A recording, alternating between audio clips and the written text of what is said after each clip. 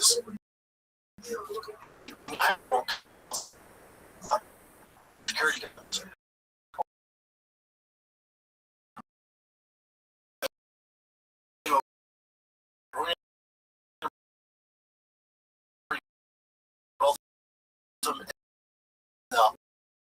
In the fighting.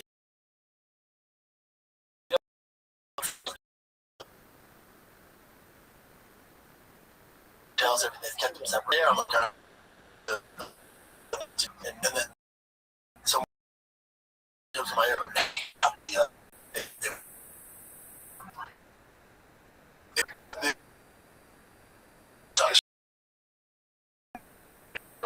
The TSA line, and he was getting changed, and he had the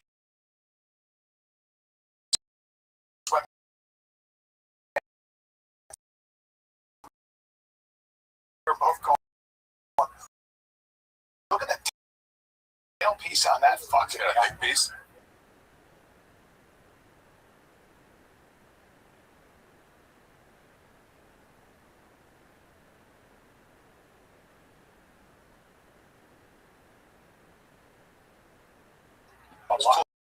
Full of shit too. He's the best. And when we hung out with him, right, came to my show.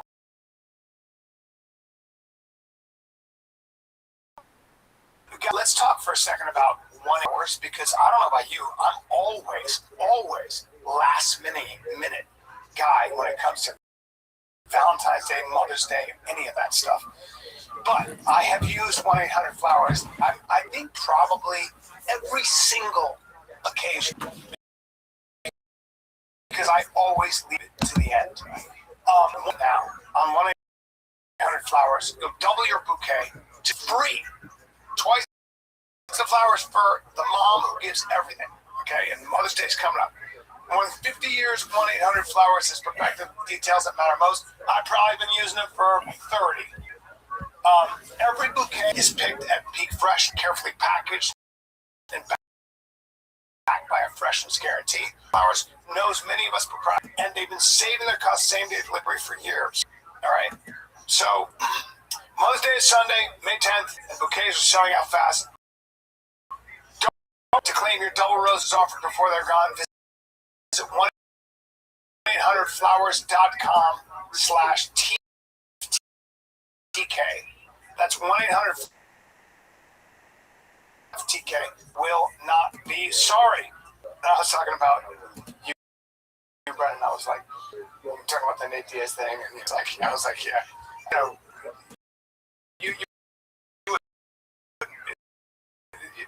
your weight, still, you don't want to mess with guys. That's a different.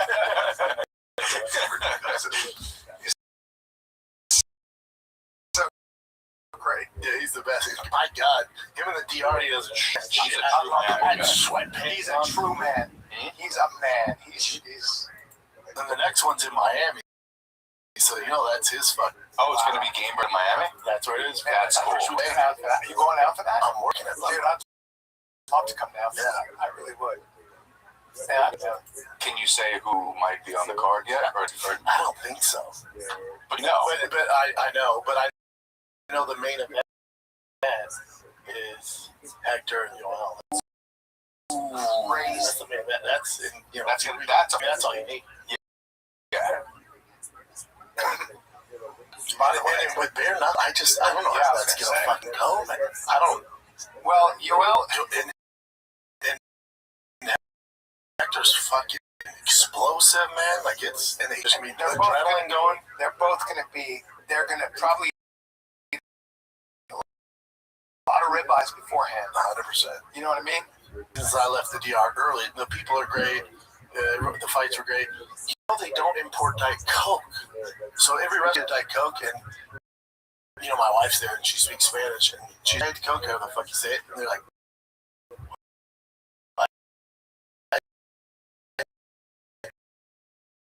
we have Coca Zero, so they bring us better. It's not better. That cherry Coke? Zero tastes like. I don't mind it. You do. It's a particular flavor. I taste the aspartame.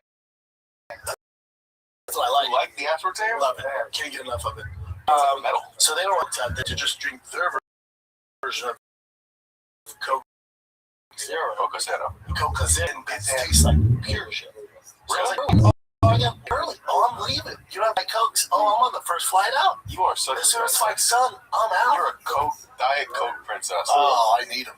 I'm addicted to them. I want to get home. Fridge full of them here?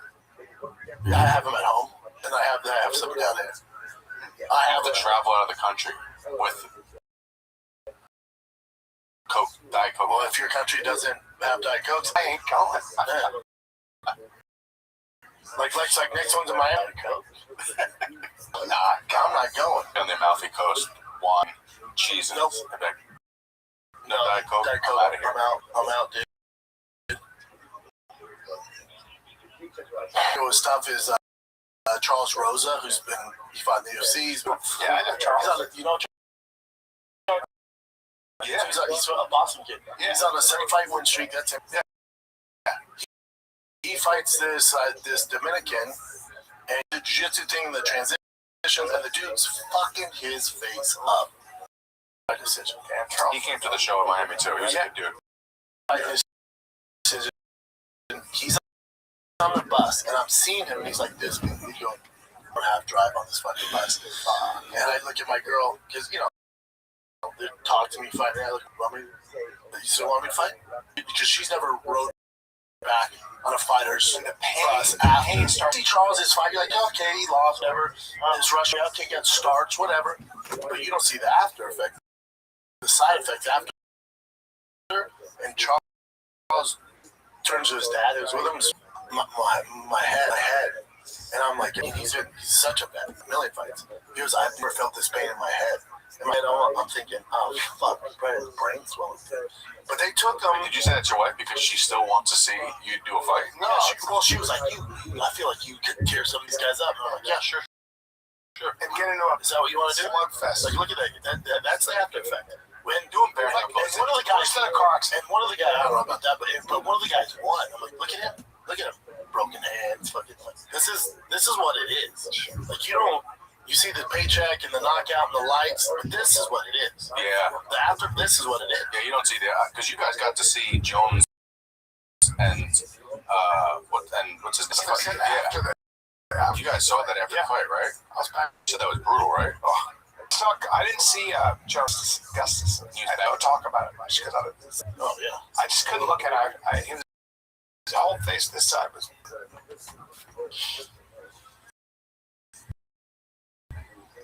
But yeah, thank God Charles got checked out. Yeah, man, I'm glad. I will say he's good people. Who get put on this level fight? Oh yeah. Mm-hmm. Yep. Okay, so damn, look how young John Jones was. Yeah, they were kids. But John was like, John was doing justice. I saw Gus Finn, right? These training partners who we talked after. He wasn't as bad. John was like his body was, and he was like shaking. Really? Like they had to tie it down. He was like shaking. His lips were out to here.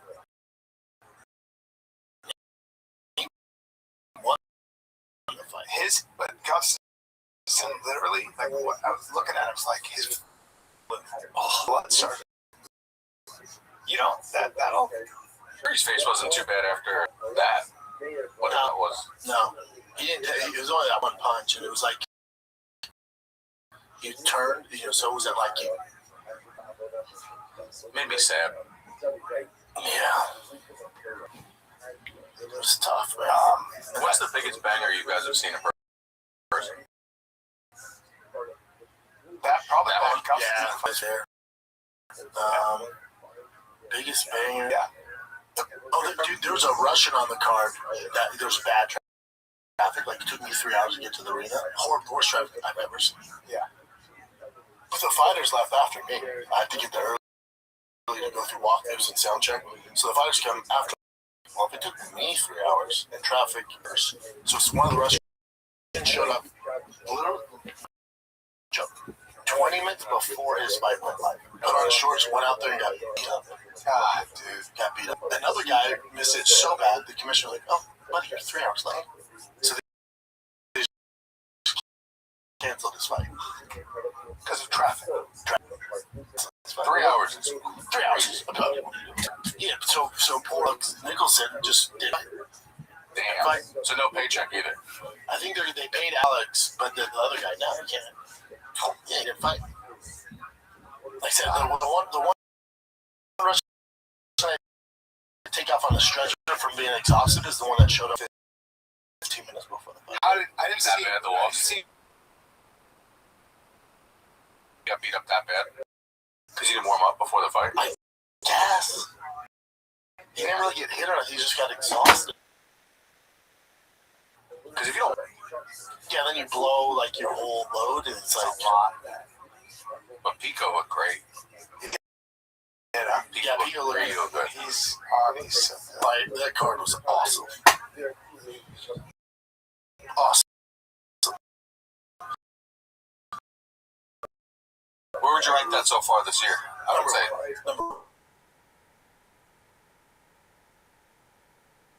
This just because bigger names, you had the Hokic drama and send away. You had Aaron Pico do the damn. Vicente looked great at middleweight. Johnny Walker do nothing. And fucking Dominic Reyes got the greatest fight ever happened. Paulo Costa doing his thing, and then Carlos Olberg drama with Yuri. He's like, this is the best card of the year. So that's brought the card down for me. Why? It was still exciting though. It's sad if you're not a Yuri fan. I like Yuri a lot. He's out there getting eaten by ants, and fucking this is what happened. He goes out there. I don't know if you got a chance to see it. His fucking knee gets. Opponent gets injured, and He blew his ACL, so he couldn't. on mercy. But it was actually he's chopping the fought so dumb, and he just walked into.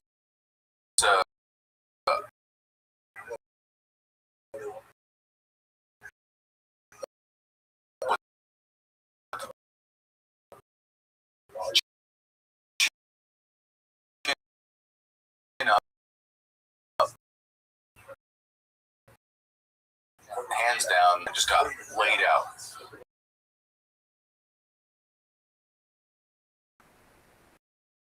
Yeah, really. Are they really? Get out of here. Yep. Really? Yep. That means you're gonna. I mean, if they can get that, the whole fight, yeah. But if they can get that down, you're gonna see That some won't of be the an most. issue. I don't ever want to make it. It won't be an issue. You know what? I'm gonna say it right now. That the one that'll get fight of the night. Or knockout of the night, or Well, hopefully not. Because that I don't think Hokit's knocking Derek Lewis out. yeah, maybe TKO.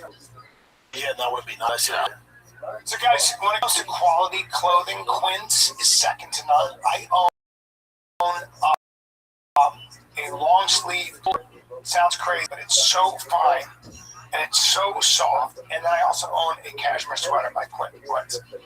It is, they cut out the middleman, so I think that's how they do it. But it's they make high quality everyday essentials. They use premium materials like 100% European linen, and they're insanely soft, flow-knit activewear fabric.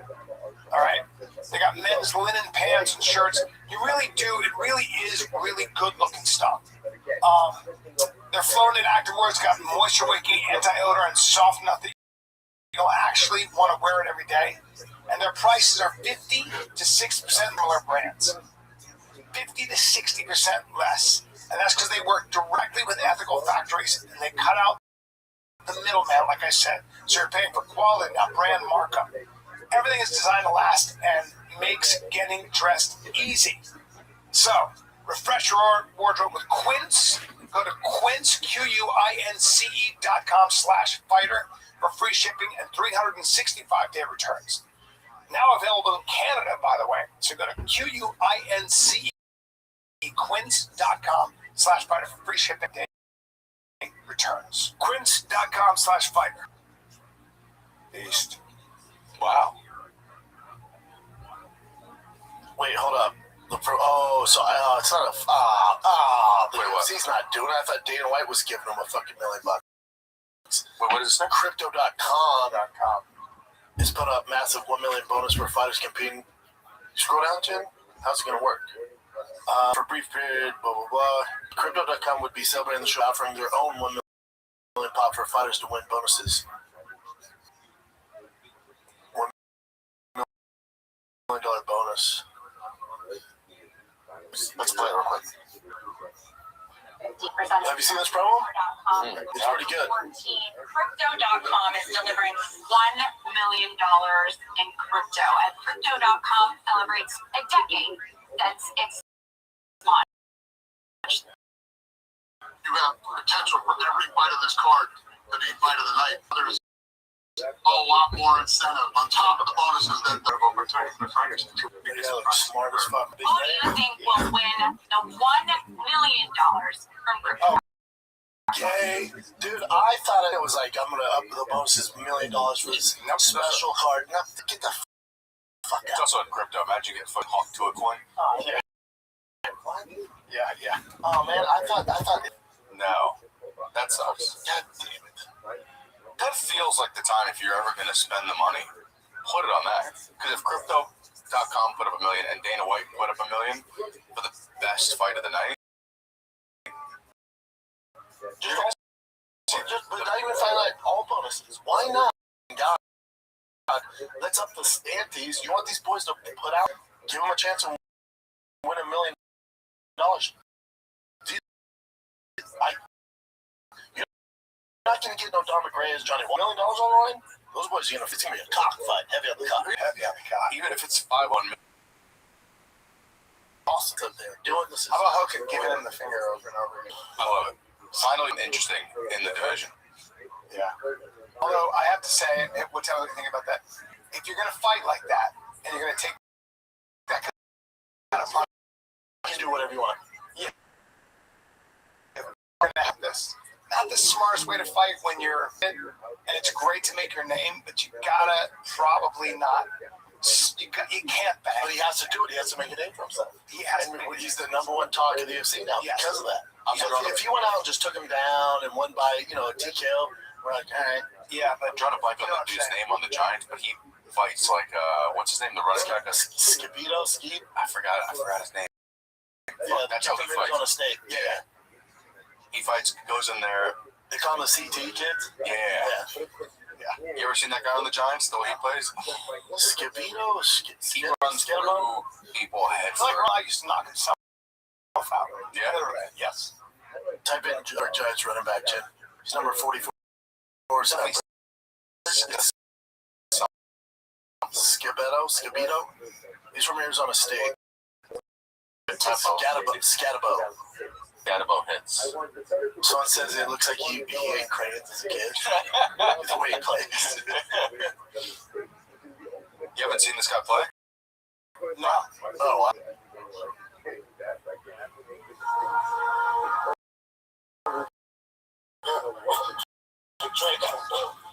You think he's the one making the tackles? He should be Mike Allson's long lost son. The way he played, he trusts his own guys. Look at that.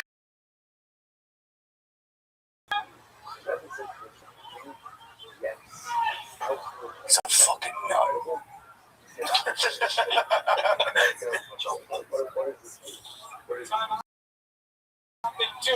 Log out Robinson may have just got enough. That's gotta be really close to the big guy. He's not even a. No. He's like, not hey.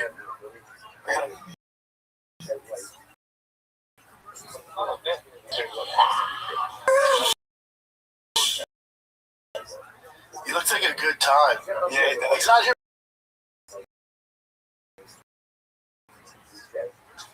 He got injured too. He is. fucking he's up. Here's the thing though, like this should be surprising. He was such a monster at Arizona State. Was he? Oh God.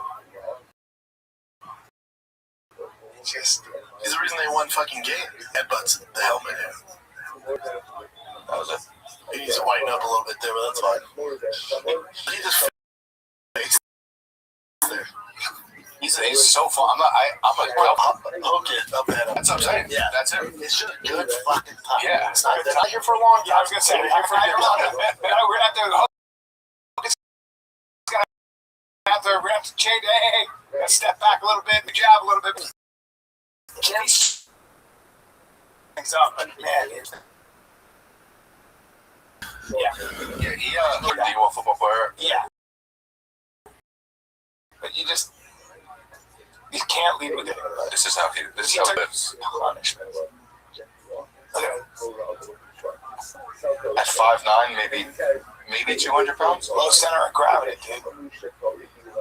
Just a brick shit house. Yeah, that's not a long life to live, but I mean, Mike Allsfat did it, but Mike's footwork was a little better. how's he doing now?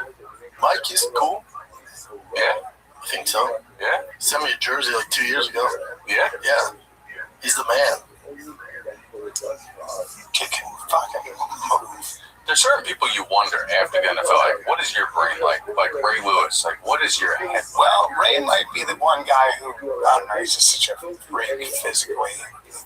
But your brain doesn't care. Yeah, your brain's still an egg in the Muhammad Ali was a freak. That's right. Like, you got Ray Lewis, I mean, LaDainian Tomlinson.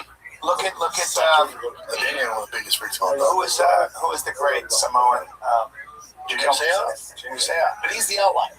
Well, I'm saying, Most but guys don't. they think depression was probably what, brain trauma was probably what led him to suicide. He shot himself in the chest, so they said his brain. Yeah. Chris Benoit being the wildest. That guy, that TT was unreal. It was funny, people blamed PEDs when it first happened, and then they realized that he had the brain of an 80-year-old man with dementia. Yeah, we don't. He was jumping off the top rope, headbutting. But what's really weird is some guys, and actually a lot of guys, The majority are fine. I'm sure PEDs actually sped up the so run. they think some of it's a genetic thing, but the majority of them are able to take it. Like they're 65 and they're fine. There's also a DNA test you can do to see if you're more susceptible to CT. Really? Yeah, Bo Camper, you remember him? He was in Miami. He was I think defensive end or whatever, but he took a lot of hits. And I said, he's 65. I said, do you have any, issues? He's probably 67. He said, dude, I'll be honest with you, I don't. Because I was talking to him, he didn't seem at all. And I said, how about your friends? He goes, honestly, most of my friends are fine. There's some people though. Back then they were not the same It was rules. tougher times. Yeah. Look at Steve Young. Look at Tom Brady. Right. How about Troy Aikman? Right. You look at these old Now, broadcasters Favre, who played a long that was time. a different thing. But then you look at Chuck Liddell. That's tough. Right. But his a combination of drugs. Sure. Is it? Yeah, a lot of acid, a lot of Boozing and Acid? Yes. Chuck was a wild man. Yeah. And every fast. He was a partier? So Chuck was, he was partying the night before fight. So Chuck was a spark. that's how much of a badass he is. I took Rogan said the best thing. Rogan said, he's a wolf. I go, what do you mean? He goes, he'll jump in the fire with you and be like, let's see who burns first. yeah. Yeah. What were you saying, Jim? Yeah, I watch him now and I'm just like, when I hear him talk. I took shots with Chuck at Cheetahs before his fight with Tito. Did you? Yeah, it was fucking Not the most recent fight, right? No. Okay. And This is when he was like on top of the world. They call him the Iceman not because like Dana one time he was supposed to go down to the arena to fight and they couldn't find him and they went to his room and he's there with two chicks like an hour before the fight. Really? And Dana's like, what the fuck are you doing? He's like, oh, my bad. And then put his shit on and fuck the guy up. Yeah, Chuck. That overhand right was unstoppable for a period of time. Yeah, he's the man. Here's the shit. But his stuff is it's a combination. So you think it's partying, getting punched in the head? Yeah. They used to spar like crazy. Kicked and punched. And he's the first one, right, that used to be able to take all the shots and not get knocked out and suddenly for his boom. That's anybody. If you take enough shots, eventually you just can't. Watching his last fight against Tito made me sad. Oh, that's terrible, man. Yeah, but this is what happens. You're too tough for your own good. A guy like Hogan is very tough. Think of all the great men. It comes at a price. You could arguably say that he made the UFC what it was at that time period. 100%. He's the most recognized guy. He's on fucking Entourage. He's the face of the UFC. Think about all the great memories he's given you, and then, it comes at a price. Shitty supplements like Science. Yep. Yeah. Science. Remember Science? Then the UFC bought it. The Science. Yep. Science energy drink. Make a piece of it. Before we got to pay too. Let's take take a little break here on Fire the Kid. Listen, when it comes to investing, most people think they've got two options. Obsess over the market every day or hand your money to an algorithm. Hope it figures things out for you. But there's actually a third option that gives you guidance while keeping you in control, and that's Stash. Stash is a registered financial advisor built right into an app. Stash shows you way more than just your balance. It offers personalized next steps to keep you moving forward in any market scenario, so you always know what to do with your money and why. Join over 1 million active Stash subscribers who are building wealth steadily in the Stash way and on their own terms, with a structure and guidance to back them up. Don't let your money sit around. Put it to work with Stash.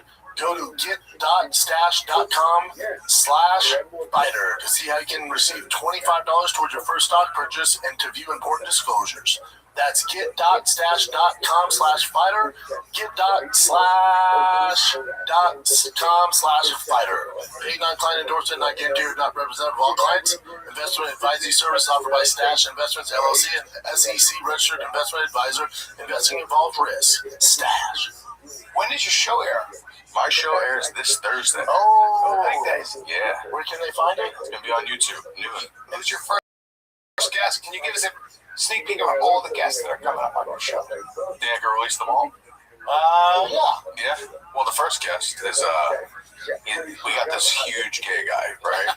Huge gay week. Is his name Brendan Schaub? Brendan Schaub. Yeah. Yeah. Who's after that? Then we got Mike Israel. Mike Israel. Huge guest. Then after that, we have Phil Heath, Wow. 7-time Mr. Olympia. Damn, dude. Then after that, we got the man, the legend, Michael Hearn. Man, you got some serious. He's a great guy. And we got some big ones that are coming up to film next In the month. Yeah, so really, like each episode with each guest, people are gonna watch it. Like, how the fuck did they pull this? It's insane.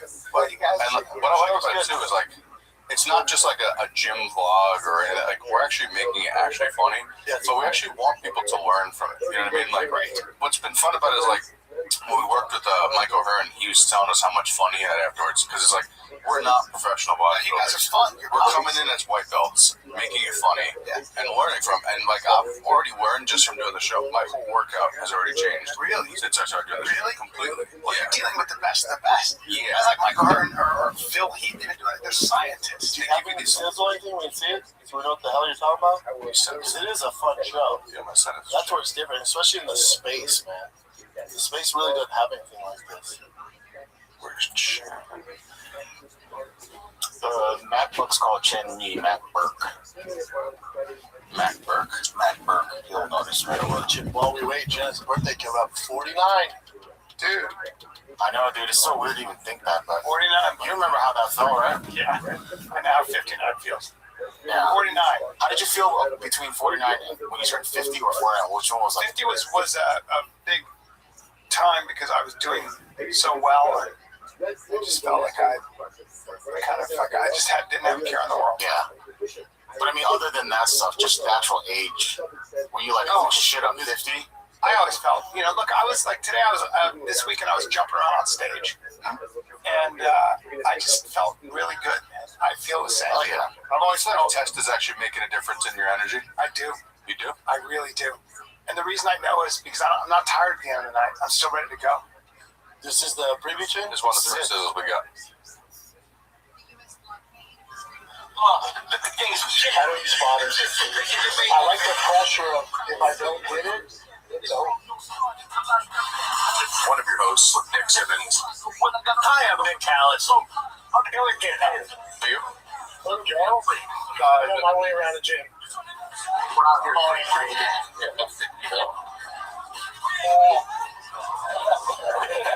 You got to jack for comedian, right? What am I saying? That's some Mexican stuff back. I'm like, no, that's a jack for comedian. No face, no legs. That was great, dude. I'm so pumped for it to come out. And even that, as good as that is, didn't even do it justice. Right? Yeah, you get some great. How long is each episode? We're 7 hours. 7 hours each. no, so it's hard to between 20 to 30 minutes per episode. And the hard part is there's so much footage that's like weird stuff. To figure out like what to put in, what not to put in is the hardest part. So they'll release like behind the scenes or extended episodes down the road. That's what we're thinking about doing, just like doing some small clips, because like you use those clips to promote. we had when we were working with Phil, he talked to us for like an hour about lifting and different. Phil can talk, Phil knows the shit. And he gave us like, before we even did the filming, we still filmed an hour of just talking before the show, and he gave us so many gems in that episode, even just like little. I've learned so many little things, like how you hold the bar, like how you things you would have never known. But these people, like Michael Hearn's been lifting for 40 years, so he knows. Is there anybody who looks better at that age? No, besides Yoel Romero, maybe. He's like almost 60 years old, and just insane. Like when you see him in person, like you see him online, you're like, oh, this is crazy. But when you see him in person, you're like, what are you? How much does he weigh? 260. He's big. He's very big. And couldn't be a nicer dude. That's why I can't wait for people to see what he's really like on the episode. Look at like that's insane. Well, and he also he threw up 405 on incline bench during his warm up like it was nothing. Oh, is that true? Like it was nothing. Yeah, he's just rather strong. At 57, come on. Yeah, he taught me a really good bench press hack that I can't wait for people to see on the episode, because I've been using that. My number's been going up. I'm gonna put 405 up. Because me and Brennan go for 405. We lift our way from 135 all the way up to 405 in our episode. I feel like I was close. Don't give away. I'm just saying. You actually did. Is that his lady right there? No. How tall is Mike? I think he's got to be 6'3". Yeah, he's not a small dude. Yeah. Yep, 6'3". Wow. There you go. His wife is like Soviet bloc. Oh, she's Russian. She has like a real like Cold War accent. That's strong. That's awesome. Yeah. Yep. There you go. There it is. But yeah, I can't wait for this to come out. It's gonna be so much fun. Long time coming, brother. I can't wait. Give us some current events, Chin. And where do you watch it again, Nick? It's gonna be on YouTube this Thursday. On your YouTube? Yep. No Leg Days YouTube. Sorry. Okay. Excited. All right, so John Bon Jovi saved some woman from jumping off a bridge. Apparently, she was wanting to jump off a bridge. Wow. Is this older, Jim? This just happened. Really? He did this with somebody else too. Oh shit. Talking to the woman, and once she is back on the walkway of the bridge, he embraces her in a hug. Megan Owen has the story. The video shared by Nashville police shows a woman in blue, highlighted in the left corner, standing precariously on the ledge of a pedestrian bridge over the Cumberland River, hanging onto the railings. Several people walk by. One glances back. A little further up, the rock star John Bon Jovi can be seen arriving with a camera crew. According to posts on social media, he was shooting a music video on the bridge. He immediately walks over with a crew member, waves and leans on the railing. He calmly talks to the woman for less than a minute before the pair lift her over the railings back onto the bridge walkway. Bon Jovi continues to talk to the stranger before giving her a hug. They then leave the bridge together. The singer has been widely praised for his actions. It's really amazing to see. Can you see the date on this, Chin? Let me see. It's a year ago. Never mind. I don't know why this is popping up my feed. There you go, buddy. Is that the other person with the... It's like in other news, Trump just became president. Like, is that... I saw Elton John's a piano player. He's really first on. How'd you know it happened a year ago? The Lion King. Like, we went to Because I'm up to date on news. No, we do mess up. It's like breaking news. Charlie Kirk was shot yesterday. Have you guys been paying attention to the land wounding? Land wounding? Most recent one? The land wounding, Artemis? Artemis 2. You know we went back to that one, right? No, we went around it. Did we? I don't think we landed on it. No, they want to get there next time. Yeah. Hey, There was no land wounding? no land moving. Hey, ooh, gives them. Oh, did you go around the moon? Yeah, it's all the other side. Cool. I know it's important, but I've never been in space exploration. I don't know why. No? No, it's not We talked about But the it's Project important. Almera. You didn't give a shit. Is it important? Yeah, it is. Why? 1,000 reasons. Did you see Project Hail Mary? The movie? Ryan Gosling? No. Fucking good. I heard it's great. Really fucking good. Watch it. Yeah. You're not a space. What about Interstellar? Did you like that? Nah. Too much for me. Nah. I'm just not, I don't know, it's my fault. I'm not saying I'm right. It's one of the best movies of No, the generation. Never. It's not my thing. No? What's your type of movie?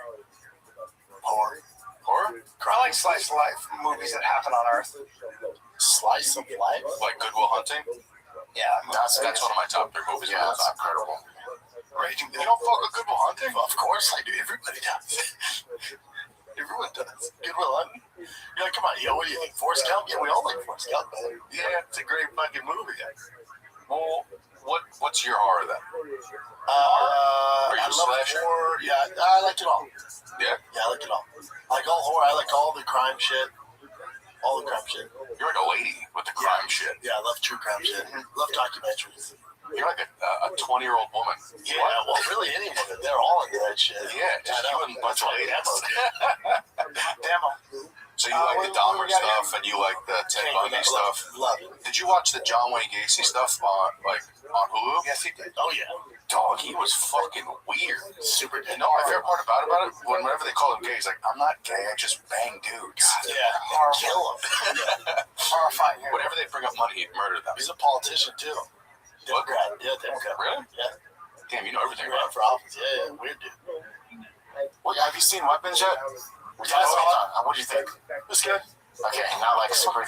Weapons? Maybe it's one of the, I think that's I know you said for you, horror you of said. the past 10 years.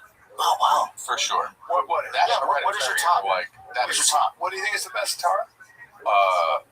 Weapons. Weapons a good movie. The way it's filmed, Yeah, I love the way it's every filmed. different part of the And I story. like the actors involved in it. It was solid. It was good. Did you watch the new Scream? No. Scream 7? Is it The good? worst of the whole franchise. Well, I'm going to give a spoiler because it sucks. And the director follows me. I don't care. He needs to know this was bad. Every movie they make, the killer, you're always wondering the whole time, like, oh, is this person the killer? Is this person the killer? It's always someone who has to do with the movie. They put someone who's only in the movie for maybe 30 seconds, who has no, a curveball or something? they were just a random crazy person. They weren't. That had nothing to do with the whole story. As the killer. So, Told you I'd been bad. it gets to the end, you're like, But like, you like I don't know weapons what this better, is. like Sinister? Sinister is With Ethan Hawke? scarier. You like weapons more than the Black Phone? Yeah, Black Phone 1 and 2 are was both filmed, good. I don't like 2.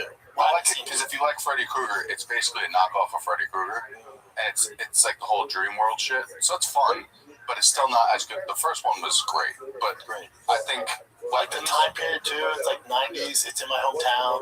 I've just never seen a horror movie filmed like Weapons, where you're seeing it from all the different All the different perspectives. perspectives, yeah. That old lady. Have you watched Read the Exorcist from the 70s? It's still great. It's such holds a up. fucking. That's in my opinion. They had to have ambulances outside the movie theaters. How old were you when that came out? Like 27. literally, yeah. I mean, I was literally. Legit. I was probably. In his 20s. Yeah, no, I was in my. I don't even think I was in my teens yet. No.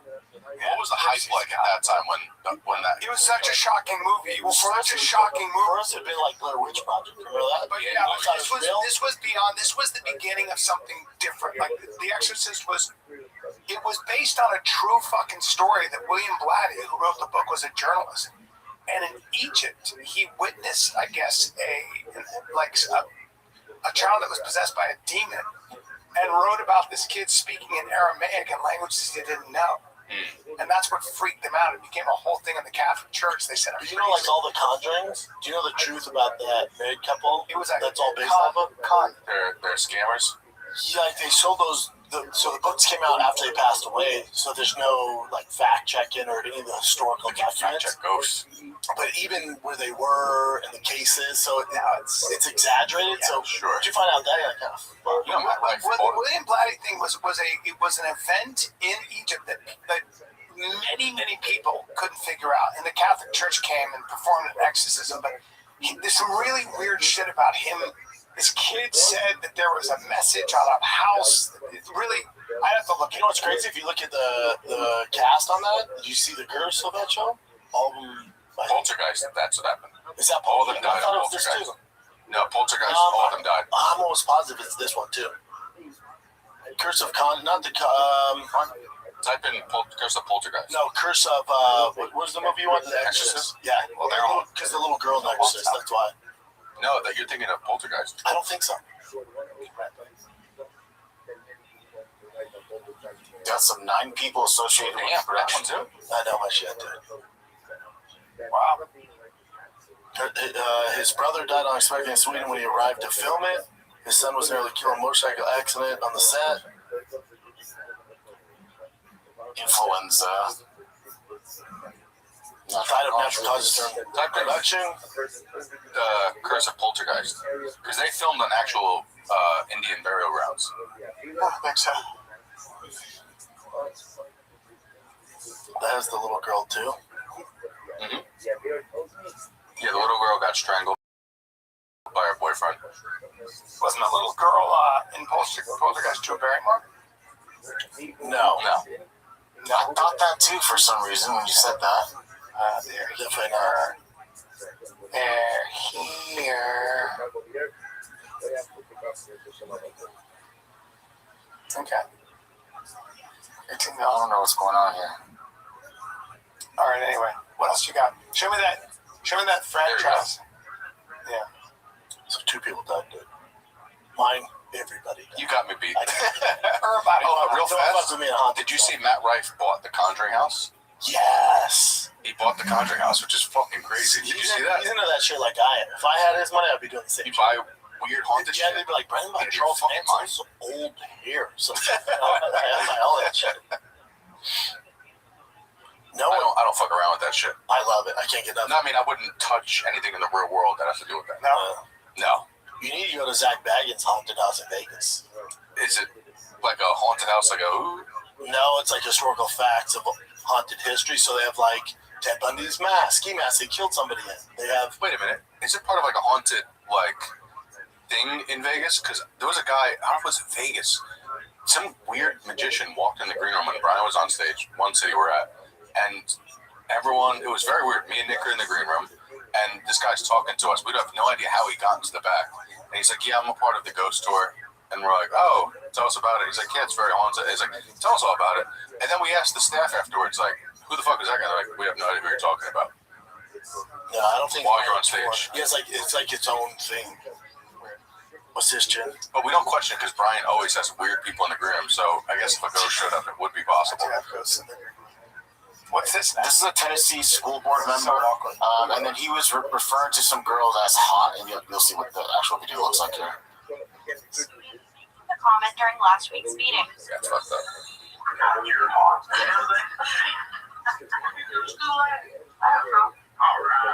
At Wednesday afternoon's emergency meeting called by the chair of the board, parents and community members demanded accountability, asking Irvin to resign. And the best thing that you can do as a human being, a father, and somebody that says that you care about this community, is go ahead and step on down. Following a heated public comment, the board was given the opportunity to speak.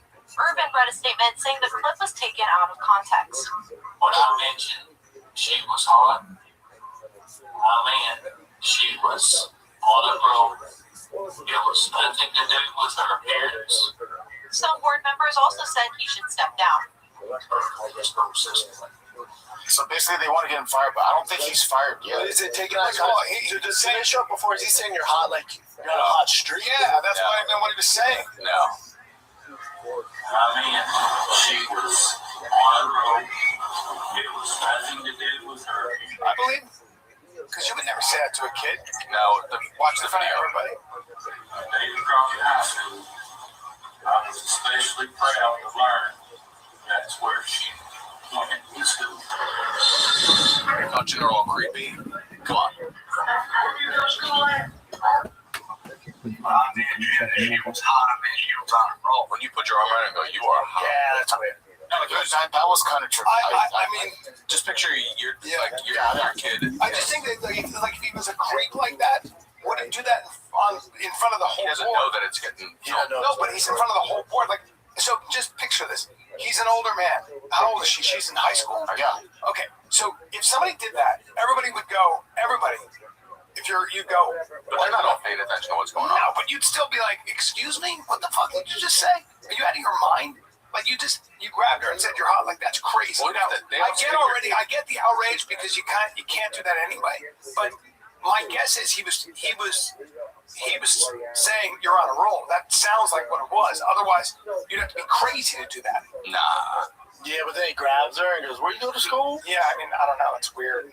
It's weird, man. If that was my daughter, I'd be like, "What the fuck?" Well, Your dad came down there and caused a fucking scene. That's why it's going on. I saw that, so I looked that up. It seems like it was just a father that had a kid in school there, but he went after him. Oh, Yeah, I mean, the whole thing is, awkward and weird. Like, show the video again. Yeah, and also, God, you're hot. Not like, man, you're on a roll. You're hot right now. It's a little Like, weird. around, where do you go to school? Really, if he doesn't, did you keep your hand down? Do you see what I'm saying here, guys? How would you like your kid talking like that? God, You have to worry fuck about that kids guy. getting shot up in schools and all this other stuff, right? Like, what would you do if that happened to your daughter? Yeah, obviously. You'd be, what I'm saying. I would put up with it anyway. Especially he's like, "No, I'm talking about she's hot on a roll." I'm like, "Yeah, but he said, God, you're hot." Then grab my child, Yeah. and then ask where she goes. I mean, at the end of the day, even if he wasn't meant it that way, you kind of gotta go, Right? He meant it that way. You gotta go. I think you meant to that way. Don't be touching her too. Like, what the hell's that? God, you're hot, and grab like fucking underage girl. It's pretty weird. I mean, clearly he's not the sharpest tool. He seems so bad. So being like, "No, you wouldn't do it if..." No, dude, that guy's a fucking creep. And they're leaving him on the board. As far as right now, that's what I heard. They're asking him to resign, so he wasn't actually fired. That's wild. Yeah, so I think he should be fired. Fired then. Yeah, that's why that father came in and was like, "What the hell? Raise your hand if you agree with it, or leave your hand All down." raise their hands. Like, see what we're talking about here? Let's just say that is even what he meant. If you still think you could put your hands on a kid, like touching children, and even gesturing something that could be confused as that, then you shouldn't be around. No, Like, definitely not. nothing you say should be confused like that. Take a little break, kids. We'll jump right back into the episode. What's softer than cashmere, warmer than wool? It's not a riddle. It's alpaca hoodie. I had to check it out after hearing some of my favorite podcasters talk about alpaca, and boy, were they right. Oh man, an alpaca has the best fur, baby. Alpaca makes outdoor lifestyle apparel from alpaca fiber, one of the world's most sustainable natural fibers. Their best-selling hoodie is softer than cashmere, warmer than wool, and breathable. Right, each one is made start to finish in Peru and features an Inca ID that's hand woven by artisans, honoring generations of knowledge and traditions and connecting you closer where your clothes come from. Over 250,000 people have already picked up the Alpaca hoodie. What makes it even better? It's fantastic. It's soft. You wear it anywhere. It looks great.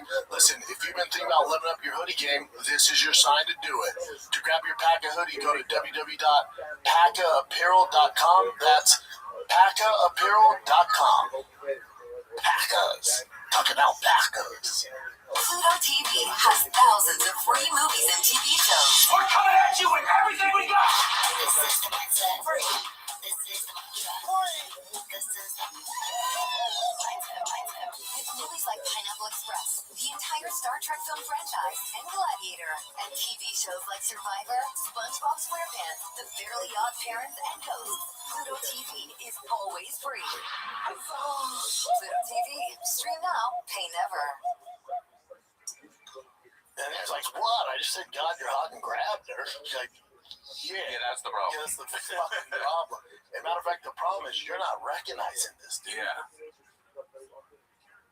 Man pulls fake gun on chicken shop worker. Yes, this is weird because they have footage of this guy's apartment too. So some guy asked for garlic sauce, he didn't get it, so he ended up pulling it up. It is frustrating when you don't get the sauce you want. Like when you have Del Taco and they don't include sauce, you're like, oh well, fuck me.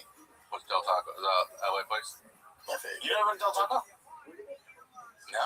Oh my god, that's like It's like Taco Bell? yeah, it's like but better. they sell burgers there too. I'm not trusting that Taco Bell sells burgers. I get it. So anyways, this guy He orders food, goes back home to his apartment. There's apartment footage. I'm not sure how this is going to be done. Yeah, but if you're expecting that special sauce on your tacos and you don't have it, it's so frustrating. So he notices it's not there. He calls them, freaks out. Then he argues with the owner.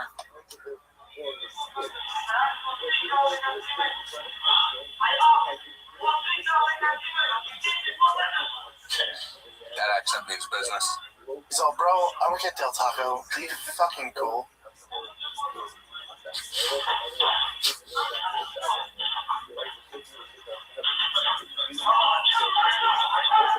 Looks like a real gun. Oh, was it a real gun? No, it's a fake one, but it actually cocks. It's not good. There's the police entering his apartment. Oh, then they went and got him? Oh, wow. Sauce. Over fucking... I get it, though, dude. Yeah, that When you medium go to sauce is Chick-fil-A and they fire. don't give you the buffalo sauce, get out of my face. Get out of my face. Grabbing that girl in high school and fucking pulling a fake gun. No. Don't do it. None of those things are Just idiots of the day. They say, buddy, you're going to spend... That looks like a very real gun. That looks very real. Yeah, it actually cocks back, so. Let me show you this one. Oh, I've been seeing this. Her brother's a big influencer. This one's fucked. Both Angela Berlacca and Haley Beck taught at Centennial High School in Peoria. Berlacca worked there for 25 years, and Beck got the job in 2020. The two educators were put on administrative leave in August 2025 after allegations of sexual conduct with a student came to light. Berlacca voluntarily surrendered her Arizona teaching certificates, but Beck did Who is this not. guy? And last week, Never show the kid. Who is this? Can we celebrate this kid? You must have had 2 old bitches doing his homework, paying him and sucking him off. Get the fuck It was actually, it's so weird because they have the transcript and all the kids from their school leaked the picture of him. He's this kid from the football team. Yeah. And Right. he's a big guy. And He's a big guy. And all of us are like, oh, the victim. no, the teacher, you see the text message, she's like constantly just begging to blow him all the time. And he's like, I can't right now. And she's, and he treats her like a fucking, like a fat pig. Like, Wait, what? and he tells her to lose weight at one point. Jesus. So they're asking to, which one is asking to blow him? So they're both On the right. Yeah, one on the right looks thirsty. Yeah, and her brother's like this famous influencer who has a movie coming out Oh, soon. And it's, no. his name is Noah Beck. Hey, I'm with this guy. Bro, when I was in high school, my teachers looked like goblins and ogres. Well, they do too. They're Cute. They're not terrible. No, she is built like fucking She's a big gal. hamburger. Big gal. But Yeah. dude, to do your homework, give your gifts, and pay you and suck your dick. Oh, he didn't have to go to class either. They were just giving him good grades. God, kids crushing. I mean, And he got caught because he was showing the videos to his friends at school. yeah, I mean, This kid, he probably needs therapy. yeah, right. But that's the funniest part of it. All the comments are like, this guy's a legend. He's probably a legend in his school. Yeah. This Now, if it was a woman, it'd be, No, she she gets gets jealous on one. She goes, "You didn't tell me you're starting to talk to a girl." She's crazy. Of course. And they both, though. He was pulling 2 girls. same school, which is on his resume. Harvard's like, you're in. I mean, can we get 4,000 texts in 6 more color on weeks. what the teachers look like? Horrible. And those pictures not bad. It's so funny how there's such a double standard as guys. That's it, dude. It definitely is a double standard for sure. But when I tell you, like, you read the messages and you're like, this lady is That's the one on the right. She's all right. She's cute. She's not fat. no, you gotta see. They have more recent pictures of her. I mean, let's. They,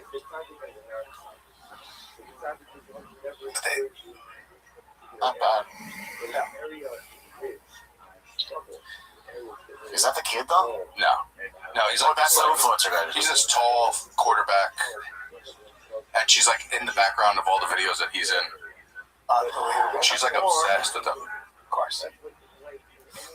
It was the guy she didn't get in high school, right? So she's working it all out. You know, it's always sad when these girls, like, when this happens and they have a boyfriend or husband that's an adult. Dude, how embarrassing would that be? Oh my god. You like you cheated on me? That's her. 16-year-old? Yeah, it's her. Well, That's her again.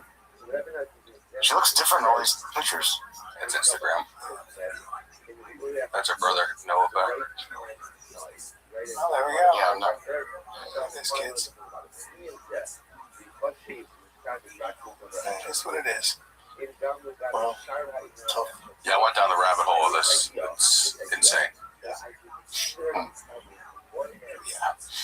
Tough for that kid though. They notice how it's all women who are like, this is outrageous, the male victim. Guys would never take the Instagram. They're like, And he wouldn't do it unless you paid him. what? She had to pay him. Paying him? You're making money? What a legend. Dude, this kid. Quarterback. His friends like, hey, dude, Cash how off many people are teachers. food all the time? He's like, you know, Miss Rachel. Yeah, there was one text where she's like, I'm going to just go eat a burrito right now. And he's like, I don't think you should. Let's lay off the burritos and suck this thing. Good. All right. Well, she was the one begging him. She's like, when are you going to come over so I can... 4,000 recovered texts. That's crazy. Okay. You're obsessed with him. What else you got, Chaz? On it, buddy? Okay, wait, when's the last time you guys have seen Dog the Bounty Hunter? Yesterday? At Subway? Take a look, man. Hold on. Yesterday at Blockbuster? Whoa!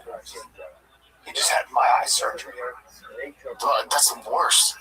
A million times worse. I couldn't believe that was him. Why would they put him on camera? Or why wouldn't he leave the glass? Like, if you just left the sunglasses on, we wouldn't say anything. Yeah, he had his eyes done. Looks like someone's Aunt Marie. He had Like an old boy had his eyes Italian done. A lot of stuff done. He's not looking so good.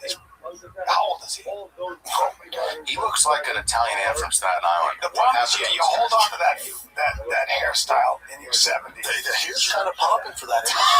It's the only thing working for him at this You point. want to criticize that man on his hair? Well, I think a lot of it. You guys had the same A life lot job? of it might be a wig problem. You think? Yeah. Or extensions? You think so? I do. I sure do. 73. He's a little older than you. He looks way better like A lot that. of sun damage and probably. Didn't he get involved in that Nancy Guthrie case? He's like, that's it. I'm taking over. I'll find her. Wait, what happened with later, that? radio silence. Whatever happened to that thing? Nothing. They haven't found her. You think she's dead? Oh, yeah. Yeah, she's been dead. All right, guys. All right, I'm seeing you this weekend. Hyenas, Dallas, Comic My Con. boys are going to be there. Fernando from East Dallas Diesel. Oh, nice. Boys are coming. Awesome, man. Tell them to say hi. April 17, 18. I'll see you there this weekend. And then the end of the week, then the end of the month, April 30, May 1st, I'm in Honolulu, Hawaii. Let's go. I'm going to be Stamford, Connecticut next week, and then Tropicana in New Jersey. All right, kids, and then go watch No Leg Days dropping this Thursday at No Leg Days YouTube. It's a great show. Check it out, everybody. All right, that's it. This is the Fire Kid. We're out.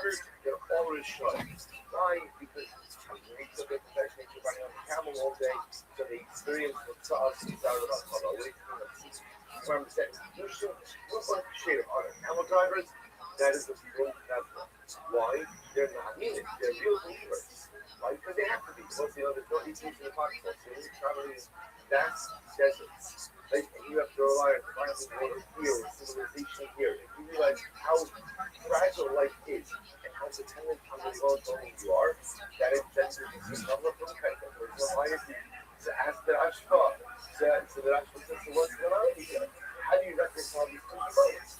Are the camel drivers in Sharim or are they cheering the guys that are stuck and that's sitting down? Shadwan in a social does like that. So actually says it's not a tendency. Sha'emesi, the Gabi King is dead. Sha'asmasas, etc. That's shoving no flame as you love it very sharp. In reality, says it actually. Fuck yeah, everybody, welcome. How are you guys doing tonight? Holy shit, there's a big crowd here today. A shout out to the Death Squad fans that are out. Hey guys, how are you? Welcome. There's a plethora of them. My homeboy, J.R. Steiner, is wearing the greatest t-shirt I've ever seen in my entire. J.R., will you come up here real quick and show this thing off? Yeah, it's badass. But there's controversy about it, but it's badass.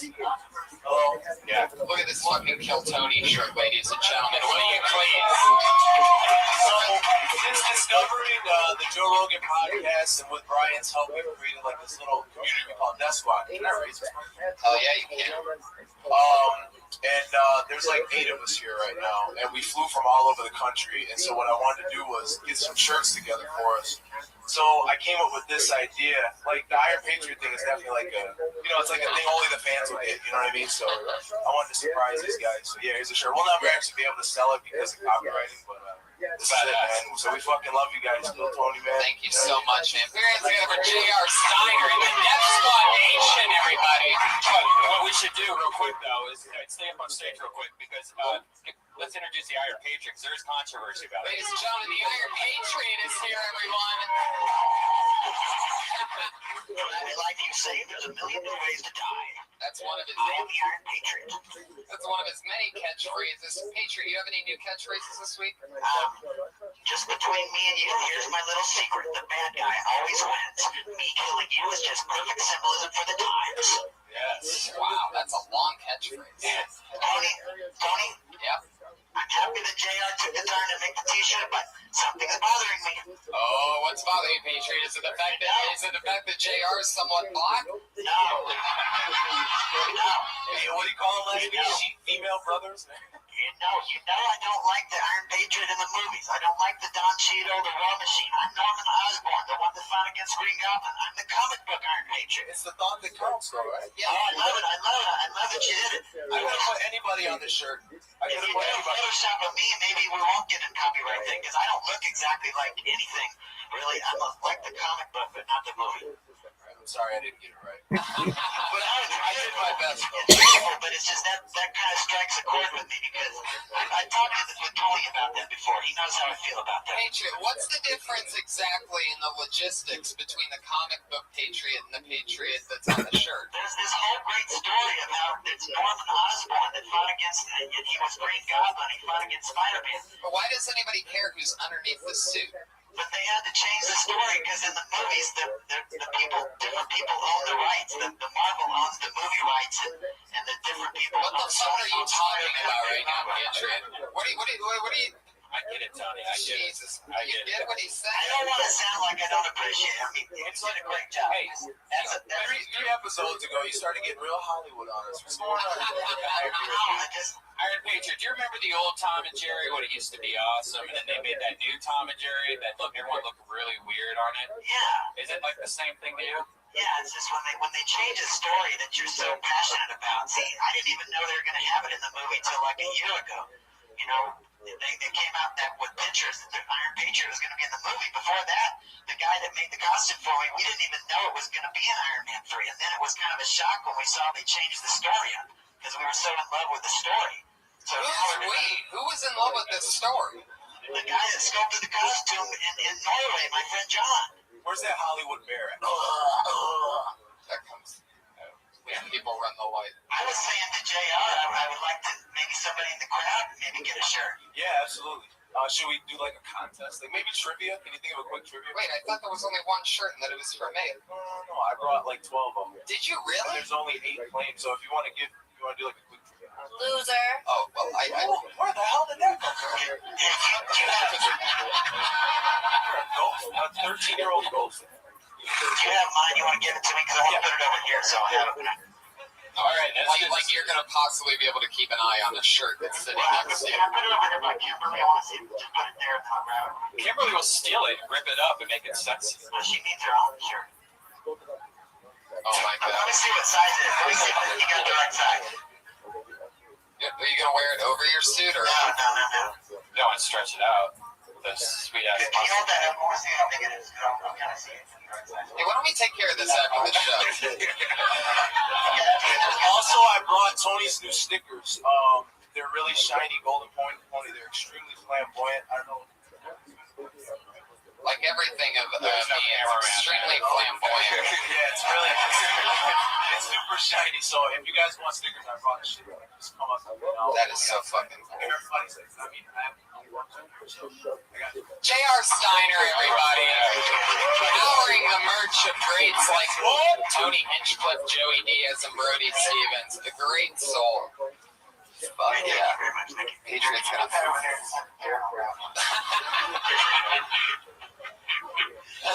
the best is when he just gets real.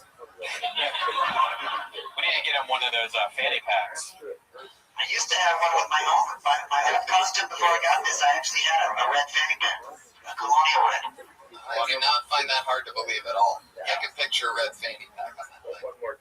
Now, it seems like it's getting a little dusty. Do you polish that ever? Or? I told you it's kind of dirty, but you know what? I think it's good that the white's dirty because in the pictures, my eyes wouldn't really show up if the white was too bright all over everything. I really think it's designed for pictures. Because if you look at me in the pictures, my eyes kind of have a different light than the face. If the chest and everything was too bright, you wouldn't see my lights. I mean, maybe I'm just trying to rationalize, but I really think that's true. I think you're trying to rationalize it. Tony, you see my pictures, they look good. He does. He looks What good. pictures are we talking about? You have pictures on Instagram and Twitter. What he's saying, they look pretty badass. And the dirt is actually a good contrast between the lights and the eyes. Get what I'm saying? Thank you. I dig you, bro. Why don't you guys go bot fuck somewhere already? Fuck yeah, Patriot. Anything else exciting happened this week? Did you smoke any pot or anything? Any deep thoughts with the Patriot? Yeah, I was on Criminal Minds, and I was in the 16th century at like a Salem witch thing in Massachusetts. And they dressed me in 16th century clothing and made me go dirty. They even made my teeth yellow. I didn't like it. Oh, for the show. No problem keeping my teeth white when I put that shit on there. What did they use to make it yellow? Just, I don't know. It tastes weird, too. I tried to tell them that I don't need it, but they put it on there. There were some cute girls, though, dressed in that 16th century clothing. Were their feet exposed? No, but I saw their cute faces and everything. I can imagine. What'd you think of your girl, Miley, twerking? I like to watch her twerk, but, I told you the story when I was on here on town. She don't have nice feet. It shocked me, too. I know. I couldn't believe it either, Tony. I couldn't believe it. She got such a cute face. Have you seen that new video that was released? You know there's some bad grammar in that video? Which one? You know how she says, we run things don't run we? That's not correct grammar. That should be we run things don't run us. It's got your left arm twitching, I noticed quite a bit. I gotta stop doing that, Tony. That's what my mom says. I was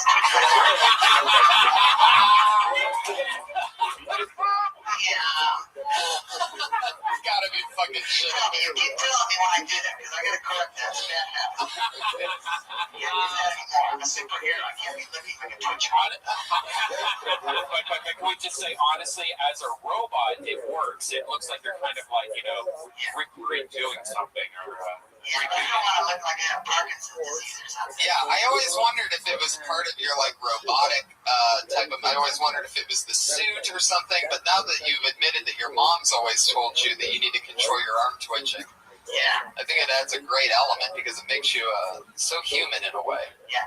Hey, Tony, can I ask you about that roast? Watching that roast on Comedy Central? Yes. It was very hard to watch it because they keep showing this movie Neighbors over and over, about 20 times. You see that? What do you mean it was hard to watch? I'm saying, I was watching all my clips of my favorite comedians, Jeff Ross and Sarah Silverman. How do they distribute those jokes? You write those jokes. How do they determine which one of your jokes go to which comedian and stuff? It's a very interesting, long process. A lot of it has to do with the comedians coming up with their own sort of take on the situation, what they want to get through that night. A lot of them write it themselves. A lot of them write it with us in a room. Sometimes we write them in a room and just write these crazy fucking jokes that turn into, everybody knows a great one when they see it. So then sometimes they just, we just deal them out accordingly. But it's an interesting, different type of process that never has a rhyme or reason. But good question. Appreciate hearing that behind the scenes. Well, you asked me, so you really didn't give me much of a choice. Yeah.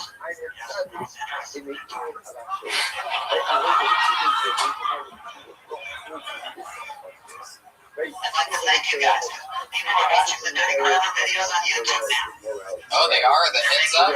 They're saying they're all desperate fans. They're saying I'm Patreon. Now, do you still talk to all the crabbers? I've been in contact with them the last couple of weeks because I've been telling them to watch this show I'm on, and they're really featuring Dirty Grammar. Did you ever fall out with one of them? No, not really. The guitar player in Dallas, I still know him. The saxophone player lives there. The drummer lives in Las Vegas. So, I keep in contact with him pretty good. So you ever got a girl that lives in Hollywood that was wanted to see me review one of my dancers? Wait, what are they called? The seafood review. How many girls were there? I had 8 different girls that danced with me at different times. Do you bring one of the girls to a show once? Yeah, I've been trying to work on that. One girl I want to bring, that she wants money. Are we talking $10, $20? No, I just told her we were working for free to try to build the show. Nobody's getting paid yet. And then the other girl, she wants to bring her young daughter to dance with her. This club's 21. The real seafood review, she has a daughter. So you've talked with the other 30 crabber members. Yeah, they're feeling the feeling like it can come back. We can bring it back. Eddie Crabber in 2013. When he gets excited, it's when he punches. Yeah. I feel good about my career, Tony. I think I'm going to have a house in Malibu. Oh, we can tell. Look at that left arm go. Can you say you think you're going to have a house in Malibu again? Yes, I'll be living next to Robert Downey. Oh, and that would be like a perfect Iron Patriot, Iron Man type of thing. Now I'm trying to get him excited so that he does it again. Tony, you're thinking about running for president in 2016. Oh. What would be your main platform?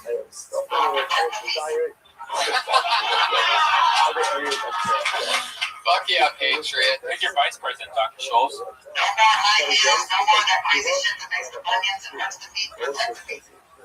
Oh, you are one excited little patriot tonight, aren't you? Yes, I'm glad. I mean, I have to thank you guys. You guys are the ones that made this all happen for me, and I don't say enough to you, Tony and Red Band. Thank you very much for this. Well, we're happy to have you, Patriot. You excited about our guests tonight? Oh, yeah, I saw them both on the Really Hunter show. Bring them up. Ladies and gentlemen, you guys ready to get this thing started or what? My guests tonight, two guys, literally two of the smartest, funniest, most awesome people that I know. These guys are unbelievable, and it's an absolute miracle that I'm such a badass motherfucker that I'm able to get these two guys on my show at the same time. So, what do you say we just bring them up? Put your hands together for this guy. Has his own amazing comedy group called the Goat Face Comedy. Truly hilarious. You can catch him almost every single night of the week here at the Comedy Store. Put your hands together for the one and only Fahim Anwar. Monster. And our other guest, hello. One of the most amazing rising talents in the entire world. A great friend. Me and this guy started together. One of the funniest guys. If you don't know him, you're going to. The one and only Gerard Carmichael, everybody. Hell yeah. Fuck yes. I can't tell you how excited I am to have you two guys with me, with Red Band, and with the Iron Patriot.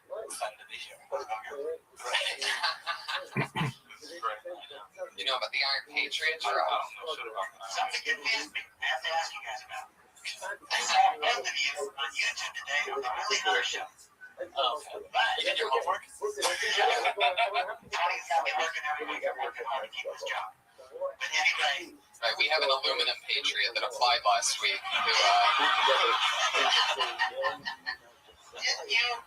I enjoyed your dance routine. You had long hair, and your name was Lance Can't Stop Us. True, yeah. Now, when did the change occur that you have a new name and then you cut your hair? I love that you think that's who the real me is. You have this crazy mullet and a wife beater. Who's this clean cut guy? It's a character that I play. I enjoyed the dancing. You're very, very talented. He's like, I like that guy better than this guy up here. Bring him back. I have something to ask you, Gerard. Yes. I noticed on Twitter that your handle is Notorious Rod. Yeah. Does that mean that your penis is well known and famous? Oh my god, Patriot, you son of a bitch. Notorious too. I almost beat the shit out of you for asking that just then. It's Notorious Rod. No, you don't. You're 0 for 1 with questions with Gerard. The Iron Patriot is our head of security here, Gerard. And, I learned you're from North Carolina. Yes. I saw that interview. You worked at a shoe store? Oh, yeah.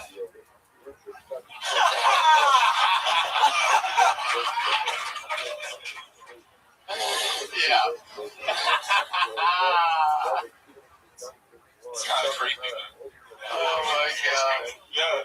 Thank you. I really enjoyed that joke on YouTube of you talking about the war that's going on in Chick-fil-A. Chicken fillet, the entire word. Chick-fil-A. I feel bad. I wish I would have known more about you. You can read up on me too if you want to go to my Twitter, look at my pictures. I feel like he baited you into it. Right. Funny you should ask. You can. I'll check it out, man. I want to check it out. I feel like, I'm glad you guys are here tonight. It's a really good family we got here. I love when Tony brings his friends so I can meet them. Yeah. I saw 2 arm twitches on that one. He's really excited. He bought this $4,000 suit, right? It's amazing, yeah. And it was shipped from what country? From Norway. From Norway. It took a year and a half. I didn't know if I was going to get it. There was many delays, legal issues, and health problems with the sculptor. But I finally got it. I didn't know if I would ever get it. And even over a year ago, I was training to come to Death Squad. And I wanted to come meet Redman. Because I knew he would love Dirty Crab. Like 3 or 4 years ago, I knew he would love Dirty Crab. But I had no way to get it to him because I could have sent it, but he's not going to pay attention to me. You know, I couldn't get him. It was so frustrating because I couldn't get him the music. And I knew he loved the Crabber. The Dirty Crabber is a band that the Iron Patriot. I wanted to ask so bad. Yeah. It was a band he was in Texas when he was growing up, and their big hit song, it was Peel That Banana. No, Share My Banana. Share My Banana. Really? In which he would hand out bananas to everybody in the audience. He would throw them at him at first, and then he would start this song. And it's accidentally racist. You know, Tony, if you keep going down this route with me, Jesse Jackson and Al Sharpton are going to come for me. Oh, what's this, Patriot? Yeah.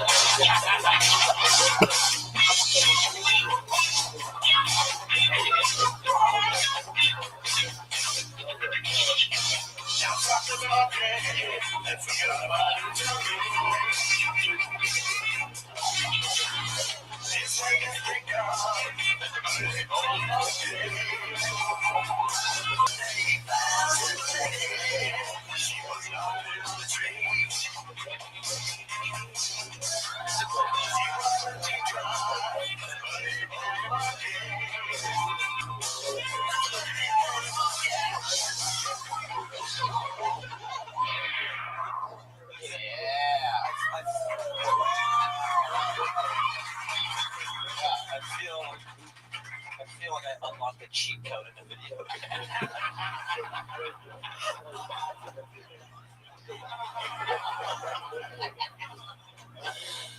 Oh my God. It's a story about 2 monkeys named Jacob and Latidra. But it ain't racist. I ain't talking about no female. It's not racist. He swears that it's not racist. I'm not talking about any female brothers during that song. It's about 2 monkeys. You could make a cartoon out of that. By the way, he could have said nothing, and nobody would have thought that. See, I like I couldn't make out a few of the words, so I just assumed it wasn't racist. Yeah. Well, we already went over this. In Kill Tony 11, we went over this before when Kevin was a guest comedian. Kevin Christie. You know the name, you know the numbers and everything. Now, if you missed it there for a moment, there was because it all happened quick. Patriot just said the words. The songs.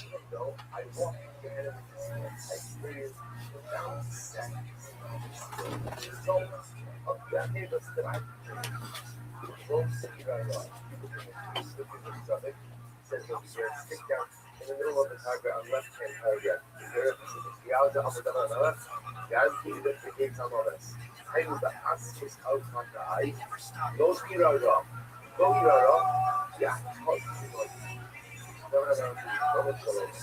Sometimes it's different from more specific ideas as to what ViralRabbi represents. I don't think it's essential for our America's #1 podcast. single real subject so now. What I'm saying is, even though I experienced the shock, the actors,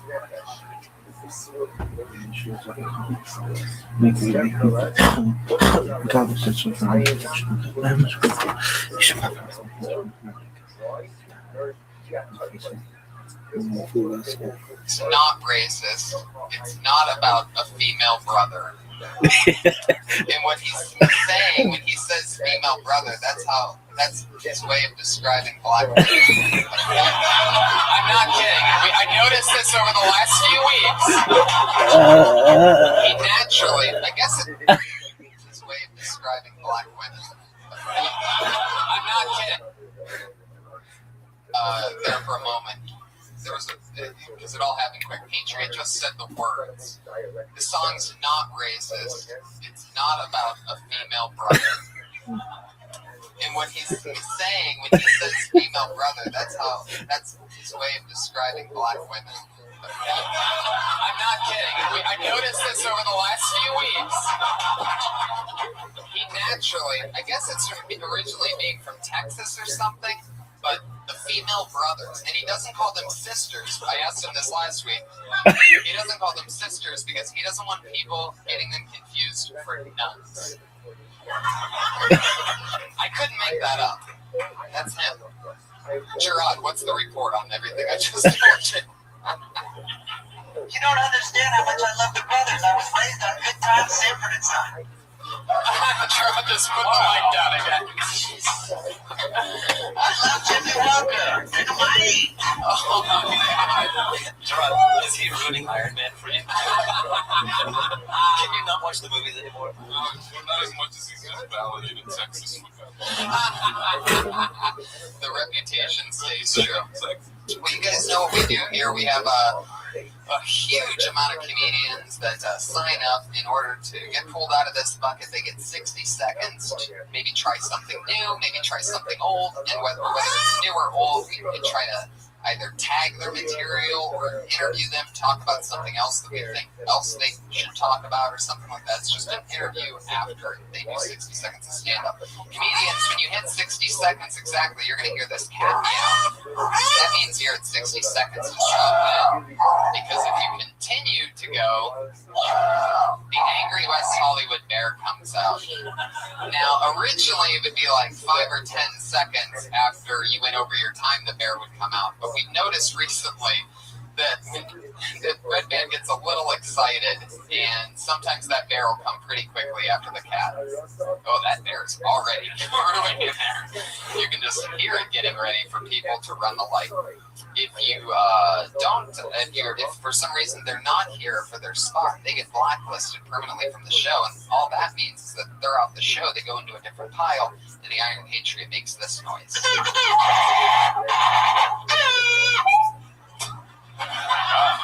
All right, so what do you guys say we get this thing started, huh? Fuck yeah. Let's do it. It's all happening. Our first comedian tonight for 60 seconds is Rob Russell. Here we go. It's all happening. Rob Russell. Oh, shit.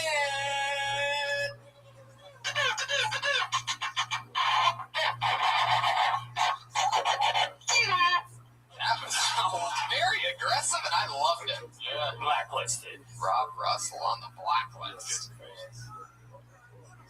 All right, your first comedian tonight is Jessamine.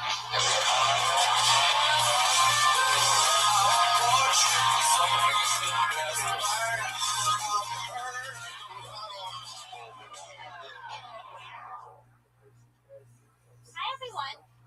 Hi. With all that cheering that went on, I would never know I was in a comedy club. Jessamine, you would never know you were in LA. Friendly. I like to explain my feelings up front and leave it black and white. I believe in blonde and also, a lot of girls have to sleep with a guy to never hear from him again, but I just have to give him my number and I will never ever hear from him again. I wouldn't hate myself. That's okay, you'll have to go with that. I got asked out by a guy and he didn't show up, and I wasn't really pleased with her. He texted me an hour and a half later saying, and I keep this news. She goes, your girlfriend just broke up with me and I'm going to go out right now. I was pretty hurt, but like I'm not ridiculous. Like I would never keep a car or anything like that. Let's give it the bus. but still, it's about manners and dignity. And a lot of girls in LA have a lot of confidence. All right. Well, that was something. That was really something. Can I ask you for a second? Can you take down your microphone? Just talk to me for a second. Like, no microphone.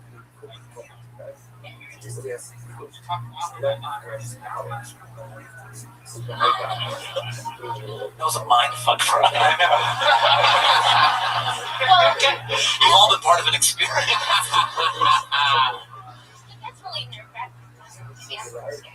I'm sure this movie had that. It gets really nerve-wracking on stage, and sometimes when I see something in the past, I have a tendency to either talk really fast, like beyond talking, and then, or sometimes like when I'm waiting to go on stage, it's like self-diagnosing. I'm like, oh, there's something like that, and then the host goes, Hello?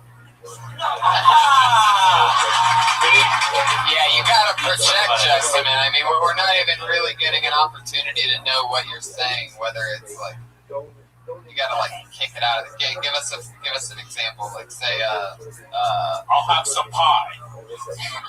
I'll have some pie. No, actually try. I'll have some pie. It's already better. Did you hear that? Did somebody get her some fucking pie? What are you guys doing sitting there? Jesus Like Christ. an unused Michelle Tanner line. Oh my God, Justin. I love what's going on with you, but I have no idea what you said the entire time you were up here. Can I try one of them one more time? Just one joke. Talking into the microphone. Yeah. Try the joke and try to project. I don't see the world in black and white. I see the blonde and brunette.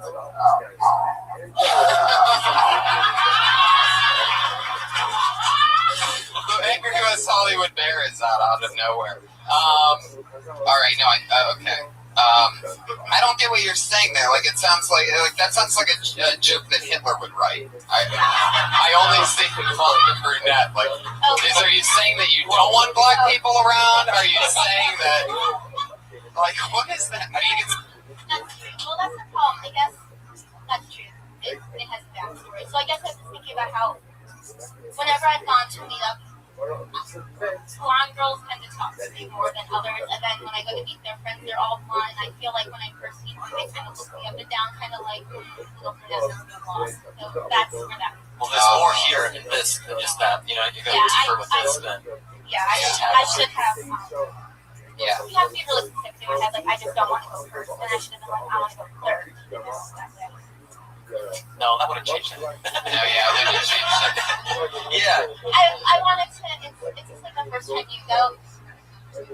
But I totally agree with what Fahim was just saying. Conversationally, when you were just explaining that we got more insight into you with that than just, you know, because anybody, like a corporation can come up with that for a billboard or something, you know. I get that, because I guess like the one thing I've always wanted to just get better at with stand-up is if you have a story, how do you get, you know, your 5 or 6 lines into that really concise short routine? Well, something to think about too is like, you know nothing about you or the way your mind works. Really, like anybody could have done like what you said. It's interchangeable. Like I don't.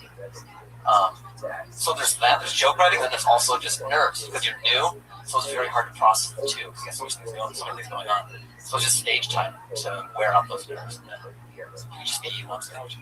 Have you ever considered wearing an Iron Patriot suit? Just kidding, Patriot. Jesus, that death glare you're giving me. And that left arm so solid, not twitching at all. That fucking thing is a wall right now.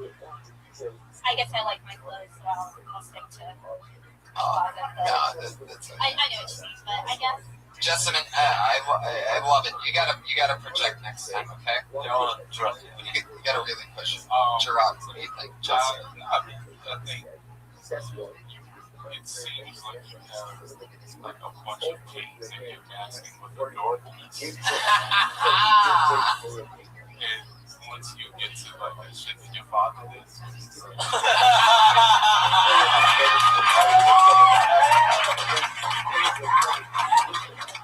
God, I was hoping you would go there. Boom. No, I appreciate that, and for the record, it's not my father. Your uncle. No.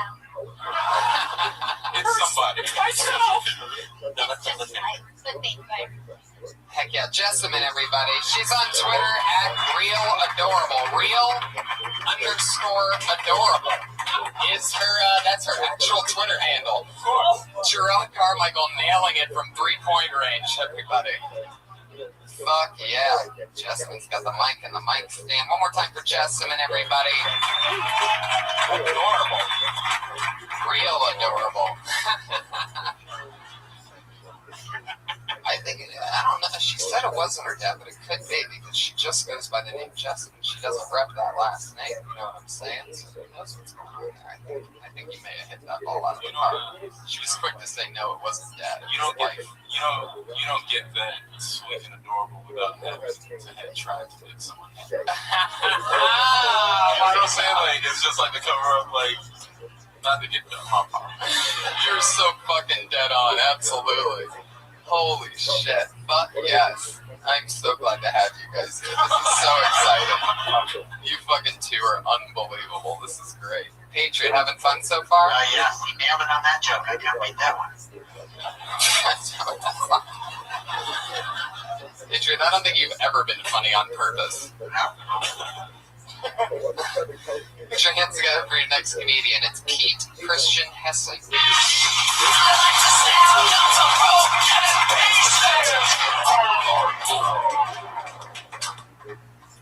I think it's coming.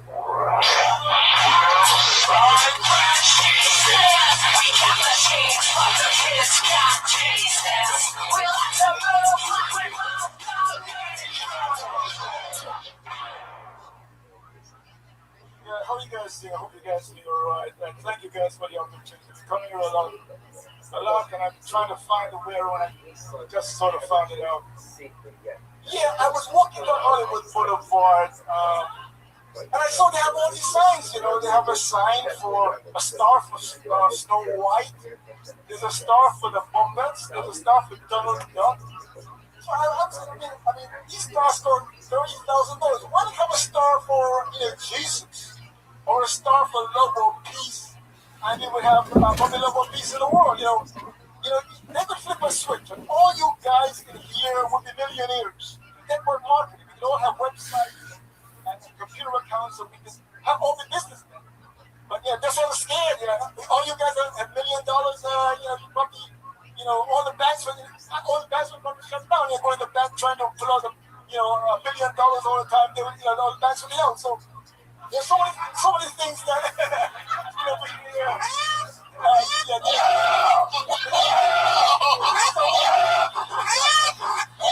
All right, Pete, that's your time.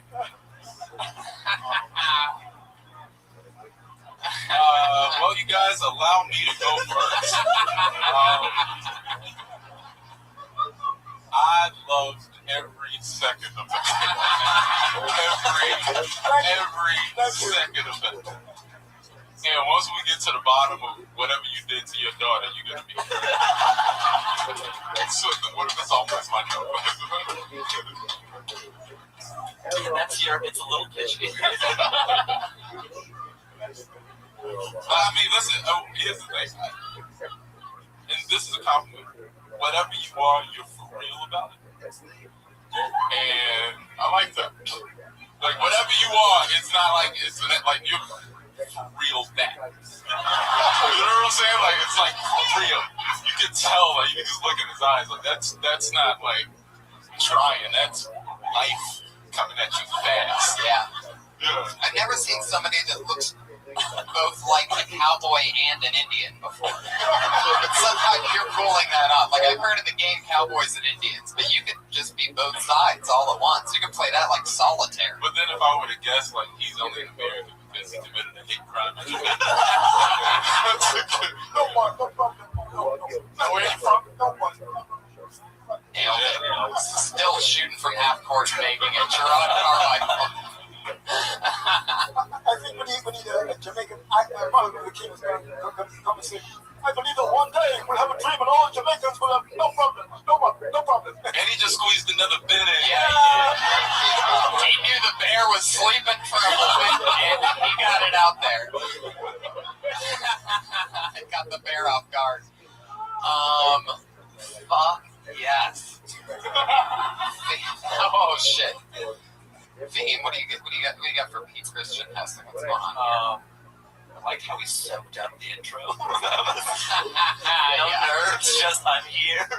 I'm about to rock your world. And then it got a little like high school motivational speakerish in the middle. Yeah, and then it really, I believe at one point you were saying give everybody $1 million and the banks will probably collapse. Yeah, okay.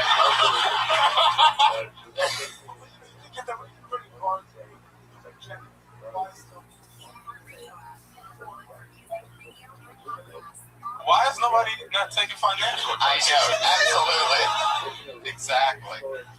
I use a lot of commas and not periods when you're talking about this. No problem, boy. I always try to say too much. Oh, is the close like you or for stand-up?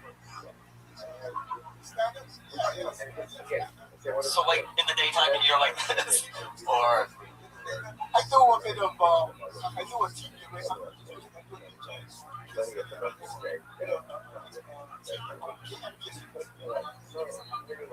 wow, that's I heard a radio station with 14 letters.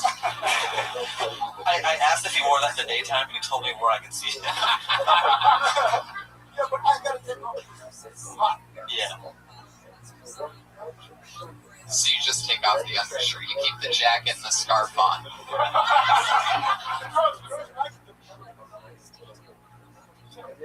You're banging a lot of girls?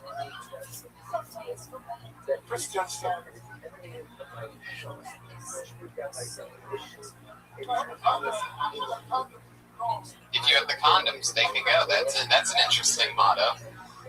Give this guy a condom, he gets confidence all of a sudden. All right, well, I like your style, Pete Christian Hess. How long have you been doing stand-up?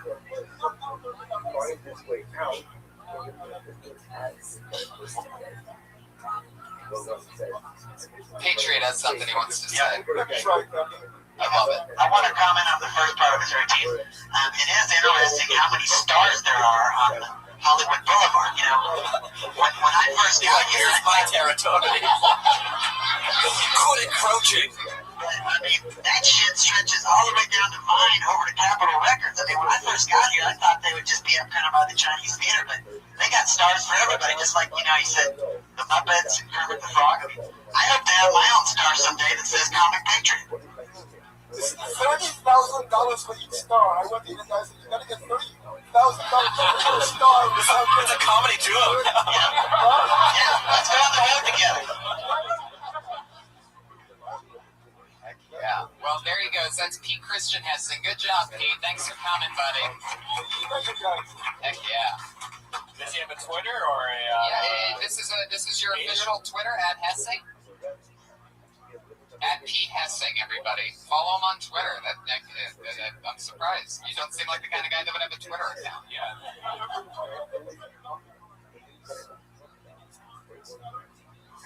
Well, when you always forget your password, you have to do that. That's part of forgetting your password. It's not a silencer. Right. It's a conspiracy. It's 160 characters. Oh my god. I fucking love it. He also doesn't seem like his name would be Pete Christian Hessing either, right? Doesn't that sound like sounds like the name school shooter?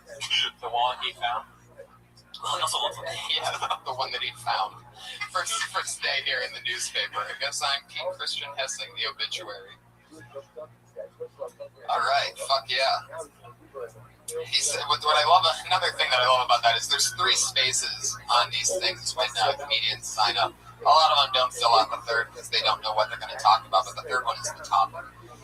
And what Pete Christian Hessing wrote for his topic was weddings, economics, and something else. There's an and logo, and then his handwriting was too big, so it got really small. Wedding stuff. No. I missed that. I honestly didn't hear anything he said. He wrote 3 things for the topic. I love that. Looks like the word pearl of some kind. Were you going to cover pearl?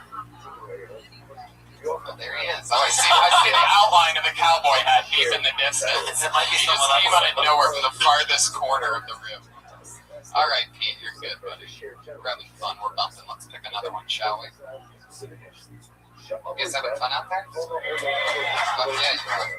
Put your hands together for Paul Aaliyah, everybody. Here he is. Paul Aaliyah.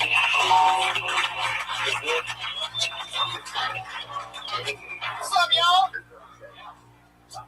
You guys ever make a Fast and Furious 7? 7.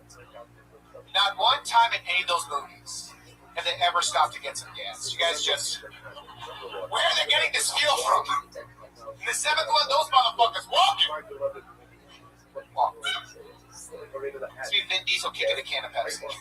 Just like I told you, motherfuckers, we should have went to a Chevron. Damn it. You can't get a girl without a car. That's all I'm saying.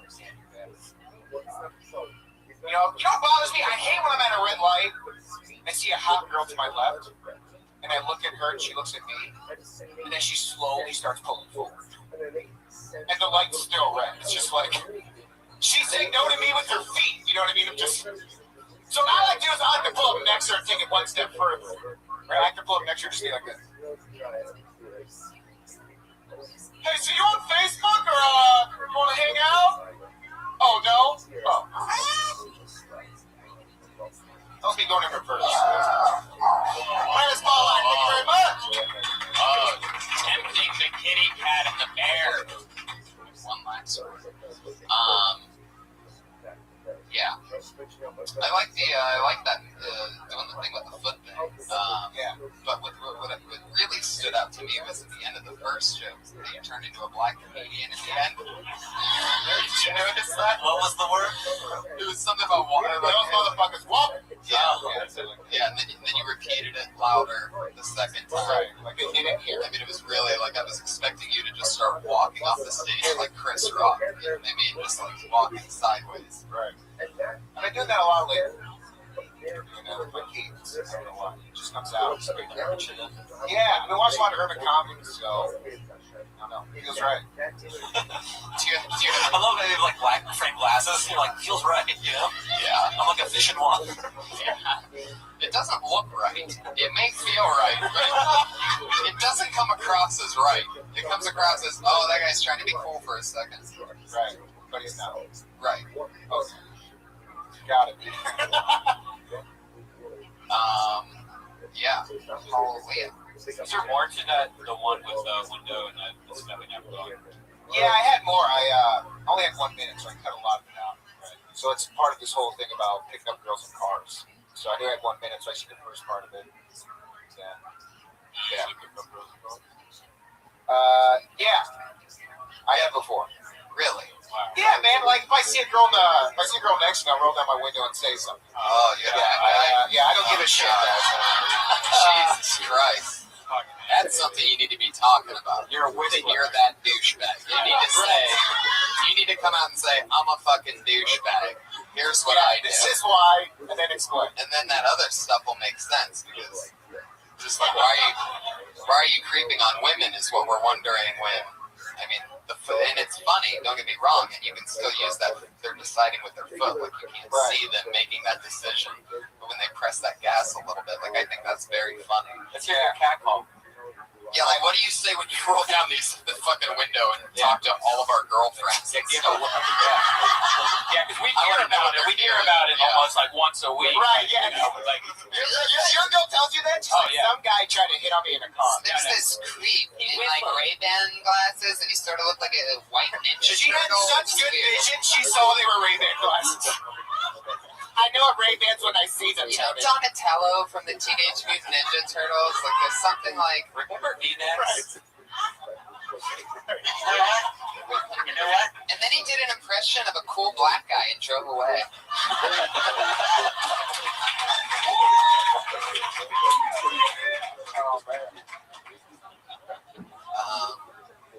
Yeah. I don't think you should waste time even talking about Facebook. Just say I live down around the corner. Let's go back to my place right now. When did I talk about Facebook? I paid you. Yeah. You stopped at the corner and then she was pulling ahead. You're trying to get. Oh, right.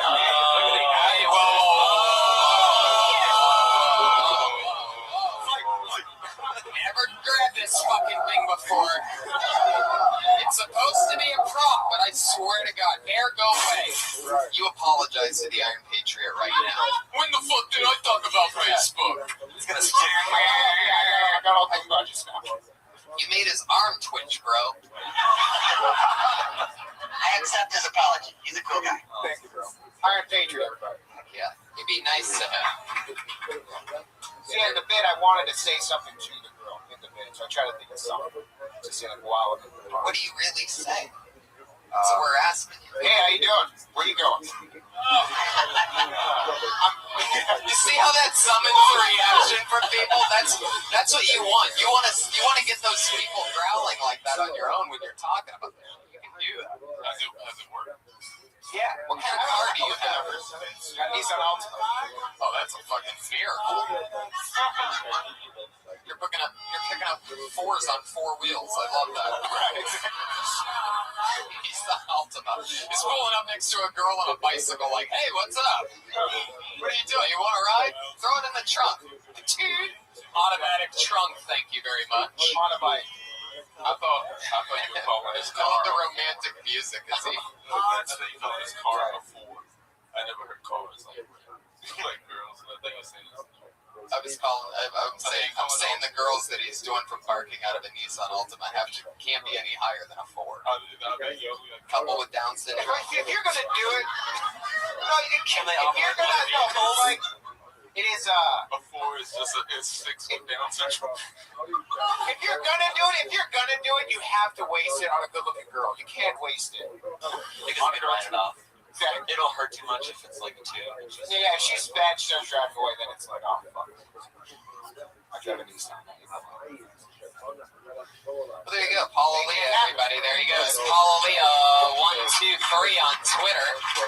If you want to tag any of his stuff out there for you listeners of the podcast.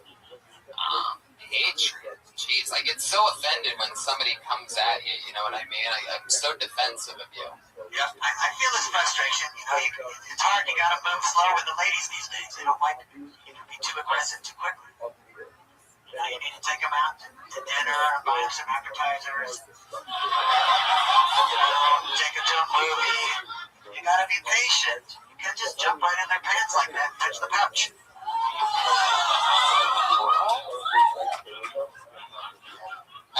I just got dizzy for a second. You can't just jump in their pants and what? Touch the pouch. You gotta be suited and good loving on the pouch. Tony, you know that. Until it's time, you gotta wait. You gotta be patient. A woman likes to know if you're. I love how it's not take a girl out and buy her dinner. It's take a girl out and buy her appetizers. Like a special occasion. Is she allowed to get entrees? You know, the whole thing, you know, buy a flower, be nice. Last date you went on Patriot, where'd you take the girl? It's been a long time. I've been in a dry spell, Tony. I haven't had sex since the summer of 2004.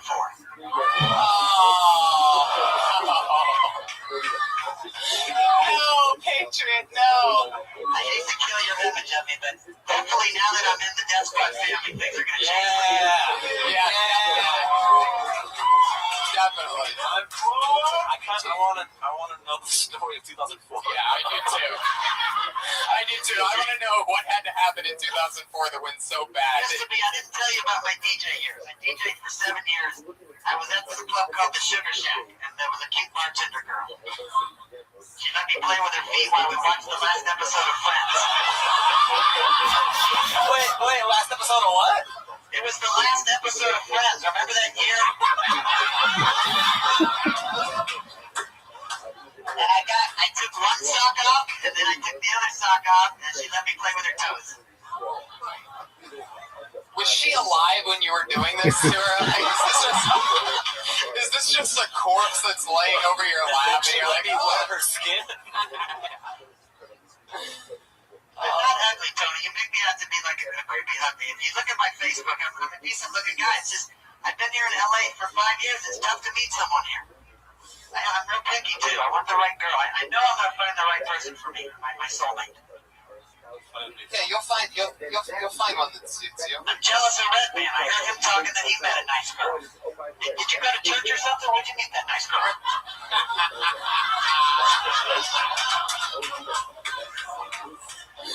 Church. Maybe church is chicken, but church.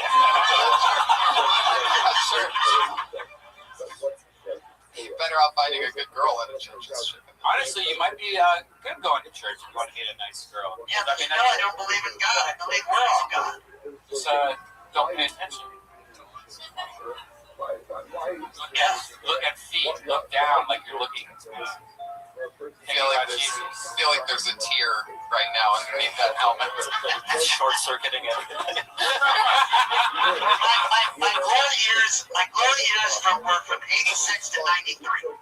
That was when I was in Dirty Crap. Those were my times when I had sex with about 20 different girls. I'm about to cry. Holy shit. This is awful. Hey, we'll talk after the show. I got a website you can go to. No, I don't want Tinder. Yeah. I could have our young producer here, Josh Martin, suck your dick if you'd like. Yeah.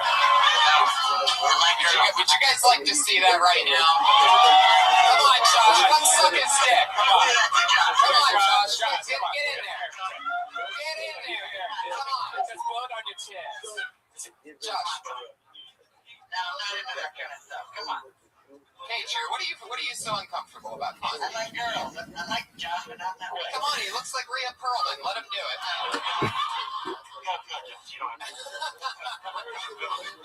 Josh, you're taking orders from the Patriot now? Get your ass over there and suck his dick. You're crossing the line, Tony. You're crossing the line.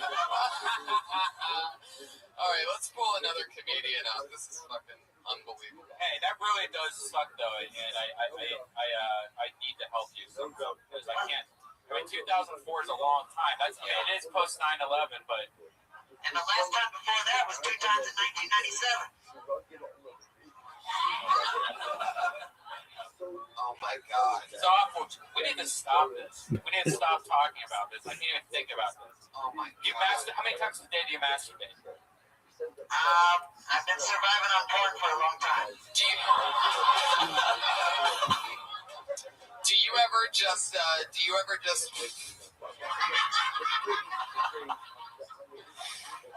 just lay on your back and put your left hand around your dick and make yourself nervous and fuck your hand like it's a top? No. Puberty came on me very, very strong, Tony. It hit me in those years of 13, 14. The first orgasm I had, I ran out naked in the backyard and swung on a tree like a monkey. And I came, the wind made me came. I didn't even touch the wind. I thought something was wrong. Because all this shit shot out of my banana. And then 2 years later, I did bestiality with my Cocker Spaniel. Wait, what?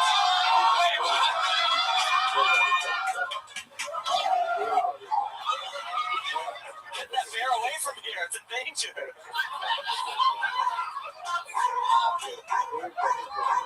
I put Hershey chocolate on my banana and the Cocker Spaniel licked it up.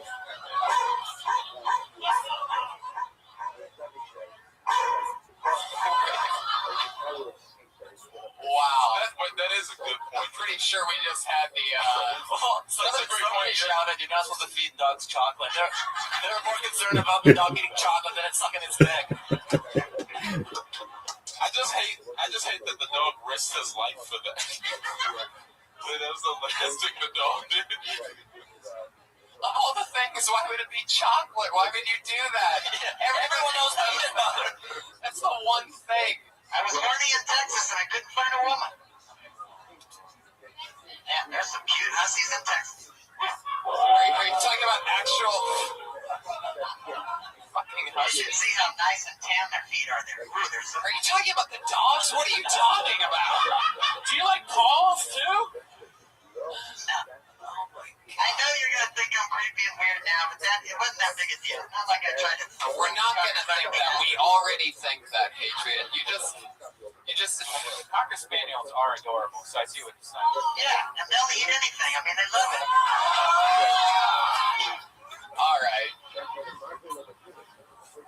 I didn't do it again. It was only one time. It's not like I started doing it on a regular basis. Okay, so now I have to ask. I mean, I already pulled a name out of the bucket for some reason sometime before that. However, I gotta ask a couple more questions. One, did you finish when the dog was eating the chocolate? I can't remember. That's a yes. Okay, he has a steel trap memory, especially with the Facebook comment, and now he can't remember. Right. You know what I also did? You know at the car wash they have those vacuum tubes where you vacuum your car? I put that on my banana and sucked it dry. It was great. I did that about 3 times.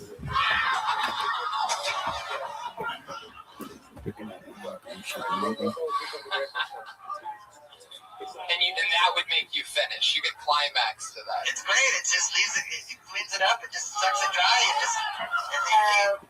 I only did that a few times. I was pretty crazy back then. I'm a lot more normal. And you started fucking the vacuum. He's up some breeze. You just dump the bag after you're done.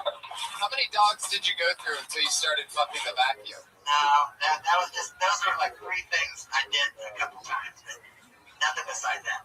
All right, let's keep the show moving along. Good luck to the comedian who has to follow that. Put your hands together for Michelle Westford, everybody.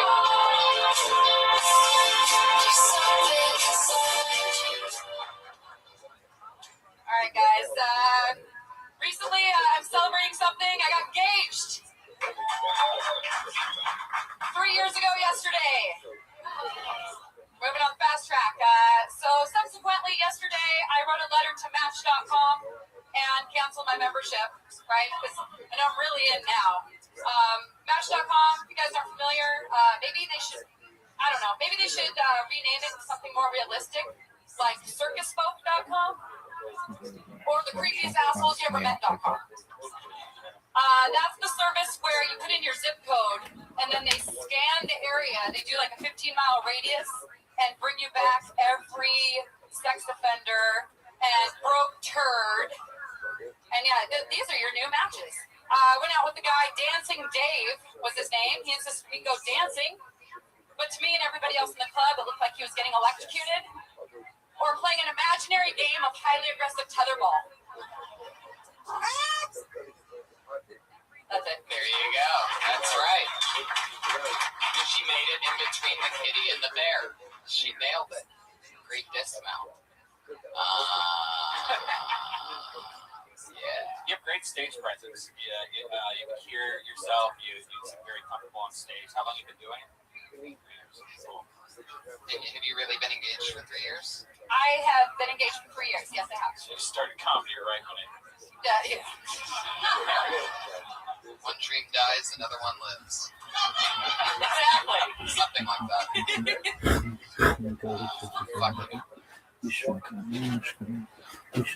But then you open with being engaged and then you talk about dating. Is it because you met him on a website or? Maybe. No? We met at Starbucks in Seattle. That just got news for the audience. Okay, we met on Match.com. I'm on a podcast now, and we never told everybody that, so. Really? You could just not post the link. Okay. No. Yeah. Yes. Unless you're famous in Seattle, in which case somebody will find it and they're going to be like, oh my god, Michelle Westford. You're Found the guy cheated. You don't know me, right? Yeah. Then I'm not famous. How'd you know he's from Seattle? Because I'm from Seattle. I know who gets from Seattle. Damn right. Vicky Manwar, everybody. You know, I love her stuff. Exactly.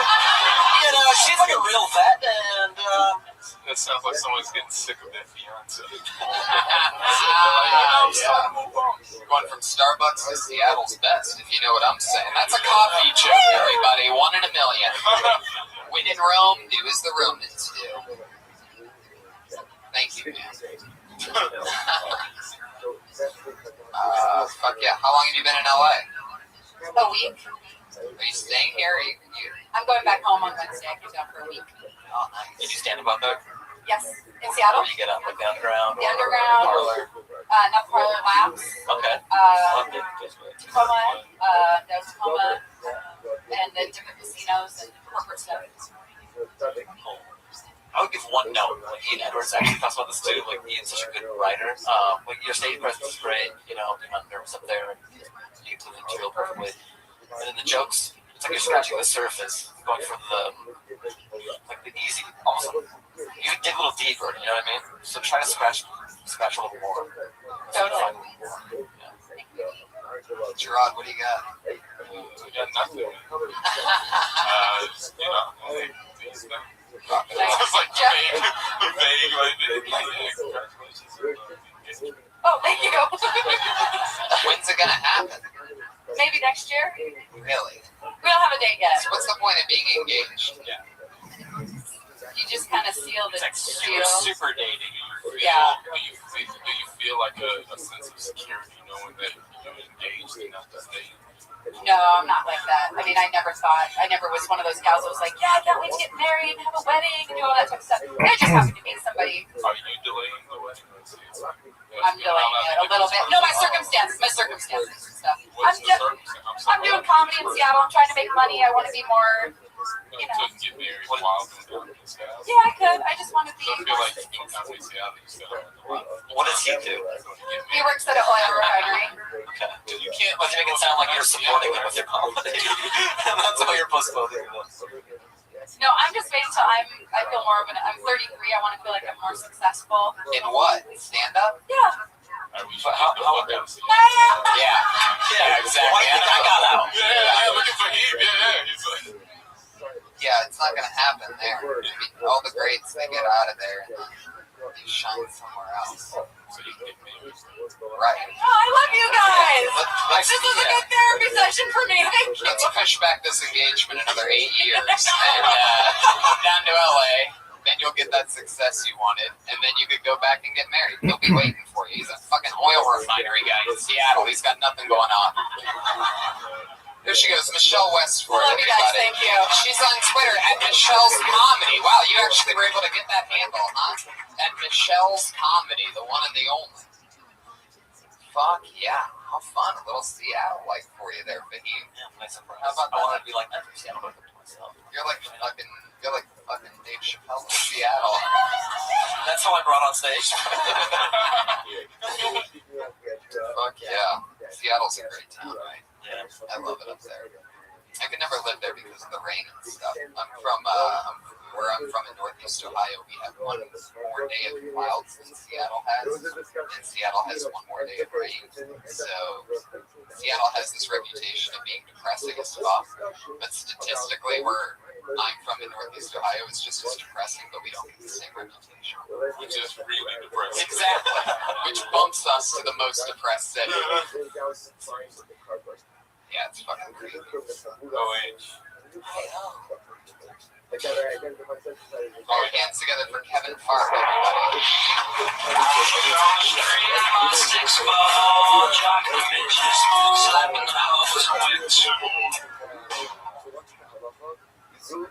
Guys, I'm getting older. I really want kids. But if I have a daughter, if she gets married, I'm not paying for that shit. Isn't that the rule? The father of the bride has to pay for the wedding? I've already given you permission to bang my daughter for eternity. Isn't that enough, punk? Now you want me to pay for it? And at least get a discount? Like he should be paying me, you know? He should be paying me. Seriously, guys. I'm not giving that shit up. I got a loss. It's a ruse what we're doing to these fathers. It's a sham. Like, how about I start sticking it to your mom and make you throw me a party? That's essentially what's going on, folks. It's the same thing. It's going to end 1 minute right now. Holy shit. It was crazy. Either you've been practicing this every day for 7 weeks or you're just a really smart guy. I'm a smart guy. He's a fucking Jedi, right? When he said that was insane. Yeah, it was. I looked too. It was crazy. That was crazy. I just timed it down. There you go. You should have ended on sounding really smart. Then all of a sudden we found out about the taco at the keto I should have boss. lost everything at the And now There's something very Pete Christian Heston about eating a taco at the Keto Moss, knowing exactly how long a minute is. I see that cowboy hat creep up. It's just a light. From where I'm sitting, there's just like a silhouette of like dreadlocks and a cowboy hat way up there. There he is. Cheers to you, buddy. Fuck yeah, man. I love you, Pete Christian Heston. Oh yeah. Great material. Yeah, definitely. It seems like you have a take. How long have you been doing stand-up? It's 2 years. Wow. Yeah, it's great. A lot of your stuff is just going with it in a sort of are a lot of your other jokes like not real to you but goofy like that? Yeah, well, I mean, I went to a wedding. Right. But yeah, sort of. Right. I'm curious, like, obviously the way you talk now and the way that you talk on stage are different. Did that come to you from the start, or did it evolve into it? It evolved more into it, but I'm always, when I began, I just, Right. Yeah, that's great, because it shines through and it gives you your own sort of take on it. It's sort of like having a voice somewhat. Yeah.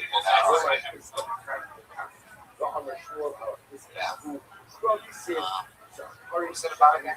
Well, it is pretty funny if you think about it. It was about, like the husband or the dad having to buy, his daughter's getting fucked for the rest of his life. It makes a good point. Yeah, it's true. You have to pay for it, and you have to walk her down the aisle. Like, it's like that would be something I'd add into it. It's like the real fuck you part. Like, and I have to walk her to you. Like, she's like a dog or something. Like, I don't know, it's like the icing on the end. There's a better take on that, but definitely going that route after everything, after paying for everything, after all that, you have to literally hand her off. It's like two fighters going down, like maybe 300 or whatever, where they're just walking down and like just about to fight almost. The dad's dropping off his daughter to the tiger. It's gonna fuck the shit out of her.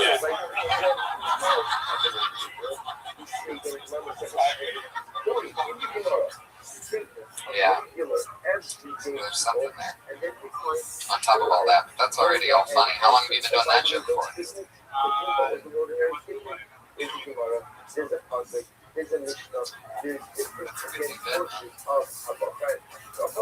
you been in LA? Where are you originally from?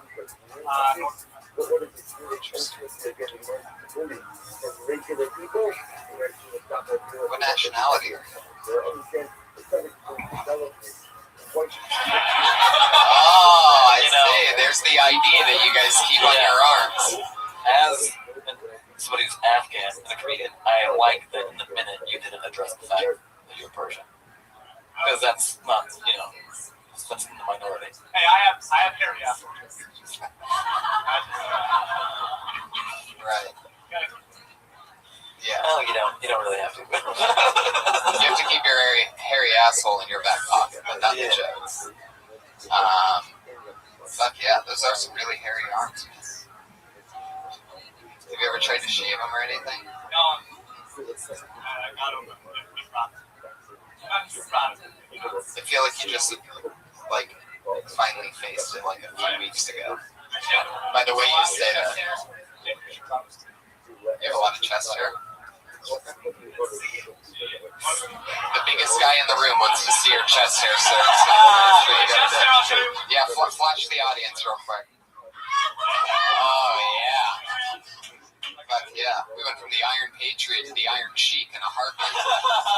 Oh, jeez, it's all right. That's too close. 3D HD coming from Red Man. Fuck yeah, there you go. Kevin Fard. He's at Kevin Fard on Twitter. That's Kevin F-A-R-D. This is fun, right? You get to see some comedians. It's interesting going on. It's almost like you forget about those years.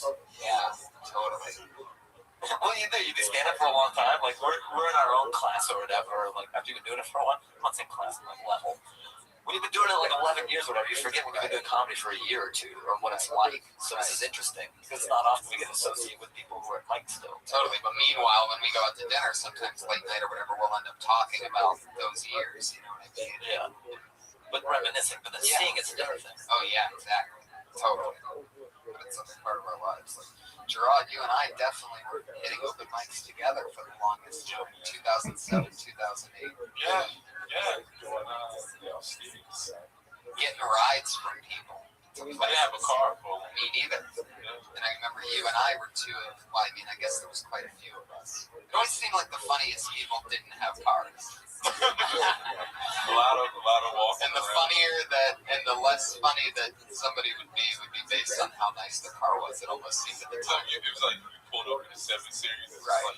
What's up? This guy's like, but somebody rolls up on a bicycle, you're like, this motherfucker's a killer. Yeah. Because it does, man. You have to have a fucking passion in your spinal cord to be bicycling across 90-degree fucking heat across a city. Did we just see that rides his bike from Burbank? It's the new manager. Yeah, that's crazy. Yeah. He's just passionate about managing.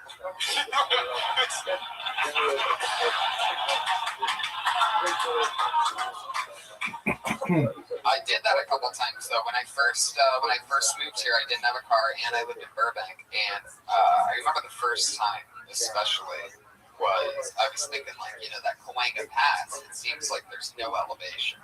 You know what I mean? It almost seems like it'd be a smooth ride. I almost fucking died a couple times. I mean, almost getting hit by cars. But the worst part was going down. Because it was forever, by the way. It's like an hour and a half uphill. Which side did you run down on? Facing traffic? Yeah, well, no, I went the other way with traffic. Yeah, because if I went against and thank God I did, by the way, because I would have gotten hit head on because your brakes mean nothing when you're going that. You're just riding your brakes the entire time and you're still going like 30, 40 miles an hour. It's embarrassing. But you live and you learn. I survived it. You know why? Because God loves me. He wants me to succeed. Yes. Your next comedian's name is Aaron Marsh, everybody.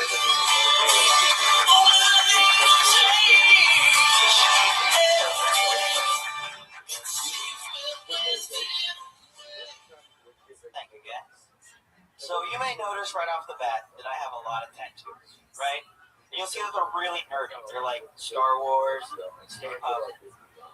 And so, yeah, exactly. The women laugh.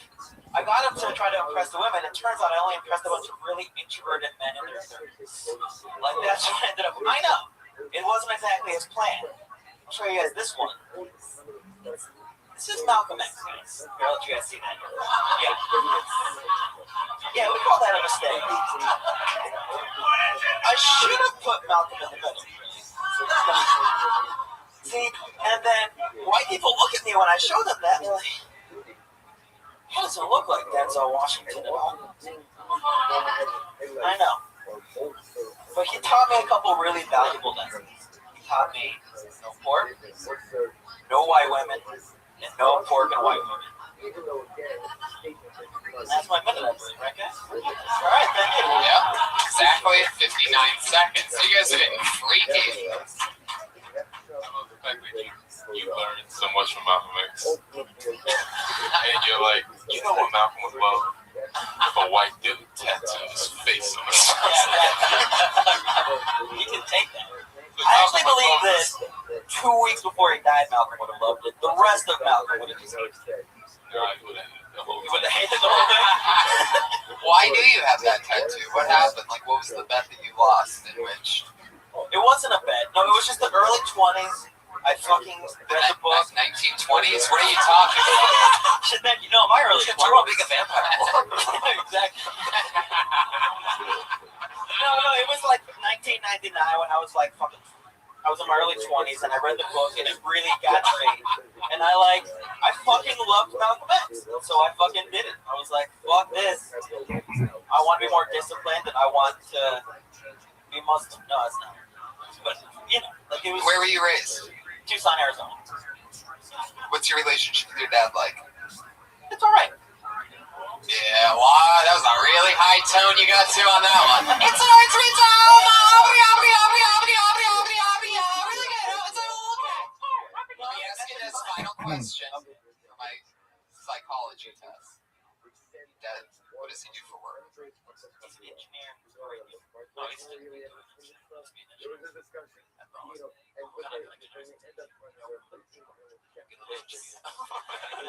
No clue is the name of this undercover operation. No clue. This is like fucking, this is your life. This is like people that identify with you. I'm from Seattle. He has a Malcolm X tattoo and one of the game on the other breast. When I say breast, you know what I'm talking about. Anyway, You know, I have a poem published about Martin Luther King. Huh? Can I tell you legitimately? Me too. That's crazy. Wait, you do? Yeah. Oh, you have one published in the book? Yeah. That's what you said. When I was a child, I wrote this poem, and somebody said, like, the teacher sent it to somebody, and they put it in this book, and they published it. Such an awesome. Legitimately. Remember what it was? Story. No. Was it the same book? That'd be crazy. Do you have a copy of it? My mom Yeah. I'm pretty sure our accidental racist, the Iron Patriot's puking in his helmet right now.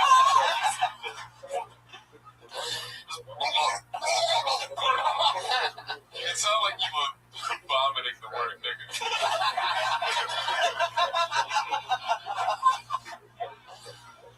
Patriot, what do you think about him having a tattoo of Malcolm X? I almost had sex 2 years ago. Listen, I massaged this girl's feet and I helped her move in for a whole week. I worked my ass off, I bought my truck. And you know what I learned after that? If a girl isn't attracted to you, it doesn't matter if you fly her to the moon. She is not going to get down with you. All right.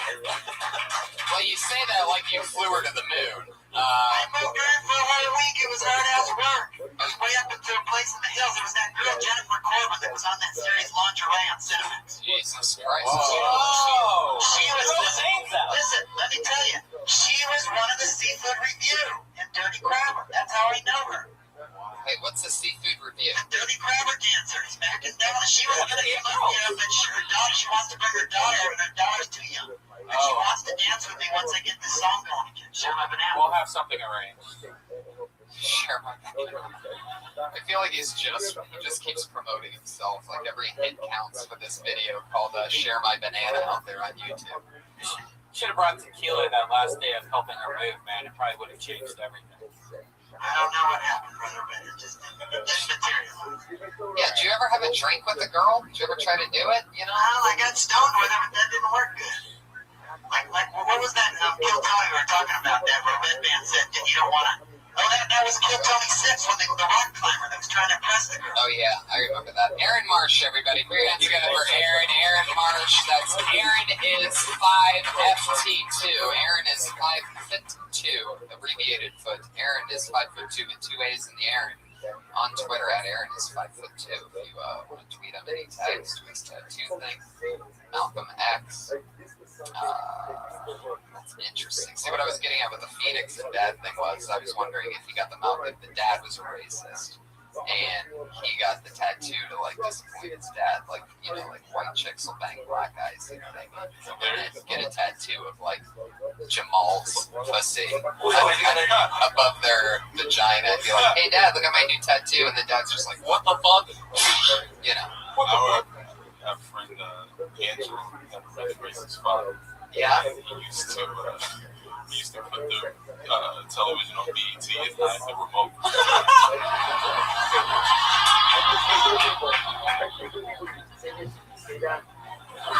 That is so Angelo. Fucking wildebeest of a monster. The funniest guy ever.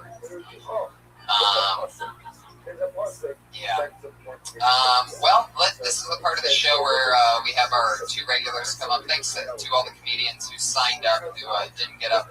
Keep coming back. Hopefully you'll get on next week or something like that. You guys are always awesome. It's exciting to get a lot of new people up tonight. I'm always happy about that.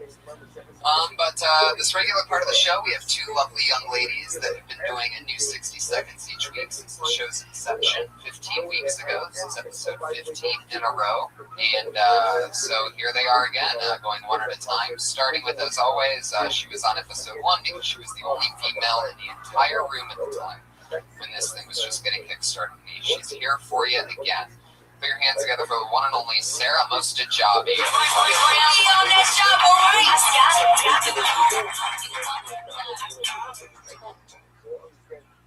So I don't know if you guys know, but every time you sneeze, it stimulates your nerves equivalent to 1/10 of an orgasm. So I learned how to masturbate with pepper. I spent an hour at a strip club last week because I don't know which way my dick swings, and I guess having money pisses me off. So I think the man show had like a lasting effect on my sexuality. It sucks. I'm not good at talking to girls. I don't know how to fucking tell a girl that I'm into it. I've got the game of like a 13-year-old Jewish boy. It doesn't fucking work out. I accidentally told this girl she was really hot, and she gave me a free lemonade, so you could say it's going well. Which that was. Alright, yeah, alright. Awesome. Sarah Mostajabi, everyone. Do you have any initial thoughts? They have lemonade in strip club. Oh, they don't. That was a different. Okay, cool. I connected it all to strip club. Take the journey. Yeah. Yes, you're definitely jumping from a. You know, there is something there about. There's some good jokes in there. First of all, I like the pepper thing.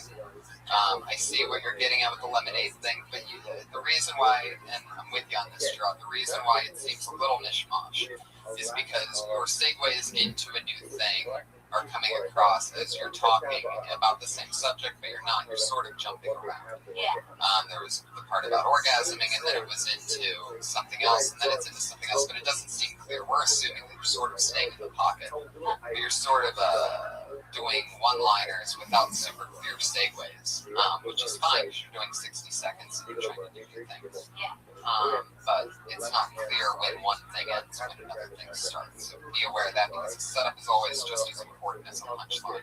With the pepper thing, I think that it's sort of tag-worthy. Like, I think that that's a good premise to stay in the pocket and with something. You know, if pepper makes you sneeze, then, I mean, if sneezing makes you orgasm, I sneezed in that like 3 times in a row. Oh, fuck yeah. I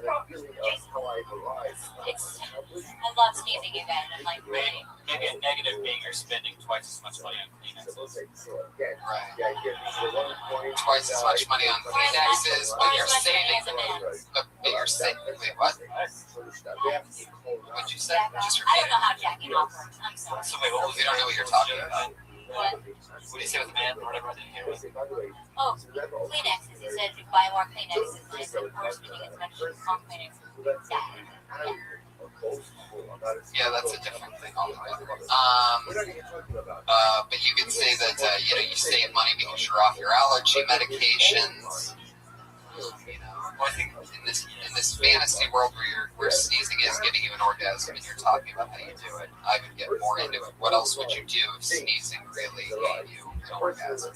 Hang out with, just fucking cats. There you go. That guy just yelled feathers. So now I go to PetSmart just to blow a load. You know what I mean? I carry a hamster in my pocket. Right. All of a sudden, I'm looking at a cat looking at a cat in a pet store is like one of those fucking striptease things in the red light district. Yeah, you know what I mean. Jerk off thing. Yeah, it's like a jerk off thing in a pet store. Yeah, that's something. So this is more the tagging part. And then almost sneezing can be like balls for you or whatever. Right. Like I get to sneeze up to like 6 times, and I was like so angry. I know where I'm. Come on, be a little more. I know where I am. I know. It's time. And the lemonade thing, you're talking about it being a little girl, right? A little kid. Okay, so then I didn't even get it. No, I thought I got it, and I didn't get it. What I said is that And if John and I don't get it, then no nobody's getting it, by the way. What I said was that, and I accidentally like told this girl she was really hot. Like I didn't mean like if I was saying it was hot outside, but she took it like I said you're Gotcha. hot. Gotcha. And and it was a little awkward, but I did get a free lemonade. So it went well. Gotcha. Yeah. I like it. Good work. Yeah. You guys have anything else for it? Sarah Mostajabi, everybody, knocking it out. A few more jokes, adding on to the big thing. One of these episodes, we're going to talk about having her and Kimberly do a longer set on the show. So we'll figure that out sometime, maybe around the holiday season. Sarah dresses on Twitter. Yes, follow her on Twitter as always. I know a lot of you already are. Her and Comic Patriot, I'm huge fans, and they always reach out. It's so great. As does this young lady, our other super regular. Put your hands together for her every week, something new and fun. She quit college to stay here and keep chasing her dream of doing stand-up. She was completely built out of this room. Put your hands together for the one and only Kimberly Congdon.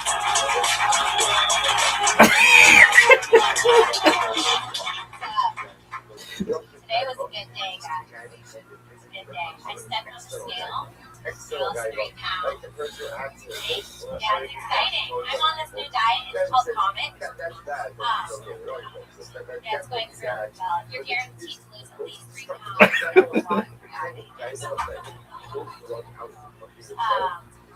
Except free all the time. I've been going on a lot of dates. They will get slow. When they get slow. Yeah. I mean, I just want what every other girl wants. A lot of times, I'm just a 7. I think she's a 10. outside world that look very He's looking for a the 9. outside world that look very quiet. Here's a great one. How the fuck? I mean, what have we created here? A monster. Lajero, Silverman, Handler, look the fuck out. Because it's Kimberly Congdon and she's coming. How old are you? How long have you been doing stand-up? Suck my dick, everybody. Unfucking believable. You're killing it. Everything comes across so naturally. It's probably the best performance by anyone all night, by the way. It just came across as comfortable and everything's funny. And I just love what you're doing. You guys, hit it. What do you think about Kimberly?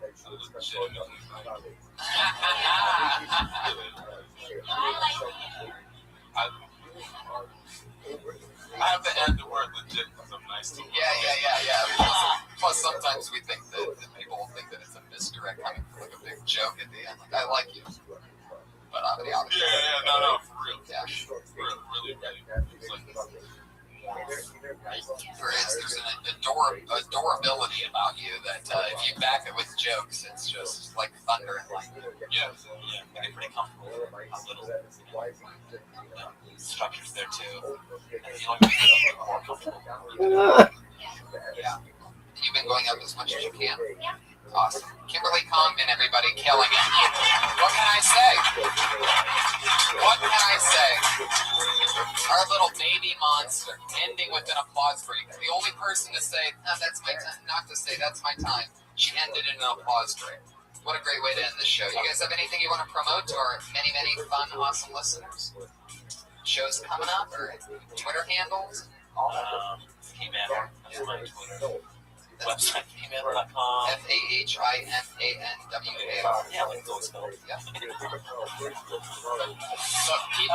me tell you something. I'm from the Midwest. In Ohio, you don't know how to spell things. Yeah. I learned that out here.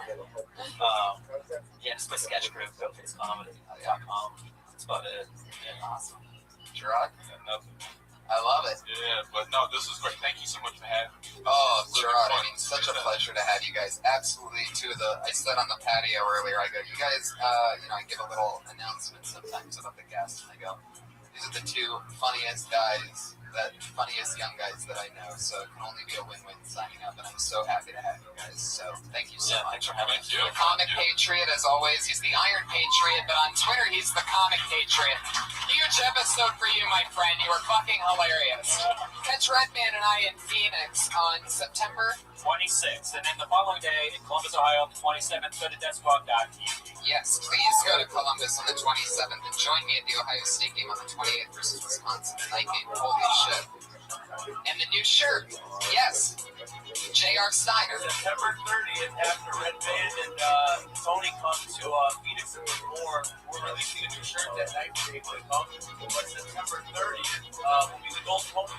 Yes, the new Golden Pony t-shirt is coming via J.R. Steiner. Thank you so much to the Death Squatters for coming out. Thank you for the listeners. Thank you. Good night. Thank you for the Big Dog Show and Don Barris.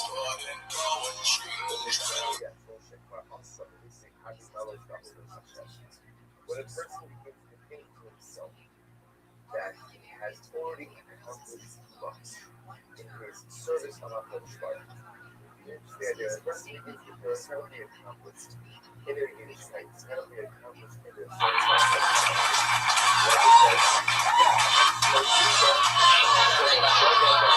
Here we are again. Good to be here. Hi everyone. How's it going? Good to be here. What an exciting we had some surprise or half-planned crowd warm-up from Brody Stevens. He's done over 2,000 crowd warm-ups. No, he really has. A lot of people say that he was the foundation of Chelsea Lake. He would get the crowd warmed up for over 2,000 of those shows, and also the best damn sports show period. Many other things.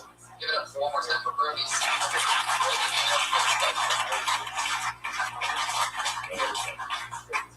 So fun. I'm so excited to be able to be on episode 2. And, was it 1 or 2? It was 2. One was Rick Ingram. 2 was Chris. So excited to have somebody so much fun. Really, really smart and orthodox. Funny comedian. Most comedians' favorite comedians.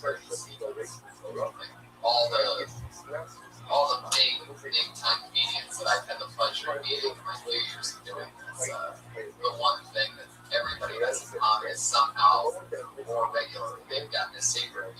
It's killer. So funny. Check out his stand-up. He's on the Oddball Comedy Tour right now. The most awesome possible thing is a comedian touring all around the country, arenas with Dave Chappelle. So that's just a taste of what we're in for later. Now, say hello to the one and only head of security here, the one and only Iron Patriot. I'm sure anybody says that's what they say. Hell yes, there he is, the one and only. I wish I could have been there for you in Canada. I was worried about you. You needed your security there. I was talking, referencing a recent trip that I took to Winnipeg. Yeah, I had to hang out in Winnipeg. Yes, I did do that. Really fed me a line there. You gave me a topic. Yeah, I'm excited about tomorrow, Tom. What's smart? I'm going to be an extra of a film directed by Clint Eastwood. It's called The Jersey Boys. And this movie is about a pop group that sold 170 million albums in Friday the 3rd. Boring! I'm going to sing a part of this song, and you guess what group it is in this movie.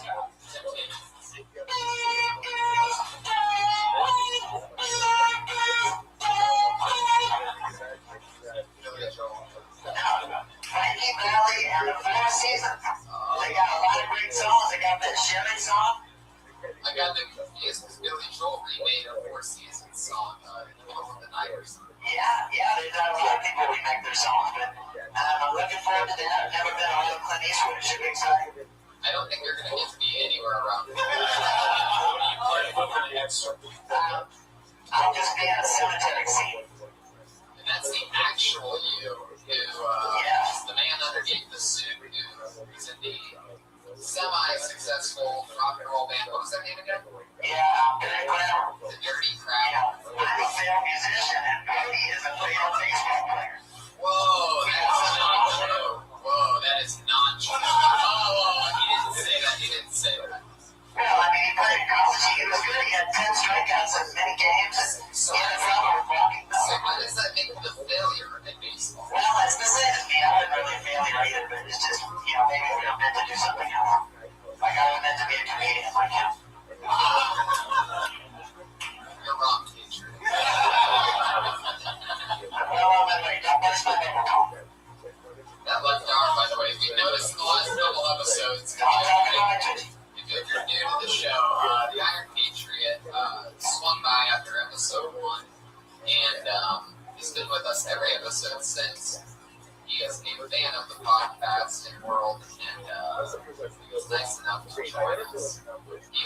that suit, $5,000 that was shipped in from Russia. Norway. And I'm surprised, like, isn't Norway known for Norwegian scams? What do you mean scam? Like, it's not like the #1 country for scams. I mean, you just send somebody $5,000 for an Iron Man costume and I'll tell you what, man, that was really scary because, PayPal only lasts like 45 days. And I didn't know if I was ever going to get it. I was scared as hell. That's why, it was scary. I mean, when I got it, I was excited because it took a year and a half. he's a regular on the podcast. He's been with us every week. Sometimes he's accidentally racist because he's from Texas and he doesn't realize when he's being racist. Like, for example, he calls, the way he references black women as female brothers. That's sister number 9. That's the song I did. I did live in Texas for 28 years, but I was born in Des Moines, Iowa. I lived there for 9 years, and I also lived in Chicago from 9 to 12, and I visited an uncle one time in Columbus, Ohio. So I'm a Yankee just like you guys are. That's so right. Oh, I almost forgot until he just did it. So the last couple episodes, we've noticed a left arm twitch that happens. It doesn't have anything to do with that. It's not uncontrollable. It's not like some kind of really scared of it. Uncontrollable. Just did it right there. Yeah, but I mean, just did it again. Because I don't think about what I'm talking about. Yeah, so that's an uncontrollable. No, it's not. I mean, I can stand here still for an hour and not even move, but it's never going to happen. It's just. Okay, try it right now, starting now. But, I remember you guys, I remember that rap I did at Sears about Denver. Hey, Brenda, can you give me a beat? Can you do a kind of beat like. Can you do something like that? What are you going to do? I got just a short rap with the Denver at Sears. I remembered it last week. Just do it real quick.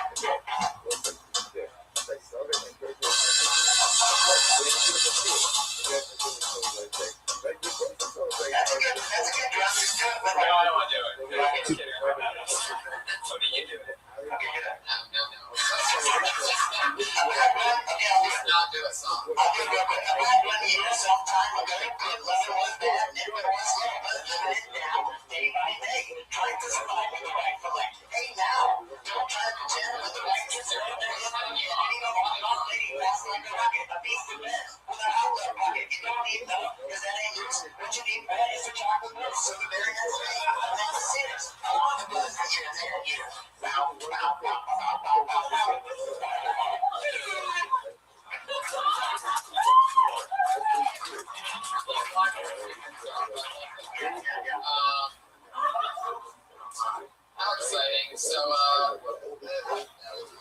sick of the world right now. So what do you say we bring up our guest? I mean, that was truly disturbing. This has been a strange show so far. It's a different flavor. I love it. You know you love different flavors, right? Yes, I do. All right, everybody. Well, our guest tonight, what can I say? Hangover 2, Due Date, Chelsea Lately, everything. The Burn. Big part of Comedy Central. In fact, his own show, all about him and his life, is debuting this summer. This fall. Finally, Comedy Central. It's called Enjoy It. I'm lucky enough to have it with one of my really great friends. We text. He's a great guy. Put your hands together for my pal and my guest tonight, the one and only Brody Stevens.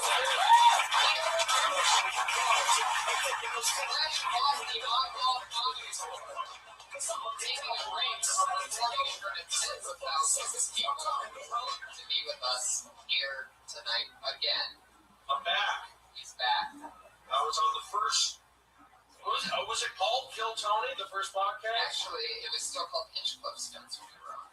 There you go. Hinchcliffe's Notes, because we were adding and helping out. It's the same show. Yeah, it's the same it's show. Evolved. Yes. But it's a different title. Easier to spell. Gotcha. Kill Tony, easy. Boom. Push. Hashtag it. Hashtag it. You know, Comic Patriot mentioned that it's a different energy here. I think it's probably because of me. I'm a big guy. Back home here in the belly room, I'm wearing shorts, glasses, an all-access badge. The Oddball Comedy Tour will be in Denver on Thursday. Is that just amazing or what? You are on what seems to be the coolest comedy tour you're currently on that has probably happened in, I don't even know since when, right? Yeah. What is that? How is that, Feels part good. of the traveling Woodstock of comedy? Feels good, to be honest with you, going to the venues, knowing that there's going to be, close to 15,000. It was 15,000. What, last night you did that, right? Maybe more last night. I think Irvine holds more than that. But, yes, it's kind of cool, the enormity of it. You get there I get there early, 4:30. Gates open at 5, and, they're out tailgating in the parking lot. These are comedy fans. They're, so they're right on it. They're listening. They're supporting everything. And it's kind of like I would say it's a Lollapalooza. We went to that growing up. It's kind of that feel at one of these amphitheaters. All the amphitheaters, for the most part, are pretty, they're all the same. They don't blur together. But some look a little different than others. And that's what's kind of fun. Getting out, walking on the lawn. I'll go out with Jeff Ross. He'll host the show. And we'll have intermissions, and we'll walk around. That's a great thing. You're around 15,000 comedy fans, and they're all, into Dave Chappelle, or into Flight of the Conchords. They're all equally, or, more so than others into the different acts. So hopefully the shows will keep going. There'll be another tour like this, and I would highly recommend getting your tickets. It's something that you'll have a good time. And it does feel good to say, you're a part of something that's, historic. How many shows do you have? There are 4 more shows. We have Denver on Thursday. Tickets still available. Denver on Thursday. On Friday, we're up in the Bay Area. Saturday, Las Vegas. Sunday, Phoenix. So it's, you kind of just do the show. For example, we'll do San Francisco. I'll fly up to San Francisco Friday morning. I'm going to shuttle down to San Jose where the gig is. Do the gig. Gig ends at 11. I'm there from 4 to 12. It's an all-day thing. I get there at 4. I've done it 12. After 12, they'll take me to the hotel after the gig and maybe a little after party, hanging out with the comedians. That's a fun little thing. If you're on the road with these guys, there's a lot of camaraderie. So we do that. And then you hang out, and then boom, you're up the next morning. Got to take the shuttle. They're very good at transportation. San Francisco, boom, fly to Vegas. Get to Vegas, shuttle, airport, maybe depending on what time we get there. All right, you know what? I'm trying to give you some of the most graphic I think what you're telling us is absolutely perfect because you know the format of the show, everybody. We're right here in the throbbing heart of comedy, live from the world famous Comedy Store, where so many people come to get their careers started or continue in stand-up comedy, and the privilege of so many people signing up tonight. I think it was 32 or 34, something like that, which is a record, by the way. That's good. Congratulations for that, guys. Are they all in here?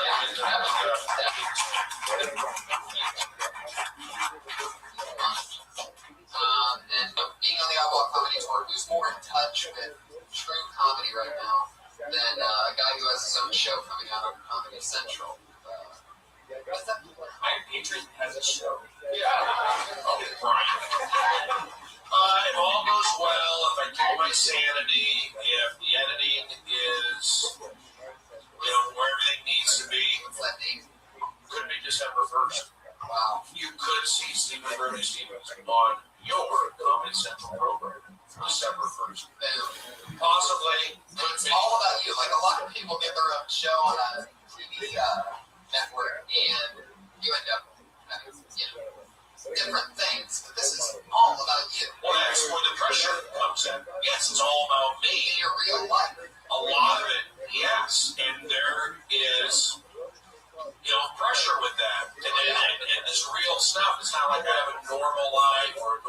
relationship with my mom. Oh, my mom owns a cake store, and I've got a dog, and I'm looking for a house, and we go around. They play the cornball music. It's not that. It deals with mental disease.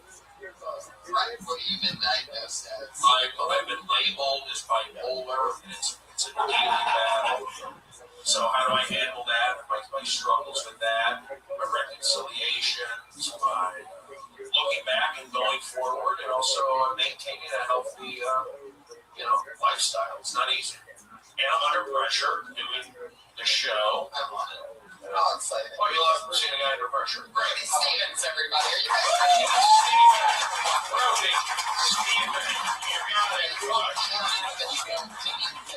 This big magical black bucket, and you get 60 seconds. In 60 seconds, you hear the kitties meow. That lets you know your time is up. You shouldn't stop right there, because if you keep going on, you'll bring out the angry West Hollywood bear that has already snuck its way into the show multiple times today. Because people, Can I ask one thing, too? Is there anybody willing to go to Coffee Bean and get me a vanilla latte? If you're not, no, I'm kidding. I would like one, and I can't. But if you don't, if you want to stay and watch the Diet Suckers, Josh, you want to make that run? Josh, don't worry about it. Don't worry, I can fight you. I'm okay. I'll be back in 15 minutes. Josh, you want to watch a show or you want to? How are you going to do it? Are you really going to make poor Josh? No, don't do it. After he won. You start the show. I pay him money. Well, then Josh should pay somebody here. Yeah. There you go.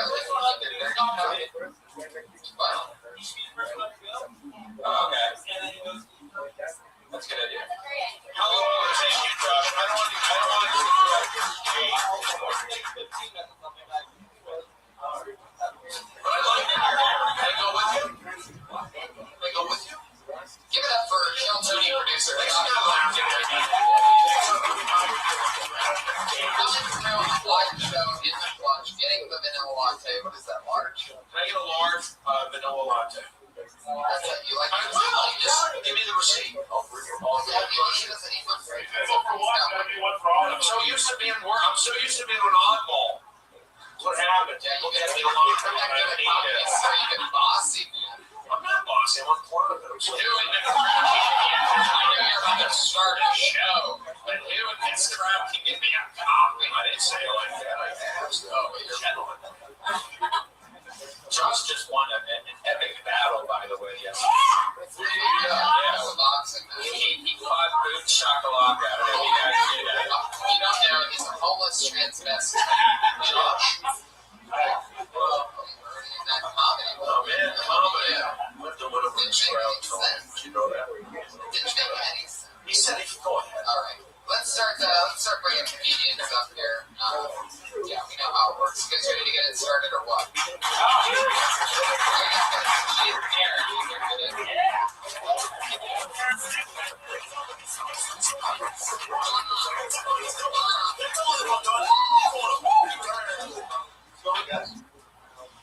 Just had hernia surgery. Yeah, it was a blast. Actually, it was horrible. But the one cool thing about it was that when I woke up, all my pubic hair was shaved off. Maybe wish I had back surgery instead. Next thing. After the surgery, though, I talked to the doctor, and he told me that I couldn't work out or have sex for a month and a half. So my life's been exactly the same. Actually, no, that's a lie. Okay, guys, I have been seeing a lady recently. That's right, I'm hanging out with shit. Last night, we got physical for the first time. I don't want to be vulgar, guys, but in baseball terms, I rounded first and set my bat in the pussy. That's it. Cool. Okay, good. You want to jump in? I liked it. I liked the hernia bit. Got my attention. I had hernia surgery. No, it takes about 6 weeks. You'll be all right. Did they go laparoscopic through your belly button? No, they went. They cut the buttons right here. Oh, wow. All right. Well, you're going to be okay. So that got my attention. And then you tied the joke was pretty good. I like that. And then I played baseball. Got my attention on that. It was a little graphic. There was like a rape with a bat. It was too late. It was just Okay. All right, well, you know what? I like that you went up first. I like you had a good personality. Keep doing it. Fuck yeah.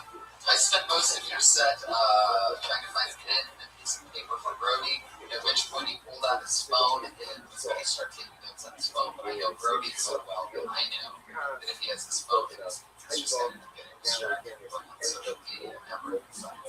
So I spent most of your set trying to take care of that, so it's not a problem for future shows. So I have no idea what Awesome. I personally like the back joke because, it's a real thing, and to laugh about it makes me feel good.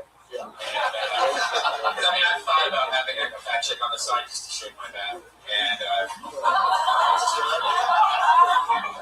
also, it was good when he talked about that he couldn't have sex or work out for a month, and nothing changed in his mind. I think that was good. And good shoes, good pants. You face me, and let me see what's on your shirt. The shirt's very Josh Myron. I'm not in.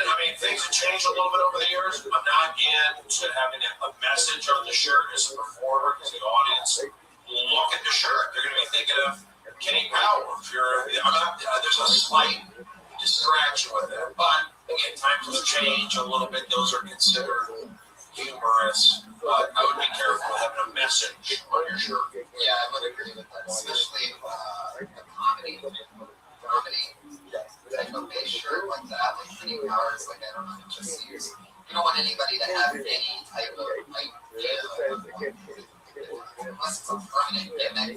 I always think it's sort of important to just not have any distractions, but especially in comedy one, maybe then people think you're like Kenny Powers. They're gonna think, oh, obviously this guy's a fan of Kenny Powers. I bet he's gonna you're setting their expectations for something where really I feel like you want to come in on a clean slate. But anyway, yeah, so there's something for you. That's Jake Marin, everybody. You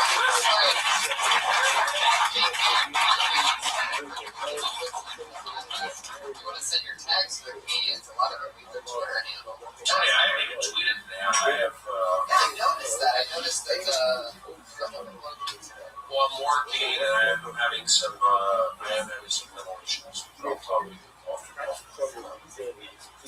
telling you guys, gotta watch the show, enjoy it. Those previous episodes available online. I don't know where they're at. You might be able to find it if you go home tonight or sometime this week. Seriously, look up what HBO did. It was originally that's awesome.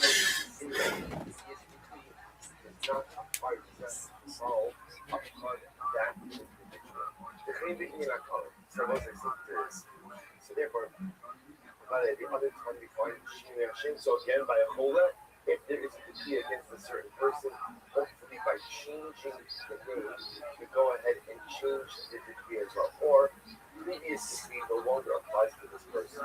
Where else do we find Shin and Hashem? The Rambam in Hilchos Tshuva. Right? The Rambam says in the second chapter of Hilchos Tshuva,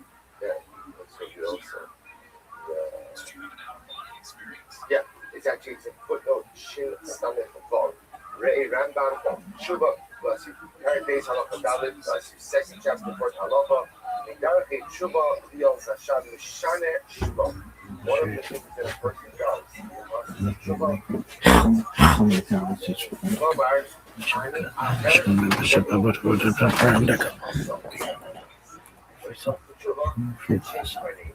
What do I say? I'm a different person. I am not the same person who has committed activity. So let me bring it up. Two examples of changes. One in the case where a person. The show actually is HBO had made it 15-minute shorts, and Comedy Central bought that from them, and it Here's what happened. HBO had it. They could have said, you know what, we like it. Let's bring it back. We know you. We're family. Let's bring it back. That didn't happen. Number one. Number two, this crowd not totally with me. I'm kind of okay if they don't watch my show. That's my vibe. Now, I'm a good guy. We have to have energy connection with Stephen Brody's. For those of you that don't know, one of Brody's very interesting fun facts that I normally don't talk about in front of him. One of the things that I love about his comedy is it seems like sometimes he'll dig himself a purposeful hole. with the audience and have them turn against him, but they're not really, you guys aren't really battling at all. It takes a while for people to realize that they're part of the gym. Well, it can take a while, but again, I'm doing professional set. I start both stages. Now again, the Oddball Comedy Festival, there's 15,000 people. I'm the first one they see on the main stage because I bring out the Roastmaster General, Jeffrey Ross. So I'm on the main stage, I'll just do 2 to 3 minutes, and then I bring out Jeff. So I'm doing something right there. They seem to like me. Then I do the side stage. Gates open at 5. I take the stage at 5:15, and I go from 5:15 to 6:45. Somebody needs to include your itinerary with us. It doesn't take I eat a hot dog and a spin, but it doesn't take people time to loosen up and get to know me because I wouldn't be doing these shows if that was the case. So you're the best. That's what I'm talking about. You're the man. Let's get this audience. They're into it. Give me some energy, guys. Let's go.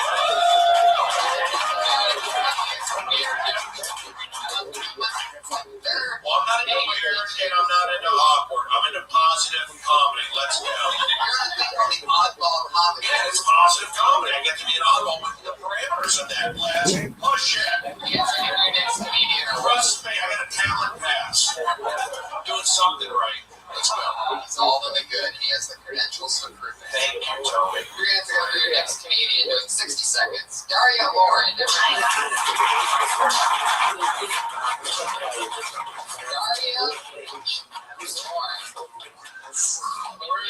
People don't show up for their spots. We have a permanent rule in which they get blacklisted.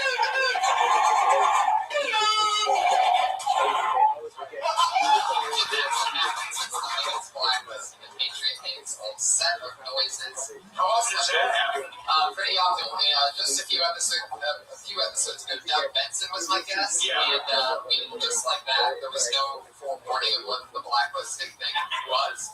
And he had his cocktail sitting right there. And he's so mellow and funny and everything, but his cocktail's sitting there. He's sitting where you are.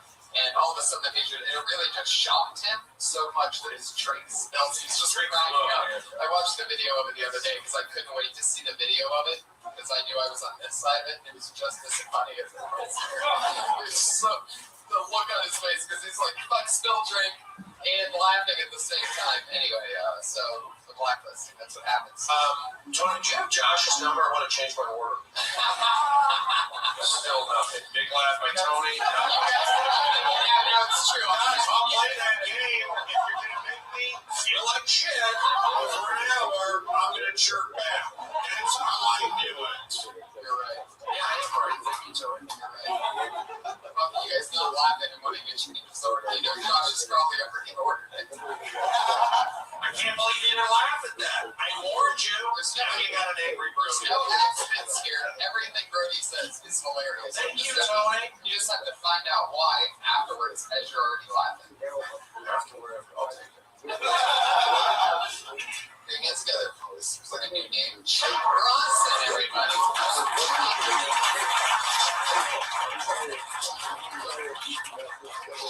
You know what that means, everybody. You know who we'll never see again.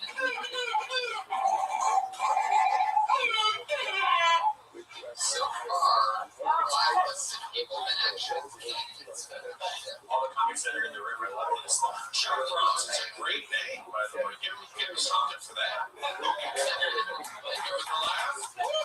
More laughs? Here we go. It's Victor Tweetball. And just see it. No wonder the correct 36 people that signed up. Victor Tweetball?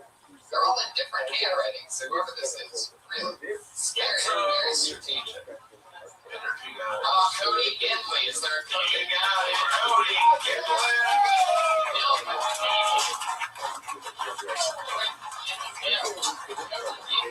Cody Ginley. Here he is. Brody's here. That's super cool, Brody. I want to thank you. I get really, really high sometimes, and positive energy. That's what we're doing. Thank you. Iron Patriot. I got Iron Patriot. The Iron Patriot my mind last week. He spilled some knowledge on me. He said there was a difference between comic book Iron Man and movie Iron Man. Did you guys know that there's a difference between comic book Iron Man and movie Iron Man? Remember what the difference was? Iron Patriot. One was the Osborns, right? Norman Osborn was the guy. He's the Iron Man for comics, right? So Patriot.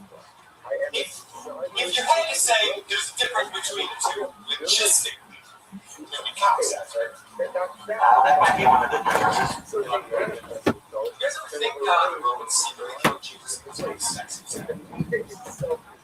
Oh, you guys are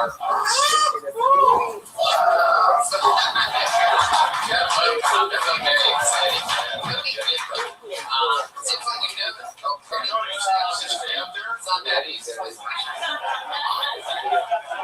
Step up to the mic. This is where we talk to each other. Be a professional. How's it going, buddy? How long have you been doing stand-up? Just probably about a year, maybe just over. Whose weed did you say first time? Oh, I was Oh, I like that. So like everybody would say. Seems like you know the show. You've been here before. Have you been on before? No, never been on. What do you normally talk about? Like you know Brody, you did the positive energy. That's one of Brody's slogans, by the way. Right. It was a nice gesture. I like that. That's a good move. That's a professional move. You look like the comedian. You're dressed. Are you from the East Coast originally? No. Okay, on the way to the East Coast. Okay. The mic technique, I like it. I mean, it's different. You know, you have to come up. I would say not that you did this, but just make sure you're not. I'm not big into the guys who do that. It can work. You can do whatever you want, but for me, you know, it's good with the mic so you can see my mouth. So I mean, you're doing that. I think it's just be aware of that. But I mean, you got a good style. You just keep doing it over years. You know. Yeah. How can you do it? I mean, you started a year ago. I started a year ago. I usually go up when I have a set. I'll go up. So we're saying what? How many times a week or a month? Oh, we'll say at least I try to be up once a week. I mean, I'll go spin it like whatever I can say. So you do it? Are you a hip hop guy? Yeah. You like hip hop? Okay. I can tell. I see it. You got that herb. That's what I said New York. And What part of the Midwest are you from? Oh, and you've lived in LA for a year? What do you do? You have to talk. What's that? not audio, video. No, yeah. I think you just keep doing that. It's my advice. Yeah, you don't get so many material. You got to know it. You get to learn. You get to learn that if you start a conversation with a patriot, it really doesn't end that in your 60 seconds. So, you know, we'll hopefully keep signing up, and hopefully we'll see you again, and we'll get to maybe talk about what you're doing up there. Cody Gidley.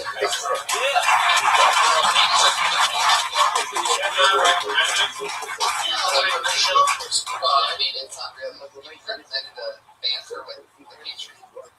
Yeah, because you have 60 seconds. Well, he got in trouble because he's talking about the Iron Man. He missed Oh, stumbled out of the road. Yeah. Okay, I get it now. I get it. All right. Get me fucked up. Yeah, when he had to grab him on his own thing, that's when. All right, here, let's go with our Trenton Willie, everybody.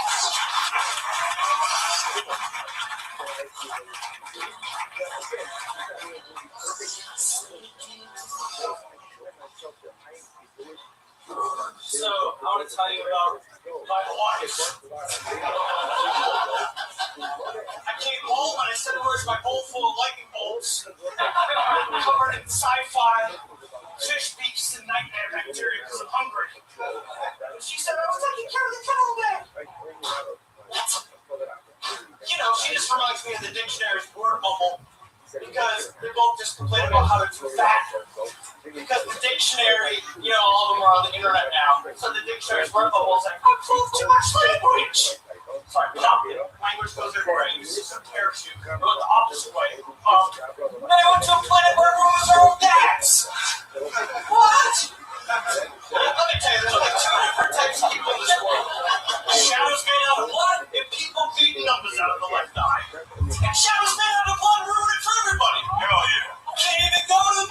Shadow's being out of blood, fiction right out of the screen. You know, I'm gonna make Shadow blood fiction poop. Fuck yeah, sure, really.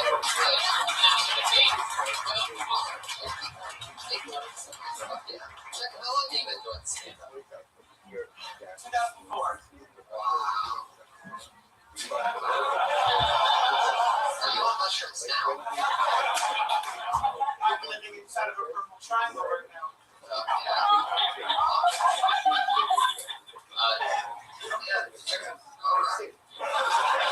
It's fun. It seemed like you walk a very fine line now from people going like, what the fuck is this guy talking about? To bringing them back by being a little silly. So that must be dangerous. If that's your material normally, that must be a very dangerous line to walk. And I was thinking about it while you were doing that. It almost seems like, you came out of the gates with, I want to talk about it, like, it's so funny and goofy, and then you said you wanted to talk about wife or like bowl of wizard or whatever, and you had me. I felt like when you start getting into longer things, and it's like, waiting, I know it's just 60 seconds, you're just reading and stuff out. Like, how much time do you ever do?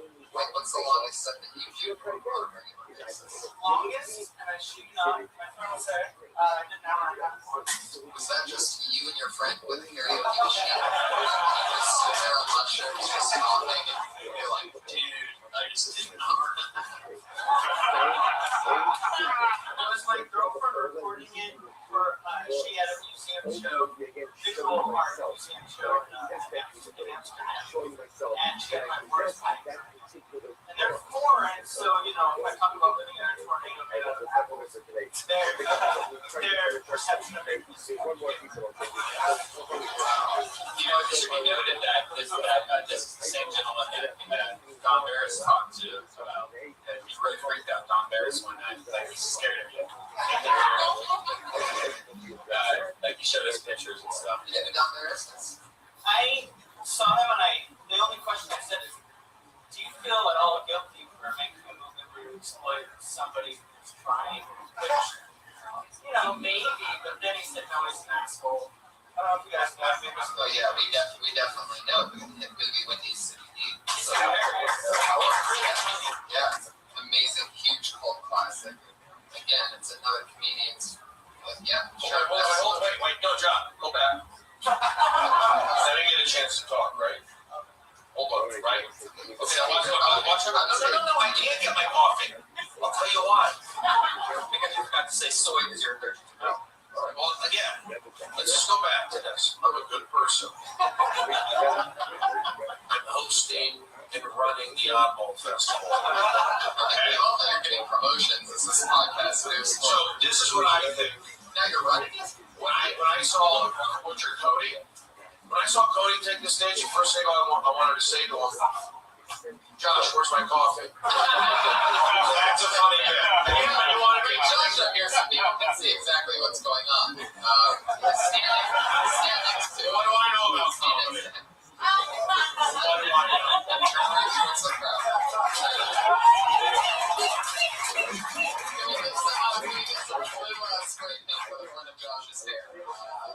So guys, didn't that kind of make that happen? Even though I was cold beginning before. Now, what's your name? Trenton. I like what you did. You got a style. I have the similar pair of shoes. They're comfortable. You took the mic, did your stuff. I can't go into material. I understand how that works necessarily. But your demeanor, your look, your confidence, it's all good. So just keep doing it. Talk to Tony. These guys like that are, I guess, writing more jokes with the character. I mean, you should be booking commercials. I don't know if you already are. I mean, I see you doing commercials. I'm looking at it. I look at you when the guys come up here, the overall thing. So, confidence, you seem to have it. Look, you have it. Look at the commercials as well. You can do both. Yeah, sure. There you go. I was in a hangover, so we know. Yeah, you should definitely try to get a commercial. Yeah, he's got a good look. So you got to do to work in this town. It's true. People with faces like mine don't get beer selling commercials.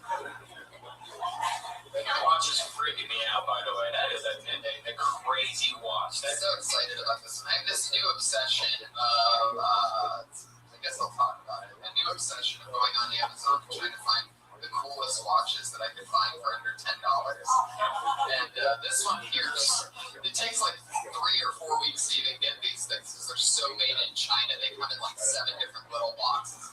It takes like an hour to open it. And then you end up with this watch right here that has the time. The Chinese time, which I'll never use, on that bottom left dial. Bottom right is a compass, and top left is a thermometer.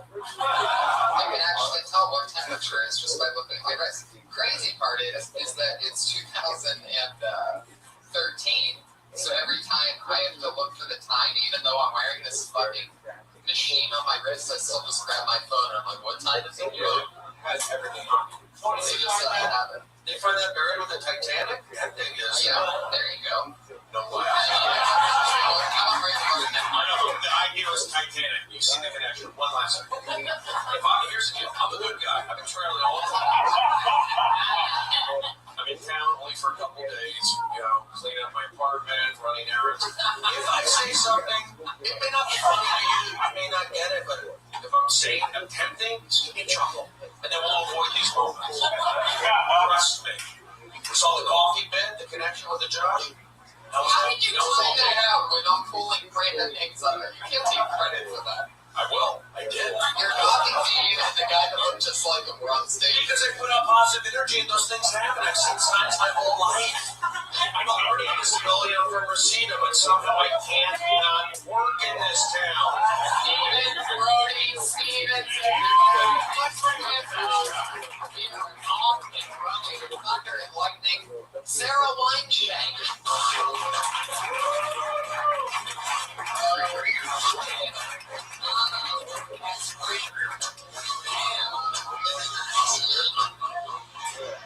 What's up, everyone?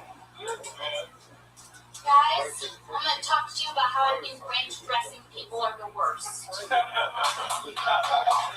got to let everyone know that they're a ranch dressing person. Excuse me, waiter, I ordered pizza. Can I get some ranch? Waiter, I ordered fries. Can I get some ranch? Nuggets, I'm gonna get ranch. Jack in the Box drive-thru, extra ranch.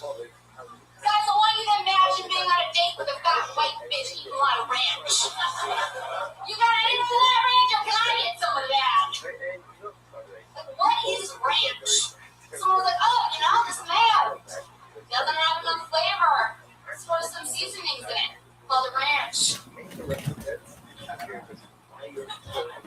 Ketchup. People like ketchup. There was the weird, picky little kid eaters. I don't want anything on my cheeseburger, just cheese in the bun, like the beef. No, and a little bit of ketchup, okay?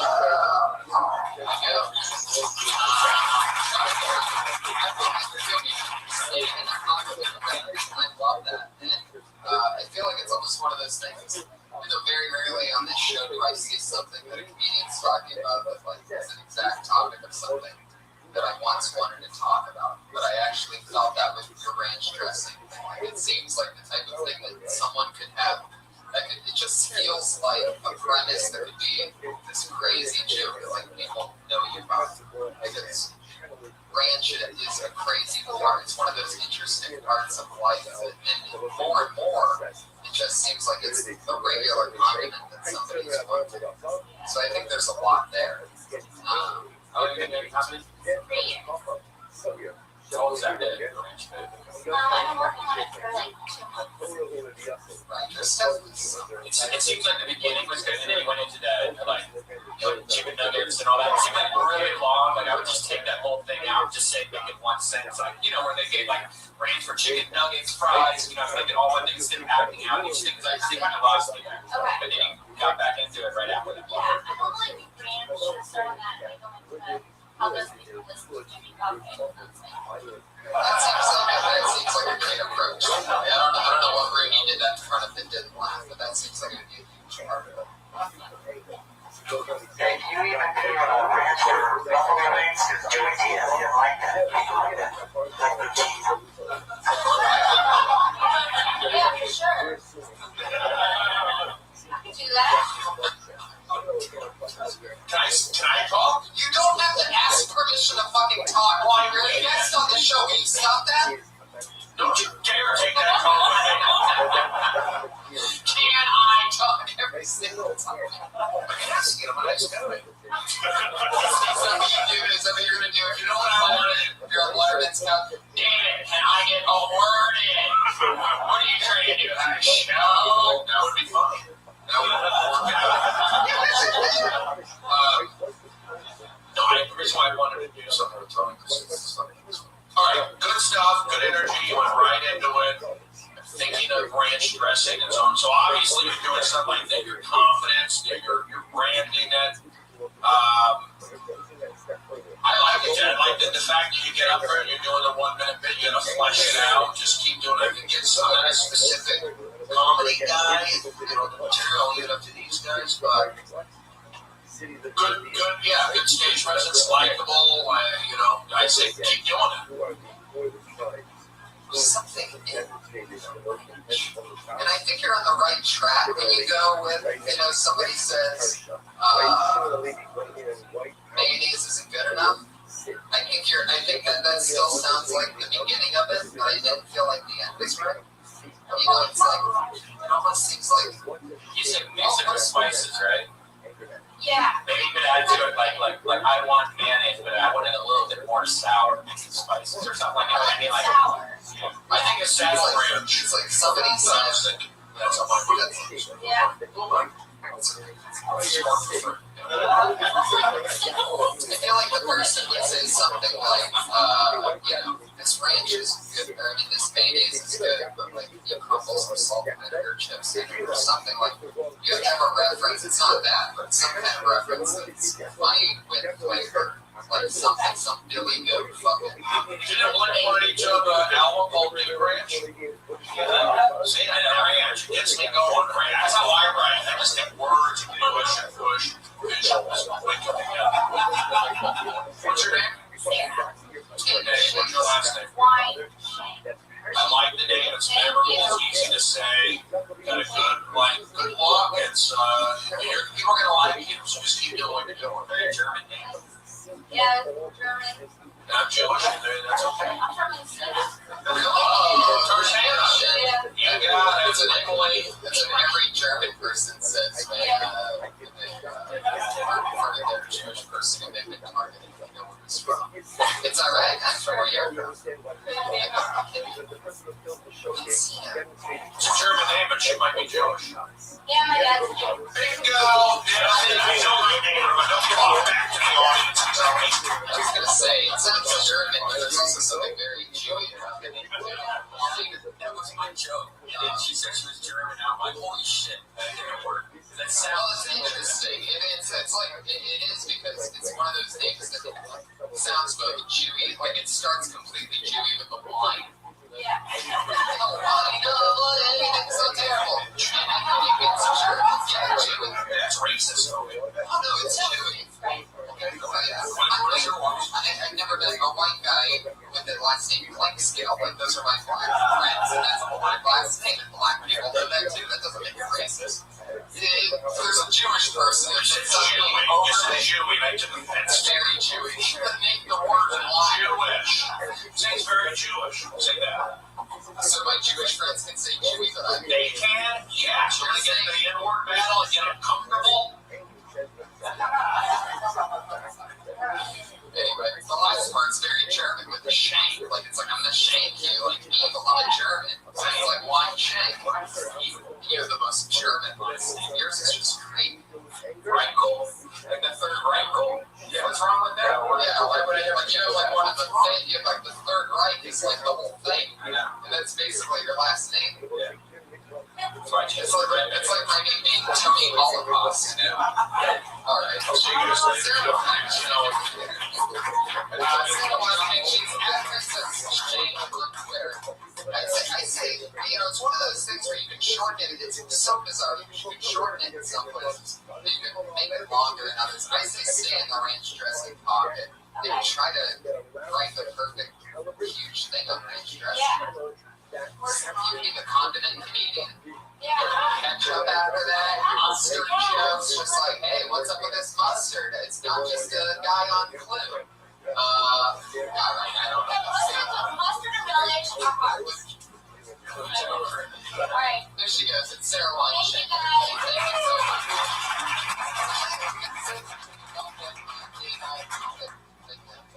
It's part of the signage. It says ranch dressing and Jimmy Buffett.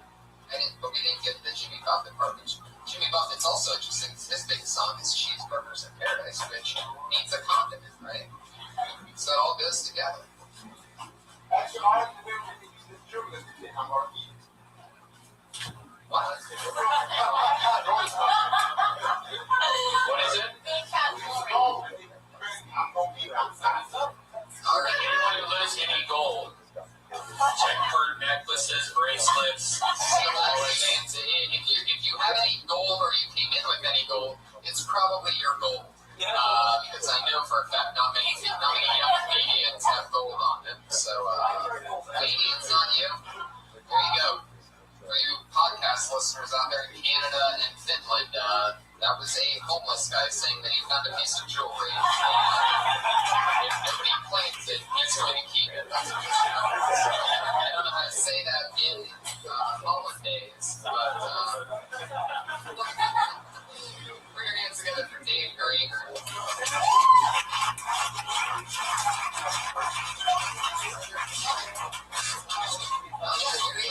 Keep over Dave Granger here. So I have diabetes. I know what you're thinking. Diabetes didn't make me black. I just like Filipino woman. I tell people that have diabetes, and these my dude, they feel like you start listing off foods that I can't eat. I gotta know to put in my fucking body. Like, oh, you got diabetes? Hey, this sucks, man. So you can't eat anything. You can't eat carbs. You can't eat lollipops. You can't eat bacon. I don't know why I can eat bacon, man. I think I just thought, like, why the fuck did they do that? Do you listen to blind people? I think we blind to this shit. Hey, man, this sucks, man. So you can't see anything, man. You can't see colors. You can't see rainbows. You can't see bacon. I don't know if you see bacon. So annoying. I think that's it. I have another joke, but I'll let you share. So.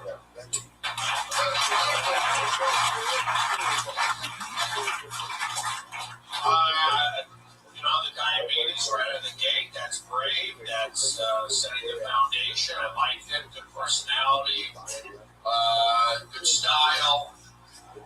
Diabetes, it's like, it's educational too, We're learning all about diabetes. That's another thing, like, I said it's a black my sister has diabetes. She's my cat looks like it has diabetes. You have a blood cat? Yeah, it just has that. I just liked it because if you're willing to talk about it, you can also educate people on diabetes. Right, it definitely establishes. It's a great, it's a great way in. Anything that only certain people will talk about is awesome. And I love the approach that you have because it seems like so wrong to say to a blind person when you start listening to things that they can't see. Did it end in Rainbow? Was that the third one, or was it just two? Oh, Bacon was the third one, right? I actually switched to list random. I don't know why. What I was going to do was list the foods the second time as foods you can't see, as opposed to the measurement. Right, that's what I was just thinking. Have you tried it that way before? I've never tried it. I was given a note by the student. It was like, you should do food. The second time was when blind people can't see until like sunsets. And you could also leave that be the third one on the food one. It could be the same foods. You can eat bread, you can eat pasta, or whatever the thing is. I don't know. Because luckily I don't have diabetes. It's really good. So you coffee and a Crown and Coke. So I'm probably going to be asking you what I should be eating in about 2 weeks. When women have diabetes, they like non-stop use infections. Like their pussies are pretty much ugly. I always wonder what the gross shit I can find out. I didn't really experience it.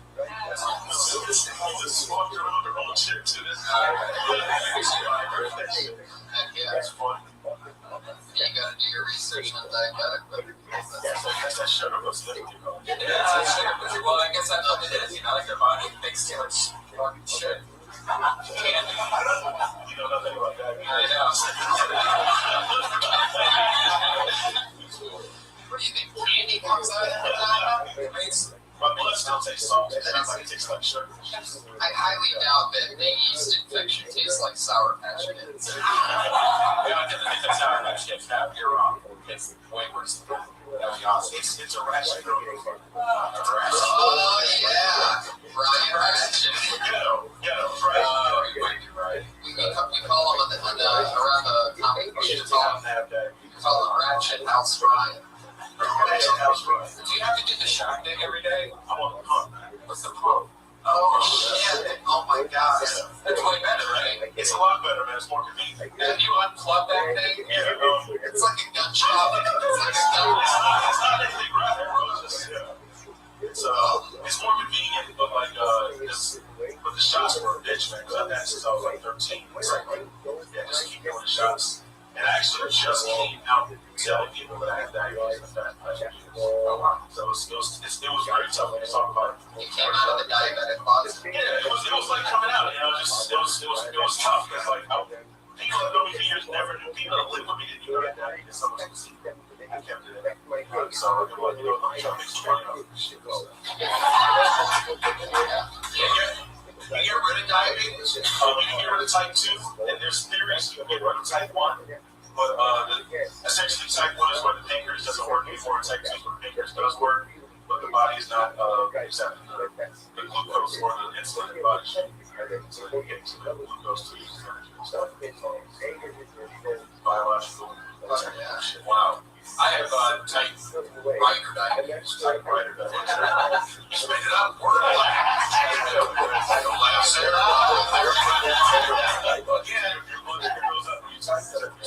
No, my sister has the same package. She has one on a similar one. Took her backstage to the Oddball Comedy Festival. Never accidentally, had something sweet going. You ever just like blank out? Like, how long have you known this? I found out when I was 12. I was diagnosed at 13. Officially. Right when people love candy the most. Well, I've never been a candy person. What happened is, like, I was more like the breads and pasta side type of thing. And, like, I guess I've had a few scares. Like, I had to walk home. I had to walk home from work. It was like a 5-mile trek, like 4 o'clock in the morning. And, like, I kept this thing on. And I almost passed out when I'm like walking home. And I'm like, I had almost in. I'm like, holy shit. And luckily it was a 7-Eleven. And in my head, I'm like, I hope that 7-Eleven is not a mirage. I hope it's real. I hope it's real. I mean, it's like scary shit. And it's like, the scary thing about having a low blood sugar is that it's really close to death. And as many as you never get used to getting close to death, as many low blood sugars I've had. It's like they're almost makes you feel, oh shit. It's like continuing. So you passed out. I've never passed out. I'm lucked out without passing out. And like, because I mean, like I wake up in the morning, like sometimes I wake up in the middle of the night, like sweating cold. I'm already to get some sugar, so it's like I'm lucked out. That's really weird.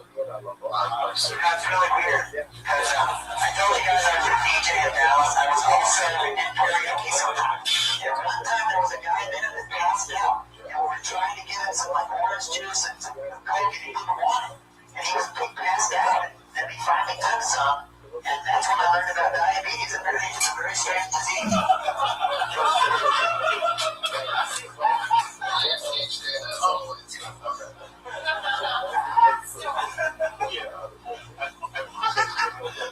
want to actually do an impersonation. I wanted to do one because I saw him there. Oh, the Iron Age there? No, it's a lot. You want to hear it?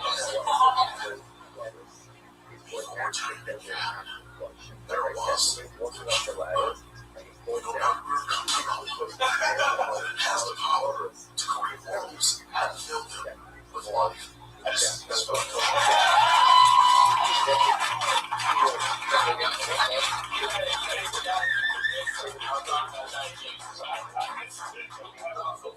That's awesome.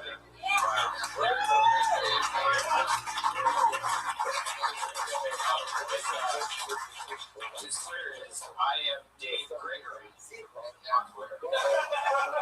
I am Dave Gregory. Would you like a diabetic Dave? Is that what you want? Tell the good. Tell me you do. Good stuff. All right. Let's keep it. Push.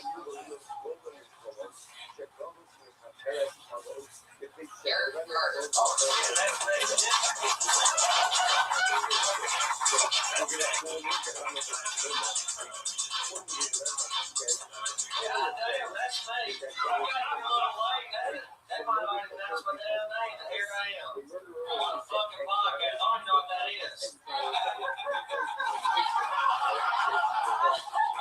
got to do an act. I thought you were going to ask you questions. I'm on the press conference. How are you tonight? Hell yeah. I just came out here from Mississippi. I had a best fight in pelvic thrust, dude. I just been on late. I had a best fight in pelvic thrust in Louisiana, Texas, New Mexico, and Arizona. Here in Southern California now. But being a Southern man, I'm also a family man. I love my daddy, I love my mama, I love my brother, and I love my sister. I love my sister until the bitch broke up with me. I am also a Southern stud as well. Fucked every girl in my family tree.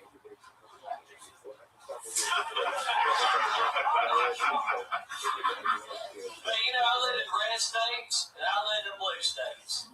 And I want to educate you on this. All right. How long?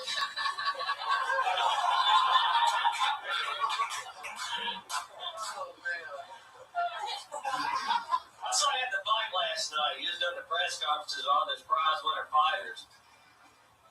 How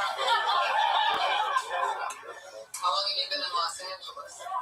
Well, I'm actually at Dana Point, but I've been in California for 2 months. I'm here. Yeah. Oh, yeah. I like your style, man. Your cadence is very blue-collar comedy. Thank you. Are you wearing pajama pants or are those hospital? No, of all things, there's some German lady in Hermosa Beach who she owns one of those New Age mystical clothing stores. And I wear the good coat pants when I go to Miami. Coat pants? Yeah, we go on the ship and do some lines. I think Miami nice. Yeah. I don't know about this. Because I got death jeans, but I left those at home. Tony Texter, what's your name again? Eric Carter. Eric, yeah, you speak well, you got a likable energy. I would say you don't have to be so, I'm not into the hard edge stuff, it doesn't match you. That's my opinion, you're like a likable guy. Southern, you can play it. I'm not telling you how to do your act, but I can see it. There's so many different ways to go. Meaning, like, you did the Southern Maryland in San Diego. I don't want to get into that, but I'm looking at the positives, meaning you speak well, you have confidence, a little bit of a character there, so there's something, but, I'm just not into the harsh. You're gonna go further up front, I think, without doing the cocaine stuff. You can, but make sure it's right on, and there's smart cocaine jokes, and then, the stuff with the sister that's been done before. Right, yeah, I definitely lose that. Did you do comedy in Mississippi? No, I never done comedy till tonight. You know what, is this your first time, or did you go down?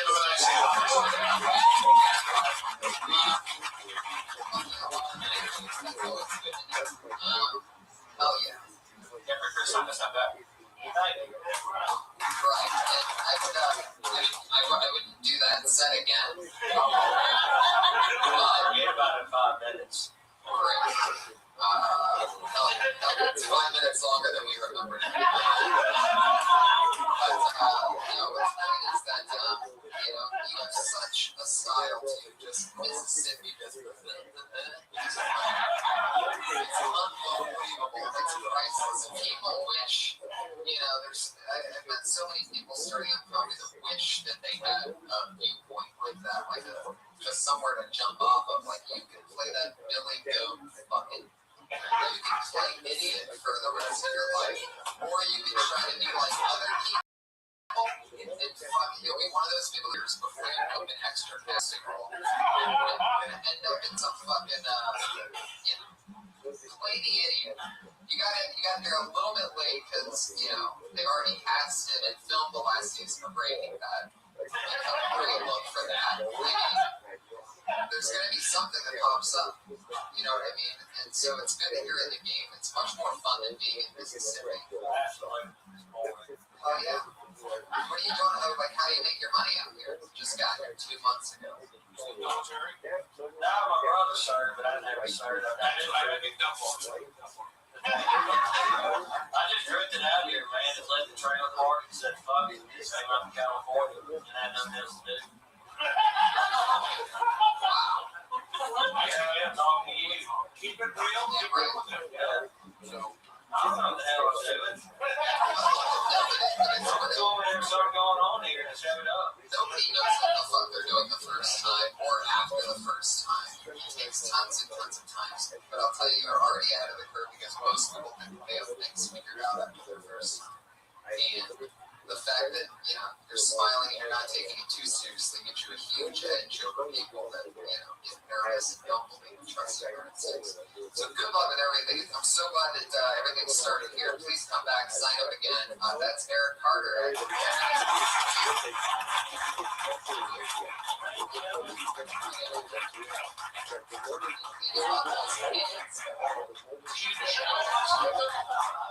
Good showers here. What do you think? Evans and Dana. We left the mobile home. Well, I left the mobile home. Some ladies let me live with their data point. How's your water pressure? Oh, it's good. A lot better than the outhouse back home. Oh my God. That's all the shit you gotta be talking about. Mobile home, outhouse. Have you heard of that? Have you heard of Wi-Fi? You know what that is? That's the voice of Lawrence.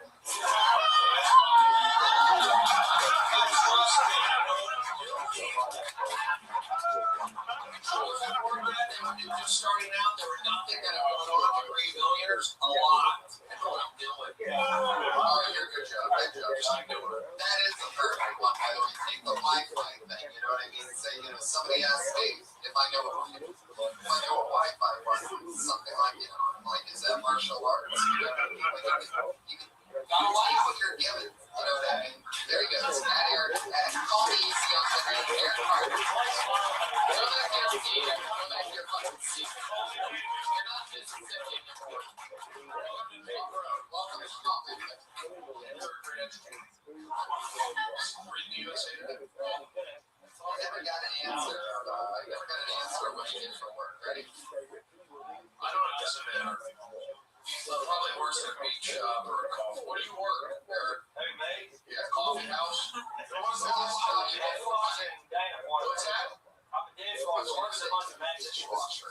Holy shit. At what norms? At what norms? I don't know what that means.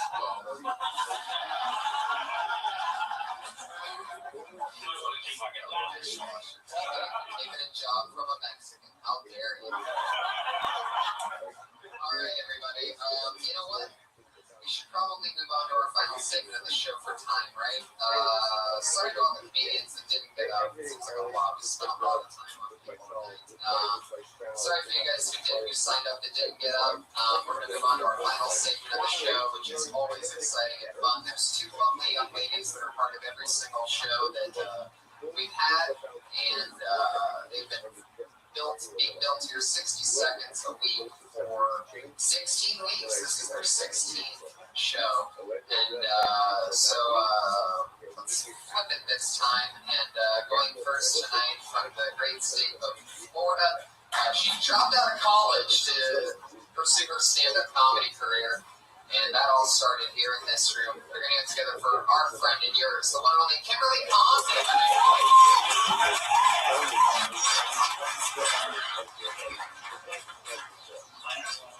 So, I recently started dating someone new, and I'm really excited about it. I think that the best part of having a new boyfriend is pretending that I'm sane. In the beginning, I'm like, oh, you got blacked out last night? That's so funny. No, yeah, your friend Kate is so cute. I want to go down on you. But realistically, like 2 months later, phone rings, he hits decline, and I'm like, who's mom? I bet it's your little friend Kate, Mom. Because you drink so much. Is it because I gotta go down on you?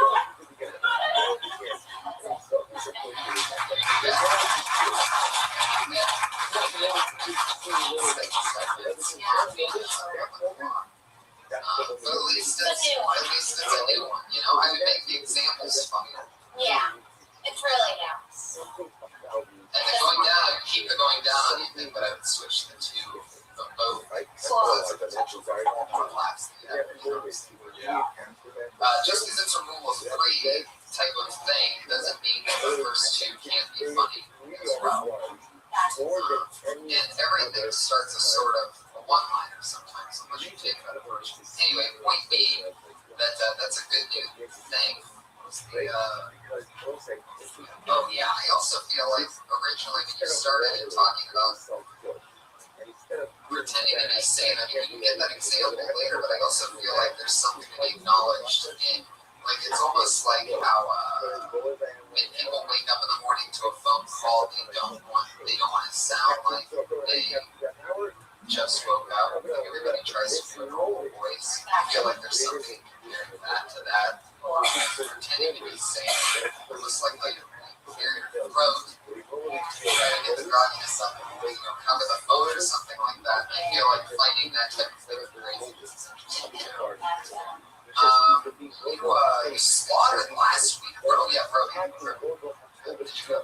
I didn't. I liked it. I mean, I don't know what the whole process is exactly. So anyway, you can remove the stop that right now. Just looking at the big picture. All right.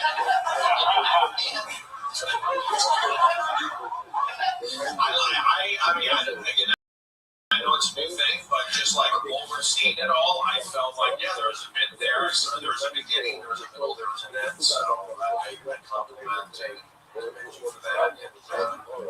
And, keep listening to Tony on that. And,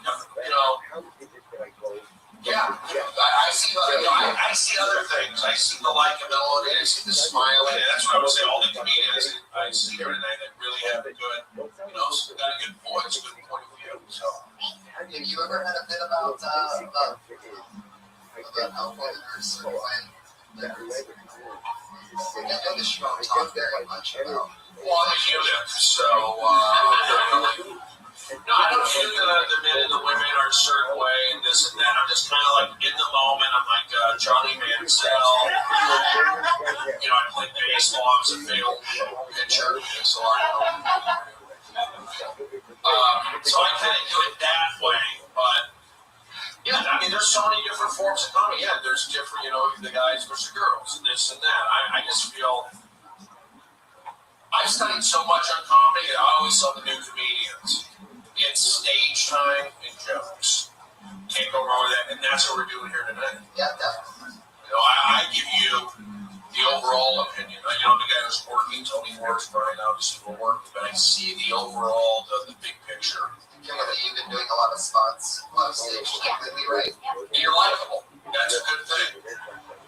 And then said all your bits have you playing a character. Is that like every time you're always just like you're acting stuff out? Yeah. Have you ever tried to do bits that aren't? No, just trust me. No, it could be part of it. It could also be part of your natural thing. Yeah. I think that's just like when I sit down, I take that. You become whatever it's in your show, which is perfectly fine. That's just part of everything. We're just making sure that you're aware of it. You have to know that to be committed to it for the long term. You don't want to be one-dimensional. It's not that it is one-dimensional, but you don't want to develop a comedy voice that you don't want to be doing for an hour a night down the road. So you talk about going down. How does that start? I can start like basically trying to say how girls try to act like the whole beginning. Like, yeah, no, I don't care. Yeah, just that girl, she's really nice fit. And then after a few months, you're like, oh, okay. Like how she. Yeah, sure. I'm sure that you guys all do. Yeah, we all do it. I really dig it. I wouldn't try to make it easy. I would use examples that you actually know about. You know what I'm saying? Like, it almost seems like you're playing to these things. And that part's sort of been done. But if you can dig in and make it, you're 22, right? Yeah. If you give a 22-year-old's version of, and you're actually in the game, right? You're a 22-year-old. There's millionaires around calling you can probably just con over at any given point. you know, guys that have their own television shows coming out. This is the first.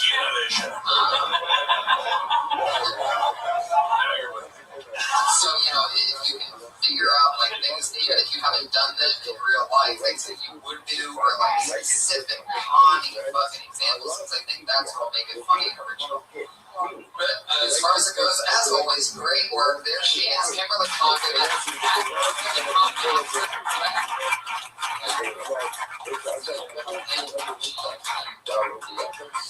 Adorable. She really is. And as always, our other lovely lady we've been constructed here. Always interesting to see what she's coming up with each week. Here she is, Sarah Mostajaki.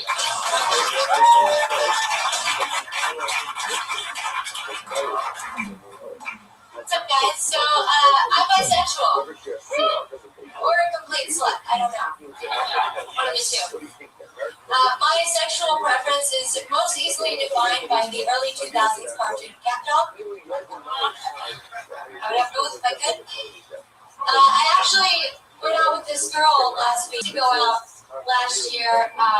We broke up because this guy came in the picture and gave her a bunch of things that I could got in the house, a Porsche, a day. And we went out, and what sucks is that I've been on both sides of the street, you know, and so I've done the tricks, I've been the trick. And we were walking around, and everything's great, and we're like holding hands, we're kissing, and it's so going so good, and then I get the, I'm so glad you're here for me, speech. I'm like, well, I know who's not getting any pussy tonight, alright. But immediately she follows that up with, hey, let's go to the strip club. And I said, I love you. First started with the bear and then went to the cat. I immediately get that bear going. Okay.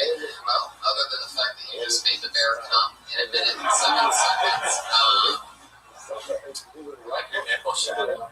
Yeah, that's something you gotta look out for, man. We have this repeating problem with you.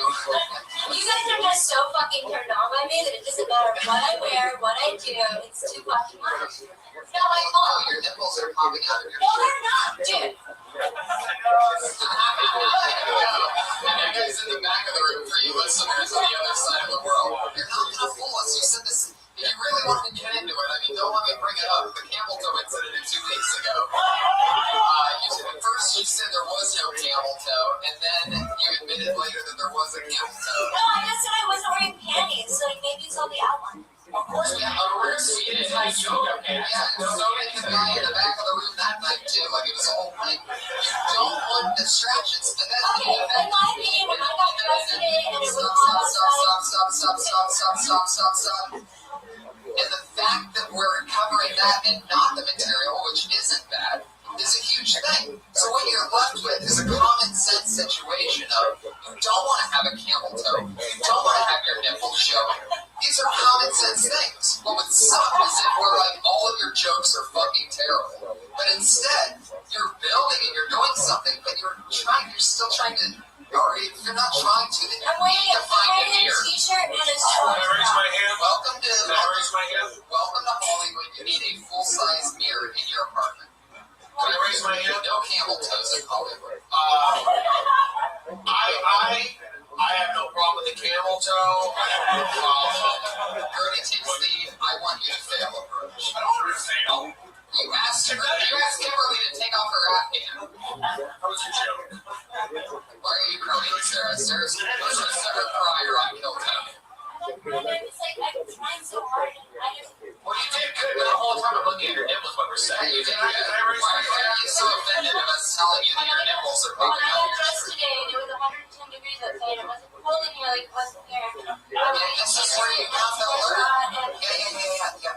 Glove. This is where you come to learn. Your nipples can't be out when you're I don't mind them. I see a lot of comedy. I'm okay with it. You're getting terrible advice. I don't think if you got you serious Chris nipples never show. Chelsea Gray, your nipples never show. Definitely not. I'm gonna You guys are fucking distracted by my nipples. People still laughed at what I But they would laugh harder if your nipples aren't showing. Do you really think you're right I about think they would laugh harder if the jokes were when they get better and your nipples are showing. That's funnier. It's actually not grooming. I think it is. Extreme pent-up sexual tension. Well, the audience applauded me. The first time this audience applauded me, Tony. If you have, I'm saying like, look, ideally speaking, yes. Brody's singing his stance on a joke, by the way, for you clappers out there. Actually, he's saying that the more naked the female comedian, the better that it is. I think it's funny if you've got a good joke and you're a good comedian and you're up there with a camel toe. I think it's funny. It's a layer. You don't think it's a distraction. Meanwhile, you tell the guy that's wearing a Kenny Powers shirt that that's a distraction. You're looking at a message, you're reading something. The nipple is like, Oh, you're reading a camel toe. You should have seen these pants from 2000. okay, I'm just giving you my opinion. That's what it's all about. We don't agree on everything. I don't mind it. Why the tears, Sarah Mostajabi? You're being built in a war zone No, for I know. 16 weeks. I take it up the ass for you guys every week. I did it, but No, you really don't, first of all. Second of all, if you do, it's because it's unacceptable. And we want you to be good. It doesn't end up working for us if we end up, hey, look what we're building every you guys week here. keep distracting me about my fucking jokes. Like I don't like. You're just talking Talking about that asshole. You always do this. You're always fucking talking about jokes. Like God, I didn't tell me about my jokes. Like why do you tell me my jokes? I don't talk to you outside, first of all. That's your honest job. No, you come up to me. Second of all, this isn't. Stop talking. Sarah, stop talking. Let's hear the joke. We already heard the jokes. No, we want to hear about that. Seriously. What you two hecklers don't realize, you two uneducated hecklers. Let's think about who saw nipples, who heard jokes. I saw nipples. I heard There you jokes. go. These are people in the back of the room. Like, are you friends with Sarah? Do you know her? No, I'm saying like really. Honestly, the whole never have ever been. I was looking at her nipples. Why is your nipples? The reason why it's not good for a female comedian's nipples to be shown is because it is a distraction to the overall stand-up comedy. Whether it is to you or not, it doesn't matter. Her jokes and her persona and her point of view. If those are getting strong, if those are getting chuckles, then it would kill if her nipples were Watermelon up the bits. It's going to be a harder road. Watermelon, you want to be yourself. I said the bits are good. Well, then I don't have to write tags every week for you. I don't think you understand what the show is. It's us helping you get better at the overall thing. It's not about just jokes. And if you and Kimberly, it's an entire thing. The fact that she smiles and is likable and doesn't have nipples showing wouldn't be part of something that we cover with her. I don't know how the nipples and the camel toe keep us to jokes. This is all for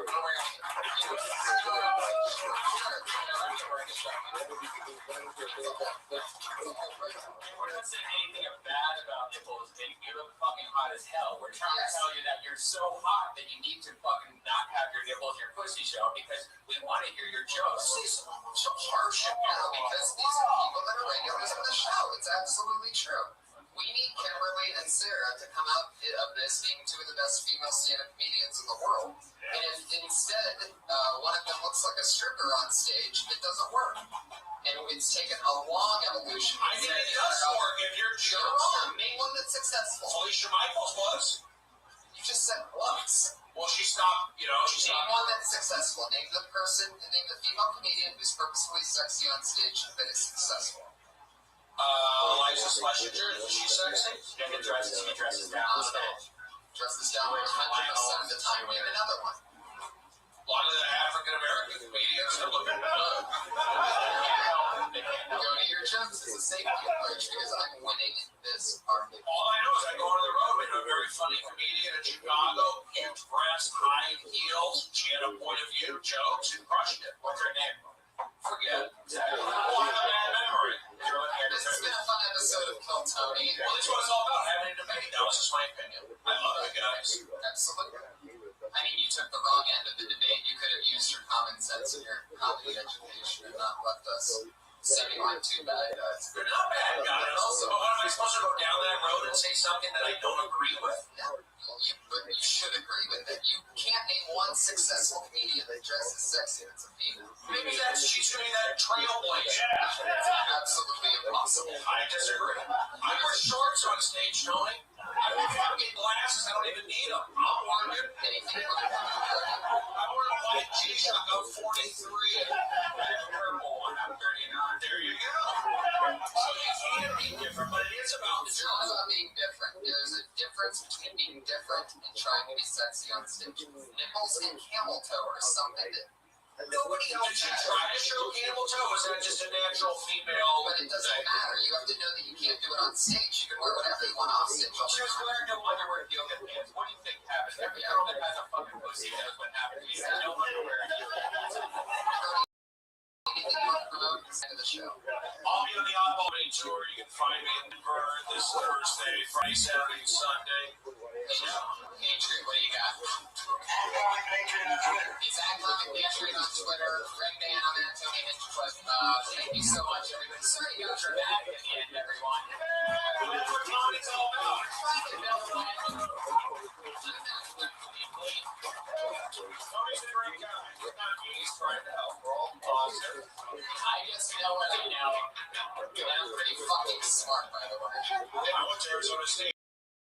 2.5 GPA. Graduated. It's a scientific fact that I'm right 99.8% of the time. Thank you, everybody. Good night. Dynamics good. So what I'm saying, that's not true. That's not true. Have I changed? Have I been impacted? Absolutely. Have I been irreversibly or irrevocably altered? No. No. And of course the proof to that is tshuva. That's the proof. And he says the fact that tshuva is possible indicates that sin has not.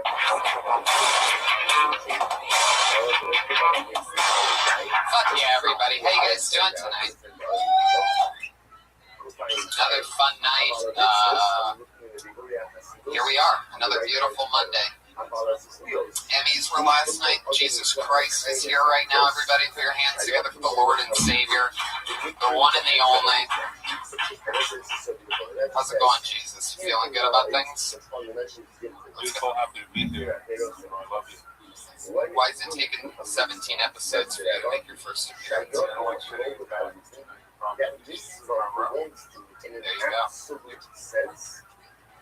do you guys feel? Welcome, new audience members. How do you guys feel to be next to Jesus Christ, the Lord and Savior? There you go. It's all happening. Welcome, Jesus. As always, we're here with the one and only, the loveliest of lovely co-hosts, head of security, the one and only Iron Patriot. Everybody is here. And he's in the flesh. That's enough. That's right. You got a new friend. Yeah, I couldn't help but to notice that you have a blow-up doll in your hand, Patriot. What's going on? Have you met my new girlfriend, Tony? No. She's very nice to me. She doesn't talk a lot. Lets me do it all I want. I got her at the Glendale Gallery in Ball. You've been there in a while, and they really did some good remodeling there, Tony. Wait, are you talking about the Glendale Mall, or are you talking about the Americana across the street? Because actually, the Glendale Mall is one of the most saddest things I've ever been into my whole entire life, because there are a lot still. Especially if you look at the Apple Store, because there's an Apple Store in the Glendale Mall, there's one right across the street that's a billion times better. So no one goes to that Apple Store, and it's really sad. Yeah, I saw that. It's huge, but they got this thing built like a third floor there and stuff. And I had to go up to it. They've got a lot of It's the Galleria, right? Yeah, it's big. Yeah, it's really big. That's where I rescued your dog from, is the Glendale Gallery, Really? second floor. Oh, the little twiglet. Yeah, they were going out of business, so they were all like, they had them all into one case. They were selling the cases of all the dogs. So there was like 17 dogs in this one case that was supposed to hold like a golden retriever. And it was just, like, I wish I took a photo of it. It looked like an aquarium of sad dogs. Poor little thing. I have the cutest dog. She came out of a big cardboard box. What? There's something else I want to tell you that happened to me this week, Tony. Yes. Remember I told you I was going to be an extra on the Jersey Boys? Sure, I remember that. You were wrong about something, because you said that they weren't going to let me get close to Clint Eastwood. But I did get close. I got a few feet from Clint Eastwood, and not only him, but Christopher Walken was standing right there. And I overheard a conversation. It was funny. because they were talking about that famous old cowbell skit that Christopher did on Saturday Night Live in 2000. Do you remember that? Yes. And it was just funny that they would be talking about that, and I was just like I was at a backyard barbecue, just standing right there with them. Yeah. How long did it take for security to get you away from them? Well, I didn't try to say anything. I just kind of soaked up what they were talking about. And we are in the cemetery scene, but you know, I've always. All right. Why are you holding a blow-up doll again? I just figured it out. He's a ventriloquist. No, listen. I've named my new girlfriend Maria, and I'm about to perform a song called Maria that I sent to Redman. Oh my God! So that's why I have my girlfriend in the Yeah, we sure did. I love how you guys always surprise me with this. This is great. All right, you want to do this? Yeah, let's do it. Let's do it. All right. Here's Iron Patriot with Maria. Turn it up.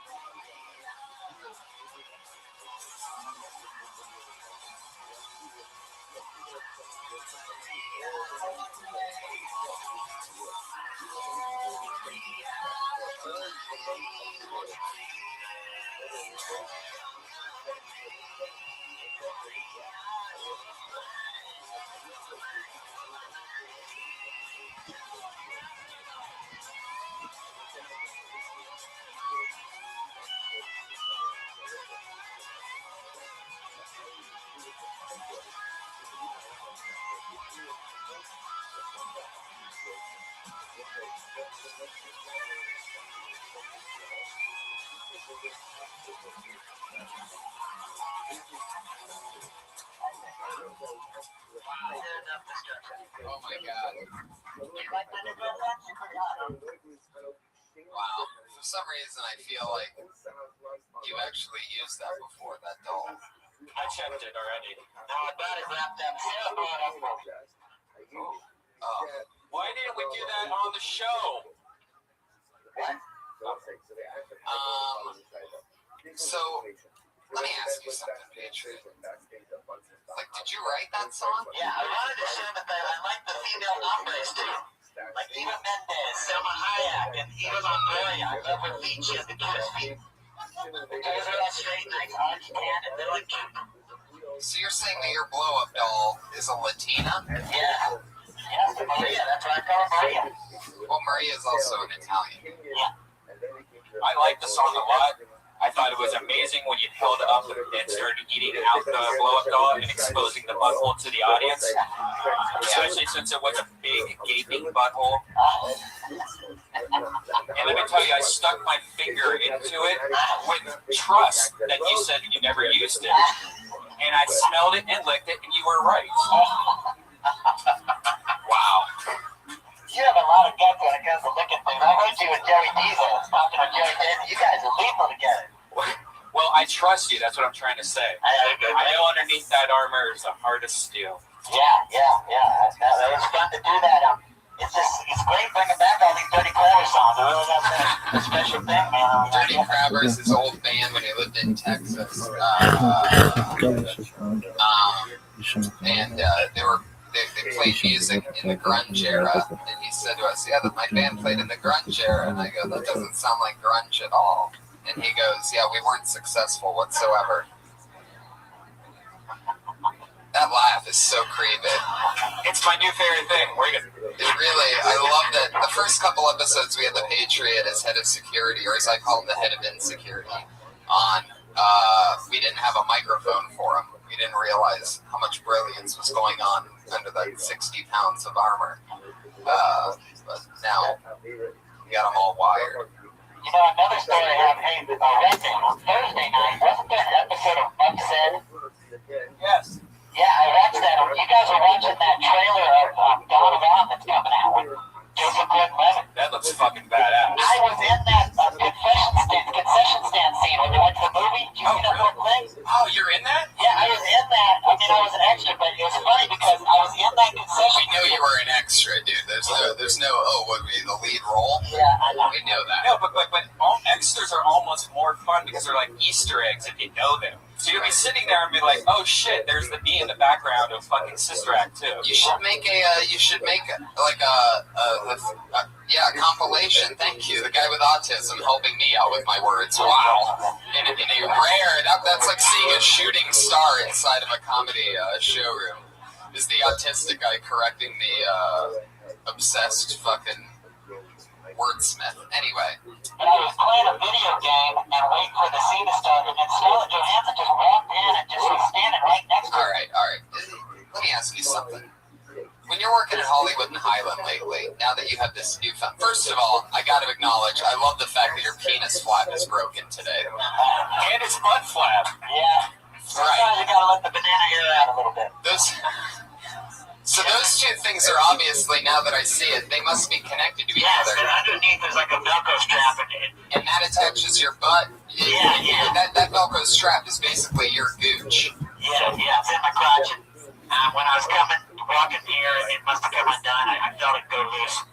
Did you have a pretty exciting weekend? Are you swollen right now? No, I don't know why. You know, there's just always something goes wrong with my costume. It's very challenging to wear. It's just always some kind of thing will go wrong. It's a miracle I've made it down here for like 16 weeks straight. It's incredible. I mean, without anything going wrong. Absolutely. I'm really looking forward to going on my first trip to the podcast festival on the road to take my costume in the car. Between your penis flap and your nervous left arm twitch, I can't keep my eyes off your costume. For those of you that don't know, a couple weeks ago, we also caught on to the fact that his left arm twitches every time he gets really excited about anything. Does it ever happen when you're writing? Does a letter from you have like a lot of like high stock market sticks? When I'm out of the costume, it doesn't happen. I mean, I used to do it a little when I was out of the costume, but now I got rid of it, then it came back when I started putting this costume on. I guess I don't know what the deal is, you know. When I start talking, I mean, I can keep it still, but I don't know, I just take my mind off it. Hatred, that's a great and long explanation. That doesn't make any sense, I know. I'm glad that you're here every episode, Patriot. Put your hands together for the Patriot, everybody. Comic Patriot on Twitter. I'm very excited about tonight's show. You guys know the format. Comedians each do, I'll talk about that after I bring up the guests. Your guests tonight, two of my very funniest best friends. It's like a flashback to what I call the class of 2007. I started in 07, and these two guys did as well. We've been road dogs together since the beginning. We've done gigs all over this shithole of a town and everywhere else. So I'm just going to bring him up. My first guest is the opener for rock and roll bands like Guster and Fun. He's the official tour opener for Curb Your Enthusiasm's Jeff Garland. But most importantly, he's one of my best friends. Put your hands together for Matt Edgar, everybody. Here he is. We started during the same week. And our other guest, a guy who in the LA comedy world is blatantly recognized as one of the funniest guys. We all say that he's going to be bigger than anyone we know and all of our friends. I absolutely think he's the future. Put your hands together for one of my funniest pals, Jamar Neighbors, everybody, is here. I am so excited for this episode because I've been trying to do this thing lately where I match friends' chemistries up and picture what two guys together can be most functional for a crazy formatted show like this. So I'm so excited to have you guys. Anything crazy happen lately, dude? How's the day going? How's this Monday?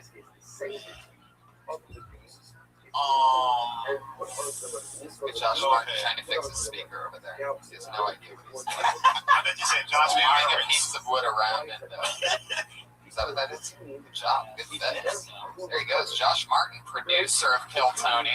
Silent assassin, which is good because he has a speech impediment.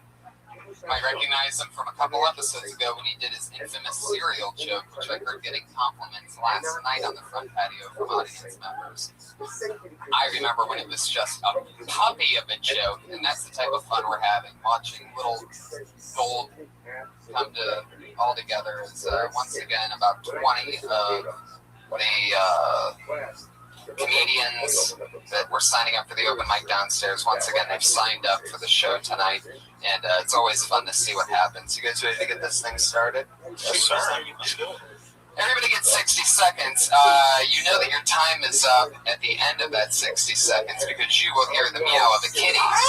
And you better get off soon because if you go over your time, that angry West Hollywood bear comes out. It used to be a few seconds. If you ran the light for a bit, the bear would come out. But I don't know, Red Band's getting pretty excited with it lately, and he loves just... See? That bear gets angry quick. So, what do you guys do? We get this thing started, huh? You ready for another crazy fucking... Are you drinking red wine over there? What are you doing? You're so classy. The plastic cup. All right, everyone. Put your hands together for your first comedian tonight, and we sit down the mics and when they're performing. Anyway, put your hands together for Ziggy Cled, everybody. Ziggy. Ziggy. Whoa, if you don't show up, that means you never get to do the show again, and you get blacklisted.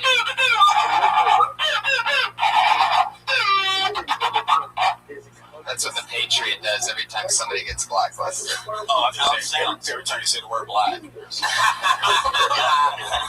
Well, we have figured out that since he's from Texas and he's very goofy, he has a bit of natural accidental racism that is an ongoing thing with him. Sometimes you'll just notice him say things that are like, what's that song about the girl named LaQuisha? Latitra, Jacob and Latitra, two monkeys. What the fuck? In the jungle. You see what I'm talking about? Accidental racism. He doesn't have anything. Hey, Tony, I wasn't able to prepare for these guys because you didn't put a tweet on with. Did you do that on purpose so I couldn't prepare? Yes. What do you know about these two I don't guys? know anything because usually it puts a tweet where I see the guests are going to be on, but it was strange today. I kept checking. Well, after the intros that I gave them, do you have any questions for them? That would be, where are you guys going? Why is Aaron picture doing proper? How do you know Tony? How do you know him? We've all been doing comedy together for years. Good. I'm glad I want to find out about you guys. It's good to have you on the show. Thanks for coming. Thanks for having me. I appreciate it. I'm afraid to tell them I'm from Compton. Oh, really? They'll start smoking. They'll play it. They'll function. I love that. I love the bit of feedback that happens from all the tubes and shit that are inside of his suit. Yeah. He has to take the bus here because he can't sit down in that outfit. So when he puts that thing on, he's standing for basically 4 or 5 hours at a time. Yeah. Do you ever get recognized at Hollywood and Highland when you're hanging out there with I the do. others? I've had some people coming up to me lately saying, "Are you the guy from Kill Tony?" It's been great. That's awesome. It's really, and I know Hollywood Jesus. I've known him for like 5 years or something. I met you.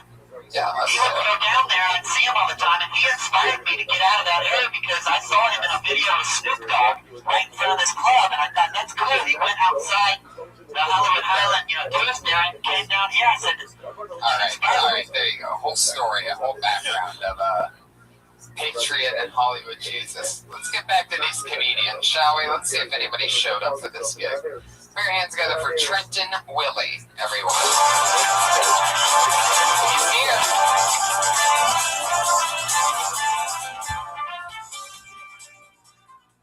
Wait. Whoa. All right, so I was coming from Chicago to Colorado one time with a group of friends, and I stopped at this this restaurant in Iowa. It was a Christian-themed restaurant called the Garden of Eden, and the motto was, "You can have it Yahweh." He knows what I'm talking about, right? I sat. So all the exercise at Exodus. I sat in the New Testament, and I was eating a little bit of crust pizza. Then my friend just started bleeding out of the mouth. There was blood and blood and blood and blood. We're all waist deep in blood because he was choking on the nails inside of his croissant. And then I said to the waitress, "I want to speak to your manger." I said, "I can't. I would if I was able, but I don't want to lose my job." Then it turned out the restaurant didn't even exist. Wow. 60 seconds on fucking, he's got 60 seconds on church puns. Different than last time. Yeah. Hey, I'm a fan of the pun. A lot of people try to hate on it. I'm a big backer of it. It's very religious. I get the feeling it may have been covered in the past 2013 years that those characters have been out there. I bet somebody's, rhymed Job or whatever, but it is interesting. It's fun that you stay in the pocket on something like that. Did you? How'd your hair get that color? Yeah, I was gonna ask. How your shorts get that color? But I was hanging out on the bobsled, and I saw the hippie moon with the silent E in Venice. And then it just happened. And then they haven't been washed since. Yeah. This is my, the what do they call that stuff? Moss or dirt? Bacteria? It's coming out of my crotch. Brown sperm. Do you shower a lot? Mold. You into showers? I haven't done one of those since I was a wee little. Don't do it. Oh, really? Why not? I'm very angry. Why don't you shower? Well, my dad used to shoot a lot of moose. That's a good reason. Shoot a lot of moose? Yeah, I grew up in Maine. Oh, wow. So is that a Maine thing? White people are a Maine thing. This guy's not. You sound like an Iron Patriot all of a sudden. Let's talk about those shorts some more. Yeah. How long have you had those? I think ever since they came out of God's third eye cream. Oh, you're a wild one. Yeah. Someone's riffing. I get the feeling that you've done mushrooms so much that, like, it's just become part of your... I got the feeling he's on mushrooms. You're just on the eternal I got trail. a feeling his Drugs head are is illegal. mushrooms. Drugs are illegal. Bad. Cops say no. I love cops. All cops. But tell me, I love what he's doing right now. That's just what he always, that's what you got to repeat to yourself. but they start off with swimming trunks, though, right? Yeah. There were swimming trunks. When's the last time you went swimming in them? I swim. This is not me being a dumb cunt. I swim like almost every day. I swim. Wow. I love swimming. I love the water. That's your shower. I can tell by the swim shoes. Look at that. I used to have those. Speaking of this guy, those barefoot shoes. Oh my god, they're haunting me. They're superior to other shoes. Superior. He went there. Yep. Those defined toes, I just can't get into that. I can't. It's you know what it is? It's like a Birkenstock. It's like that's what it reminds me of. I don't think toes need sleeves. You ever pick up stuff with them? Like the mitten to the glove, that was a huge adjustment. We needed fingers. But going shoe to covering the independent toes, it's just... Why would you want to separate all your little piggies into cells either? Yeah, why are you putting your piggies in stalls, bro? We like our piggies free range. Yeah, farmer feet, bro. All right, well, Wait. How did Jesus feel about all these church puns? Yeah, exactly. I mean, it seems like the material was custom made for you. Yeah. You grew up in Manger? It was a main thing. I loved it. I've never heard so many in a row. I like that there was a story and like it was just puns that got through it. Yeah. Yeah. Wow, the power of Jesus Christ. He's got a kazoo on him at all times. I love the effort that it takes him to get that out of his pocket, throw through his robe. It's always like he hears something he doesn't like, and there's a couple, it's like about 10 seconds of him under the robe grabbing the horn. All for the... Is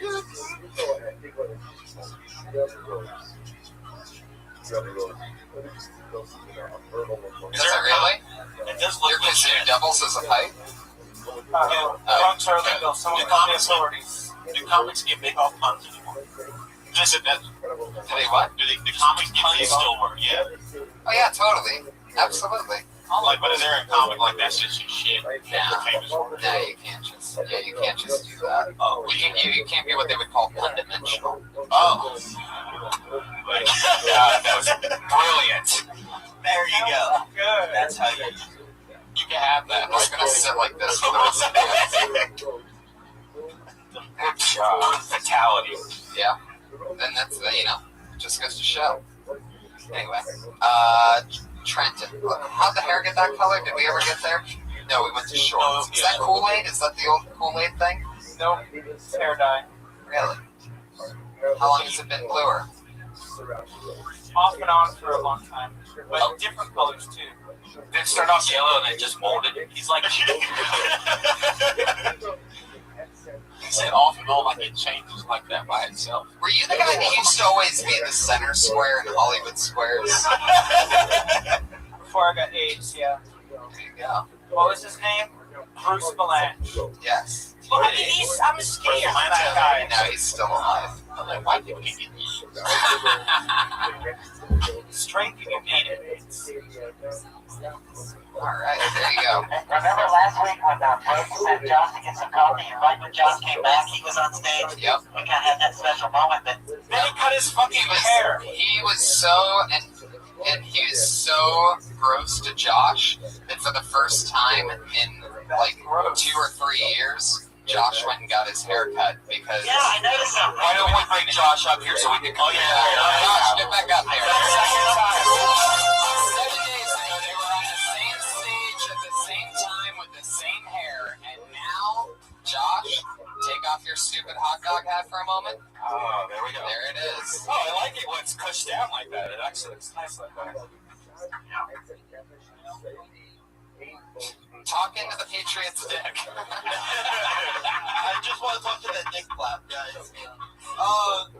I saw him. He tried to talk to me from patio, and then I'm like, I just kicked him. Oh, wow, I look homeless too. So I cut my hair. There you go. Trenton Willie is changing people's lives. An inspiration. All right, well, there he goes. Trenton Willie, everybody. There he goes. That was fun. Sometimes you don't talk about the material at all. It's very unorthodox. Anything can happen. You know what I mean? Yeah. What's that? Orthodox? Definitely. Still in it? Oh, yeah. Patriot, how do you feel about what's going on so far? I feel good. Justice will triumph over evil. How long have you had that blow-up doll for? I bought it a couple days ago. I drove over there and got it. Where'd you drive to? Glendale. Oh, you really went to the mall to get that? Yeah, it was at Spencer's. It was up on the 3rd floor. It took me a while to find it. How expensive was it? Wait, Spencer's is still open? Yeah, it was like $22. So that was my I invested in the children. Wow. Was it right up on my taxes? Was it embarrassing for you to buy that? Yeah, but you wear disguise. I don't really care because when I'm going to do business, I don't give a shit. Yeah. Damn. I'm an ambassador for Kill Tony. When I'm going to get shit done, nobody's gonna stop. Right. Man, that left arm is twitching like crazy. It was. You're a hero. I work in mysterious ways, Tony. There it goes again. You can't even stop it at this point. Hey, wait a minute. It's not about to happen right about now. That should be a drinking game for alcoholics. Drinking game for alcoholics. Just glare. Help me stop it, Tony, before I go to the podcast. What you're doing right now. That's right. He's nervous serious about the LA Podfest coming up October 4th. We're a part of the LA Podcast Festival, everybody. This is episode 17, and we're lucky enough to be part of something that cool, only at 17 episodes. Yeah, and if you want to get tickets, it's lapodfest.com. We're staying at the hotel probably, because last year was like a party there. And we're going to have a live Kill Tony there, and a live appointments with Kevin Pereira on Sunday. So Kill Tony is Friday. So, And we'll be booking comedians over the next couple weeks for that, because that's going to be specifically a show in which, obviously, since we won't be going off the open mic sign-up sheet, we'll just let you know in the next couple weeks if you can be one of the people. And when he says weeks, he means next weekend. So. Not the weekend. Yeah. That's 2 weeks. Right. Yeah. Okay. Our next comedian. LA Podfest, October 4th. Brad Sachs, everybody. Here he is. I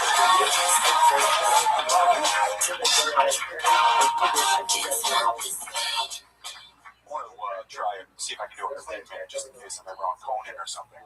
Yeah, when I was in college, I had my fingers in this girl's vagina, and something felt weird, and I pulled my fingers out, and there was a condom on the end of my fingers. Not my condom. And I couldn't really tell what it was because the room was pitch black, and I raised my fingers up. The only light came in was a light beam of light from the moon. It was kind of like Indiana Jones in the Temple of Doom, like faintly I heard dun dun dun dun dun. No man would know what to do. My first thought was, you know what, I'm just going to put it back in there. Because I could tell it wasn't my condom by the taste of it. I took a little taste. It's not my fault her vagina was a vending machine that evening. But you know what? There was a happy ending. She actually thanked me. She's like, oh my God, I was looking for that. Thank you so much. Like I found her car keys or something. That's it. Okay. Were you being serious about the clean something? What's that? Were you being serious about the clean minute? I'm guessing it was. No, that was a joke. Oh, because it wasn't. No, it was filthy. Right. Okay. Yeah, it was force filthy, kind of, though. Like, I didn't believe any of it, so it kind of made me not. How much of it was true? I mean, I didn't taste the condom, but the whole rest of it was true. People find condoms in prisons. Get the fuck out of here. Really? I love how casually you say that. Like it's like a daily thing. He's right. I found a tampon in there that was in there for a couple of days, and she was getting really sick. Oh, that's what sizes of vaginas are you guys dealing with? Where a chick can forget that there's a tampon in there. American women. Oh my God! What's the most tampons you've ever found in one? I found 2 maxi pads. 4 months supply. They're just black. They're like blue eggs. Oh my God! We should take all this material and use it for clean material. No, but if you really did find a condom, you should make it more, just say it how it happened. What did you really do? So wait a second. Let me get this right. You're with a chick. Yes. You're fingering her. Yes. All of a sudden, there's a condom on your finger. That really happened. When the fuck do you do that? Do you keep fingering her and pretend like what's going on? Well, it was dark in the room, and I was like, "What is that?" I was like, "Oh my God!" And I throw it. And she thanked me. She's like, I was looking for that. She was like, oh my God, I was looking for that. She really was looking for it? Yeah. She spent time with and it wasn't yours. It was not mine. No, but I've heard comedians say, I was having sex and there was a condom. How many condoms have you found in girls' vaginas, Jamar?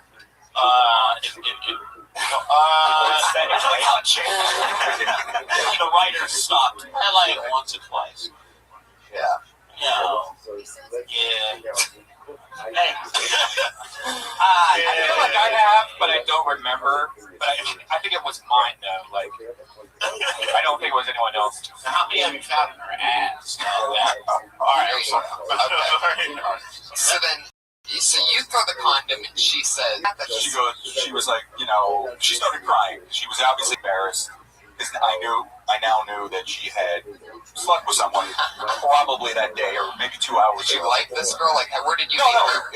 It was like a booty call. Like, where'd you meet her? It was in Ohio State. I met her in class. Wow. Sounds like a chick. What if you go? Yeah. What if you go? She told me that like I found her keys and I kept figuring her. Then I found her keys. And she was like, oh, I was looking for both of those. Hey, let me ask you this. Yeah, that's totally it. How deep did you reach into the cookie jar to get it? Not deep. Not deep at all. It's just normal weight, so it was just. Yeah, it was just hanging out. Hanging out on the porch. It was right, yeah. So it's dark in the room. You feel like you throw it. When she's crying and the lights come up, where was that condom? Where was it? It was like, it probably hit the wall and then went down. And you don't remember though? You didn't see? How was it so easy for you to find it? Yeah, like it had probably worked its way out at that point. And I just was the last guy that just plucked that gold.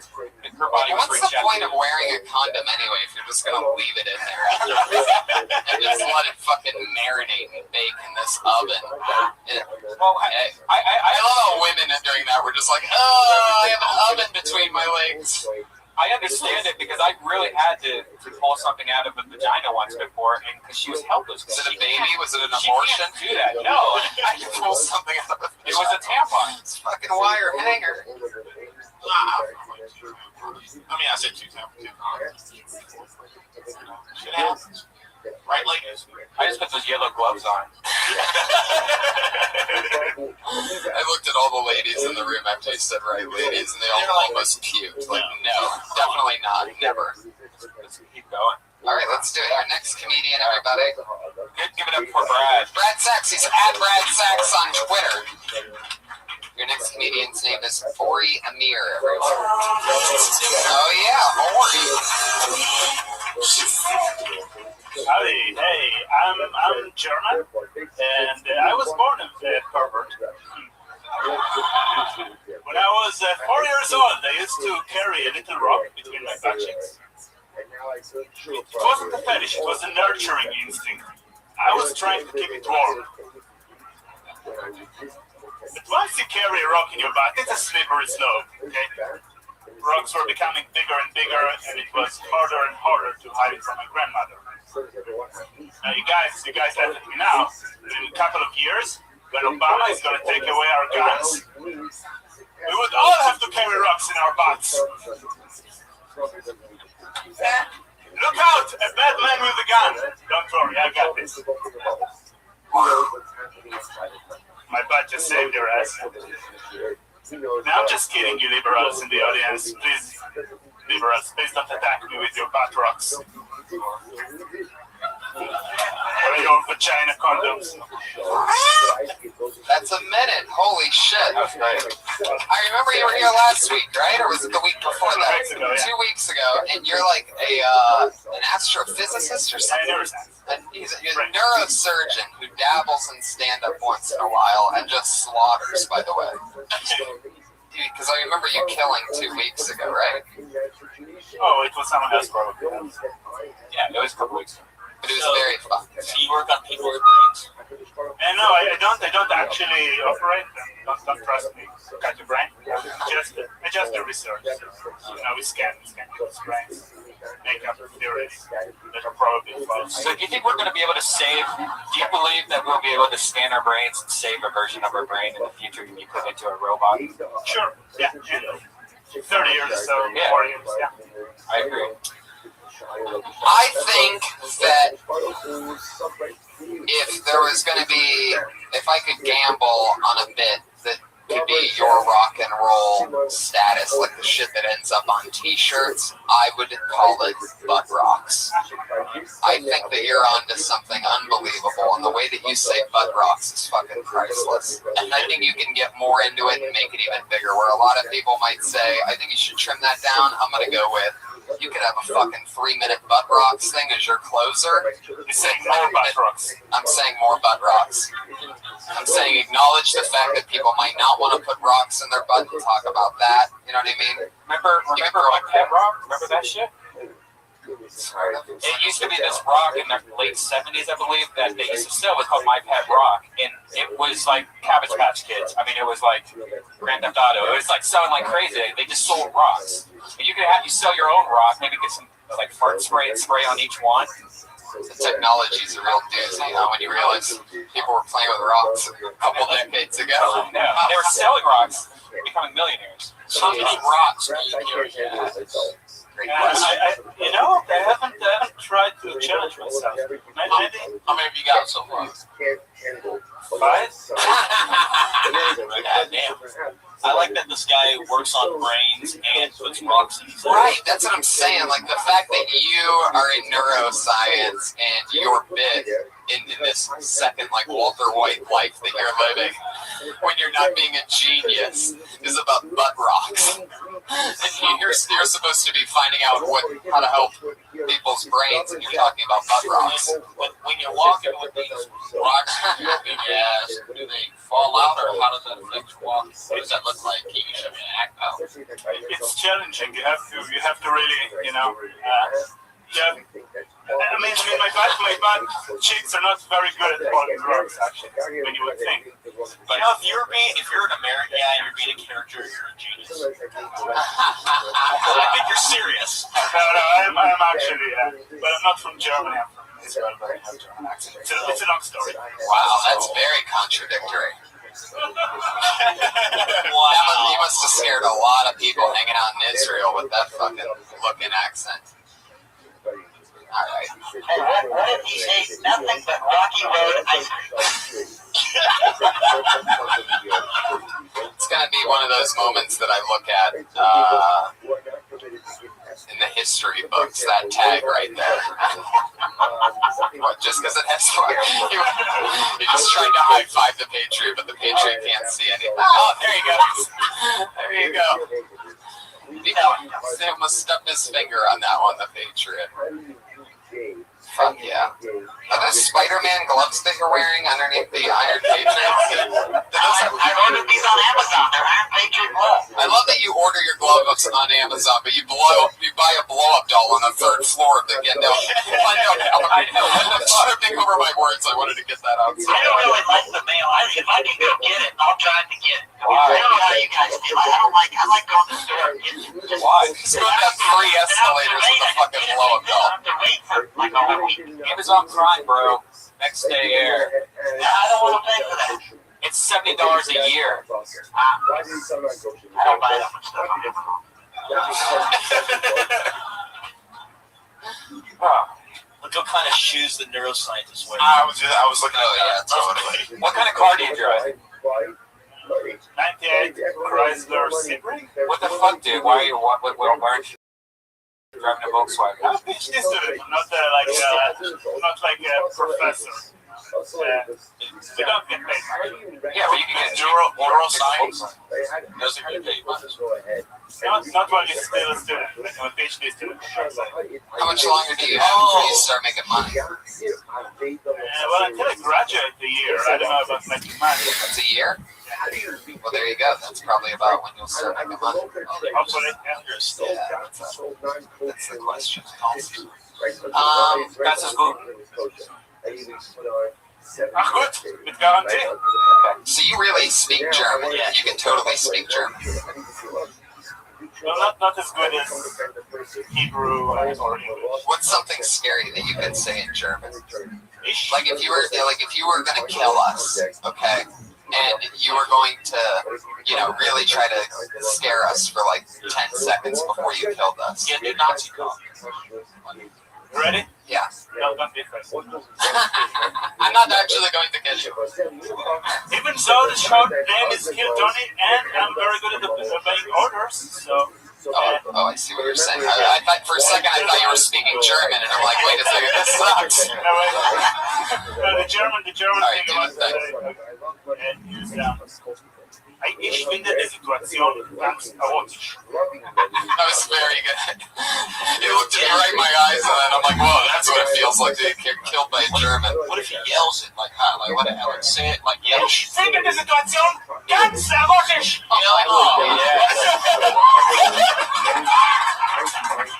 just saw 2 Jewish girls pass out in the back of the bed. Or get very, very wet. Oh my god. Dude, keep coming around. I love you. That's Ori Amir. He's at Ori Amir on Twitter. That's ORIAMIR. funny motherfucker. I'd stick with butt rocks. I'd say something maybe like, a lot of people might not want to stick rocks up their butt, but hey, don't rock it till you try it. You know what I'm saying? Throw one of those fucking masterful puns we were talking about. Or talk about how last year's model is a butt stick. Right, how it's better to have rocks than a stick, because a stick can only reach so far, whereas rocks you can throw. And I love the act out on the field, by the way, the slow motion and shit. Hey, can I ask you, is it a smooth rock or one that's real jagged? You mean gravel? You mean gravel? Well, since you want to let your dog eat chocolate off your dick, you probably want wait. We should go back into this, because I haven't been thinking about it. It's been marinating in my head. Recently, he said that when he was a kid that he put chocolate, which is poisonous, on his dick and let his dog lick the chocolate off his dick. Yeah. And then the first time he went outside and he came because the wind blew on his dick. Oh yeah, that's right. The first time he ever came, he was hanging on a tree and the wind blew hard and he came. Yeah, I ran out in my backyard naked. Nobody came on me strong. I just had this emotion. I just wanted to run naked. It's interesting. I did think about how I put chocolate on my cock and let my cocker spaniel lick it off. I basically served my dog Buffy a banana split because I had the chocolate, the banana, the nuts, and the cream. I had everything. Oh my god! My banana was even split when I was circumcised at birth. I love that you have your own sexual maneuver called a banana split, and you've only done it on a dog. I should be commended. I gave my dog a nice treat. No, you gave him poison. Chocolate is poisonous. You let him suck your dick. I just lick on it. Oh yeah. I mean, what else would you something? Right. Yeah, it's not like he can't wrap his lips around it. Move up and down. I didn't come on the tits or nothing. Come on, let's not go overboard.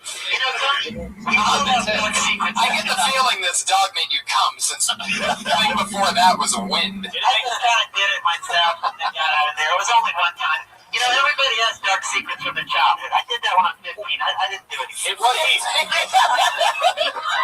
it's youth. You know, you did. It is an upgrade from wind, though. I give him that. If you just waited one more year, you could have had the dog give you roadhead while you chose. 15? What the fuck? You're supposed to be a young man at that point, Patriot, not feed your dog poison off He had your hair on his dick. Good. You know, I heard that hair on his dick. Redman sniffed his grandma's panties, so that's bad. You did? What? You did? I heard that on TV. I did not smell. How old was your grandmother? You can't.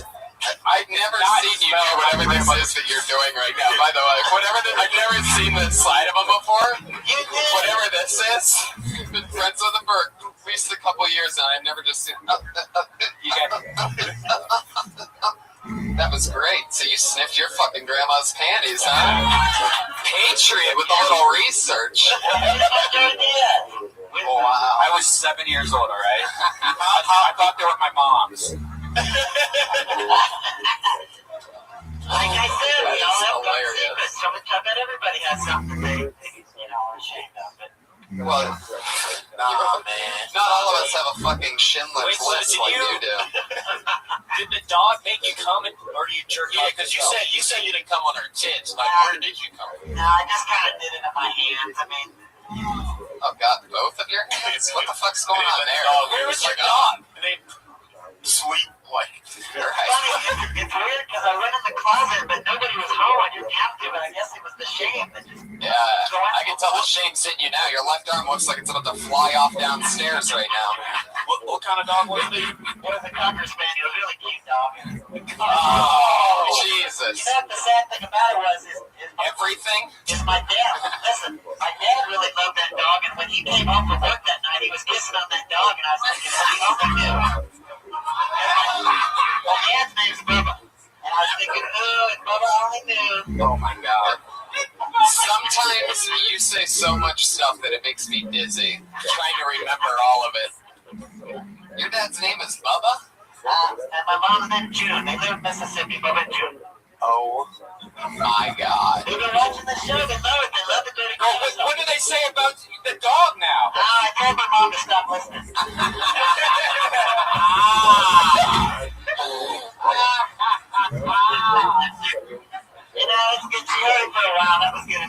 It's just, you know, she don't understand it that when you come to the Comedy Store, everybody, you know, you talk about a lot of crazy stuff here, you know. But that's what's great about this place is you can let it all hang out. You don't have to be ashamed. You're right. All right, your next comedian, everybody. Put your hands together for Dustin Emery.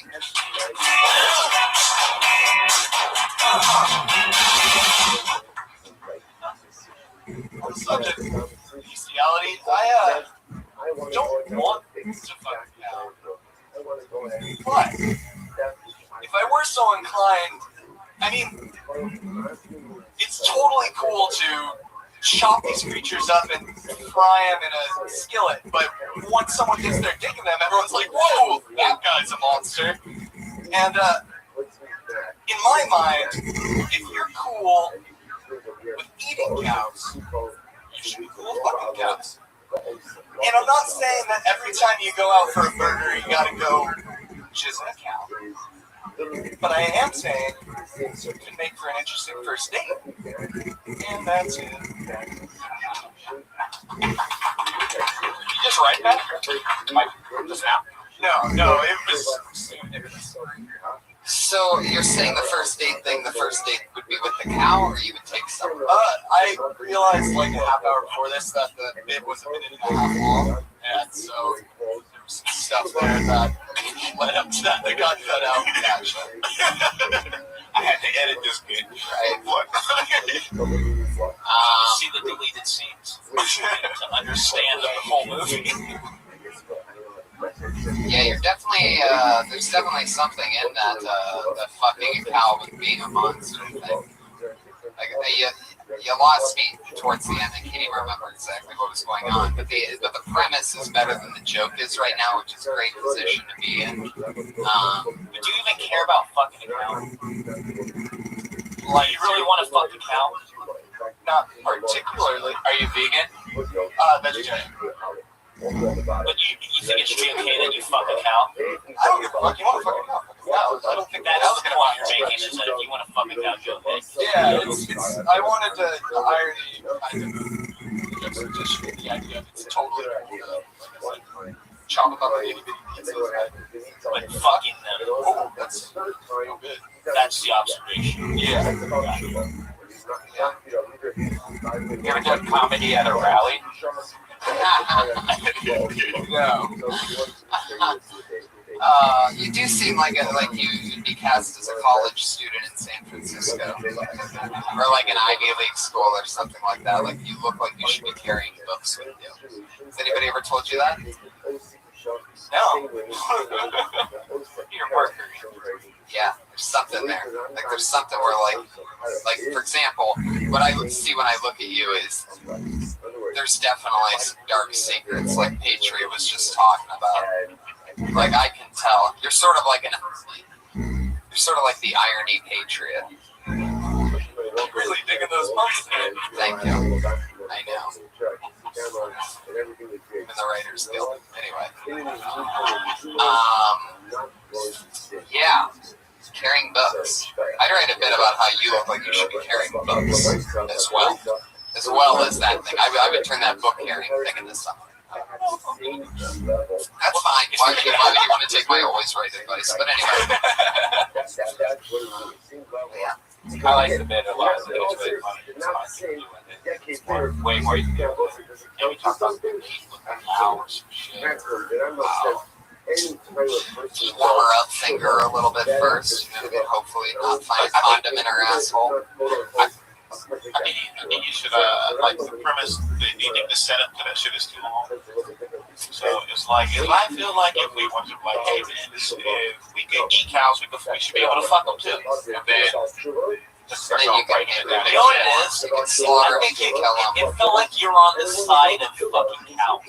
Yeah, you're not. You're like, fuck cows. But you're saying, if you're going to be allowed to eat cows, then you should also be able to fuck them.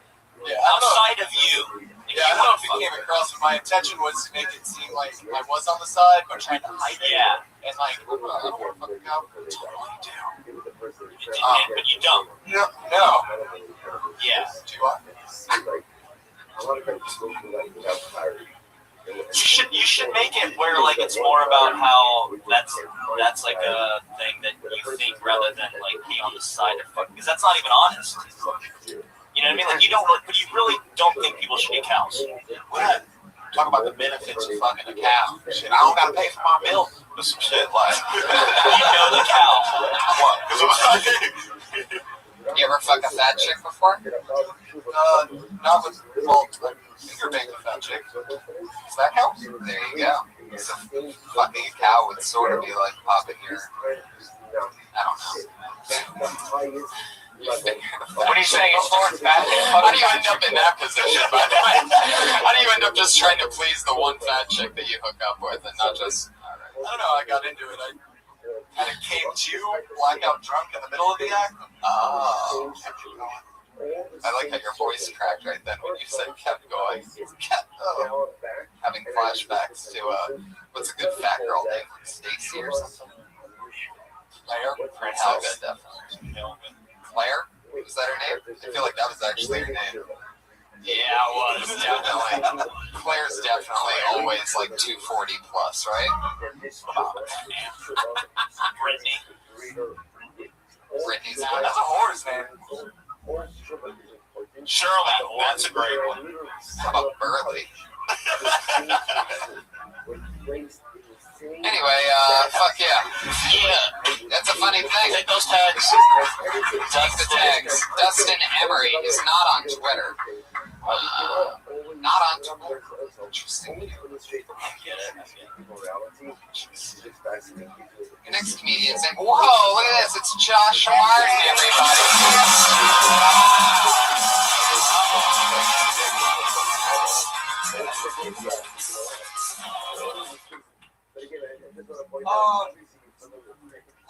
Statutory rape is a big issue, guys. A lot of people getting caught in the fucking 16-year-olds. I don't understand why you would want to go but people have urges. Like, they have to do something. Like, this is, if you have to do it, this is how you get away with it.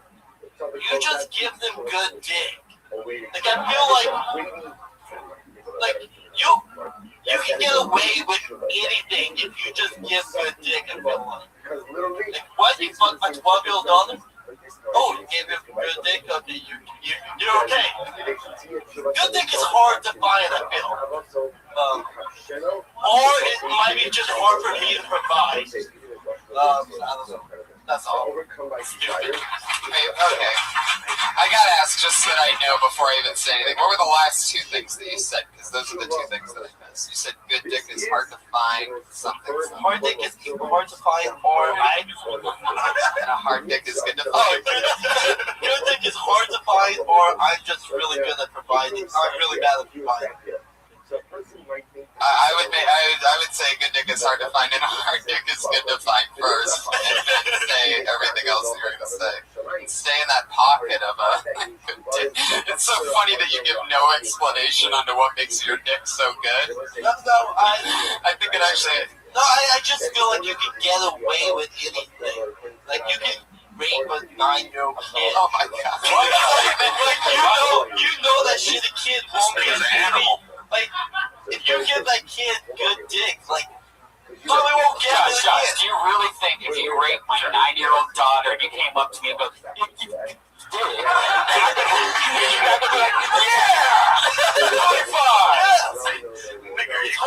Good dick is hard to find. What kind of childhood did you have?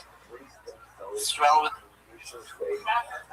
I guess you dick, right? When you're talking about good dicking a child, like what are you talking about? What about a 5-year-old? If you gave good dick to a 5-year-old, would that be... According to Josh, if he made the 5-year-old squirt, it's all that. She was first, she's pissing on herself and shit. Oh, she loved it. I'm totally gonna get away with this one. She just squirted in her diaper. A 5-year-old? A 5-year-old can barely walk because she just learned how to walk.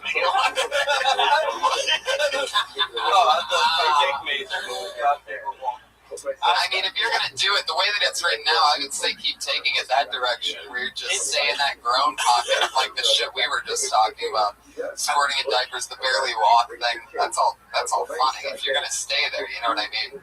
Just prepared to have a lot of fucking bad sets. Yeah, I did it. These kids don't know good dick. I did it really bad. I had a really bad set last night with that one. As soon as I did that joke, this one old guy wanted to kill because of that joke. Because of what joke? Because of that joke I just did. Well, you know, it's a very dirty. You can understand why. Yeah, I understand why, but any guy with a daughter is gonna never work with you in this town. But people need to learn how to fuck, you know. Like 7-year-olds. Yeah, well, let me ask you a question. How come none of these girls that you're talking about that we mentioned since you brought this up are any of them over 18? Why can't I don't want to fuck them, but like people have urges, like they have to fuck them. So you're saying, what if the pedophile? Like the pedophile could get away with that, feel like if they gave good dick to them. 16 is not. I feel kind of. You know, I mean, because some states it's legal to fuck a 16-year-old, like Las Vegas. Like if you took to Las Vegas, you can fuck in Las Vegas. Yeah, you can. Excuse me. It's in Nevada. You can fuck her there. Shit. But God, your search history, both of you. I actually know all the states. Just in case I'll be on the road. Right. I got a tattoo right here. I love that. So you're just getting roadhead and you're like, baby, we're a mile from the state line. We either gotta wait a year or go the other direction. State of Las Vegas. Yeah, stay in the pocket with it. That's Josh Martin, everybody. At Josh Martin Comic. He's got a speech impediment, if you didn't notice. It's pretty blatant. It's almost like he could have changed that routine to hot girls. They can get pussy, they can get anything they want. You know, but you're talking about catch a predator or whatever. It is, and you could do that. You technically could leave the kids out of it and just say you could rape a woman and give her good dick. I think you gotta just better. You don't you think rape jokes are like the worst thing? Well, it is. Yeah. Well, unless you're talking about raping babies, and then that's one level worse. Yeah. I think raping adults isn't as bad as raping kids, right? Josh, leaving us the tough questions to answer up here. I just think just take a shit with that joke outside and walk away. Talk about how you have the 5-year-old shit on your chest or some shit. Because she had to take a boo-boo. But actually, I just changed her diaper while I was laying underneath her. Your next comedian's name, everybody, is Lil Bro. We know Lil Bro. We love Lil Bro. Always funny. And now he's blacklisted. Oh. Sometimes it's sad when people think Can I ask you guys something? Sure. Do you think we have too many little, there's Little Wayne, Little Romeo, Little John? And Lil Bro, everybody. It's Lil Bro. Here he is. Oh my God.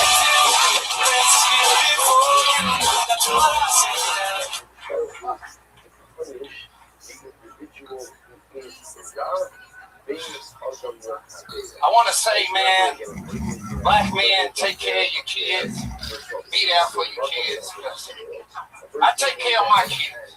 I got 3 boys. I'm there for them. My kids stay with me, and my ex-wife and her husband. Me and my oldest son, we share a room. I actually stay with them, but they don't know that I'm living with them. I sleep in my oldest son's closet.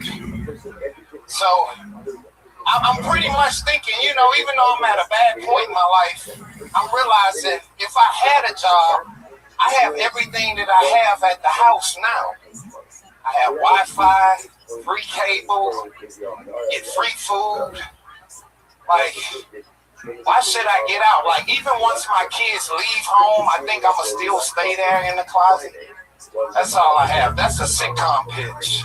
That's a great idea. The sitcom idea that lives in the closet. The sitcom would be about the dad who lives in the kid's closet. Yeah. And her ex-husband is an illegal immigrant. He's Mexican. Wow. Yeah. So I'm thinking about confrontation with him, that he finds me and threaten him to get him deported. Yeah. Brilliant. Yeah. So that's a sitcom idea. I got like 3 episodes, bro. Wow. Wow. Episodes are already wrote. You have already wrote episodes, bro. Can I be an extra in it? And you got to get on a date in the background. What about something about you having a girlfriend on the side and shit that she can only come to y'all closet and shit, and then y'all end up having kids and raising them inside of that closet and shit. Yeah, this is an animated series. Yeah, have them have a candlelight dinner in the closet with her. And there's something like something about your new kids coming out of the closet. Some weird new kids coming out of the closet. That's kind of fun. Maybe you're in the closet and all you have is a laptop and everything that you do is from that laptop. Like, and you have to learn how to do like everything. And I sneak out at night because I still have a life. I just stay there. You know what I'm saying? Like, I still, like, when everybody's gone, it's pretty much like me and my dog that used to belong to me anyway. And now they have a dog. Yeah. Well, I mean, the dog, once she divorced me, and, you know, like, some men drive their wives to lesbianism. I drove mine to Home Depot and told her to pick one.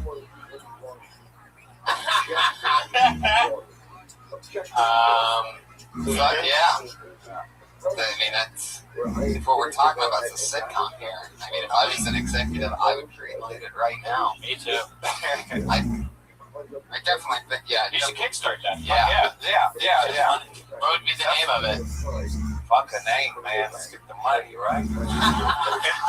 Let them figure out the name. Who cares about the title or the script? Let's just get this thing going on Kickstarter. Am I right? Hell yeah. Just give me that money. Hell yeah. When you come out, you're like, black man, you should take care of your kids and shit. They go niggas in the room. They wouldn't hear it anyway, though, Jamal. They wasn't wrong. That fuck take care of my kids. Do you think it'd be just as effective if you was like, hey, people take care of your kids?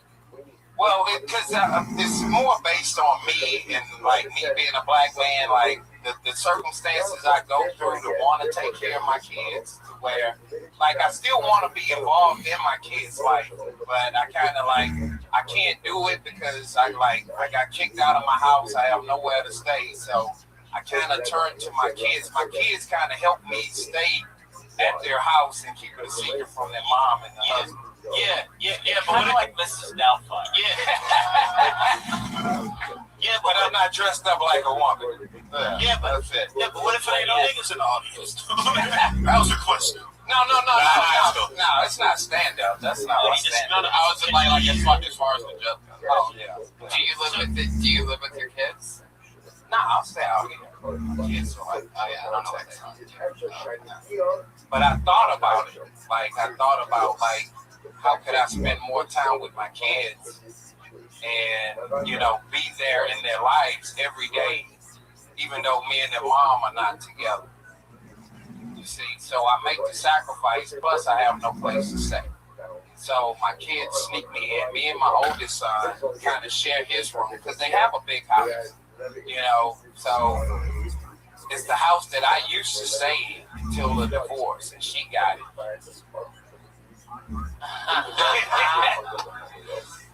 Maybe you bang the cleaning lady when she comes into the closet. And she cleans everything for you, gives you food. That's how you get your food. Yeah, So she sneaks shit into you. Yeah, she nurses the kids for you. Like we have like a love affair, but I eventually want to try to get back with my ex-wife in the sitcom. So that's what's great, and then you can get back with your ex-wife, and you can hook the Mexican cleaning lady up with the Mexican from Home Depot, and they can get together. You guys can maintain and be friends. And take care of the kids that you just had. Right. And the Mexican can go build himself a guest house in the back, and then we can get to season 7 with this shit. Season 7 is where the pit bull, you get a pit bull. Oh my god. Or maybe a cocker spaniel, right? Oh, shit. Oh, funny how it's a cock, a spaniel. You son of a bitch. I see why you're in the sitcom game now. There he is, everybody. Lil Bro. Almost blacklisted. At Lil Bro on Twitter. That's LILBROUGH, because he spells bro unlike anybody else, because he's a marketing genius. Yeah, as far as other people in the bucket, we're going to move on to our second to last portion of the show tonight, because we have something special we're doing this evening. Next week, our friend Pete at PDC, this Thursday. It is this week. Oh, yeah, the podcast. Okay, gotcha. This Thursday, live from Phoenix, Arizona, our good friend Pete at PDC is opening up 1-5 or something like that before our show in Phoenix. And so, working out a new minute that he wrote today. One of all of our best friends, one of our funniest pals, PDC, everybody, in the flesh. It's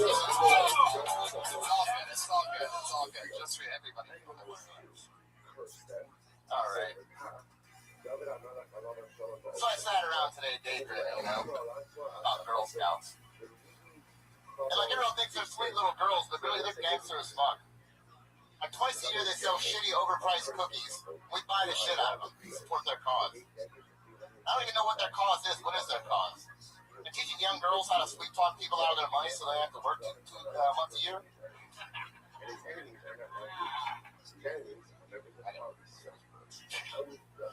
They should rename them the future gold diggers of America. Like, what do they sell these shitty overpriced cookies? And right outside the place that sells the good cookies for cheap, the grocery store. That's like you go into the weed store to buy some really good weed for $30, and there's a Boy Scout out front selling shitty weed for $40, and you just buy that instead. And it's not like they're making the cookies, they buy that shit from China or something. If there was some kind of plan to get young girls back in the kitchen so my son, just future wife, doesn't have to serve them TV dinners every night, I'd buy a whole fucking truckload. Coming in at exactly 1 minute, like the kingpin that he is. Pete, that's fucking hilarious. That was great. I like all that. Very funny. Did you really just write that today? Yeah, that's so great, man. Fuck yes. You can totally tell with you 100%. The only thing you need to work on is stage presence. You can tell the nervousness up there, and that's all just because this is new to you. But joke-wise, you can fucking destroy it. Yeah, you can compete with just about anybody. He already has respect. Right, totally. Because he's been hanging out with all of us for years, and he's prolific on Twitter. And a great writer, always a great mind. But I totally agree with Red Band. All we're working out now are the nooks of just fucking breathing and shit. You know what I mean? You guys been nervous? You have a hint of anger whenever you say something funny. I've noticed it about you always. Like whenever we hang out and you say funny shit, there's like a chip on your shoulder type of. And you use that, yeah. And you use that as fuel the right way. You channel it the right way. So where there's anger, there's something funny when it comes to the way you do comedy. It's around there. It's true. It works that way with quite a few people. Anger is, but it is totally different the way that you do it. It seems like it's like it just you literally come from a before you say something funny. It's like this is something that you saw or you went through and it was like it pissed you off, and then you bring it out of whatever you say. And I'm talking about normal conversations. And I haven't seen you do comedy on stage in years. Like that's exactly what it's like. Oh, there's that thing when you talk, and it feels the whole thing. Yeah, and it's pretty dope. That's what's so important is most people don't have anything that we can notice going on defined with them, you know. But yeah, that was hilarious. Patriot, what'd you think of Pete? EDC. That was really good. The analogy with the weed store, grocery store. You know, and 100% true. I mean, seriously. Did you buy Girl Scout cookies? What kind did you get? What kind did you get? I get the fucking ones with the chocolate and the peanut butter in there, you know. Caramel Delights. Don't they have like the generic fudge stripes or some shit like that? Yeah. Yeah. Shortbread, whatever. They come to your door? No, they're sitting outside of the grocery store. Oh.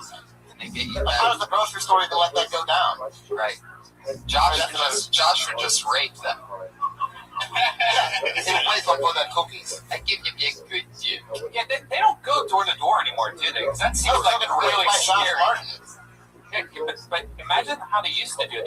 These little girls Door to door is just creepy. That's crazy. I wonder how many of them went up missing, you know what I mean? Okay, that got weird. Wait a second, Josh Meyerowitz has a question. Way out, far away from the microphone so no one can hear him. Josh Martin. Josh Meyerowitz.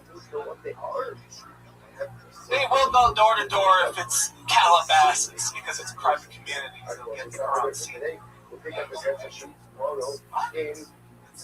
He raised his hand and said, Wow. Just to let us know the Girl Scouts do go door to door in Calabasas. There he goes, Pete Cornecchione, everybody, at PDC. yeah! PETEEC on Twitter. Josh brought up one good point. I would love to see Josh talking to Girl Scouts coming to a store. Wouldn't that be amazingly hilarious? I you have no idea how much I love to buy your cookies. You do not have money at this time. I'm so sorry. Come in. No, that's what you sound like. No. All right, just relax. Yeah. Son of a bitch. Yeah. Well, we've come to that part of the show where we've come to our two final regulars, as always, here. It's always fun to watch the constant growth of two of our favorites. Going along with last week's tradition of flipping it, keeping it flipped for this show as well, why don't we bring up first, she's going to Florida, I believe, at the end of this week, and she won't be with us. Rumored to be the next two episodes, so that's an automatic blacklist ban, right? Maybe she's trying to overcompensate. She's trying to negotiate sending in a recording. We're talking with, I think Bacon needs to go up in her place. Wow. Bacon here? There's Bacon in the back. Would you step into your cousin's footsteps and do 2 sets while she's in Florida? She doubts it. She wouldn't even save her own cousin. To save her cousin from a blacklist, like she just destroys. Yeah. She writes the jokes and you do them. Yeah, that'd be great. That'd be fantastic. That's what we should do. That's Have Kimberly write it. It's a stunt double. Yes. Fantastic. Her stand-in. Her blood stand-in. Well, here she is tonight, everybody. She was built and created here. Dropped out of college to keep doing stand-up in Hollywood. She really did. It's fucking hilarious. And every week we root her on. Here she is, Kimberly Congdon, everybody. Guys, Miley Cyrus and Liam Hemsworth broke up today, or a few days ago, I think. I think they were having problems after she film fingered herself, and she tried to fix it, but it just wasn't working out. In other news, I'll be turning 23 on Wednesday. So I'm excited. I'm excited to get my shit together. Like, I think I need to stop flashing my tits for ice cream and start flashing my tits for cars. You know, I think a relationship is nothing without a little bit of trust and fun.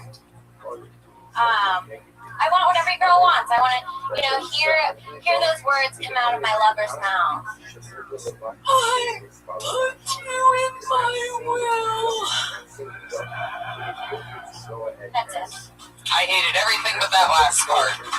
I hated everything else, and I would never repeat anything like it again. Sweet. Except for the last part? Except for the last part. Yeah. Yeah, I like the last part. I didn't really, Right. trying it. There's funny word jokes to me. I mean, while they make me go that, it's more like I can't believe I'm mad at myself. My face did that. Well, I wanted to go more into it, but then last week When they're like that, yeah. I mean, the trick with the puns, and I guess I didn't get to say this earlier, is if you're already killing and you've already shown your skill set of who you are, it works. You know what I mean? And what I like about you is that normally you stay in that pop and you have a pretty defined voice, and it seemed like tonight you were like testing out things that you see. I mean, we all see comedians do certain things, but it's very important in this infantile stage that you're at to stick with what you like, the way that you do things. Yeah, I wanted to, but last week confusing because it was like I talked about myself too much. Remember? Well, you didn't say I did too much. You said just to recognize it, to maybe try something else. So I tried to do something else. Yeah, totally. But now I know I should probably just go back to the other shit. Yeah, because I was like, normally she's talking about her mom and like she's one of them. She's a pun. No, not really. I just tried it. Right, and if you go for it with that, I mean, you got to dig deeper than twerking and working. Gotcha. The Miley Cyrus twerking. Oh, everybody's thought that at one point. When they twerk, Yeah. right? I'm like, please stop. Like, Yeah. stop. It's not twerking. Which is fine. I can tell you probably made that adjustment because of the tone of things in today's show. Probably something like that. But yeah, it's one of those things to where, I didn't even really show off my pun side to even a lot of my friends here until I was established as funny. You know what I mean? Like, and they had my trust because then it's funny. But puns are something you sit on for a while. And the other thing, the other thing where it's like that continuing thing that I've seen a lot of female comedians do, not so much lately, but a few years ago, where, that trust fund part. It's all about trust and fun. Like, I'm just not a fan of that either. And I would nip that in the bud while you're still just getting your muscle built. However, that was hilarious, the end part. What you were getting at, I mean, you can say that without making that other thing, or you could think of something else to start it off if you wanted to. But getting in the trust fund, everybody wants to hear those words. It doesn't even have to be trust fund. It could just be, a will or anything. Yeah, last part of the joke made me think of like in the Cold Dead. Remember she had that old guy? Yeah. There you go. Is there any other celebrity that's been gold digging lately? Nope. And for her to dig deep and reference 2005 would be that beneficial. But thanks, Patriot. That's right up there with what the fuck was that other thing you said earlier? Rocky Road. Yeah, Rocky Road. They say Rocky Road in it. Rocky Road. Patriot, it's great that you still chime in. I love that. Yeah, it's like comedy. Fucking love them. Well, anything else for Kimberly, guys? Anything you want to say? The old man thing. Yep. Yeah, I like that part too. But Just don't do that again. She'll never do it again. I was just gonna say, I know for a fact she'll never do it I'll again. never do it again. Ever. She's gonna. She'll unless you also really believe in one. By the way, you're gonna walk around here like a few weeks from now. You're gonna see somebody do a pun in front of her, and she's like, "Oh, you're fucking gross." To whoever that person is, you're gonna be like, "Yes, we got it across." Hell yeah. Oh, there she is, everybody. Kimberly Condon, right? Fantastic. Every week she's here. I believe she's a She's at Kimberly Congdon on Twitter, spelled how it sounds, Congdon, and she's trying to work on her flight right now so that she can make it back into town for the LA Podfest. And so we'll see what happens with that. This person is going to be at the LA Podfest. She's been with us since episode 1. She's always here. Put your hands together for Sarah Mostajab, everyone. Here she is. Breaking news yesterday, Grand Theft Auto 5 grossed over $1 billion in sales. In related news, I still cannot pay off my $90,000 of student loan debt for my game design degree. It's worth every penny. I don't know if you guys play Grand Theft Auto, but it's fucking rad. You basically drive around Los Angeles, and it's all clusterfuck mixed up, but it's great, and you can do whatever you want. If you don't want to play the game, play it based on the simple fact that you can pull the LAPD out of their car and punch you in the fucking face and throw them on the ground based on parking tickets alone. It's a wonderful feeling. To pull these, like, tee-hee-hee, here's my chihuahua and mini sideback bitches out of their little fucking convertibles and shoot them in the head is a great feeling. Those guys, those rock stars, used to be so cool in 2002, got the barbed wire tattoo and the trucker hat, pull him out of his fucking Range Rover. Run him over. I'm not very good at that game, though. I always drive, I'm driving, and I clip somebody, and the cops come, and the helicopters, and then I fuck a hooker, and then it's over. Yeah, she is Sarah Mostajab. He's sticking with the Grand Theft Auto. I love that as a premise. Absolutely, there's a lot there. I think you can get to that good stuff faster. Yeah. You gotta paint that picture almost entirely differently for the parking ticket thing. I'd say it's like a lot of work to get around. Like I think you said. If you don't play it just for the fact that it's like words and like all of a sudden I'm like, where am I? Because I'm trying to listen to the punchline. I feel bad. I haven't actually got to play the game yet because it turns out that I have a 4 gig Xbox and you need to have 8 gig hard drive space. You have played the game. Well, I mean, I got to fucking play it. That's not like playing it, you know. You have it? Yeah, I bought it. I pre-ordered it, and I stood in line at midnight on Tuesday just so that I could not actually. Can't you delete stuff off your hard drive? No, literally, my Xbox is a 4 gig. It's Wait. You stood in line for Grand Theft Auto, but you didn't buy it. No, she bought it, but I bought it. Yeah, I have it. I just my Xbox that I bought originally died, and somebody gave me theirs because they were like, "Fuck it, I don't ever play with this thing." But I didn't realize that it's like one of the smaller hard drive. Like it has there's no space in it. Yeah, it's a bit. Our autistic heckler, everybody. Just never ceases to amaze me the fact that he does not have a microphone. It's 2 discs. One is an installation disc. One is disc. Yeah. Right. So now tens of thousands of people don't know what we're talking about. Anyways, yeah. So I think that'll get better with the game design part was fun. Yeah. Right. That was real. Yeah, it's true. It's hard to swallow. Right. How did you not get a piece of that? That would be a route. The fact that the video game industry is making so much money and cheap. Right. That's what I'm saying. I think the next funny thing is where did you go wrong? Well, if you think trying to be a comic is hard, try to get into the gaming industry. It's literally that competitive and that hard. Well, maybe you can say something about moving and sleeping your way up to the top. It's like Donkey Kong. Going up ladders to. Or I can make a joke or sleeping the way to your top. You actually have to start at the bottom because everybody that works in the video game business lives in their parents' basement. Maybe that I didn't read the right box or something. I didn't.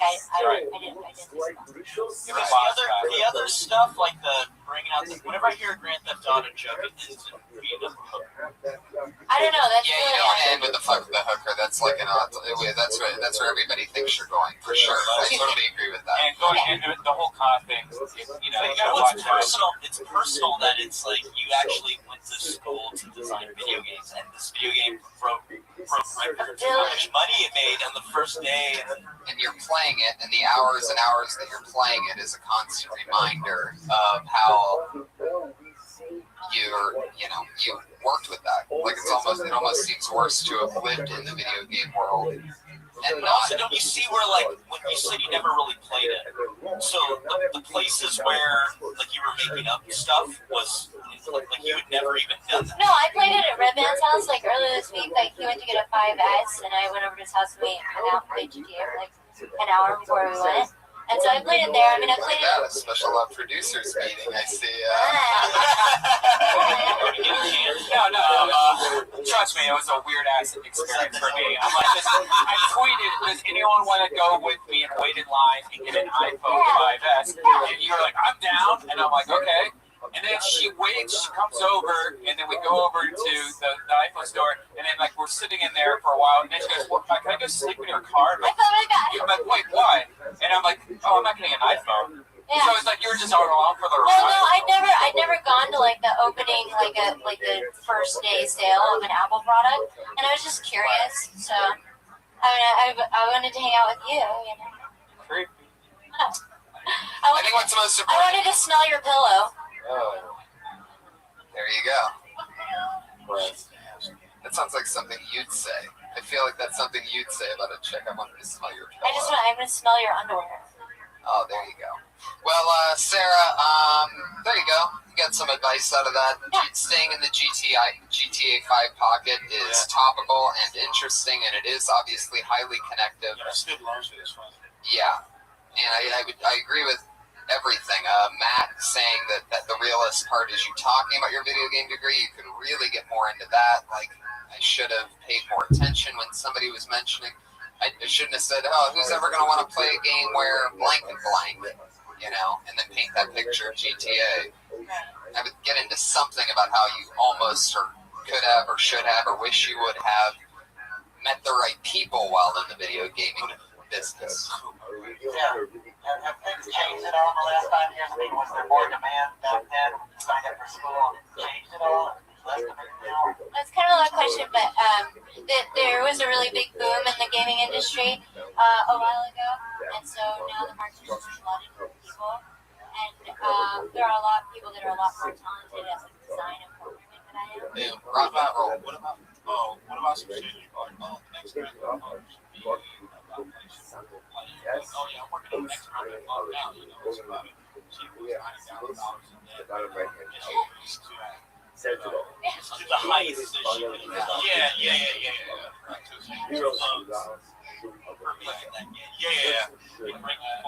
Take it and bake it. That's Sarah Mostajabi adding another 60 seconds of growth to the overall big picture, as always. Sarah dresses on Twitter. And what do you guys have coming up? Anything to promote? Anything crazy going on? At Matt Edgar on Twitter, at Jamar Neighbors on Twitter. What else? Yeah. Follow these two guys on Twitter because they're both going to end up being fucking mega huge. We're so excited that you guys still aren't famous enough that I can get you on the show. It's the Iron Patriot. Follow him on Twitter at Comic Patriot. That's at Matt Edgar with 1 T, by the way. And Jamar Neighbors spelled exactly how it sounds. Matt Edgar with 1 T. Check us out at LA Podfest. Come see us live. It's going to be a great weekend.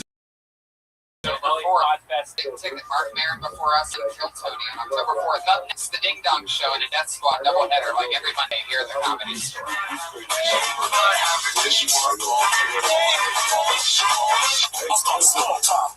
There were these old women that were in the neighborhood around there. The other commissar they do that. And these guys are causing Rabbi Meir an incredible amount of pain. Have a kabbalah Rabbi Meir, they were hating doing this. They wanted to daven that they should die. This is my source of office. They wanted to daven that they should die. They were causing so much desire they should die. Although they buried this one, Gloria and his wife said to him, "Why that day? What do you do? Why would you daven for them to die? You shouldn't have said we come and die. We say."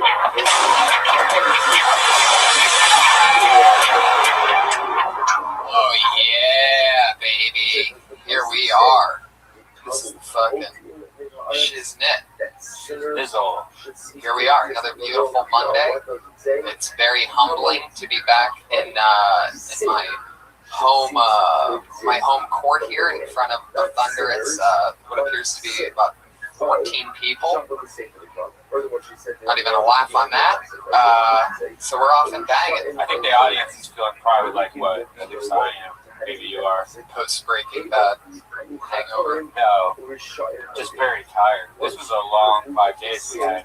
We went on an adventure. It was unbelievable.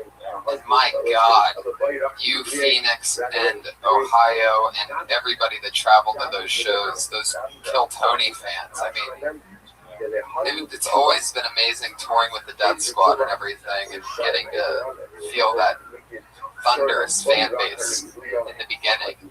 But to think that we're only 18 Mondays in a row with this show going and pumping, and to hear everybody's input. I must have been asked 100 different questions, and at least 40 of those questions had to do with the one and only head of security for Kill Tony. As always, put your hands together for the Iron Patriot, everybody.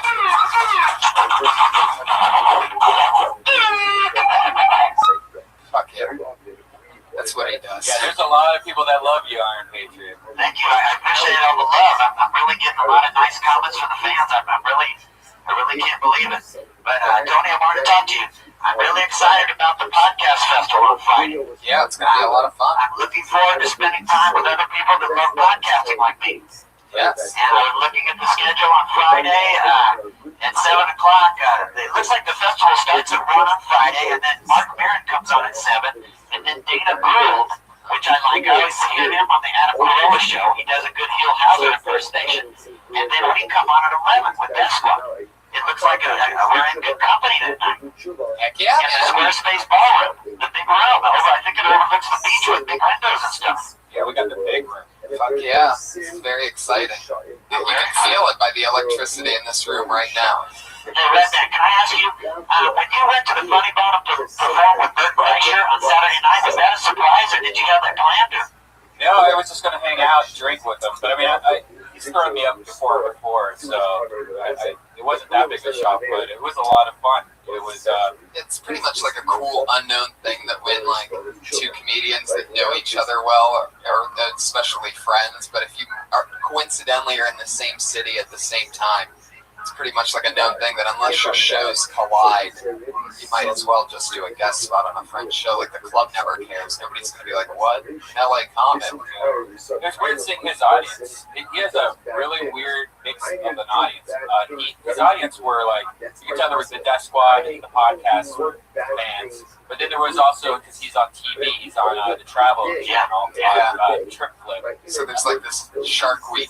Yeah. So then there's like these people that watch TV fans, which was mixed in with like, you know, like with bad pot smokers like that. He has a great fan base, but it was really cool doing comedy in front of him. It was really cool doing, driving out to Arizona, doing a road trip with Benji and PDC, lit it up at Stand Up Live in Phoenix. Our good friend who did a guest spot here the week before. He lit it up in Phoenix. Yeah, it's great. Benji came in right over the top, crushed you, me, crushed. Yeah. And then you went to the Ohio State game Saturday. What time did you start drinking? You started tailgating. You know, there's a thing with me in which, believe it or not, my friends never believe this, but the ones that I do comedy with do, I don't day drink ever. I only have a thing where I'm a big Ohio State Buckeye football fan, and if I go to a game, I'll day drink for that, and man, I forgot how much fun day drinking was. It was unbelievable. It's hard when the night comes I think I started at about, I pace myself though because I'm freaky like that because I really don't want to be fucking depressed at nighttime in Columbus, Ohio. So I definitely kept an eye on it. But I started drinking at about I woke up very late because I knew that I was in for an 8 p.m. night game. So I woke up at like 2:30 in the afternoon. Went and got some lunch, drank a coffee. I probably started drinking at about 4 o'clock. I was probably drunk by about 4:02 because my tolerance is non-existent anymore. It's pretty exciting. For those of you that like drinking, I highly recommend trimming down, having a nice lean cut ripped body, and just let that alcohol flow straight into your intestines. Why have extra weight on your body? Trim it down, become a vegan, get strong, do cardio every day, and then you won't have to drink a lot. How many spritzers does it take for you to get I bought this shirt because I live, you don't know, Ohio State hates Michigan. It's like this rival thing. It's the oldest rivalry in sports, yes. So I bought this shirt, which I thought would be funny, not because of wearing it in Ohio, but coming back to Los Angeles where no one understands what the fuck. It just seems like I'm being a dick to Michigan. It says, Jesus hates Michigan. Yeah, Jesus has a picture of Jesus on it. Yeah, so in Los Angeles, it just seems like I'm just being a dick to Detroit or something. Which is hilarious, A, and B, it's so worth it when like Don Barris and Fraser Smith and the few other Michigan fans, when they see that and that scarlet and gray, it just tells a whole story. It's amazing. So that's the real reason why it's like Don Barris. Yeah, exactly. It's so much fun. Oh, you son of a bitch. How is it hanging out with Tom Segura and Christina? Always fun, man. We've done shows with them before. Like I said, like shows before have been amazing, but it seems like it's just getting so much bigger and more exciting. I mean, not only are the turnouts, the numbers great, but it's like just the quality of the actual fans. And like, I almost feel like at times they're joking with me when they're like, "Oh my God, I've listened to every episode. I know every single thing. I can't believe the Patriot with his banana." And they just name off so many everything facts, and they just go on, and it's so exciting because I could talk about this show forever, but to find out that so many other people. But yeah, and Christina and Tom's thing, these Your Mom's House fans, that huge podcast in which I talked about how both of my parents did illegal mob work to raise me as a kid at one point in my life. And they loved that episode. That was a fun little interview that I had. Did you go see your mom at Youngstown? Nope, stayed in Columbus. Normally she comes down for those shows, but she did not come down this time. What about Red Band's mom? Did you go and see her? You saw my mom? Yeah, I saw Red Band's mom. You're right. There you go. I saw my dad. You cough any other direction? I saw my dad and my stepmom, and I brought my friend there, who's a very attractive female, and I was like, "Hey, well, you want to go?" I just have to hang out with my dad for like a half hour, and then I just say hi. And the whole time I'm watching my dad just creepily check out my friend, like just eyeing her up and down, and then getting caught like over and over by her. And I never realized how creepy my dad is. He's been married for like 25 years. Every dad is. I can't bring girls around my dad. I don't think it's creepy. The kind of women that, you're a mogul and a producer and a podcast. I mean, not only are you, it's not like you're just taking any kind of chick, dude. You hang out with beautiful women, Brian. What kind of dad isn't going to sit there used to the same wife that he's been with for how many years? 25 years. 25 years. Think of you. You can't, I don't want to say it. Imagine me with the same woman for 25 years, Brian. You have that blood pumping through your veins. What a horrible thought. One last thing. Like one of the weirdest things that I've noticed when going back to Ohio is everyone has an Ohio accent that I don't think I have anymore. But when I was in Ohio, I caught myself kind of doing it. What are you talking about? Everybody in Ohio kind of has this thing where it's like everybody's trying to crawl now. Man, we went to Myers last night, but we swear to God we saw this girl. Like it's kind of like that's not everybody in Ohio. There's a lot of people in Ohio. Like there's a lot of people that travel to that show from Cincinnati, from Kansas. I know what you're saying, but there's also like that rural area around Columbus. I think there's just a lot of different people mixed in. Somebody drove here tonight from Canada for this show. Where's that guy at? Are you here? Wow. Fuck yeah, Bob Barker. Oh, nice. There you go. From where? Ottawa. Fuck yeah. Jesus Christ. It's funny because you can't, like, Ohio has some really stupid rules also. You can't do U-turns. And it's like when you're so used to doing U-turns, it seems like the dumbest idea that you're not allowed to Oh, do that was U-turns. hilarious. Oh my god, I laughed so hard at this. Yeah, you can't do U-turns in Ohio, which is the stupidest thing ever. But, you know. So I would do a U-turn, and then we'd be like acting like the other like drivers, right? Like they freaked out. That you know, like you could tell. Right. People They're just like, well, what is that maniac doing? What is that? Some kind of witch? He's a witchcraft. And then you got a hotel, a $50 hotel that he bought online. It's called the Knights Inn. It's downtown Columbus on the worst part of like Columbus. Right. And it was. But on the map, and I forgot what part of Columbus that was. On the map, it looked legit. But the 2 miles or mile and a half or whatever to the actual city that it was the worst mile and a half in all of Columbus. It was next to a used mattress store. So and it was next to a used tire store. Who buys used tires? I mean, It's like, I need to buy a new tire. Can you just take this off and then put it back on? Thank you. Used tires, only in rural Columbus. And his so we got to the Knights Inn, and I'm like, fuck this shit, because it looked like every bad scene in Breaking Bad. And one story where it was just like hookers hanging outside the door, like being like, no, it was like their in call, I guess is what they're called, where they just go, come on back to I got a hotel room. You know, it's like all the rooms were rented by the hour. And then you actually said, should I stay here? It was. Oh, and I didn't. Right. No. So there was a part of me that's just like, fuck it. I mean, I'm taking a cab wherever anyway. It's just, I'm not going to, I don't really spend any time at the hotel anyway, but no, that was creepy. Anytime the hotel door is out, when you go outside, that's just too much. Right outside. I need a hallway out there. Yeah. I'm going to a strange city. I need a hallway outside my door. There's no way. And you can't trust the cleanliness. You're like, how clean are you that bad? You know what? That's another thing. Even after I stayed at the nice hotel, you know what drives me fucking crazy? I don't want to have to. They should have the thing on the outside of the door when you get there. I don't need to put it on. It should be, take this off if you want somebody waking you up at fucking 8 a.m. to clean your room. Who's into that? Who's waking up at 6 a.m. in Columbus like, oh, I'm going to go get a head start on the day. They're going to come clean my room in a bit. I never even let maids in my room. I'm done with that. That's what I'm saying. I don't need it at all. When you go to a hotel, you want to fucking live dirty and gross. You want to take off everything right at the other side of the door. It's not like home. It's a whole different experience. And if that's not how you do hotels, then you're not doing hotels right. I'm here to tell you, you need to get sloppy and stupid. Just spill shit once in a while. It doesn't matter. You always have to tip the maid. I always tip her at least $5-10 for them to blood stains. All right. I cannot believe that always happened to me. That was the best one ever. The comedic timing of the accidents of this show are unbelievable.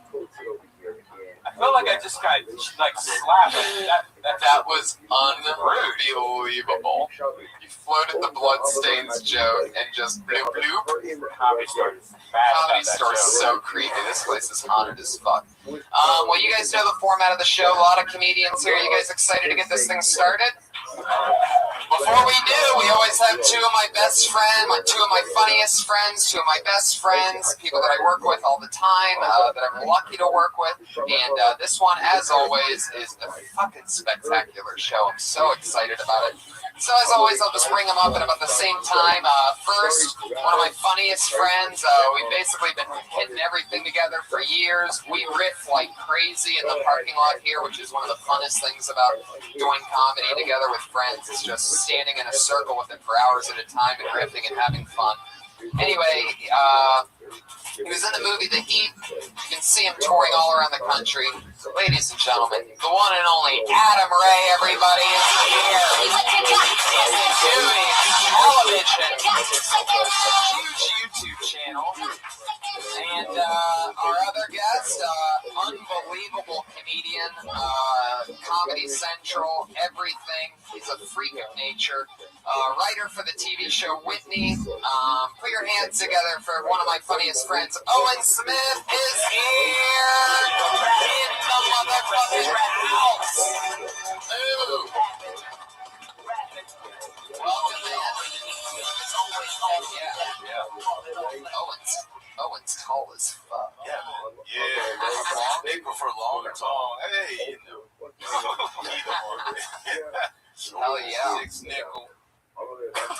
that a nickname?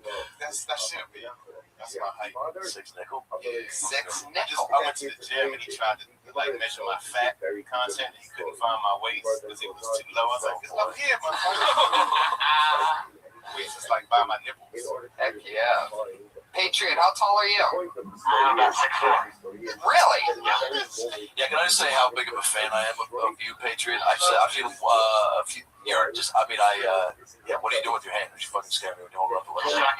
Oh, okay. It's funny, but like, that's you showing love, but like, because this isn't a normal thing to see somebody in public, and when you do that, I thought you were putting a curse on my family for 10 minutes. I was checking you out today. You're checking me out? Yeah, I was checking out your podcast about last night. Yeah. And it's a very unique show because your sidekick is not only a comedian, but he's a little person. Yeah. His name is Brad Redden. You can say midget, too. Yeah. I went back to the first podcast and listened, and I thought a great story I thought on there was how John Stamos of Full House is scared of dwarves. He's scared of dwarves, yeah. Very interesting. I would never have known that. Yeah, he thinks, and what's funny is that when you don't know anything about little people, you create these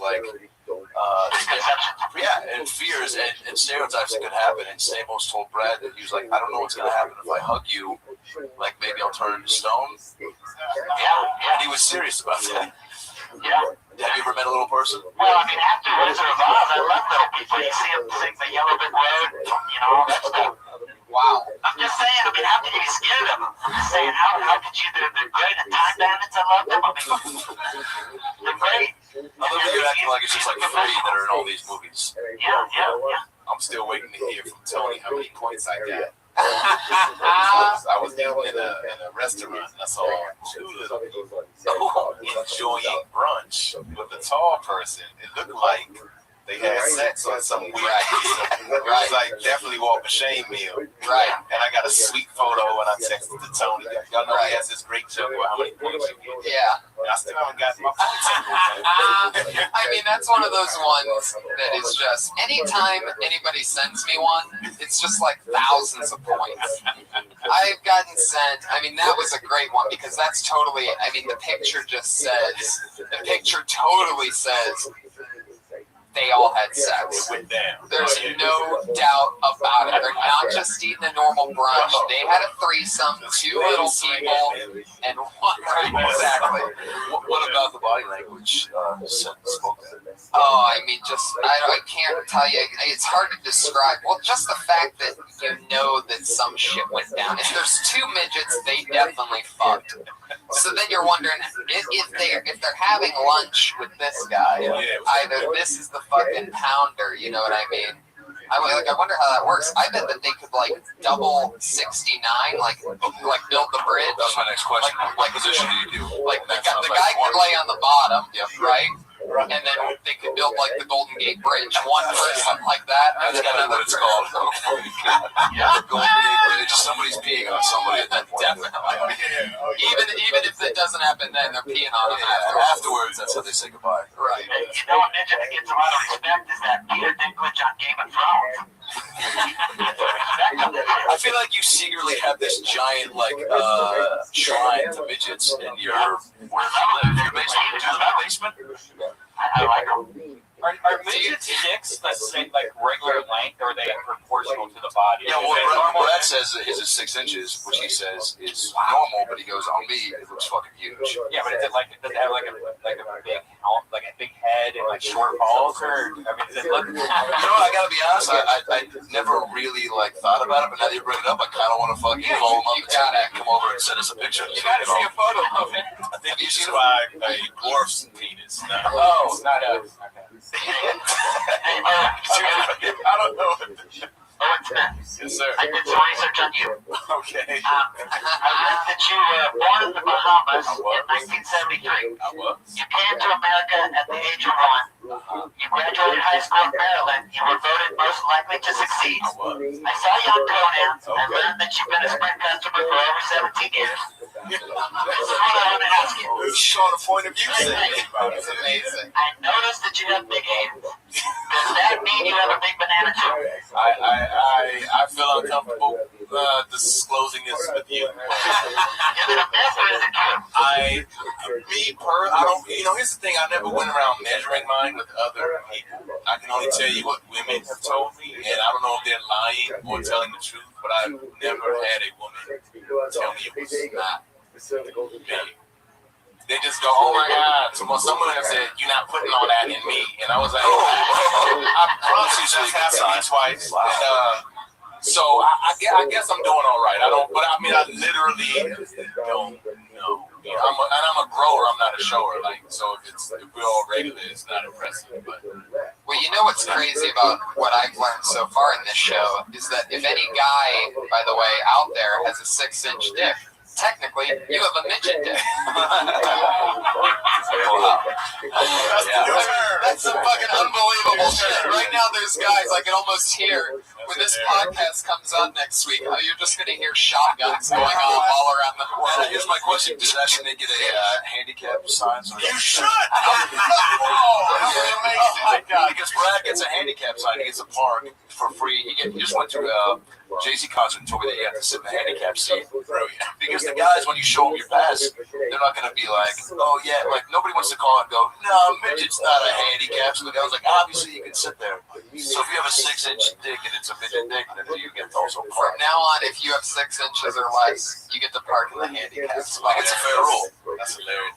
Has any man ever really measured their dick? Yeah. Now, where do you start? Where do you start the tape from? From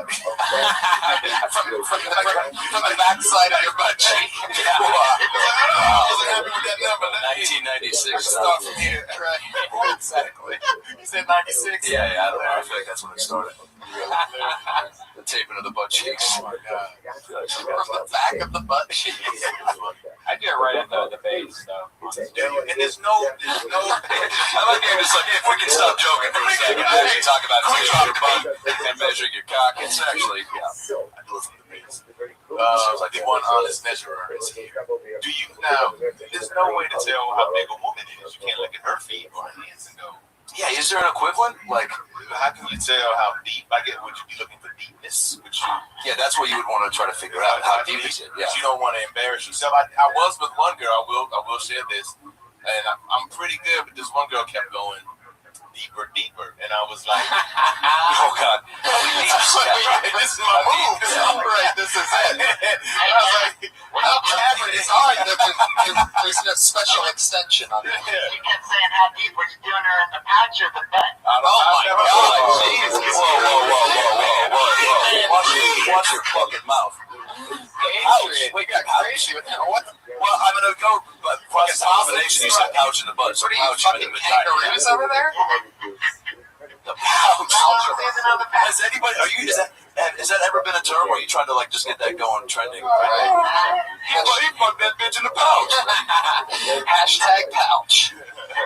I have a theory that I only started maybe a year ago, but it's pretty accurate. If the girl has natural boobs and they're big, she has a wider pussy. Wow. Okay. You know what? I'm not going to argue that because I don't have any basis for comparison. Wider pussy. Wide boobs. Just try it out in the future. Yes, if they have big boobs and they're natural, they usually have, it's not as tight as a pussy. Okay. What did he say? Bill Nye perverts back there. What did he say? He goes, that's actually true. Yeah. Oh, wow. I read on Wikipedia, actually. All you need is one other guy to agree. Largeboob.pussy.com. Yeah. Somebody buy that dope base. Big Pussy Digest. Fuck yeah. Patriot. Now, why? I mean, your voice box is coming from not where the mic is, correct? It is in the chest. Now, that looks like it's pointing at your pouch, not your chest. I got a cord going from my mouth down in my chest, and the sound's not coming out from that direction, so we figured out this is the best position. Patriot, have you ever measured your penis? Yeah. They're pretty good size. I've never had any complaints. Nobody's ever asked. You've never had any complaints, but you've only gotten laid a handful of times. I've had a lot of good girls. It's been a while, but I'm working on myself now. So you want to work on yourself so that when the next time happens, you want to make sure you're bringing the best Patriot. Yeah, the podcast festival. I might get some action this Friday. Now let me ask you this: do you like how like midgets like to fuck other? Do you like to fuck other robots? I wouldn't mind getting with the Black Widow in Iron Man 3. Iron Man 2, Scarlett Johansson. So Scarlett Johansson. Yeah. who is not a robot. Latino ladies and the female opera. I call that couch the Chili Quesadilla. Oh my God. I saw Maria last week. It was really good. You ever check that out? Dirty Growers saw Maria. Check out my YouTube videos and you get I definitely will. Who are you talking Yeah, I'm to not right sure now? where this conversation is. Let me ask you this: do you have special moves though with that suit on? Like, is there like the fucking like? Do you have a like what you did to me with the? Where you just put my and you're doing that in her pussy, right? Yeah. And she likes that. Yeah. How many people do you know that can talk out of it? By the way, Patriot has a knack for calling the penis a banana, by the way. It's cute. It's like, it seems like your dad said, hey, little son, suck this big banana, and it just stopped. Well, we got that song that I just go to the grocery store every time back in the early 90s and get a big bag of bananas and throw them out. And it was just a good stick for our show and it seemed to catch on. You rock the girth also? Yeah. It's a quarter or a $half dollar? Yeah, a $half dollar. $half dollar? Yeah. Wow, you got very excited when he said $half dollar. Yeah, I'm a good catch. Some woman better snatch me up because I'm ready. I've been working out. I haven't had sex in a while, but I've been practicing for porn and I can last a long time. I'll be doing that.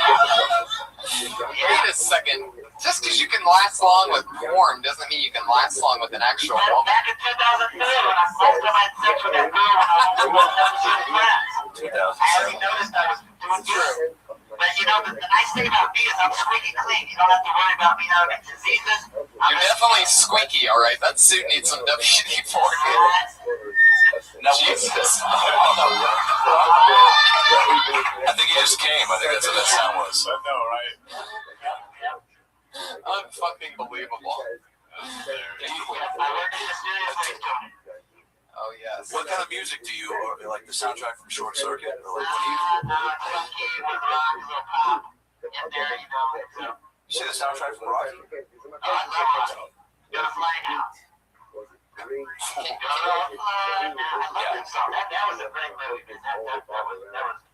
Do you like to have movies on in the background while you're doing it? Touching. Rocky was very touching. I just watched this Behind the Candelabra. You guys watch that with Michael Douglas? That's and Matt Damon really good. So when you're watching porn, you sit there with a stopwatch, you hit start, just like you're practicing the last I can just tell I got control of my banana. I'm not gonna be like an American Pie. You remember when he blew it real quick? You know, with the Shannon Elizabeth. Okay, well, let me ask you this. 2004 was the last time you were laid. And we're coming. Oh my God! It was during the last episode of Friends. I don't remember whether I watched it. But she let me play with her feet and touch her toes. Song went on, then the next song. Then moved back to the bedroom. I remember it very vividly. What did you say when you took the first sock off? Like, ooh, look at those. Some sort of catchphrase. Mom would see what I was hoping she wouldn't stop me, but she seemed to like it, so I started playing with her toes. Massaging the arch of her foot. She had the cutest little feet. Right, but when you first see the foot, you have to say some sort of compliment to her, right? To let her know that it's No, I didn't want to say anything because I wanted to stop. She was still thinking. Quietly with the jokes. His friends are so funny. She was laughing. So you started the feet. You've moved to the bedroom. At what point do you kill her? That's a good question. What's the part where you just start strangling her? Just starting to chop up the bottom. All right, well, here we are. Everything's set. The wheels, as always, are in motion. I feel like the energy is here. You guys ready to get this thing banging or what? This place is packed with comedians, as always. All here to test out a new 60 seconds of material and get a chance to be interviewed by us and talk with us a bit. You have 60 seconds. At the end of that 60 seconds, you'll hear the meow of the kitty. That means your time is up. Don't go any much longer, or else you're going to hear the angriest Hollywood bear. Very angry tonight. So what do you guys say we get started, huh? Start picking names out of the bucket. Our first first comedian tonight, Carlos De Jesus. Yeah, right. Yeah. Comedy Store employee. Why? Because Sonic says he was always the thing with which sometimes they make us do stuff which I'm not really a fan of. The other week I was working in Urban Show, which is basically an all-black comedy show. One white guy in the audience. There was a black woman. The host goes up to him and he asks him, hey man, how long have you been dating black women? The guy looks at him and says, what's your problem? And you got incredibly tense to the point where everybody was looking at me like, hey man, you gotta do something in this situation. So I was just gonna record it and upload it to World Star Hip Hop. He let me what you do. I mean, like, what else am I gonna do? Run down there and get my ass kicked? This mother of something is espousing. That's it. Is an incredibly profound one. Wow, just a lot of comedians complain that it's only 60 seconds. Some of them just come in with a hardcore 39 seconds. And, all right. So that actually happened. Didn't you say that last time you're on? Yeah. You said N-word or N-word? Oh. I got lost. I think it was N-word, the N-word. Yeah. I thought I said N-word. What's that? Oh, so he said, what's your problem, nigga? And then what happened? Was it a fight? No, there was no fight. Basically what happened was looking at me, and then it was he saw basically like, whoa, hey man, what's your name? And the guy goes, the king thing. Okay, then what happened? Everybody stood up, and then that's pretty much what happened. Well, what happened after they stood up? Everybody stood up, and like nothing really happened. Who was every? The crowd. Like one at a time, like just kind of like standing, looking at the guy, waiting for him to say something else. And then what happened? Nothing. They all sat down. They all sat down because Esau just kind of diffused the situation. So how did he diffuse? He saw the nigga, and then I don't know either, man. I was there. I think the part that he missed is when Esau pulled out a gun with a silencer on it and shot him in his forehead. So none of that happened. Like, so this white guy just left calmly with this black woman, called the host the nigga, and just rolled out. And you enjoyed the show. You had the front row seat in post-racial America or something. Nothing. That's why other nights not happening. Right. Like nothing happened. So I was thinking that somebody was going to get their ass kicked that night. That's why I was going to report it. Like, but nothing happened. So you got to establish. Have y'all heard of World Star Hip Hop? 2 people, 3 people, and 4, and they're known for fights, right? And that's what people. Oh yeah, so you gotta. Yeah, I had no idea what it was. And you gotta talk about how you wanted to get a fight up. You know what could that do for you? So then, maybe what you were expecting to see, like the catch on the videotape, like maybe you could instigate. He called you a nigga. That's all you want to do. Like nothing happened. I was surprised. Were you disappointed? Like that's the joke. I was very disappointed that nothing actually happened. Yeah, because there's few guarantees when things are exchanged where you feel like a situation is about to go down, and you feel like one of those guaranteed situations didn't happen. You were disappointed. It was like you went to go see a movie. Yeah, you make a comparison. Yeah. And it sucked. Maybe you go, I don't know, your worst sort of dealing at drive-through. Yeah, it's like it's like if you meet a girl with big natural tits and her pussy. It's pussy small. It's not what we learned.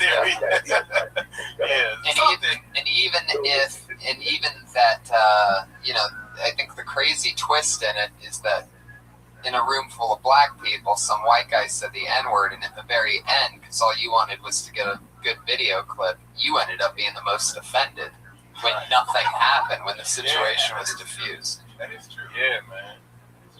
Well, there you go. That's a big bunch of tags. I will say it was a suspenseful story. It was very interesting. I was like, what the fuck's that happening? Yeah. And it's so real. You're using your perspective as a door guy.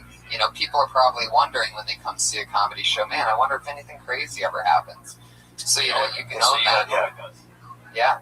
Yeah, man. There you go. Some of those crazy things too that made you go, all right, I will say good morning. Let us fill in the blanks. So start this morning. There you go, Carlos De Jesus, everybody. Not on Twitter, huh? So, wow. Carlos De Jesus. You work store here, I used to work store here. I did my door time in South Indiana. Oh, yeah? Funny bone. I was still in college. I used to see people and then meet the houses. Notre Dame? Yeah. Wow. You were going to Notre Dame, working at a comedy club. How cool. My 10,000 hours in, baby. I didn't know that this was a thing. Yeah. You can come out here and do I know. That's exactly how it was for me. Same. I had no idea. So comedy only existed at Indiana. No, not that. No, but I didn't know that the same thing I did in Indiana happened here. Right. The same, thing, except you can, from here you can go and, get on the show. Yeah. There I just went headlines in, like, Ohio. You know what I mean? Yeah. Then moved to Chicago. Any crazy door stories like that? Nah, well, the owner was racist. He's dead now.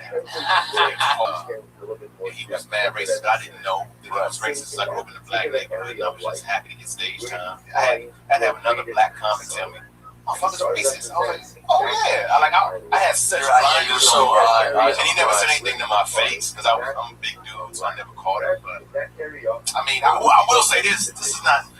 I don't know if this is funny, but this is some ill shit. So to go to the Funny Bone back then, it was like $10 a ticket for a white comic.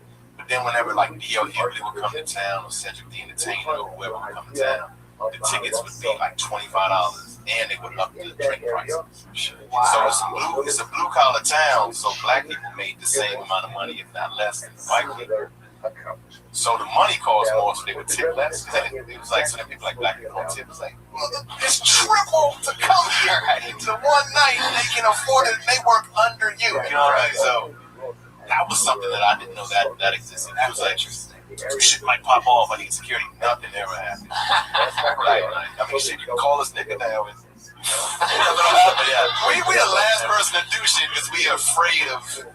That's evolution. So I remember seeing that just going, wow, this is wild. And then they do the same at the Improv out here on Monday night. They used to up it. Like, if you go to Monday night, that's Black Night at the Improv, and then you leave and try to stand around, there will be a cop with a gun to you. Oh shit, move on. Like, white people don't have that experience. Like, you can just leave and hang out and talk about what a nice night. You don't have an armed person going beating into your car. I was like, I'll just tell you, like, my rent in that motherfucker. Can I just talk outside? So that was something that I never forgot. I was like, the business, I guess. There really is no white equivalent of short long from some experience. Outside of fucking. I would take it maybe completely wrong. Say the wrong thing. These people coming at you. Yes. All right, well, let's move along to our next comedian. Hands in the bucket. Here we go. Who's it going to be? The name is Lil Bro. Lil Bro!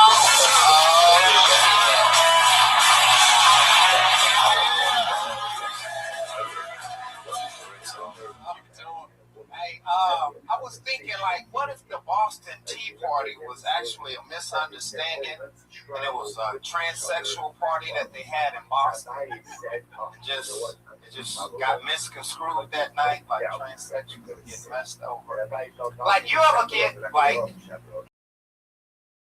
ready to make love to a woman butt naked, except I like to leave my watch on, just so as soon as I come, I can say, look at the time. It's getting late. Hey, that's my time. I just wanted to work on those little tags right there. There we go. 32 seconds worth of thunder. I had something about doing porn like this. So broke, you ever like need money and you look up in the newspaper and you see like $5,000 to do porn and you be like, what the fuck? But you show up and you get butt naked and they send a white dude in the room butt naked. He got this tree trunk and they tell you to turn around and put your hands on the wall. And you're like, fuck this. You signed the papers. Fuck this. I ain't being part of this shit. So it's something else. Because it goes deeper, man. Because I'm like, $5,000 to do porn shit? Yeah, you know. And I just imagine like going signing the paperwork and then like you go ahead and get butt naked and then the white dude come out with this tree trunk hitting his knee. And you trying to tell him, look, like when a chick come here, you know, keep your hands to yourself, stay on your side. But yeah. Let me get it in when. They call him Trevor and they call you. Like, hey, you put your hands up against the wall and spread your legs. Like, that's not a good beginning to any porn when they tell you your point is to put your hands up against the wall and spread your legs. Like, no, not with Trevor in the room. Yeah, that's when you look back at your watch for right. the time. Yep. Double callback. Oh, yeah, thank you. Fuck yeah. The only thing I love all that, by the way. I didn't get the Boston Tea Party. Maybe I missed something. Because, like, transsexuals, they'll use the letter T before anything. Like, because I do a lot of online dating and shit. Teosaurus, you think the bitch named Tina, so you click on that. Teosaurus. It's like, it's a transsexual, so they use the letter T. So I'm thinking, like they had a party in Boston.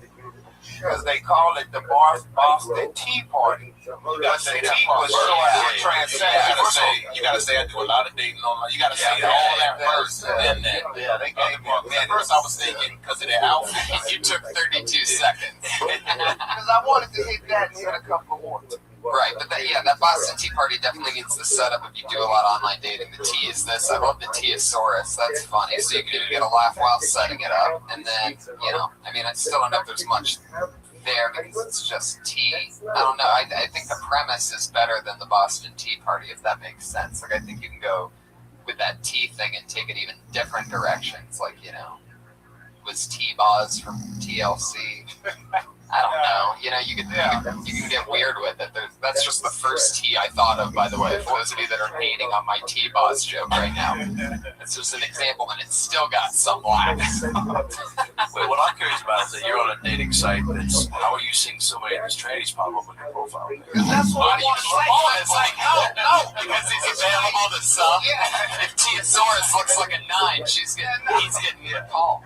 It's like these dudes think they're women, so they'll go in the women category. Like, they don't say, like, I put that on my profile, like, the requirements, you have to be born a woman and have a steady pulse. So they don't have, like, yeah, like, is that how your bio starts? Yeah, oh yeah. You gotta be a woman, bitch. I need to see baby pictures and everything. I'm like, because they'll try to hide and do certain shit, I'm like, nah. They don't list that they have their tranny in their profile. They'll put the T in, they think that's enough, like that explains it, like, oh, you didn't get it? Nah, bitch, I thought your name was Tina. This is funny. See, that's what I was saying when I think the premise is funnier than the Boston Tea Party. That what you just said about Tina and the I need to see baby pics.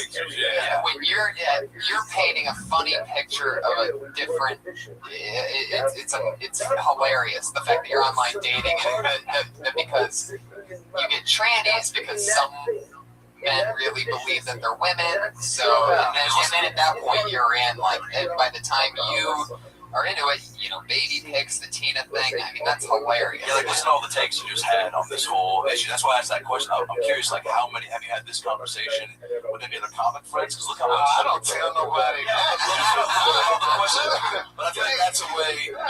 So, like, you had the beginning thought of the whole tranny bit. Like, I feel like then I'd encourage to ask yourself questions of why you thought of that bit, and then keep peeling back like all these things you just brought up based on that one question about why you seeing training on your dating site, and all these things you just brought up, all these opinions you just had about that. Now I feel like you're building the bit now. Based on asking all those questions, I feel like it's something. When you had that initial thought with the online dating, because that'll kind of set it up and then bring in the transaction. But in trying to figure out why you're talking about it, and ask yourself those questions. Oh, I know why I'm talking about it. Like, how the fuck you gonna call yourself a woman when you not? What the fuck? Like, you go to the...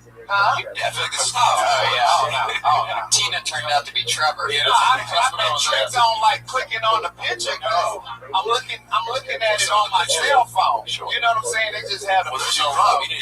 What's the picture? Like, what is the picture? It's just like a one little small picture. Like, I don't have anything. But is it like a face? How no, it's just faces. It's like faces or like body pictures. But some of it might be blurred. You know what I'm saying? So how blurred? I'm just saying, it's on my cell phone. You see what I'm saying? Like I'm using my cell phone. I'm not using the laptop. I've heard the word cell phone, yeah. So it's limited. It's limited as far as what you can see, but it's for females. You know what I'm saying? Based off that headshot, you can't tell. Which site is this? Is a free dating site? Yeah, it's free dating. It's free as fuck. With the T-Saurus. No, I'm saying I'm saying I've been to a lot of sites where especially out here, you don't meet T-Saurus on Christian Mingle, you know what I'm saying? Hey, cause they are, man. I'm telling you, they everywhere. They nah. Everywhere. Yeah, I'm telling you. They're everywhere. How about that? You might want to check your settings one more time. I've never had this problem ever. No, I'm talking about just out Hollywood. Yeah. Yeah, I'm just saying, since I've been out here, I've never seen that shit. Not like that. Houston. You gotta say that too. Yeah. I'm like, okay, I do a whole yeah, because I'm like, it's like I felt like I was in Little Red Riding Hood, because I said I got tricked. I met a chick online, so that's why I moved out here. Whoa! So you met, and that was a man that you met?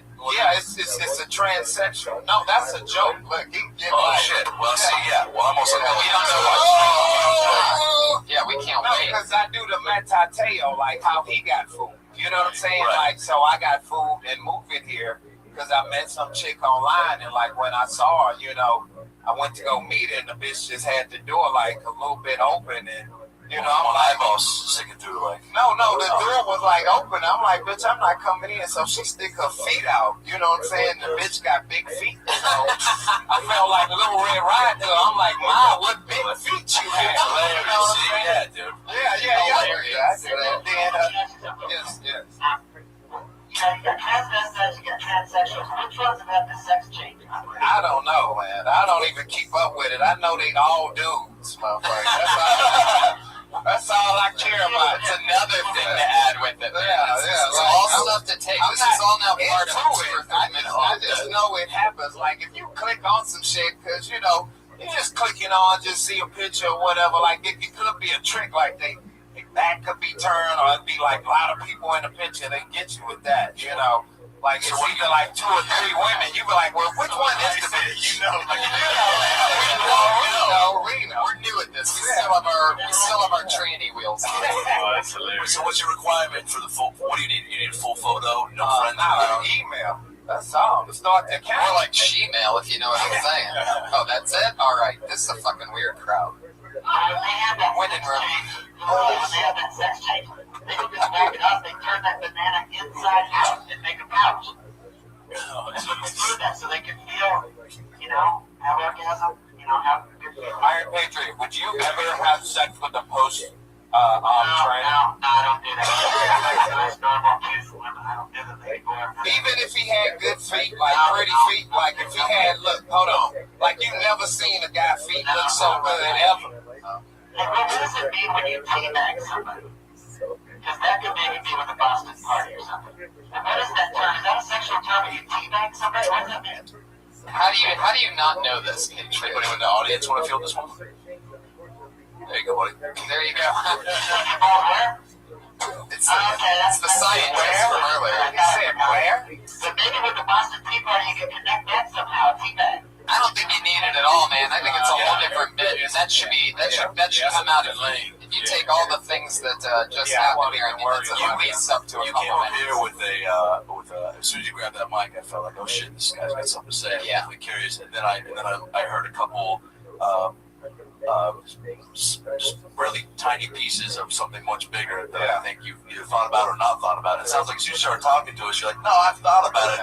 Well, then fucking say that. Say the shit that you're thinking about. Anytime you're like, oh, this one, I feel like what you came in with was something you was trying to sit down and write, but maybe have conversations with people about this shit. Just look how much naturally funny you just float out with all your takes on it. Yeah, one thing a lot of we try to do, don't cheat the bit.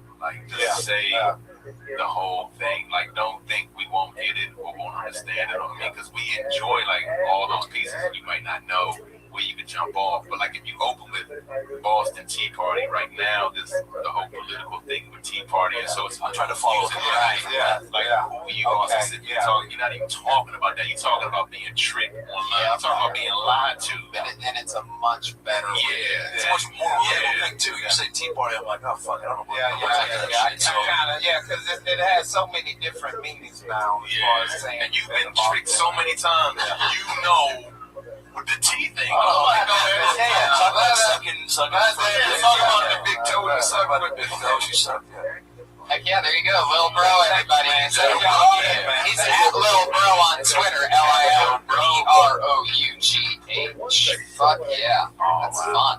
Oh, and Manti Te'o's defense, because I went to Notre Dame, it is easy to have an imaginary, whatever the fuck the word is, girlfriend. Imaginary girlfriend at Notre Dame. The pickings possible. It's better now, but I can see how a lot of dudes go there, right? Yeah.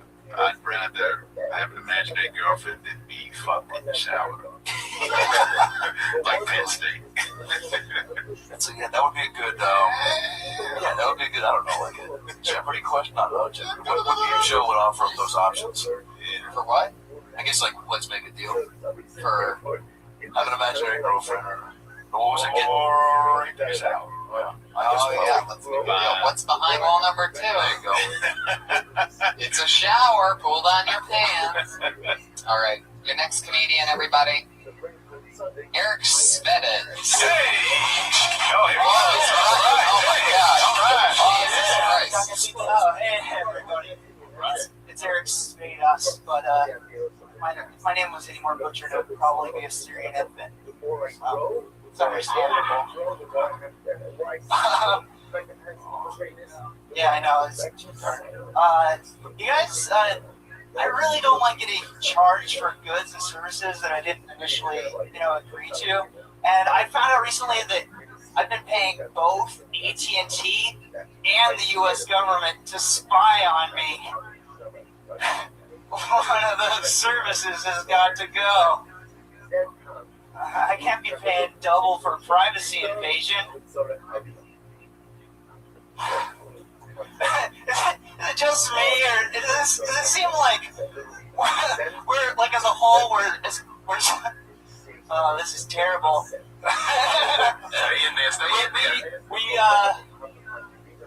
I've got more jokes about empathy, but I don't know if you guys would give a fuck, honestly.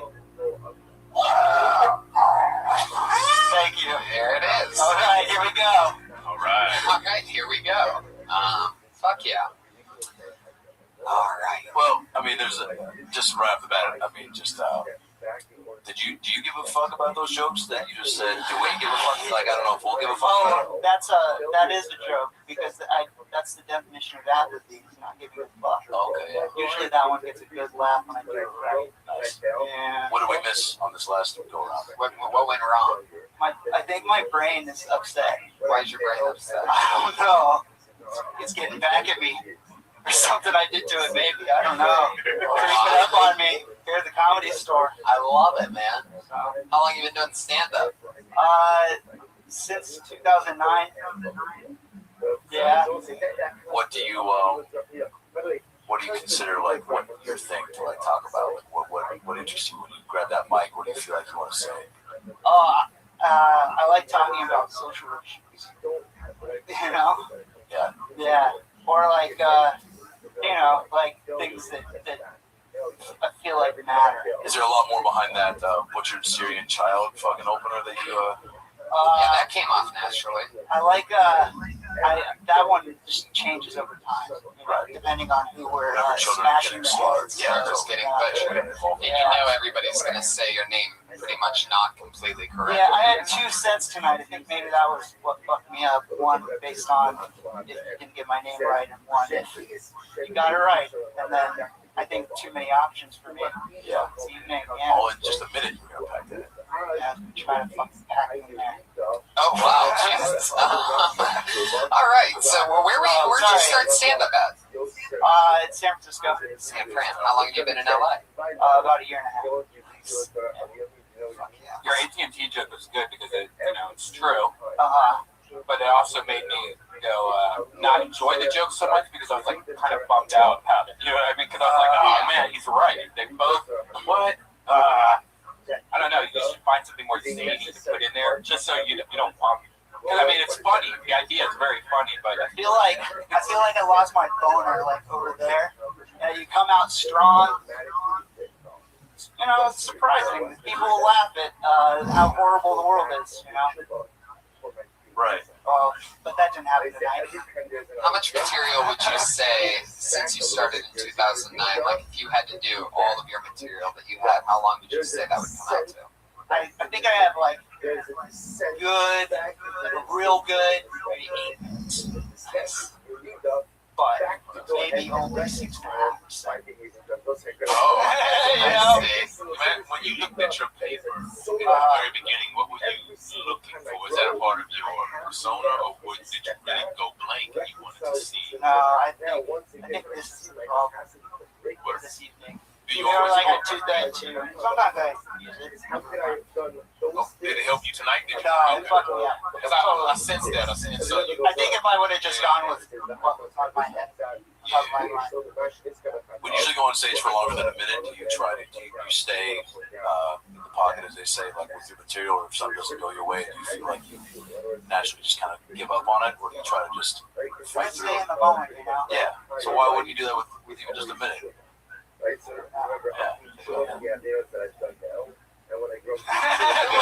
mean, there's because I feel like it's obviously it's tough to get your point of view and a lot of funny in just a minute of stand up. But You know, I think I did that when I said this was terrible. That was my shining moment of recognizing the moment, of being in the moment. Yeah. That's when I said, And people laugh at this that. fucking sucks. Yeah, so maybe take some of that in the momentness and just carry it all the way through. Because obviously you never get a fair chance for yourself to get a gauge on your material or you're getting better. And also we don't get a chance to get a gauge for you if you're just not fully giving it a shot. You deliver pizzas? You look like you do, and you should definitely talk about that. Oh, really? Yeah, either that or you look like you got your wardrobe from the set of a pizza delivery. Hey, pizza pie! Yeah, I don't know. Or maybe don't talk about it. Yeah. Not Maybe not the accent so much. Not so much the guy who's making the pizza, as much as the guy in the hatchback that has to get it to a place. Is this your normal look? Like if you were an action figure with punchlines about there were children, if you pulled the string, that would be like this would be your attire. Like is this a normal getup for you? Always a hat? I wear a hat sometimes. Because I dig it. Yeah. Sometimes, or take the hat off. Oh wow, It's Matty Edgar. It's Who's that? what's that British show? Oh, Doctor Who, right? No. Okay. You watch Doctor Who? No, I don't, but I just think he looks like the DVD box set that Amazon's always recommending to me for some reason. When you found out you're paying AT&T and the government money to inspire you, what did you do about it? Well, I talked to an AT&T representative about it. Yeah, what did they say? They didn't know what the fuck I was talking about. They told me to go talk to the government. They gave me the number of the FCC. And then did you call them yet? No, I didn't call the FCC yet. That's where the joke is. Do that. Like you said, like he made a good point. A lot of times people say stuff that's just correct. You were correct. It was a fact that shows that you're smart and you're very observant. When you say something that's correct in front of people who don't know you, they just go, that's correct. So they may not laugh. And I see a lot of young comics like expecting for the laugh. You just said 2 + 2 is 4. They go, yeah. Yeah. So like this, what did you do? Yeah, where it becomes unique, and like you don't need to like rebel rouse and be like, oh, with me, man, just tell the story. Like, what did you do next? That's in Brian's instance, it made him angry. That's what I'm saying. You did 2 + 2 = 4, but then I was like, God damn that 4. Right. Yeah. It's disappointing. But even people that are hearing that and getting angry about it, then like take them on. Like, what did you do about it to make them? Because obviously you're making them feel something emotionally connected to what you're talking about, which is great. So now they're with you, and so now it's like where you make it a unique bit to you is where you follow up on whatever your actions are after that call. Maybe there's even something in like, do you even really need to call and complain? Because if they're really listening, they should know you're already upset about it. Tell them to call you, Right. You can just sit there on hold and give them. When they put you on hold, you just start spouting off every complaint you have. Because if they're listening, then they'll hear it.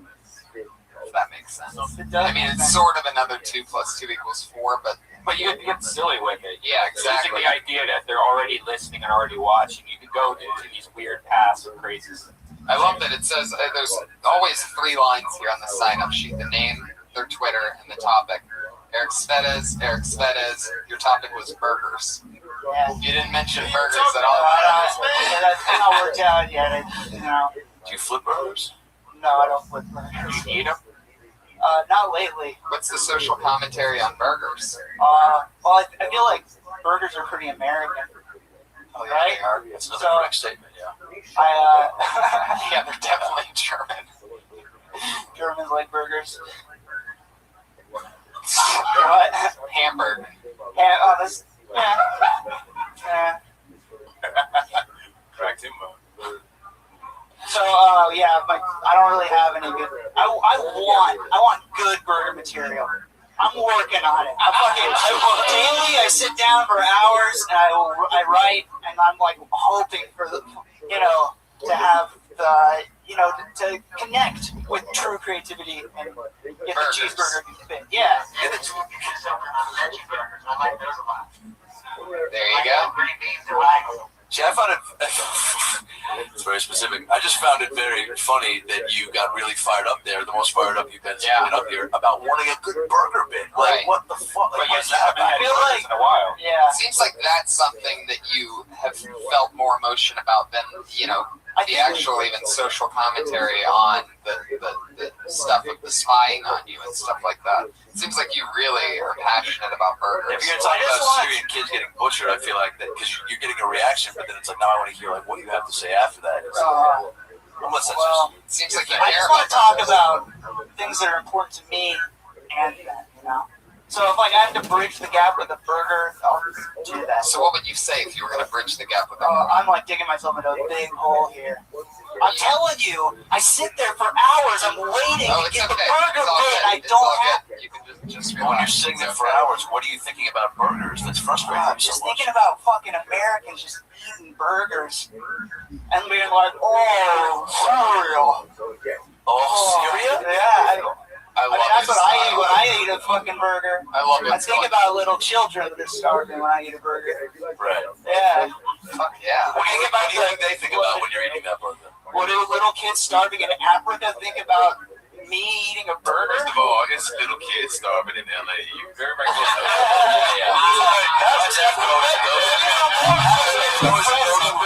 There's over 40 countries, man. Kids starving down the street, Bob. Have you ever been to Africa? Where are you from? I'm from the Central Coast of California. Stay there, man. Talk about burgers there. You ain't got starving African kids. I've never seen an American with a bloated belly. Like, yes, you have. Just go to Walmart. Just go 20 miles outside of LA. They're everywhere, Bob. It's hilarious. Obese motherfuckers. Oh, no, I mean from starvation. Oh, that happens too. It's in America. Yeah. Just Google it. I mean, I've been to an Indian reservation. It's pretty sad there. We should talk about that, huh? Eric, I like your style. There you go. Eric Svedes. That's Eric Svedes on Twitter. Svedas. Fuck yeah, man. He's got an interesting perspective on things. All right, your next comedian is Joseph P. Larkin.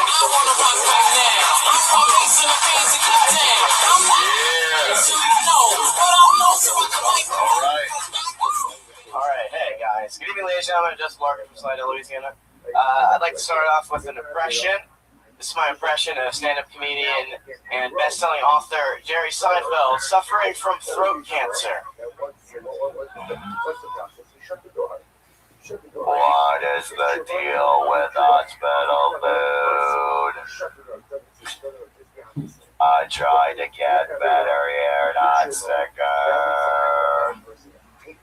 Alright, this is a $100 prop, you stingy fox. I need to get my money's worth, so this is my impression of the theme from Jaws, also suffering from throat cancer.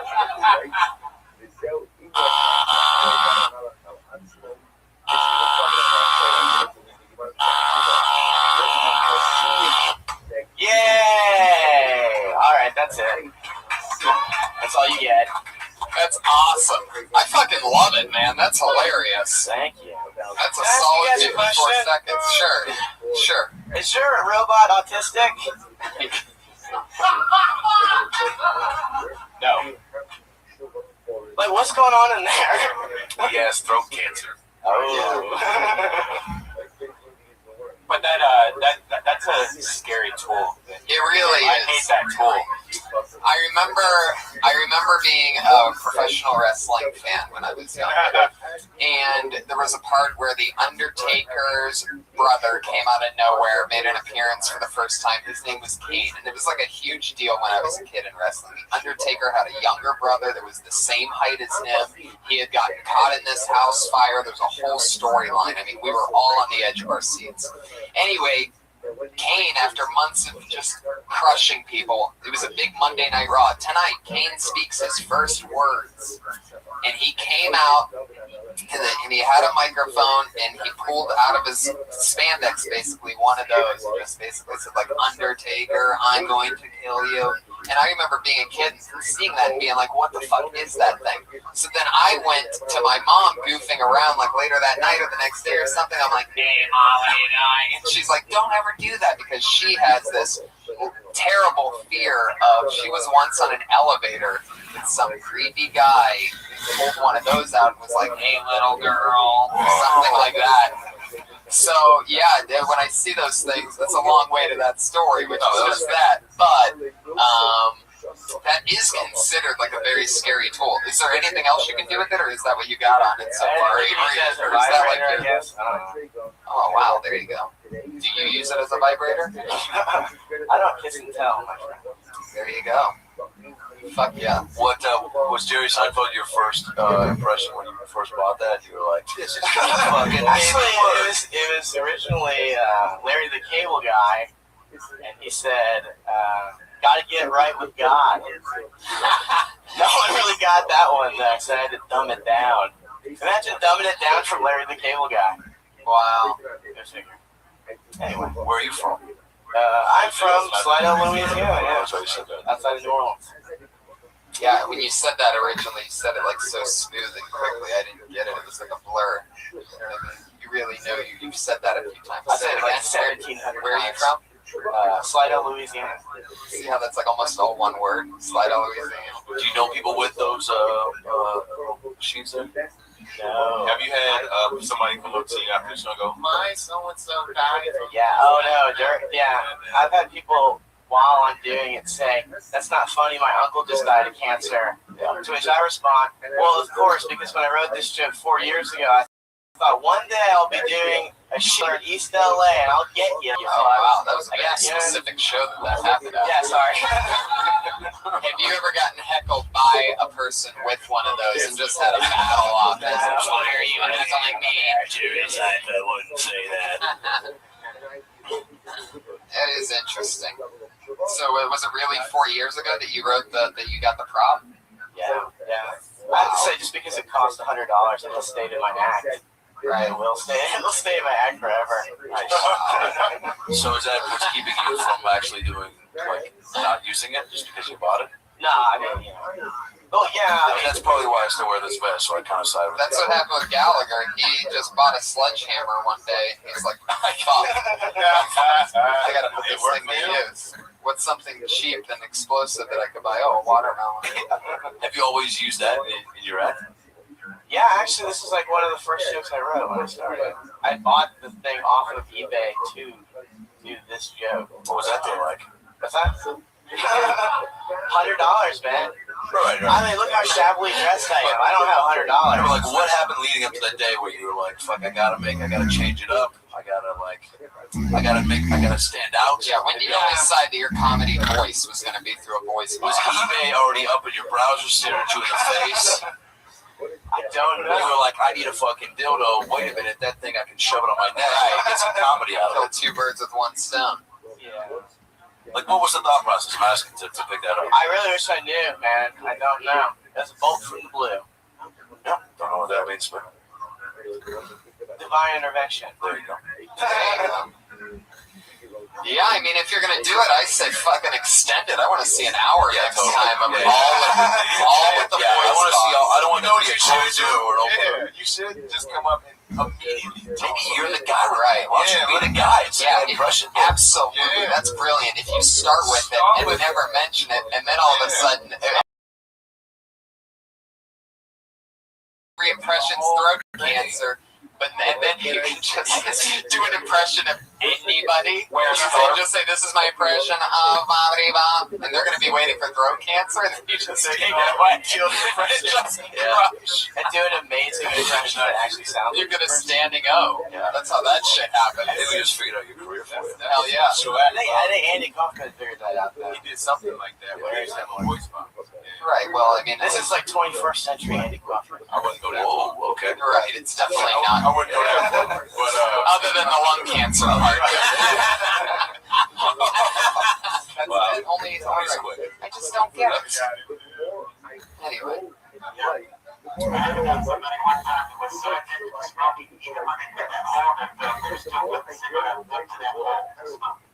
There you go. That's tragic.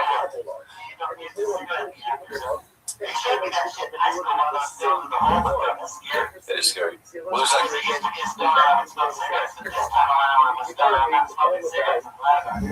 Is this your real Twitter handle, Joseph? At white male. That's actually you? You're the white male? I got it. I got it, guys. Yep. Wow. That is unbelievable. When did you get on Twitter? 2008, maybe. Had to be early on. Yeah, that's what, like a year after it came out or something. Right around there. You had to be the white male. What made you pick that?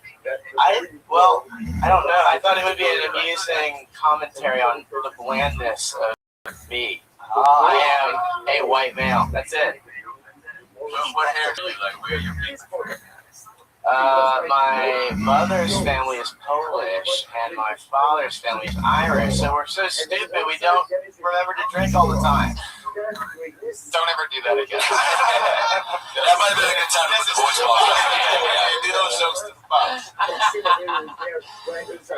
It's interesting to me that you keep labeling yourself as like you wanted to do something innovative and you just called yourself bland when you were naming white male. Like, I don't know. Maybe there's just a lot of material in that too that you think that you're. What is it about you that makes you think that you're so plain and bland? Oh shit, man! Look at me. I don't know. That's a good way. I say 90% of my act is just me talking about how much I hate myself. Also women and minorities. What about? Oh Jesus! All right. Now we're getting somewhere. Don't get me started on this case. Oh shit! Don't get you started on what? No. No. Hey, man. By the way, please do that in your. Oh yeah, You got it. That's the thing, man. Look, white comics. If you're gonna talk about how you hate black people, please do it in front of black people. Don't do that shit in front of safe white shit, and then you'll see if it's really funny. Yeah. That's all you gotta do because you're generalizing, and so everybody is different. So do it, but for real, be brave, but do it in front of a black club. If you're doing cancer jokes, you feel this, do it, and then see what happens. You might strike on to something because if but I'm curious. Should we get into this? Yeah. What do you hate about black people? Yeah. What do you hate? I don't actually hate black people. Right. What about women? You listed that as. I definitely hate women though. So you were honest about the women part. I mean, you definitely hate women is the words that you just said. Yeah. I think you said, and also minorities less than a second later. Yeah. But that's not true at all. Owen was sitting right next to you. Twitter handle at Wishwashy. Single white male. I wonder if that thing will work if, all right, white male. Joseph P. Larkin, there he goes, everybody. Thank you, guys. I want to see an hour through the voice box next time. I had a feeling when I saw at white male, I'm like, he's got to be a little racist. I went to school with a guy last name Larkin. He was an interesting cat. Yeah. I wonder if you guys are related. Probably his older brother or something. He's from the South. I don't know where. Do you have an older brother, Joseph? There you go.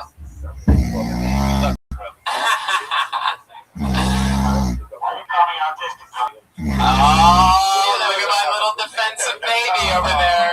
A lot can penetrate that thick layer armor he has on.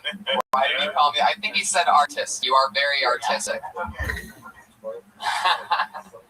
His hand just twitched when he said that. Oh, yeah. Oh, wow. Listen to it again. We noticed a few weeks ago that he has a left arm twitch when he gets excited about something.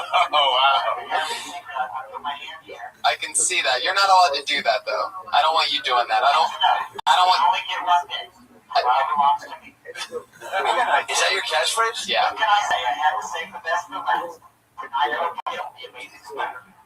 Oh, I like that one. Oh.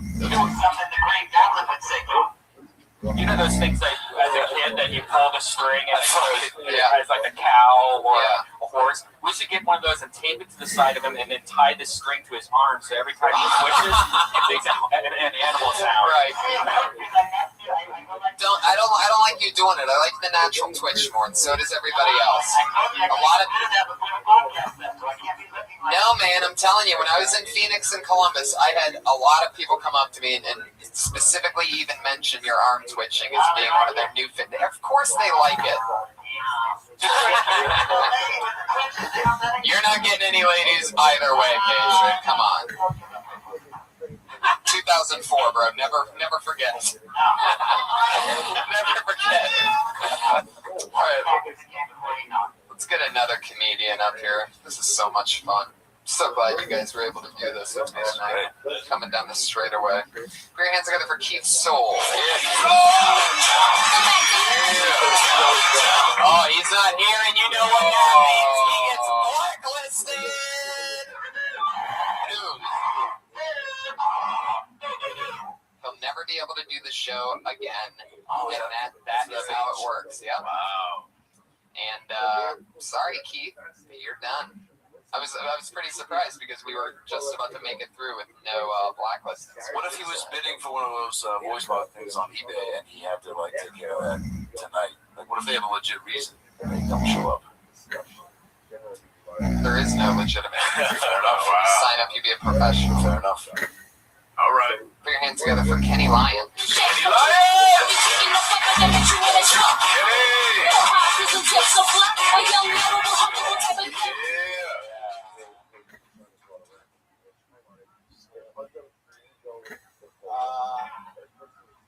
I watched the BBC radio interview of Kanye West, and I found out that I am brainwashed. I am brainwashed to think negative thoughts, bullshit thoughts, thoughts like, my life sucks. I can't find a job. You know, I try to switch it up by remembering shit is going down in Syria, everybody. Their life sucks. They can't work because they're dead. But I learned something real interesting in the Syria situation. Russians got real interesting last names. For example, the president, his last name is Putin. I wish my last name was Putin. Be like Kenny Putin it down. Okay, that's your minute. Fuck yeah. Get a little technical difficulties there. You got some extra time and just enough to get the Kenny putting it down.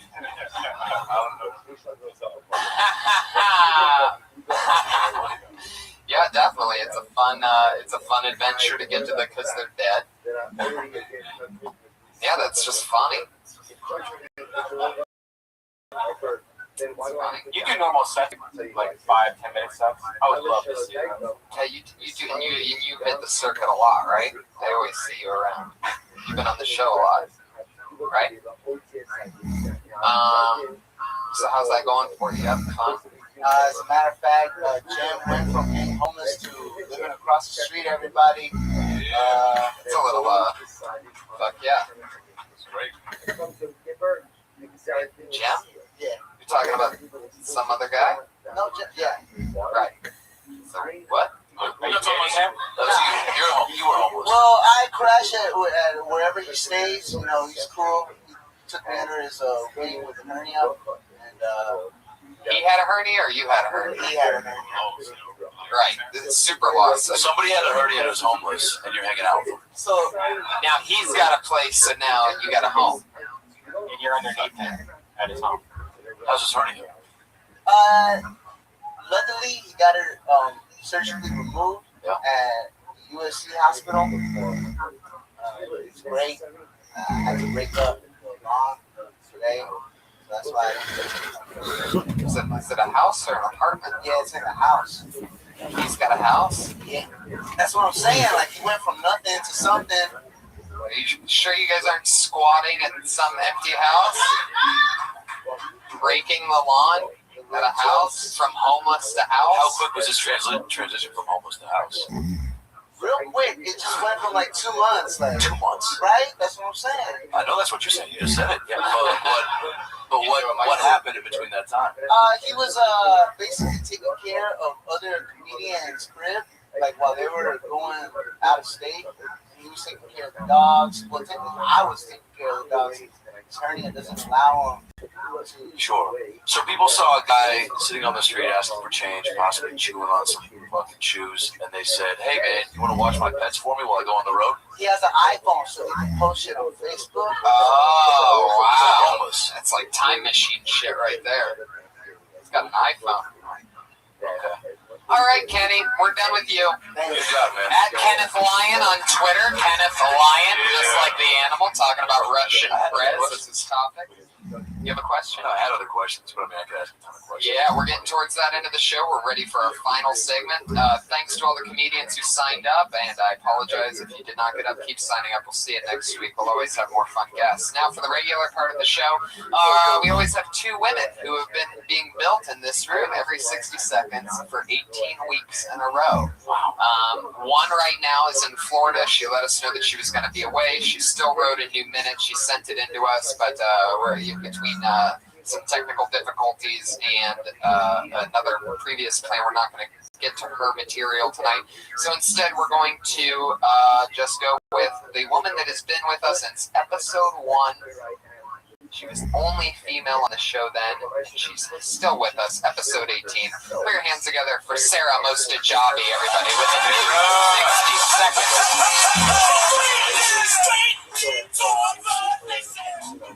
What's up, guys? So I'm bisexual. Not nearly as supportive as my parents. Or as the guys I like to date call it, yes. I don't really understand that reaction. I think there's going to be a lot of threesomes in there. But I think we all know when you like a girl, the last thing you want to see is some dude fucking her. So I don't think so. I guess being disappointed by like one gender wasn't enough for me. I wanted to like double my money. So it's great. I actually, to be honest with you guys, I had a show last night, and so I haven't really focused on this very much. That's all I have. Yeah. Sorry, I was so you could have just said that's all you have, but you also mentioned that you had a show last night that was more important to you than our show. But I'll tell you, I had to do 8 minutes. So I had to really stretch it. Focus on it. Hell yeah, you did. Yeah. But luckily, thanks to this, I have like almost 20 minutes. Not really. I think I have a good 13 minutes we get to be back. Holy shit. That's exciting. Hey, I like that 40 seconds a lot. And I would say that that's probably my favorite of everything. And it's so much fun to see growth. Like you stayed in one topic, and it's an interesting take because it's pretty true, right? It's unfortunately true. Right. And I like how you played off of their response and the way that you did that, for 18 weeks or whatever you're at, that's pretty cool that you're just naturally playing around and just feeding off of that. And since you've been, sort of just doing this as a regular thing where it at least appears that it's mostly about material, even though it's not. And the fact that you can bounce off of some people, obviously somebody back there, and that happens in real shows. You know what I mean? No matter where you go, there's almost always some comedian in the back of the room that's ready to try to be funny off of something. Yeah, she's a bisexual. Yeah, you know what I mean? So you can almost count on that. Yeah. I kind of, what's really funny, and I think I learned this from something you had said to someone else, It's just to kind of have those things prepared depending on people's reactions. Like if you get like a positive, you're expecting the possibility of a positive or negative reaction, having something to come back on that naturally already in your head, so you're kind of prepared for that. So, and I know, even though I have been like super preparing for the other show, I have been. Here, you guys, hello. Well, what's wrong? Yeah. What are you doing? Now, why would you were in a thought? Yeah, why would you not? I'm curious. Why would you like not prepare as much for this 1 minute as you would for the other show last? Well, that's why that was a bit short. I had prepared that for this week, like I've been doing that this whole past week. But I really needed to I do like between like 6 to 10 open mics a week. And this past week I've just kind of been like running through the stuff that I've done, because I'm constantly in a cycle preparing for this.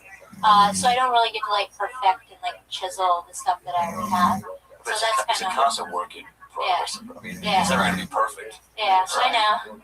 Yeah, I actually like the first really good stuff that I did here was about E3 because I'm like a gamer. Yeah.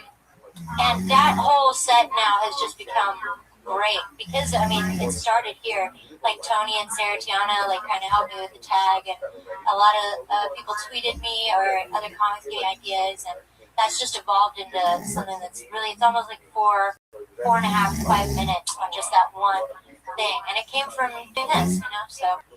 Maybe there's something funny in that since you're trying to attract both boys and girls, maybe there's almost a joke about your haircut. Yeah, I was thinking that too. Yeah. But I couldn't word it. I don't know. This side is kind of like a lesbian, so. Right. This side is kind of like. And the front's sort of like a boy. So you have like two lesbians. I've got the Justin Bieber swoop for the guys and the girls right in the middle. Your pussy smells like balls.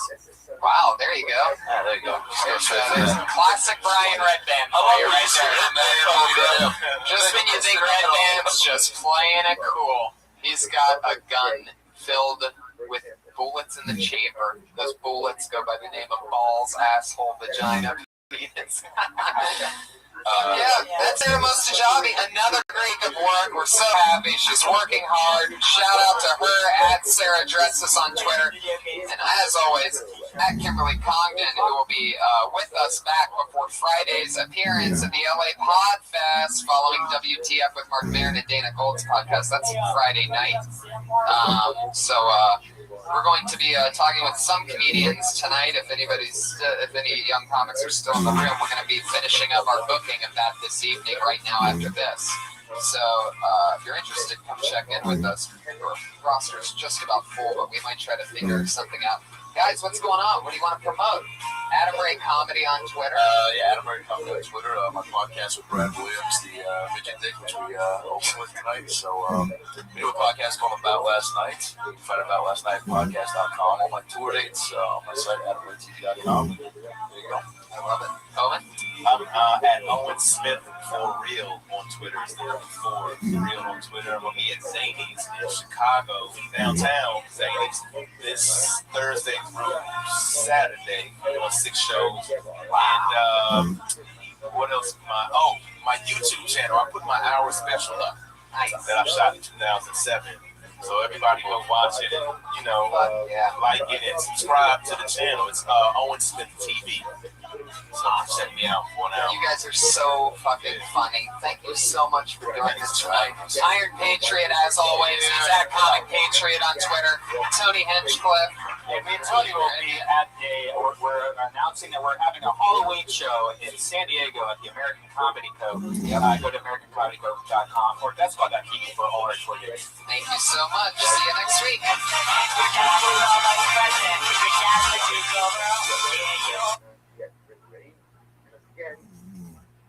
Adam, I even where there was no man to go ahead and work here. It means we're not getting treated bad. So there was no one to, and Rashi says, so beautiful. Rashi says, with Rashi, עדיין לא חיו בארץ כשהגיעו בריאס all the shishim של Adam. because Isa Vasada of someone with Lavan. Kilo winter again. Rashi says, so why was it already the Prabhu didn't cause it to rain? Why didn't Hashem cause it to rain? Do not have over there. The Bisha Adam Ayin Lavo.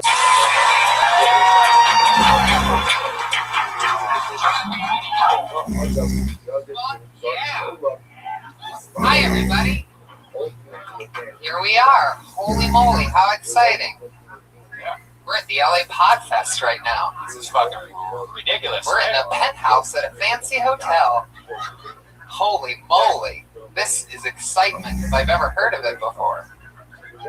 Thanks to everybody watching at Daily Emotion. I would say make some noise, but we wouldn't hear you guys. Because you're in bedrooms right now. I brought my dog. I got this is a dog-friendly hotel, so you can pay the $75 so your dog can fuck the shit up in your room, and you don't have to pay any extra. So if anyone wants to piss and shit in my room, I know I already did. The dog, when we were in there, the dog actually came out and had a little something in its mouth. We thought it was poop for a moment, but what was it? It was a little chocolate. This tiny dog found a tiny chocolate and was walking around with it in its mouth. So thank you, Sheraton Delphina. yeah, thank you. Thank you for allowing my dog to find poisonous chocolate underneath the fucking dresser. That's right, the Sheraton Hotel. We killed the cutest baby dogs you've ever seen. Hell yes. As always, please put your hands together for our head of security, the one and only Iron Patriot is here, everybody! Huge fan favorite of the show. Against anyone who threatened my way of life. I am the Iron Patriot. There is a real human being underneath that suit. And tonight was the first night after 18 episodes of this show in which we actually, Brian and I, and some other people close to the show, got to meet the man under the suit, Jeff Crabtree. Yep. Yeah. Saw his face. I'm excited to be here tonight, Tony. Well, we're excited to have you, man. It was amazing because, you know, we always knew that the $5,000 suit shipped from Norway under $700 of shipping costs was a really big deal. But when he pulled up today, he got his car valeted, and he needed all of our help because the suit actually is in 3 separate crates and 2 gym bags. Am I exaggerating? No, it was quite challenging to get it down here, Tony. But it's worth it because I like being with so many people that enjoy podcasting like me. It's unbelievable. And that's how he found us in the first place. He showed up after episode 1 in that squeaky, fantastic uniform that we all love. And he came right up to me and he goes, Tony, I'm a big fan of the Death Squad. I'm a big fan of you. I'd love to be part of any show, anytime. And I go, well, that's great because you're our new head of security for no apparent reason because he can't even move in the suit. He doesn't know what he's looking at. He never knows which camera is taking the picture. And that's really what we love about him is that even though he has a huge thick of armor, there is one regular, very normal human being underneath it all. Well, wait. He's a huge foot fetish. Also, in the past episode, he said that he put chocolate on his dick the second time he ever came and let his Cocker Spaniel lick it off of him when he was younger. And he's not known to lie about things either. And he actually changed into this outfit in my room when I wasn't there with my little Shih Tzu. Did you fuck my Shih Tzu? Yeah. Was that your chocolate? Yeah, were you the one that planted the chocolate there? This whole thing's coming full circle right now. I basically served my dog Buffy a banana split. I had the nuts, the banana, the chocolate, the cream, and I was even circumcised when I was a small baby. All right, I'm really not sure how that applies to anything, but let's lick off of, I guess. Another fun thing about the Iron Patriot that we've noticed over the last few weeks, a developing story with him, is that he has an uncontrollable left arm twitch. Not anymore, Tony. I got it figured out. I put my hand right here and nothing I told you not to do that. You have to take your hand out of that. No. That's awesome, though, man. Your character has to have an arm twitch. Yeah. The left arm isn't going to turn on the ladies, though. They're going to think I have Parkinson's disease or something. I don't think you're turning on the ladies regardless, Patriot. I don't think that should be your worry. No, I'm a good kid. Some woman better snatch me up quick. If you don't take your hand off of that little pocket that makes your left arm twitch, I swear to God, we're going to hire the aluminum Patriot next week to take your place. We're going to slightly push you down. Right. Well, this is so exciting. Patriot, yeah. By the way, Patriot used to be in a band in Austin, Texas, was it? I'm in Dallas. Dallas, Texas. In the 90s, he had a band when the grunge era was going on. Like, sad, depressing, fucking shitty music. He had, like, the happiest band in the whole entire world. It was basically the B-52s of Texas. Yes. And, you know what? I think before we bring up our guests tonight... Play that song. Hey, can you guys turn it up a little? This is one of his hit songs, by the way.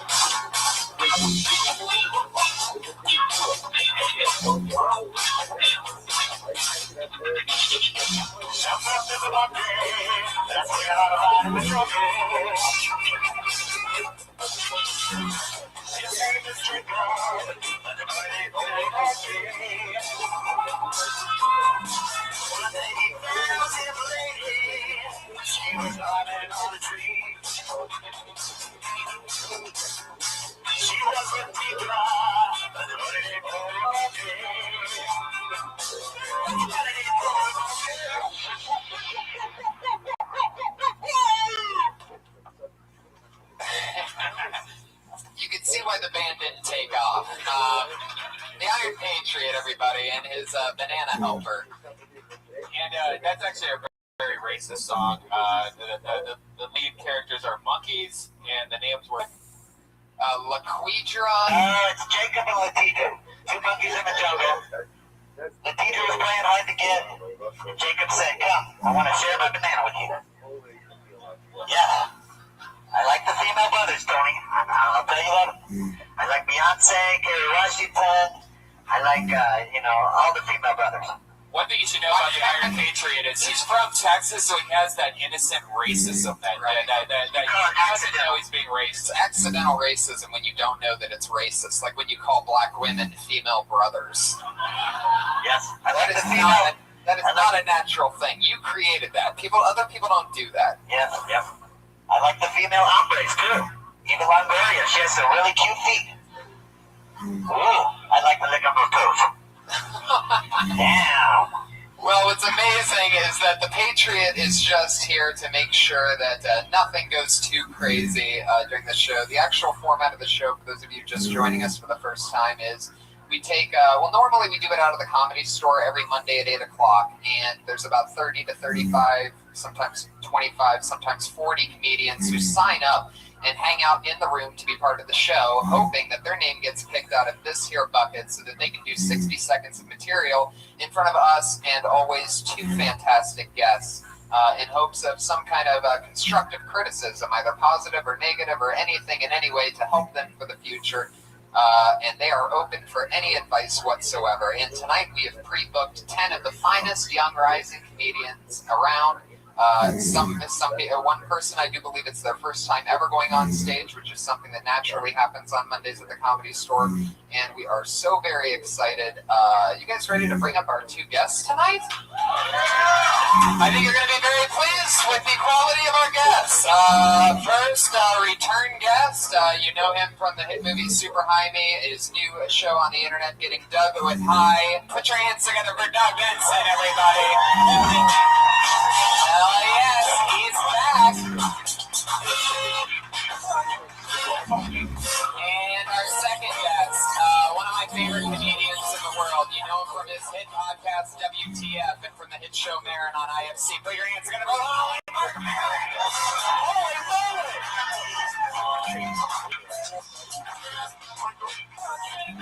Wowzers! Holy moly! This is like a dream come true, guys. Thank you so much for being here. Hello, my female brothers.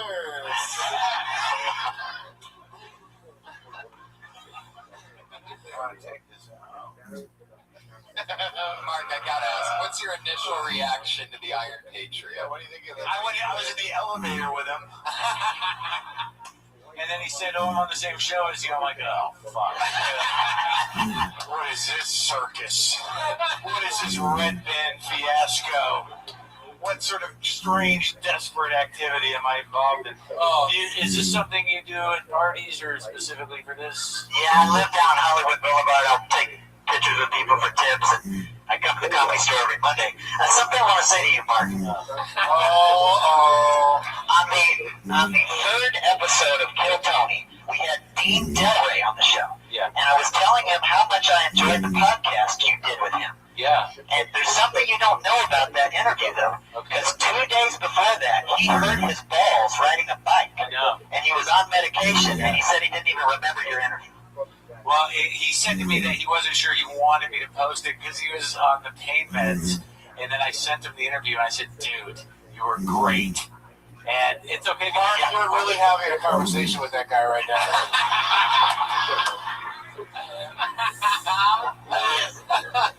Doug, I want to say something to you, Doug. Doug, can I talk to you for a second? Patriot. I'm sorry, Patriot. What's up? Oh, do I gotta call him Patriot? Call him whatever you want. It was great meeting you, Doug, in August on Kill Tony 13. We bonded quickly over our mutual love of Bridget Fonda's feet and Jackie Brown. We do both love her feet and Jackie Brown. Wait, yeah. So he's one of the guys that hangs out on Mondays. He comes to the store dressed like that. Yeah, he has to ride on the bus standing up because he can't sit down in that suit. Once the suit's on, This is like your thing. Yes, it's my gimmick, my stick. And he's also an extra, though. He's also in a lot of TV shows. You can find him on Easter egg. Of course he is. Right. Can I say one more thing, Doug? This is all I say. Please. One more thing. Okay. 3 of the biggest podcasters, Joe Rogan, Mark Maron, and Adam Carolla, all started in 2009. You started your podcast in 2006, Doug Loves Movies. How did you have the foresight to start podcasting so early, Doug? that's a great one. Put your hands together for the Patriot, everybody. That's awesome. Yeah, Doug. I thought, if I get into this thing early enough, maybe some other guys will come along and they'll be much bigger than me at this. He was begging me to be bigger than him. I don't think I am, though. I think we're too. Yeah, I do okay, but it's like, there was this thing called Handheld Comedy. It was like a site that Never Not Funny and my show and a few others were on. So they'd come to me and said, they thought podcasting could have advertising and whatnot. We did it for a while, and then they went out of business. And then, now that I'm out on my own, we have advertising. So, Are you now thanks, Handheld Comedy, wherever you are. Are you not having a conversation with the robot? No. The robot. I'm just... Whatever that is. Yeah. When you sing, Patriot, do you are you a little jealous of Daft Punk's success? Like, do you think maybe your Banana song was too happy because all their songs are sad and it seems to work? People don't want happy robots; they want sad ones. Yeah, well, my banana song means different things to different people. And you can take it however you want. You can literally banana or the man's genitalia. There's a whole lot of hurt in that suit. Everybody has dark secrets from their past, Mark. Don't you agree? Everyone what? Has dark secrets from their past? No. What's this story? I'd love to be covered up with $6,000 worth of armor. I love that he has his microphone that he talks to is pointed at his abdomen. Yeah, with his balls. Is this a standard? Is this a standard superhero thing, or is this like a special? Do I check? It's like the Iron Patriot from the comics, not the movie, not Iron Man 3. This is from the comics. The Norman Osborn that fought against Green Goblin. There was Green Goblin and fought against Spider-Man. Okay. And he stole Iron Man's suit and became a villain. He tricked America into thinking that he was patriotic, but he was really a villain. The Iron Patriot. This is what happens right before he loses his fucking mind. Right. Oh, yeah, exactly. You like that tone? It's like, no, you listen to me. I met him earlier today in the elevator, and when he was outside of the suit, and he's much less emphatic.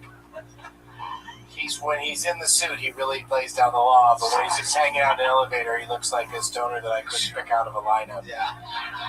It's just starting to creep me out a little. Mark, I can tell we're going to be good friends from here on out. Patriot, you just made it worse. Why don't you give me the address of your garage? I'll come over to the podcast next week. No, don't give out your address like Tony Stark did in Iron Man 3 because You should have any time as long as you're in the suit. Okay, can I look at your girlfriend Jessica's feet? Yeah, whatever. You're gonna have to ask her, and it's a weird request, and I would take it as an insult, but I feel sort of bad.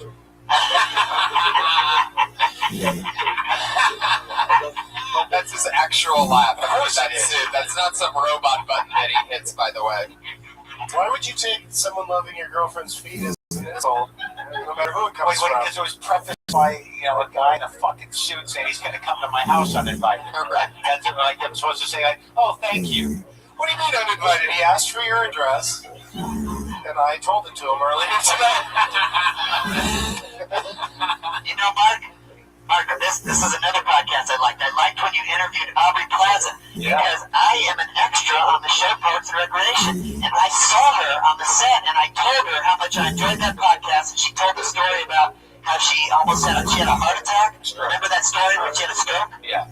I love that podcast, Mark. I'm a podcast lover. The repetition of my name is weird. Right. Yeah. Also, that Aubrey Plaza told you a story is hard to swallow. Like, how long did you talk to her for? No, I just told her how much I loved hearing her on there. Yeah, and then she called security. Yeah.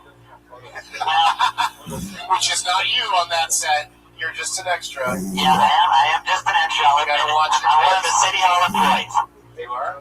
Yes. You see me in the background. They just did the premiere last week, and I'm right behind Rashida Jones in a screenshot. Wow. So everybody look for him. Look for the guy who you don't know what he looks like. Right. He'll be right in there. You can see, go to my Facebook page to see all my pictures. I got a lot of great pictures. Just look for his crazy thing he does with his left arm. Hey, are you on the The way your left arm twitches. you extra on Michael Jackson, like Michael Fox.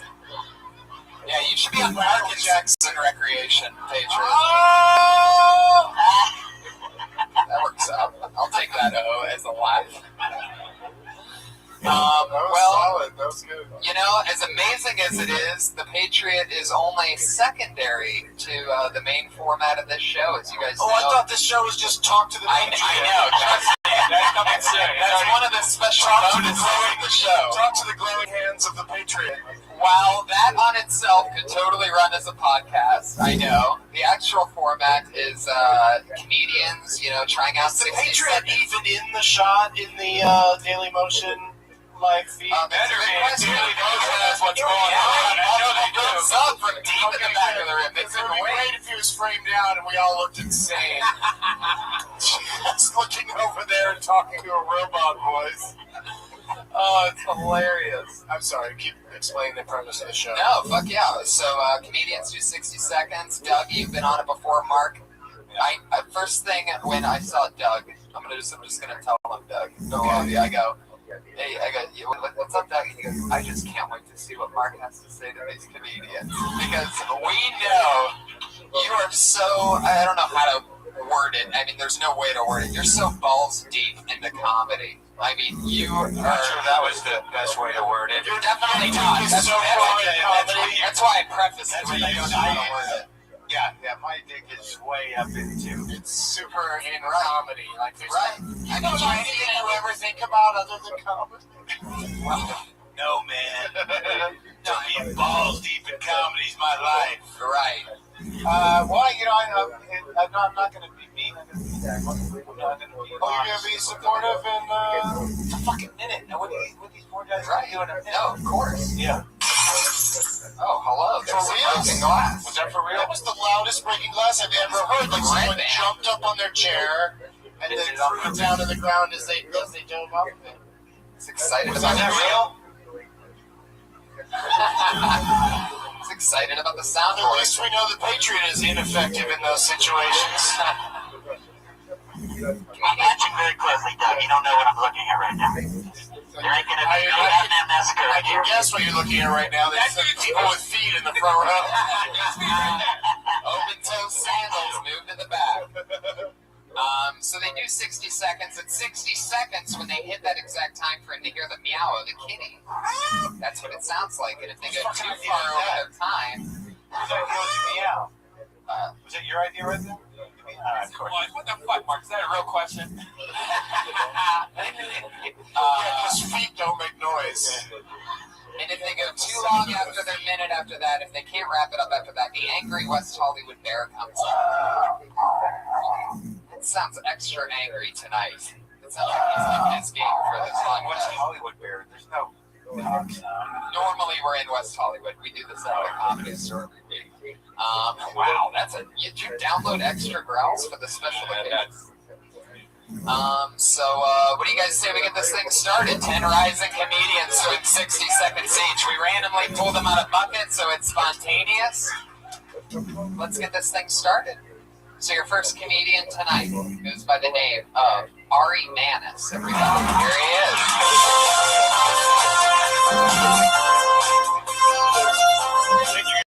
Thank you guys. My name's Ari. I'm a t-shirt and jeans kind of guy. I think my bank knows me a little too well. I recently bought my first suit as soon as I walked out of the department store. I get a call from Chase. Hey, I think your credit card got stolen. Doesn't match up with your nightly purchase at Taco Bell.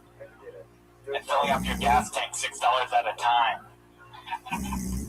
Girls say they want a nice guy. Guy's not going to take advantage of them. Girls don't want a nice guy. Girls say they want a nice guy. They want a nice dick.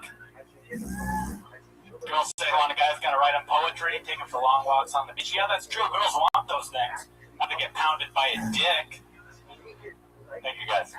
You only did 27 seconds. Wait, he's got two. Do two more jokes. Two more jokes. Yes, two more jokes. Recently was cuddling with a lady. She gets... Thank you, guys. Thank you. She gets up to go to the bathroom, and it was really cute. Well, yeah, no, I was cuddling with her. She gets up to go to the bathroom. It was really cute. She turned on the sink so I wouldn't hear her pee. It was so sweet. She was embarrassed. Do you guys believe that? But then I heard it. Stoosh. It's disgusting. I did not know girls did that. I was not told.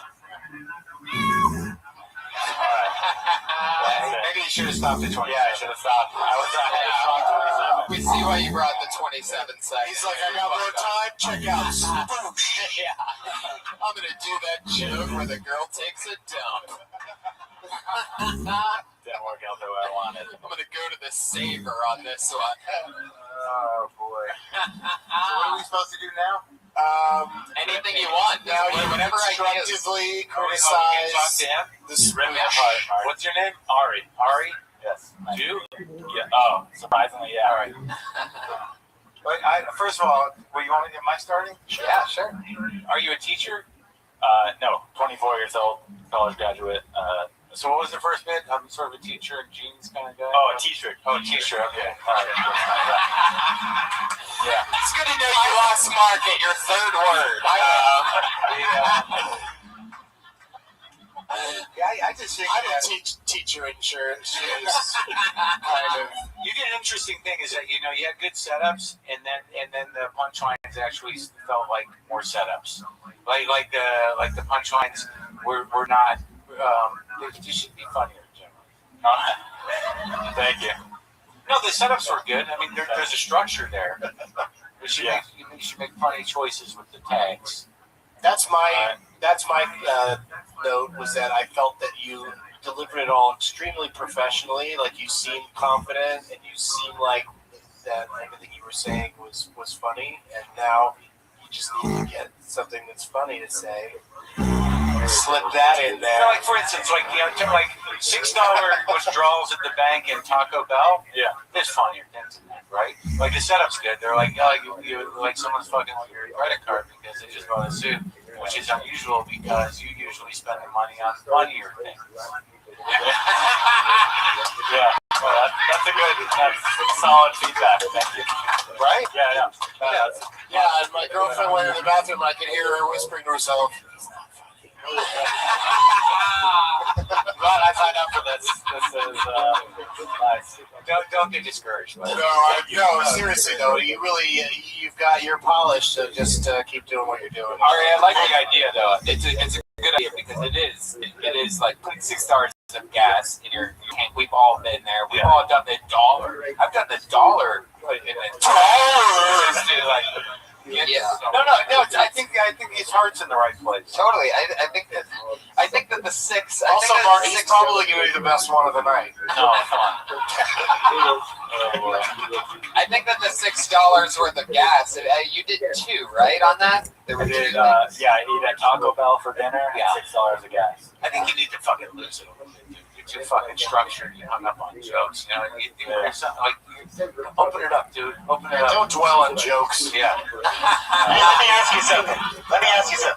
Are you the guy from Kill Tony 6 that took the girl rock climbing? That's me. Wanted to impress her? Remember that, Tony? You remember him? Yeah, I do remember that. That was one of the most popular bits that came out of all the shows, where he on Valentine's Day. Right, but none of that was part of the original joke. The joke original, but not originally. The way he said it, we ended up finding out all this stuff just from asking questions.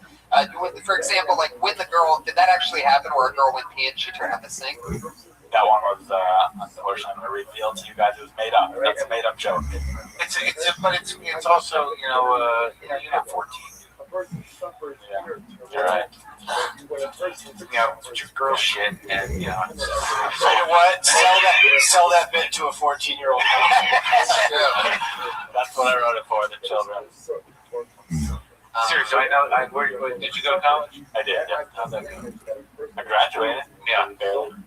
You're a smart guy. It's going to work out for you. Thank you, Mark. You heard it from We my give you our blessing. Fuck yeah, you I know I did names. Yeah, thank you. That was great, man. Hell yeah. All right, Manus, everybody. That's number 1. We're down with 1. Mark, I don't think we should touch it. He's at Ari Manus on Twitter. I just know that, like, I'm going to say something tonight, and like 15 years from now, one of these guys is going to come up to me and go, you remember that fucking night where we did that thing? Right. That fucking thing, and you said that thing to me? Well, look at me now, you fuck. And you're going to say, let's sit down in the garage and work this out. Yeah.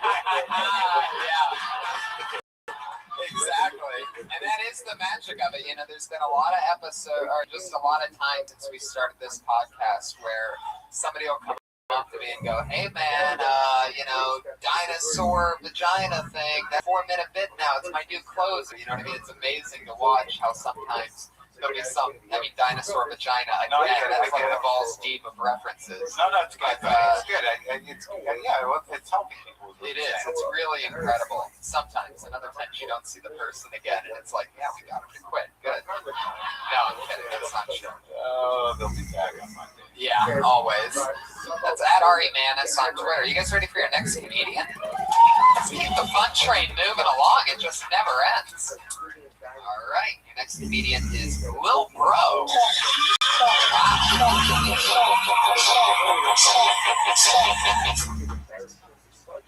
Just moved down to LA. Really didn't move down here. Don't have enough money to get back home. Met a chick online, and the bitch Matatayo'd me, man. Cause I pulled up, like I met her online, and I swear I felt like Little Red Riding Hood, cause the door opened, but I couldn't see her, and she stuck her foot out the door, and I was like, damn, what big feet you have. And she stuck her leg out a little more, and her legs look like Earl Campbell, where you can see the muscle. You remember Apollo Creed when he was running on the beach? You can see the muscle, I'm like, damn, what big legs you have. And she finally came around the door. I'm like, bitch, is that an Adam's apple? Like, you can see that. I swear to God, I met EJ. Swear to God. Because I go online for dating, and I'm like, you don't want to click on the ladies whose names start with a T, like T-Saurus Rex. Like, I'm thinking she a headhunter because she a carnivore. I'm like, she like meat. There he is. He got both the cat and the bear on that one. Every once in a while, Brian gets a little excited, and that bear comes out quick. I get excited. What was the EJ thing? I love that Little Red Riding Hood thing. All the way, if you lost me, it's Magic Johnson's son. EJ. Okay. Why'd you like? I was like, I was sort of. That's like 6'7" wearing high heel pumps. Right? Why didn't you just go with cock over Adam's apple?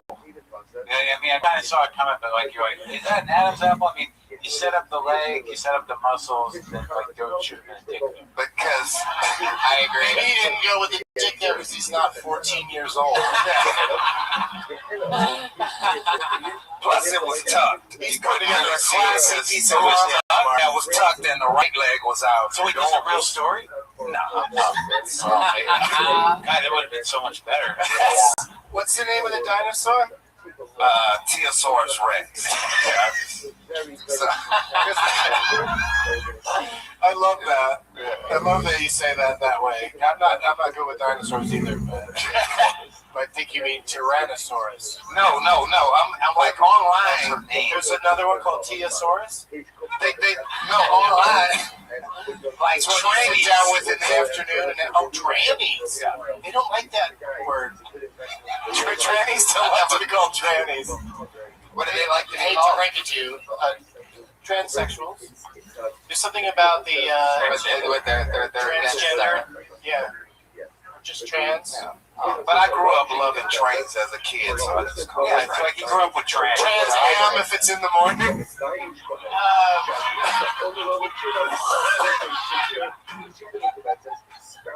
But anyway, I thought this dude was fun. I thought I really had fun. Like, a lot of it didn't make any sense to me, but I wasn't Great delivery, though. I wasn't really worried about who EJ was. Yeah. I was just sort of like, damn it, that's like a reference I don't know, because he's one of those man bros. I should have Who says things I don't necessarily get, but I like you.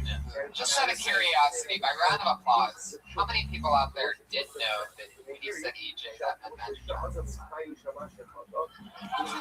one half fire in the back of the room. Sister brother. What's So there's a disconnect there, but it's disconnect because there's but it wasn't bombing. It wasn't like I'll make him into Dennis Rodman. I can say it was Dennis Rodman. okay. And then There's there's nothing nothing. We're talking about Korea. I don't know about that. Good delivery, man. Yeah. Yeah, nice case. That's very comfortable. Yeah, definitely. Lil Bro, always a pleasure. Very relaxed. That's at Lil Bro on Twitter. Fun fact about Lil Bro. I don't know who his marketing advisor is, but he spells the bro in Lil Bro BROUGH. So I thought it was Lil Bro, and it was just going to be a small person with a Scottish lilt to their. it's not very little at all. No, yeah, that's He has a little dick. There's no account for nicknames after a certain point. Yeah. Mark's busting out some pills What are you eating? just to get the rest. He's having a Nicorette. Are you still Just ate half of it. What's that? Isn't that supposed to be just like temporary to get over? Are you still on weed? Are you still on weed? Yeah, and it helped my cancer. Thank you. well, this is helping me not get cancer. That is amazing. I mean, I wish I could do that. Do What? you ever? I'm trying so hard to convince myself that I need to quit smoking soon, and I think about it about 100 times a day because it's starting to really affect me. Right? Is that the start of quitting? Do you remember that part that you were at? I quit a lot of times. I just like nicotine, and this seems to be the most safe delivery system. Mark, didn't you say that? I heard you say that it's giving you gas. Jesus, could you warn us before you're going to do that? It's giving you gas. I'm about to speak. I think sometimes they do get gas. I don't really know. I'm not convinced that that's what gives me gas, but I think they do give some people It gas. does something to you because it stinks over here. It does not. Stop it. There's mannitol in this, which is some of you old blowheads know was the stuff they put in blow that would make you like bathroom. Remember? Did you just say Lil Bro heads? Are those Lil Bro fans? Is that the name of the Spanish? They should call them Little Bro heads. Jesus Christ. Look at this shit. Like, fucking Daily Motion pumping out HD video on my iPhone. I just watched myself. Ridiculous. That's like really good quality. I think we're going to die tonight, Tony, now that we just watched ourselves on What is that? Brian's phone. That's crazy. How did we get inside that phone? That's amazing. Why are these mics doing? Oh, yeah, they got a weird, like, that's not turning it on off, is it? no, but it's kind of like uncircumcised penis. Yeah, it is. Definitely.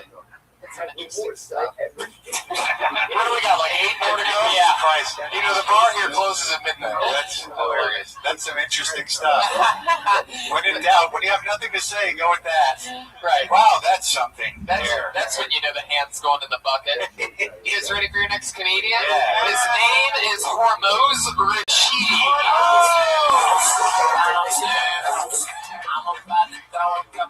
What's going on, guys? You know the saying, don't bring a knife to a gunfight? But what if it's your lucky knife?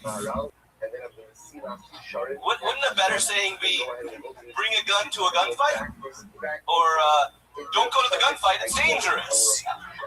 Or how about call the police, tell them there's a gunfight.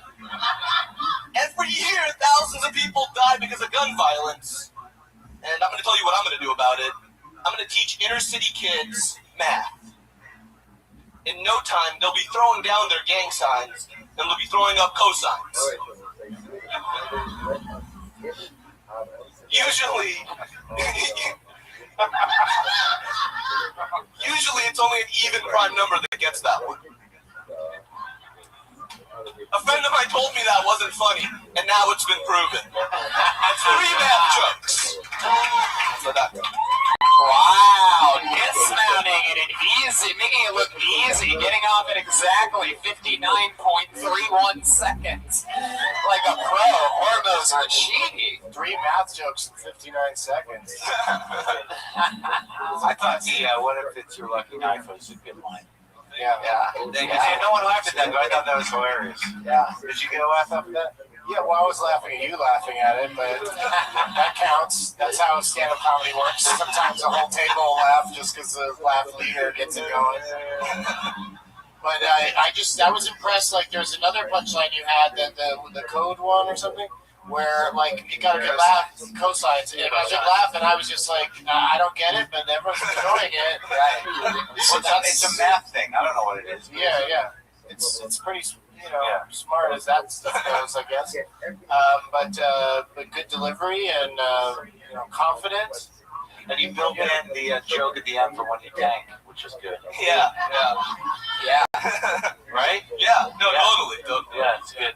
It's always good to be able to buffer that confidence. Right, exactly. Yeah, I think you did that well. So what do you say if it doesn't work, that your friend told you that it wouldn't work? And it was proven that he was right. Right. So it go either way. You can go either way. That's clever. Yeah. It's like a fail-safe. Is that the only joke you have? No. You got a few? I got a lot of jokes. That's great. Yeah. Do they all involve math? Is that like No. This was like, do you have anything about something more universal, like Hot Pockets? This was I think we can agree this was a math-heavy set. This was the most math-heavy set. A friend of mine told me that my math jokes weren't funny at the comedy. This was sort of the stand and deliver of your sets. Yeah. Exactly. Math jokes are pretty hard, though. Like, I have a math joke, and half the time it works. It just doesn't always add up.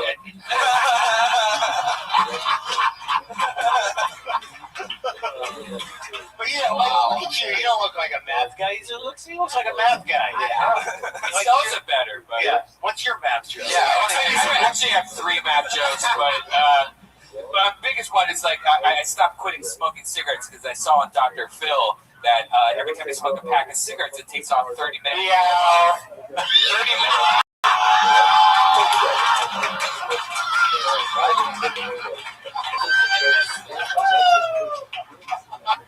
But Dr. Phil says every time you take a pack of cigarettes, or you have a pack of cigarettes, it takes off 30 minutes of your life. So I freaked out, stopped quitting. I stopped smoking. But then I realized I could just wake up an hour early every day, and everything will be fine. Yeah. See, math jokes. It takes a long time to get to wherever that was going. I think that Hormoz is in a math gang, actually. Look at him. Throwing signs, involving numbers. I like this guy. This guy's a good guy. Yeah, we love him. Did you ever use the somov, the Persian spice that I gave you? Yeah, it's good. Oh, that was you who gave me? Yeah, it was interesting. It's an interesting flavor. Wow. Yeah. What? You give me... Did you try that Persian spice? That shit I slipped through, what you think of that? Put some stevia in there, it'll kill you. Do you guys guys have math jokes? Do you guys have jokes in both numbers that you're like, oh, I have to? Do I? Yeah. No, I feel like I had one at some point. I'm trying to A lot of people that watch my comedy always go, I like what you did, but not enough math jokes, and it's something that I'm trying to work on. I'm trying to get more in there. What's this Persian spice thing that you gave Mark? I heard on the podcast like he cooks a lot and likes to try all this different stuff. So I brought some soma, which is like the main Persian spice. Yeah. And I just gave him some packets. Yeah. It was good. Yeah, I appreciate it. Yeah, it was very nice of you. I don't know if I would use it on everything. It's not good on cereal. No. But kebabs? That's why you put it on. Yeah, I fucked up that. I went ahead and put it in cereal. Yeah, no. You said it could go on everything. So. Savory. Oh, okay. Right. That's why. Does Persian spice taste like Old Spice at all? Or is that a whole different thing? Oh my God, are you going to go on that? Because they wear cologne. I have a question for Ramos. Were you? Are you disappointed that there's no actual helpful advice or anything in our criticism? Like, are you happy that we just liked it and that's the end of it, or would you like us to tell you something that we think you should improve? I'm glad you guys liked it, but yeah. Okay, let me tell you some things that are wrong with you. Let's start with your face. No, I'm just joking around. Yeah, I thought it was great. Thank you so much. Hormoz Rashidi. He's on Twitter at Hormoz Rashidi. Persian spice. What did you make with it? Do you cook a lot, Mark? Yeah, I used to. I mean, I've been a little busy, but yeah, I like to cook. Yeah. Do you remember what you made with the Persian spice? I think I put on some salmon. Does that make sense? Yeah, that's good. Yeah. It's just that's good. It's got to it. The next one. Let's not talk about how the mic thing moves up and down. You ever listen to the Persian Spice Girls? Yeah, all the time. I don't understand them. Well, they try to, tell you what they want, what they really, really want. But speaking in Persian, yeah, it's very difficult. There's a language barrier.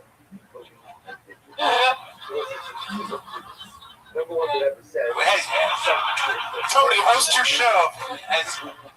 Oh my God, Persian Spice Girl. It's jokes like that just fucking kill me. All right. Not only is this guy kill Tony, is that what you son of a bitch! There you go, full circle. Not only is this guy a funny producer of the show, but he's also a comedy store door guy and fundraising comedian with a speech impediment. Put your hands together for Josh Martin, everybody. Here he is.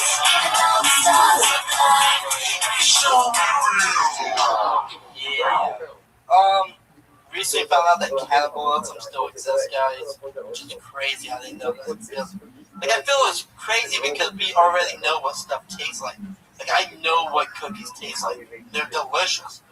Like, for most people, like, if we had to eat people, like, for most people, the hardest part would be eating people. The hardest part for me would be to keep things skinny while I eat all the people. Just to find one that tastes like cheesecake. But, like, I would eat all the people. Or have them suck my dick. Like, it's one of the two. You can choose to be eaten or suck my dick. Because I'm just trying to get my dick sucked, guys. That's all I'm trying to do up here. Okay? Just trying to get a blowjob out of this. That's all I actually have. Wow. So the minute that you put together was basically asking everyone for a blowjob? Pretty much, yeah. That's all. Is that like open to anybody, or are you looking for specifically a man or a woman to do that? Mostly a woman. Mostly a woman. I don't know. Do you have people bring you up as a guy with a speech impediment? People do. So you didn't write that intro? No. Because I would leave that out and let that be the surprise. Right. Yeah. There's no reason to dwell on that. Yeah. That's good. It's your style. It sounds a little retarded, but... Yeah, but that's charming. It's me. Yeah, it is. It's transgender, by the way. He's not transgender. He's a guy with a speech impediment. Yeah. He can't even say transgender. Transgender. I can't. We say it, please. Transgender? See? Wait, what was the word you couldn't say today? You're like, I can't say that word. There's a lot of words I can't say. What was the one from today? What was the one today? I don't remember. I try to forget the words. Was it ennui? was it? What? Diet right. You can't say diet right. Diet white. I have a Hey, Josh, I have a question. See, I think you should make a list of all the words you can't say and say them. Yeah. Could you? Oh my God! Here's a good one for you to say. Yeah. Could you say or sing Katy Perry's "Roar"? Wait, what? Roar. The word roar, like a lion. War? Yeah. Josh, I have a question. Who's the what's the name of the character that leads Santa's sleigh every Christmas? You know, my favorite reindeer, Rudolph the Red-Nosed Reindeer, which is the best reindeer of all. Let's be honest. Oh, you should do that. Who is it that That's actually one of my children. I sing that song. Who is it the wolf is trying to eat in that fairy tale? I'm getting little. She's little, but what else is? How else would you describe her? I don't know. Like what's she wearing? Red Riding Hood. I feel like I'm getting raped on the stage, guys. Well, you're on a blowjob. You're gonna settle for a break. Oh my God! I hope you're never raped because if you're yelling, "I'm being raped! I'm being raped!" people will just giggle and move along. So you should open with it. Hey, are you? The Patriot piles on. Patriot's like, "Can you say my name?" He is one wooed wobot. See, people are already doing impressions of you. Yeah. You gotta. That's good. Most comedians. I have a speech impediment too. It's a little more subtle, but I have trouble with L's too, but they're not that extreme. Yeah. I don't say I can't. What kind of trouble do you have with them? Like I don't use my tongue to say it. I don't go la la la. I say it from my throat, so it's like la la la. So it's really W-ish. But like now that you know that I just voted that, you would notice it. But I'm very good at it. But I think that You're so good at covering up that horrible impediment. it's called the rolling L. But I think you should just lay into it, right? Yeah. Yeah. I don't hear it myself. Yeah. Seriously? In my head, it sounds like I'm saying it correctly. That's until I actually Maybe hear if you it. take off the hat wig thing, you'll hear better. until you Like if I hear like a recording of myself, then I can hear how I'm actually saying it. Yeah. But while saying it, it sounds fine in my head. That's good. I don't know if it's good. Do you sing? I can't talk. What do they say? It might sound interesting. Do you want me to hold on to some bananas for you? I'll sing the banana song again. Yeah, sing it. No. Will you actually give it a try? Can we try to download that real quick? It's good, man. It's good. Yeah. Josh Martin, Good everybody. guy. Unbelievable. And a special extra shout out for Josh for being so helpful over setting this thing up this week. He's actually our producer. I'm hoping to get to the point to where one day he's the announcer and he brings everybody out. I think that'd be good. Totally, man. Who needs these announcers with perfect enunciation? Exactly.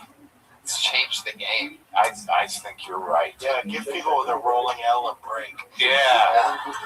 Totally. Let us live a little. For those of you on Twitter, you could tweet Josh anything you want. Josh Martin comment. That's his Twitter handle. That's very interesting. God damn, this thing looks amazing. Brian keeps pulling up the live feed of what's happening. You see that? That's amazing HD. Like, Patriot looks pretty good. Pretty soon, we're just going to be watching what we're going to say next on something, and we're going to just, I don't know. Daily Motion. That was like half a stoner thought. Totally. Because this year we're going to be watching what we're about to say, and you just watch it. fell into that fucking thought, didn't you? Someday we're going to look at stuff. Yeah. And it's going to be looking back at us while we're looking at it. I know. Right? Where you going, lady? You got to take a shit? How does that Definitely. Snap one off for daddy. Oh, Lord, that's the worst Slim Jim commercial ever. You know she has big areolas, by the way she walks. You can have no idea. There's no way you know that. Meaty, big areolas. Wow, that's interesting. What the fuck is wrong with you? He just likes to show off his R pronunciation. Yeah.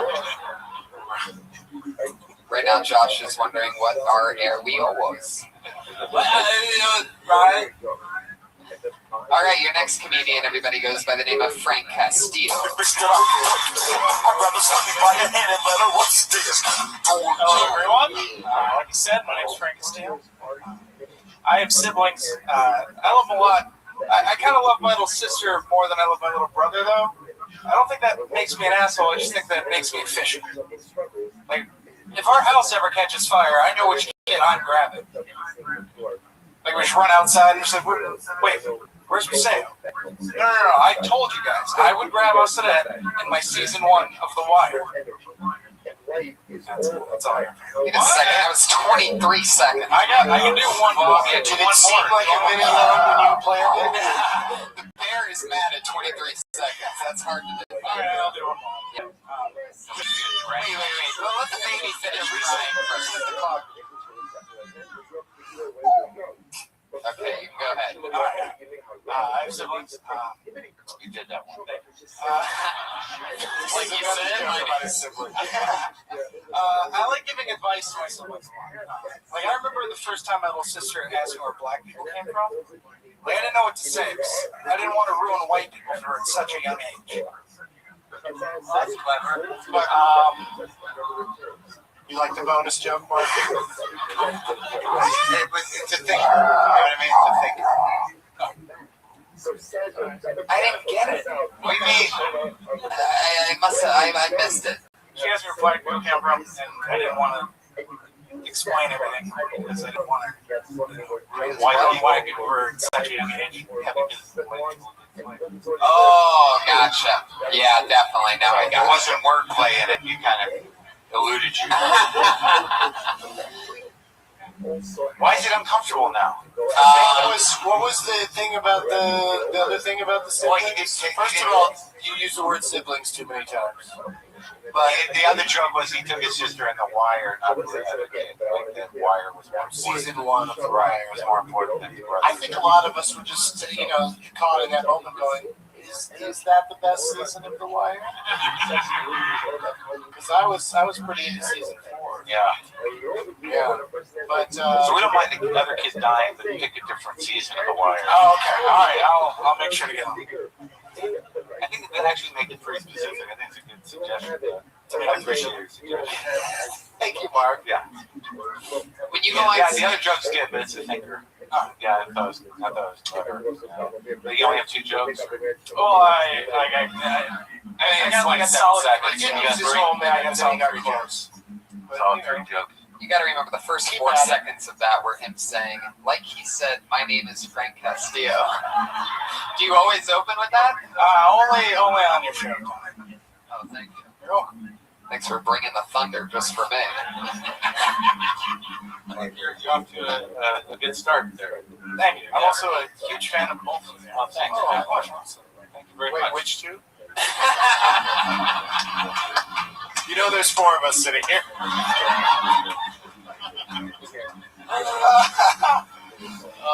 Good job, Frank. Seriously, you're good. Thank you very much, guys. Thank you. Good. He's at Frank C. Comedy on Twitter. Does it end in an E or an O? Frank Castillo or Castillo?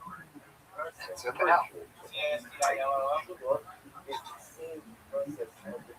Alright. Jesus, what are you going to do? Suck his dick, Frank? Come on. Settle down. First person ever spelled Castillo right? I find that hard to believe. Half of the major leagues ends in Castillo. Louis Castillo, Frank Castillo. There's even a Frank Castillo, third baseman for the Pirates. You know what's exciting is I just pulled this name, and this happens every week at the Comedy Store, and it's happening right now. This name, I know for a fact because he contacted me on Twitter and therefore got booked on the show. This is his very first time ever doing any stand-up comedy whatsoever. Is 60 seconds right now. Put your hands together for Mark Murray.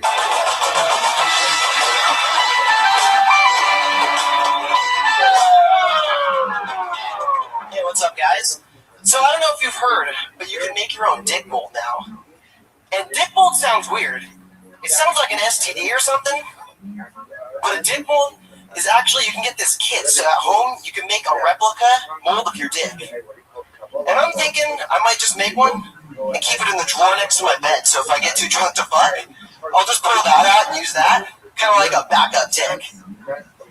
Or I'm going to make copies for my gay friends and just let them borrow it and tell me how I am. Today's weed is so strong, and the edibles are even crazier. I had one weed M&M at high school graduation, and I was high for 6 years. I don't remember anything from college. I feel like it would be the worst thing ever to die while masturbating in an inappropriate place, like while driving or at work. So I was thinking, what's the worst job to die while masturbating? Gardener? Elementary school janitor? Oh, that's it. Thanks. You hit it.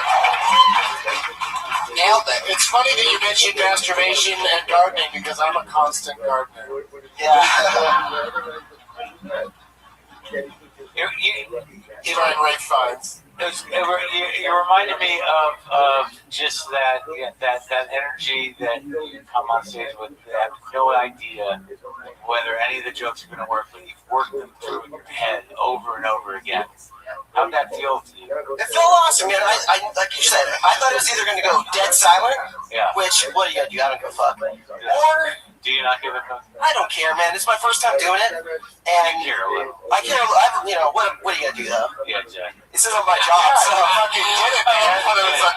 There's a complete 180 there. I don't give a fuck. Oh, yeah, I give a lot of a fuck. What was the phrase you used? Backup dick? Was that it? Yeah, backup dick. That should be the CD title. Okay, that works. Well, he's got 1 minute of material and we're going to record a CD already. Just do the first cut. That's right. The other joke, the last joke needs a third thing.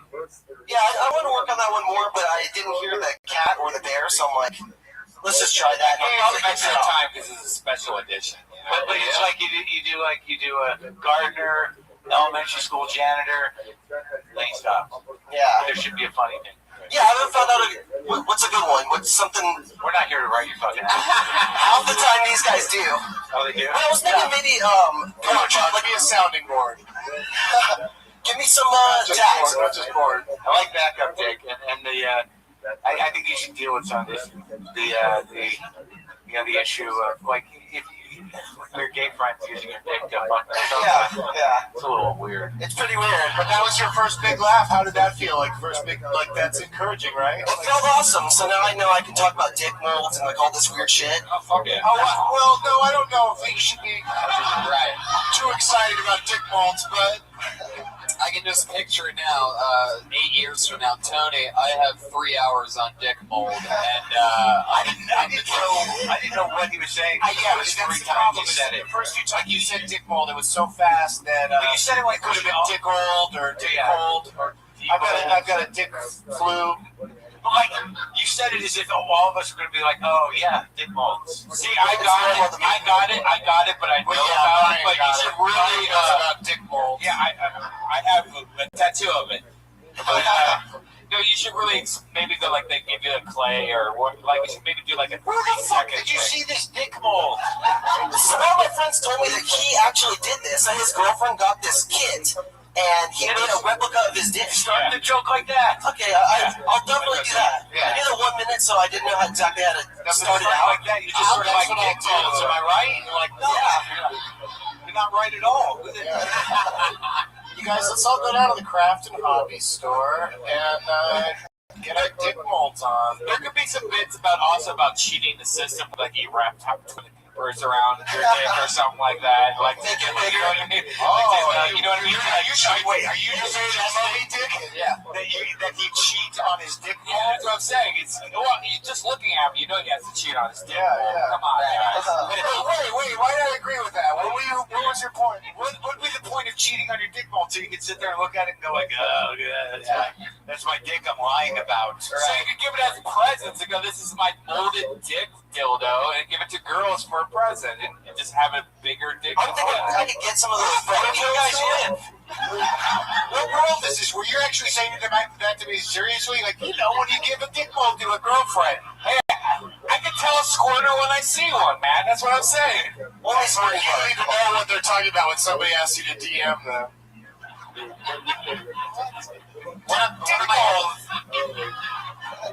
like that DM. It's almost midnight. Let's wrap this up. Are you talking about Daily Motion? Yeah, you Daily Motion. You got his name to Dick Mold. You got a good attitude. You got a good attitude. One of my favorite Did things. you check out that Dick Mold live streaming from the penthouse of the Melfina Del Nina? I thought his first. What? I thought the first. Look at him, Mark, for the visual. I thought the first thing he was going to say is, "Come on, feel it, feel it."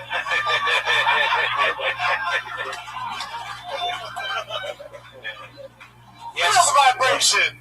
When the comedians only do 60 seconds, it leaves Don't no leave. room Don't for... you fucking leave. It leaves... Who's leaving? I don't care. When the comedians are only doing 60 seconds, it leaves no room for segues whatsoever. So I love that part where he goes straight out of it. So I give it to my gay friend, and he'd have my dick mold too. Pot's crazy nowadays. Just has to go right into the next thing. Pot's like next level. Like, you smoke it, all you can think about is dick molds. For your first time, that was amazing, man. Thanks so much, guys. Unbelievable! Best squad for life. Very interesting Twitter handle on him. You just witnessed his first time performing. It's at MMURRRR. 2 M's, a U, and 4 R's. Get it. Good luck with your career, Mark. I'm sure. What about cat farted pizza too? Expect -3 new fans after I tonight. beg you to change your Twitter name to Dick Mold tomorrow. Yeah. Do it tonight. The internet's open all night. You know that shit's already taken. It's got to be Dick Mold 7. And sign up for affordable health care while you're at it. Dick_mold1193. It's gonna be great. Go. It's better than MN. My old angel fire. Cat. Yeah, it could also be like mold on cheese, like Dick Mold. Your security, not talkativity. Oh, your next comedian, everybody. He goes by the name of Scott Kidd.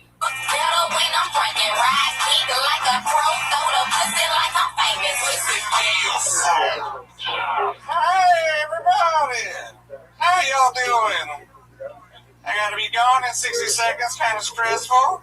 That's okay, I work well under pressure. That's why fat chicks like to fuck me. Why buy the cow when you got some magic beans? Be careful with those. One of them's a morning after pill. Found out the other day I got a girlfriend. I found out because my box of condoms turned into a box of tampons. Oh, jeez. I woke up next to her the other day. I thought I had my very first wet dream. Turns out it was diarrhea. That's all I got. That's all I got. Okay, I'm gonna drop the voice now. So you're going with you've made the weird guy decision. Yes. I'm going for the electric Pee-wee Herman. We've seen this happen before, Doug. Yeah. You put a little thought into your weird guy. Harlan Williams and Neil Hamburger had a baby. Yeah. Yes. They named him Scott Kidd. How'd you feel that would happen? I had fun. How about you, man? It's all right. But I felt like there's a lot of effort going into it. That's my grandfather. That's how. That's your grandfather? Hey, scooter-ooter-booter-dooter, beep-bap, beep-bap, beedle-a-boo. Did he say it in his Is that really him? Really? Really? Yeah. Why don't you just do an impression of him and then do the act regular? I don't have a banjo. You have a banjo? I don't have a banjo. Oh. What's that got to do with it? That's what he used to play. I have no idea. It's like two spies meeting in alley. I don't have a banjo. I don't have a banjo. I just think you got to be careful with the weird guy decision because I think you've already hit the wall with your weird guy. Okay. Might be a thing. The weird guy decision is not a decision to make lightly. Exactly. You got to commit to Like, you that? Like 20 years from now, people go to me, do that? You can? You can do an hour of that? Why not? All right. For you? Okay. No, I'm just asking a practical question. Yeah, no. You really can? You can do an hour of that? Prove it. Do it right now. Who's saying it right right now? No, don't do it anymore. And sometimes, like, he can do the weird guy thing for a while until he finds his own true voice, Mark. You know, like, sometimes it's hard to get up and just be yourself right out of the gate. Maybe you should do the weird guy struggling with the you. Oh. Hey, look, I'm just I hate self. Mark, Doug, was it like hard to find your voice? Because it does take a couple years to find actually your voice usually. The last week was when it happened for me. Yeah. Yeah, it takes forever, but it's and it's also not necessary. Like character comics don't really exist that much anymore. Like we don't see that many of them. But it's not like there's a rule that you can't do it. You can't succeed at it. But it seems like it's just hard to like just kind of get by on oddness. You know, like you gotta. You know, you don't want uncomfortable laughter. You want genuine laughter. So I think you could write really good jokes. Probably deliver them in a more normal way. How many times The thing is, like, it's weird, Doug, though. Like I knew Doug like 25 years ago. And do you ever watch? Do you ever watch like those old evening at the Improv? I'm not that much different than I was then. Neither are you. It's a weird thing that you think like you find your voice, but when I look at that guy, I'm like, oh, I know that guy. It's me then. But it's not that different. Well, no, but that's true. That's truer of you than a lot of people. Like I had more of a shtick when I started. We had glasses. Glasses. What a crazy shtick! That guy can't see for shit. What's he gonna tell us? Yeah, I had glasses, but I'm not so much the look. I'm just talking. I mean, the look also seems to fight against what you were doing because it's kind of a slick suit. You seem like you would, be card shuffler. Yeah, or most people that wear that suit don't have a bag. Or like you might be selling some lady bros on the street. Prop. And yeah, that. What was that about? What the prop was weird. I don't have any pills, so I just. You went with a random array of jelly beans and Myconites. Yeah, that is what it is. It's not even from one package. Like I wouldn't eat any of those because I swear you're trying to kill us. I'll tell you this. This is the only thing I'll say to you. There are no shortcuts.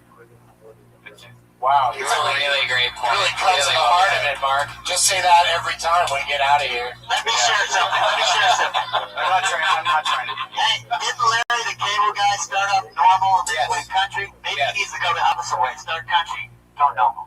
Thanks, buddy. There you go. The Patriot always with the best advice. Really enlightening. Yeah, you can evolve into a character. It's hard to start. It was more of a hybrid. The jokes are been written and done. Yeah. Regular? Yeah. Yeah. Say one of them regular. Not the diarrhea one. And not any other one. Do you have one more jokey to say regular? It's gonna take too long. Nah, fuck it.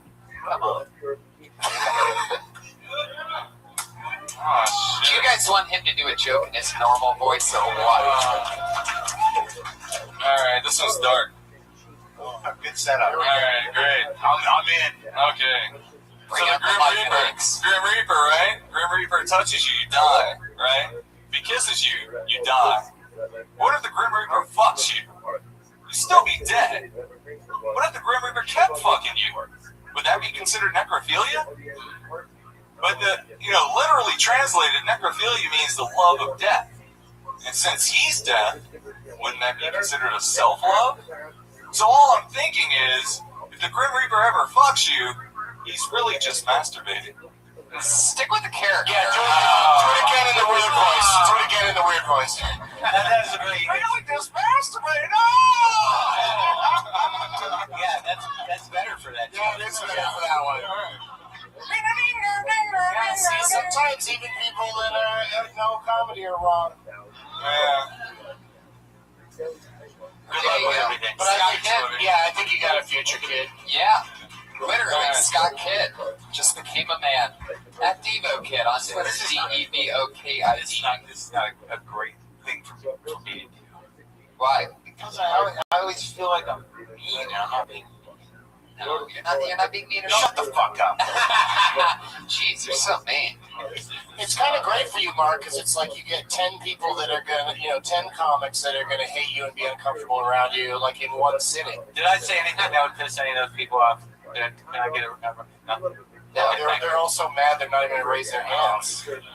Just trying to help. You know, Tommy Morris at the Comedy Store says it's a sin to praise mediocre comedy, so we cannot sin tonight. I don't think. First of all, I heard your left arm twitch after you said that. You called me again, Tony. We heard it. It's a very defined noise. You ever think about using any WD-40 on that suit or anything? It's supposed to be dirty. You know he said it battle worn. That's an easy way to sell a cheap suit. My first joke, do you remember? My eyes won't stand out. If the light's too bright, then you won't see my eyes because it's a good contrast. Here's the thing, Patriot. Whatever you just said was interesting, but I'm going to talk about this. Like calling these people who are just trying it for the first time mediocre is really not fair, because it's like they're putting themselves out there and trying something new. And that suit is not how you.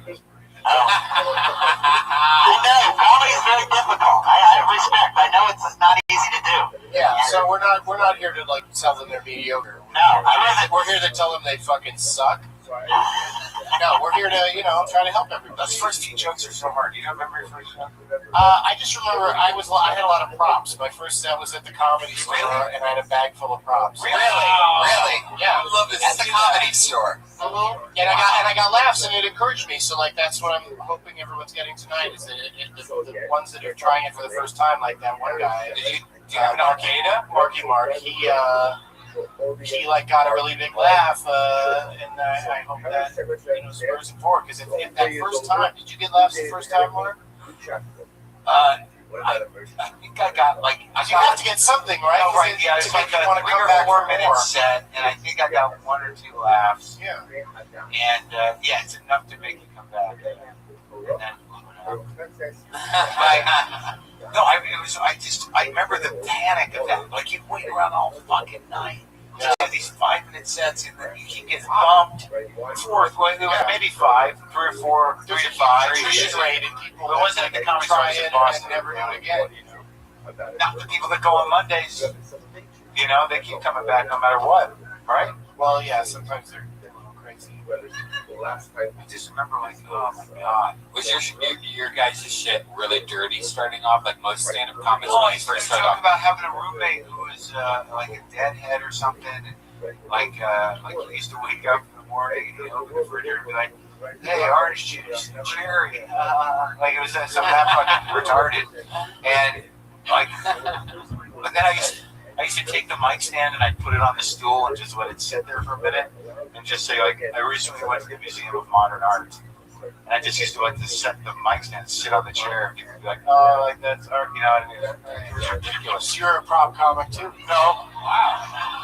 I dealt with what I had. I would take out a stuffed penguin that I had, like that was in the bag? It was in the bag, yeah, and it was this thing that I got where inside the penguin, like it's a male penguin, but inside it was like this plastic egg, and then if you open up the egg, there's like a little stuffed penguin, baby penguin on the inside of it. And so I would just hold the penguin and then like squeeze it, and the egg would pop out. And I'd open the egg and show everybody the baby penguin, and then put all of it away. And that was the bit. Like I was very influenced by like Ed Kaufman, you know. And it got a laugh. Like people would laugh every time I did it. I eventually stopped doing it, so I was like, this is ridiculous. It's getting a laugh, and I'm doing nothing. Like I'm just showing this thing. But you know, I used to use the mic stand like as like I think like at the time it was like before AIDS, but herpes was something that I used it like pre-AIDS, post-herp. Yeah, post-herp. Like I don't remember the setup of the joke, but I remembered it was a doctor examining a dick at a distance through the mic stand because the like that, you know what I mean? Like it was horrible. We've come to your final comedian out of the bucket. She goes by the name of... That's 10, but then of course we have our 2 regulars to close it. Oh, wait, really? Okay. Yeah. Your final comedian out of the bucket is a lovely lady. She goes by the name of Sarah Wineshank. Yes, cruising down the street in my 6'4", jocking the pictures. What's up, everyone? I hate Jimmy Buffett. I hate Jimmy Buffett. Okay? I hate Jimmy Buffett. I hate Jimmy Buffett, and I hate Jimmy Buffett people. The people that go to see Jimmy Buffett. I want you to imagine being at a concert, watching a middle-aged man talking about how it's 5 o'clock somewhere, with just fat people in Hawaiian t-shirts drinking daiquiris. Fat white people in Hawaiian shirts, guys. Talking about it's 5 o'clock somewhere, you know? And I feel like most Jimmy Buffett fans, they became fans because someone said to another person, if you cover up one of those T's, it says buffet, so you know it's gonna be good. Like Margaritaville? No. I have bigger dreams. I'm not trying to go to Vegas and sit in fucking Margaritaville. Like, I want to go, like, to leave the country. These people, they're like, let's go to Vegas. Let's go to Vegas. We'll take out the coach. We'll just, you know, go to Margaritaville. And then we'll go back. Come back to our cubicles. Alright. I just have right out of the gate, I have a question. What did Jimmy Buffett do to you? That was a real Jimmy Buffett rant. Like you were really after him. Yeah. And I worry that like the audience doesn't relate to it because we're all sort of like we're sort of past, you know, finding that you know to be you're a negative. too angry about Jimmy Buffett, but okay. But I like your passion. Yeah, you're worked up as if like this morning some Buffett-related incident happened. Okay. went down that made it Well, you didn't emotionally hear relevant. Jimmy Buffett tried to crash the gates at the White House and an officer was injured. Yeah, no, but you're very, you're angry and passionate.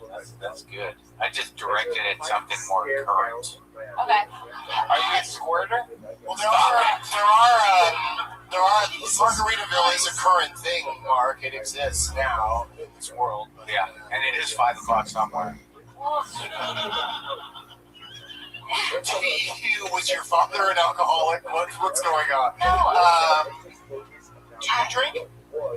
Sometimes, but not often. Okay, yes. But That's probably why you find that whole mentality of annoying. no, it's like normally I lead into it. I first talk about ranch, and then I move into how ranch people. It's all like part of the same culture. Ranch? Yeah, like people that use the condiment ranch like on everything. Like Oh, it's like like ranch dressing. yes, and how to me I associate that with someone who would want to hear about cheeseburgers in paradise and that whole culture and how it just kind of The like ranch dressing culture. the ranch dressing, like white America, like Walmart, like that. You're right, you're doing a whole cultural Yeah, attack. so normally I like lead up to it. It's not so angry, but I didn't say the ranch thing because I wanted to work out the Jimmy. So with the ranch thing, the Buffett thing would have made more sense. I think so. Okay.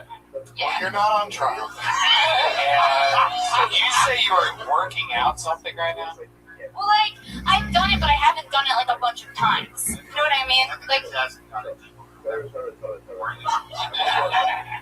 No, I meant like you only have 1 minute, it's like a special event, so you're just like working out like a joke right now? Or so you no, done? like I don't know, because you guys give tags, so I wanted to get some tags and like let's not give just some tags, tags but then. just like feedback and Jimmy advice. Buffett, what an asshole.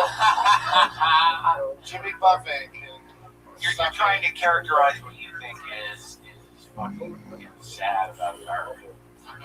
Yes. And it's for you, it's ranch dressing and Jimmy Buffett and Walmart. Well, yeah, but more like the people that go to these concerts, Right. like Yeah, that are like, I can't wait to go see Tommy Jimmy Bahama Buffett, and they're shirts, all wearing Tommy Hawaiian Bahama t-shirts and like shirts, yeah. lace on their neck and like spilling their daiquiris, and then they go home and they said, wow, that was so much fun. Yeah. But they're either Hawaiian shirts or t-shirts. There's no such thing as a Hawaiian t-shirt. Yeah, I don't know. I get what you're trying to Hawaiian do. t-shirt. I get what you're trying to do. Yeah. No, it's an area that's worth exploring, and you know you can continue to develop it. It's tricky when you're trying to sort of attack an entire type of person. You gotta really pick the right things. And like I'd go after, instead of Jimmy Buffett, I'd go after cat lovers. What's wrong with cat lovers, man? What's wrong? He's just taking a shot at me. Dude, yeah, me and Mark are both insane cat lovers, so like... Yeah, you're the insane cat posse, aren't you? I mean, pussy. Boom! Oh!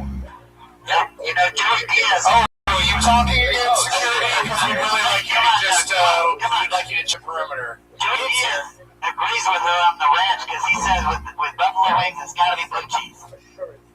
I get what you're trying to do. I just think it's just like it's almost there. Yeah. It's just a little too angry. Like, be more chill about how I just like this thing.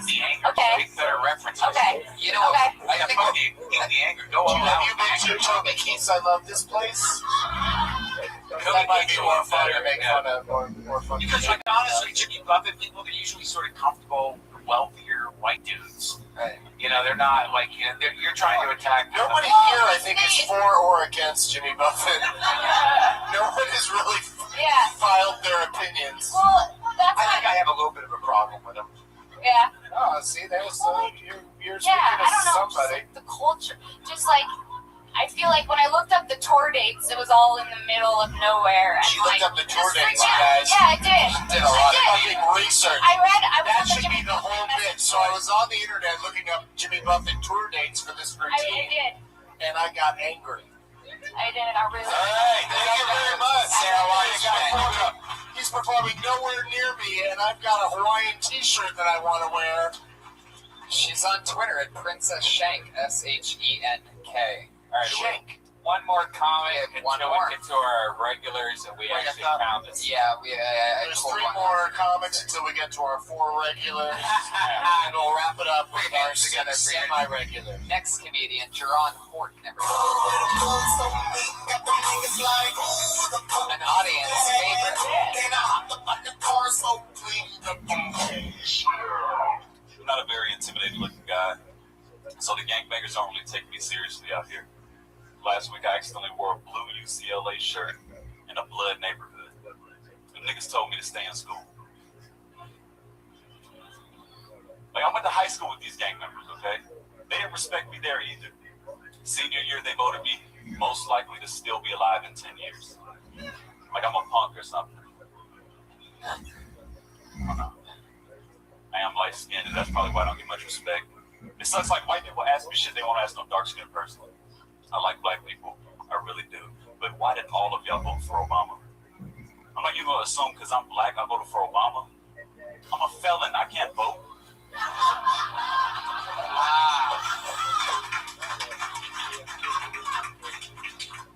It's true I am a felon though.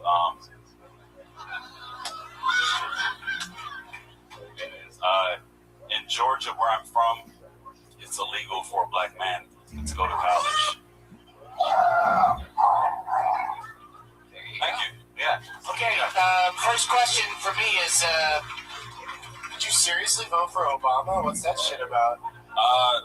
Actually, I overslept. I was gonna vote for Obama. Overslept the whole day. I overslept the final day of registration. Oh, registration. So if he would have lost, well, that's what they wanted you to do. Good job. I thought you had some good jokes. That was great. That was great. Yeah, I just opened with a joke because I have no criticism of what you just did. Yeah. Thank you. I don't either. You connected with the crowd, mostly because they're scared of you, but you made them feel better by constantly talking about how non-threatening you are. Thank you. Yeah, there's some point of view there. Thank you, I appreciate it. Heck yeah. You know, I mean, absolutely. That's unbelievable. Jerron Horton, everybody. There he is. What can you say other than that's it? Let's really quick, though. I'd really like to know what the Patriot thinks of. Yeah, good question. What do you think of that? No, I like that. I think Jerron's got a bright future. Were you trying to be mean at first? No, I was just kidding. Sometimes I'm just kidding, brother. That's good. I like that. I see a bright future for him. Every time he's been in the comic store, I like that guy. He's very professional. I understand why you made the heart attack reference because, of course, you have that artificial heart in your chest that you know if it gets unplugged, you could die. Yes. So it's important to you. Yes. You're the Messiah of marijuana. There you go. Wow. I've always liked the Patriot, but I did not know what a truth teller he was.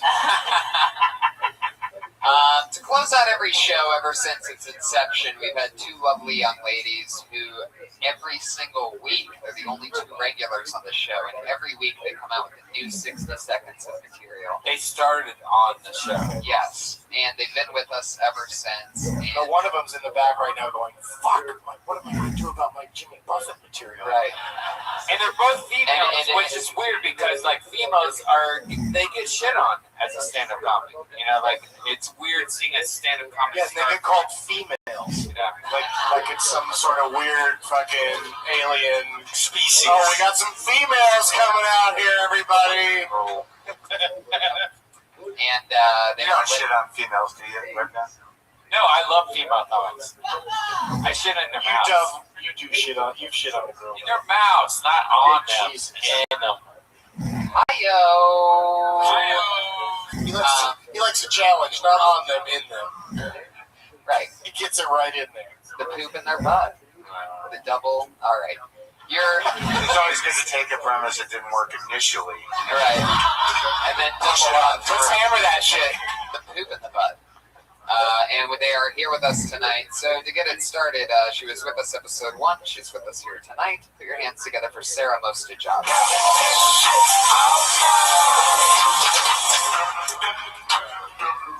What's up, guys? So I'm bisexual. About the same reaction from my parents. Or there's the guys I date like to call it yes. Which I know they're thinking like threesomes. They're gonna think like, yeah, this is gonna happen. But the last thing I want to see is some other dude fucking my girl. So that's for sure not gonna happen. I've been sleep internet surfing. I get on the internet and I look up kittens, and I email people about kittens. I think my subconscious has completely misunderstood what pussy hunting is about. All right, that's what I have. Thank you, guys. Yeah. How much under was that? 37 seconds. Less than that, actually. I stopped late. So it's actually like 30 seconds. You want to do some more? I'm always coming up a little short.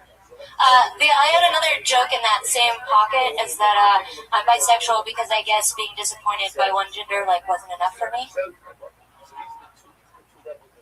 I don't know, I'm still in that. What? Did somebody just bark at me? It's a meow. Get it right. I thought it. Did anybody bark out there? I might just hear. Not only am I asleep looking at cats, I'm hearing them. Okay. The girl with dogs in her head. Life's not going well. So, tell us, can you repeat all of your jokes one at a time that you did tonight, and then we'll critique them? Because I liked it, but I've already forgotten all of it. Well, use your microphone voice, Mark. He can't even sit up in his chair at this point. She's bisexual and she disappointed her parents. I like the joke about the threesome. She doesn't want some dude fucking her lady. Yeah. Right, yeah. That was good. True. Yeah. Sure. Yeah, I like that one. Yeah. And what else was there? About sleep, and I literally have been sleep internet surfing and emailing people about kittens. You really did that? I wake up in the morning to text message pictures of kittens. Like, hey, do you want this cat? I'm like, no, I do not. That is not the pussy I was looking for. Sorry. And you did that while you're sleeping? I've done it twice. Do you take the sleeping pill? No, I just the one that makes you sleepwalk? Ambien? Take Ambien? No, I just drink a lot. I drink myself to sleep. My brain is processing so many. I have to turn it off. I like the way you shut it down. said pussy hunting. That sounds fun to me. It sounds like a fun activity. It is a difficult prey. Put on an orange vest and go pussy hunting. What do you end up saying in these emails that you sent in the middle of the night about cats? I just said text me about the kittens. That's what both times emails said text me about the kittens. They text me literally a picture of a kitten, and I'm like, oh, thank you, I'm not ready for that responsibility. What I really want was a picture of your pussy. Yeah. Yeah, that's actually way better. Yeah. Wrong pussy. Yeah. Have some more I'm gonna keep hammering that idea because I think it's really funny. Where's the pussy picture? But that was so. How does that stack up? Fuck your kid. You guys have seen her every time. How does that stack up against her previous performance? She got point of view. She's bisexual and likes to drink. Yeah, those are good points of view. Whiskey. Yes. Tony, are you still involved in this podcast? Yeah. I thought some of that was from last week. Yeah. She didn't really excite us because we were just kind of used to the shit. Yeah, I got an email that said they said go ahead and do something. Oh, okay. Because it's a big show for you. Yeah. Do stuff that works. Big fun room to perform in. Did you feel comfortable? Did you enjoy yourself? Yeah, I always have fun. It's great. I'm glad to be here. You seem very comfortable with it. I think you're going to do fine. Definitely. Yeah, it's going to be great. Born and started right on Kill Tony I've episode 1. I've been doing it for 3 months, 19 weeks that we've been doing it. So literally. Wow, that's tantric. There you go. Doing it. Get it, Mark? Just fucking have another Nicorette. Why are you yelling at me? Why did I become the enemy, Doug? That guy who has no enemies. Keep it going for Sarah Mostachavi, everybody. On Twitter, she's at Sarah Dress. You can watch her go up and pop her cherry. You can watch her bleed. Yeah. Episode 2. And your Yeah, final. something else. If you want to watch the other Kill Tonys, there was a lot of debate about the way she dressed. And if females should dress sexy when they do comedy or dress down so people pay attention to their jokes. Well, she didn't wear underwear, and you could see her fucking pussy lips in one of the episodes, and it was really uncomfortable. And we had to talk to her about it. And like 2 episodes later, she had This isn't true what you're saying. No, that's Yeah, that's 100% true. You mean she had like a camel toe? You're What? saying? Oh, it was more than a camel toe. It was like 2 camels. Not true? It's like a camel. Came on half at least. Come on, Tony. You should let the ladies wear what they want. Yeah. Really? Yes. Well, I don't know about what you've worn in the past, but tonight you were dressed perfectly. It's like it's nothing worse than a bunch of guys saying, like, Our final comedian of the night, again, with us since episode 1. She just cut short her family reunion in Florida to be back for this podcast specifically. Put your hands together for Kimberly Congdon, everyone. Don't ask me shit because I'm official. In my brain, most things are gone real. Hey guys, what's going on? Mark, you're not supposed to let her do her minute without your interjecting. I turned 23 last week. I did. And 23 is a really weird age because I think it's where people expect you to be responsible, but I just can't financially, you know? Like, I know that when I get invited to a party, I'm supposed to bring a dish, but I'm still going for the free food, you know? I know I'm supposed to pay rent, but I'd rather just build my apartment out of all the parking tickets I get. Even my relationships are poor, guys. Like, I'm dating, you know, like at this age, you date people your own age, and they don't have money either. The last guy I was dating, we were making out. It was getting super hot. He started feeling on my booty, and I was like, are you taking change out of my pocket? You know? He was like tonguing my mouth, and then I realized he was taking my feelings. Your feelings. And then I go into how he pawned my Nuva ring. Wow. Oh, that's the best, Brian. I know, I was excited for it. Brian, what's wrong with you? Because all the other shit sucked. That's why. That was your worst week you've done, by the way. Really? Why do you yell at the girls? What is wrong with you? It's rough. Sometimes you gotta give them tough love. Yeah. Every time we've been a little bit real or mean to either one of them, they come back next week and dismount on applause praise. It's incredible. But that was your worst week. And So what you're saying is what a woman needs is you guys to fucking be your own bottom. Get their shit let them know that it didn't work. You're like half a girl. There was a disconnect for me on the that you would have change in your back pockets, like Gotcha. out your booty, you got some change. But that Nuva ring thing, like getting there, is totally worth it. Like that's a really funny joke. Okay, cool. And as Brian just said, your best joke. So he told you were awful, and that you also Thank told you, your Brian. best joke. No, your best joke you didn't say. That's what I'm saying. Like all those other jokes were You okay. fucked up and waited till after the stupid noise he made to say the best part. This But isn't you know what? You still got it in because everyone can hear what we're saying right now. And I think it was, like sometimes you need a whole minute to get to a good punchline, right, Mark? Right?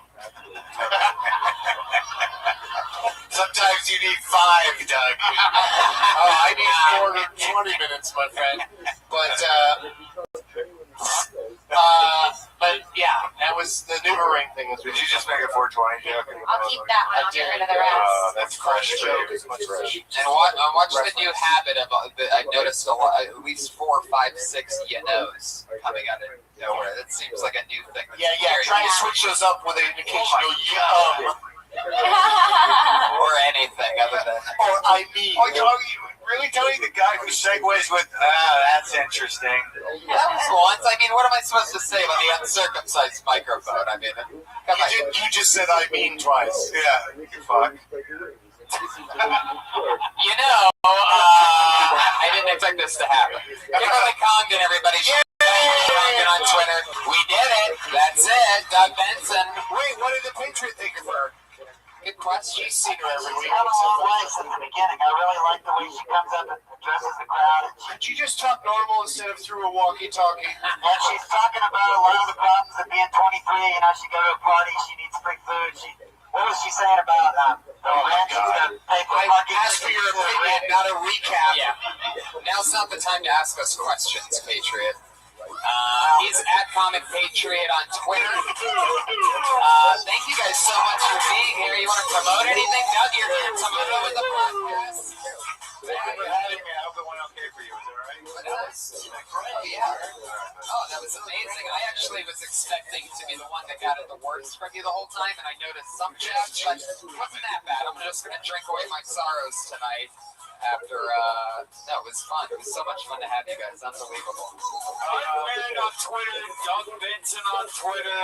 Mark, you got anything you want to promote right now? I'm going to be at the Ice House in Pasadena on the 13th. And Wednesdays at 4:15 Pacific Standard Time, go to youtube.com/Doug Benson for Getting Doug with High. Jeff Ross is the next guest. Oh, my good friend. And Kill Tony is every Monday night at 8 o'clock live from the Comedy Store. It's happening. This was episode 19. Join us Monday for 20. Thank you guys so much for being here. Thank you so much. Comic Patriot on Twitter. Thanks, guys. Trick Rolls. That's Rob.TV.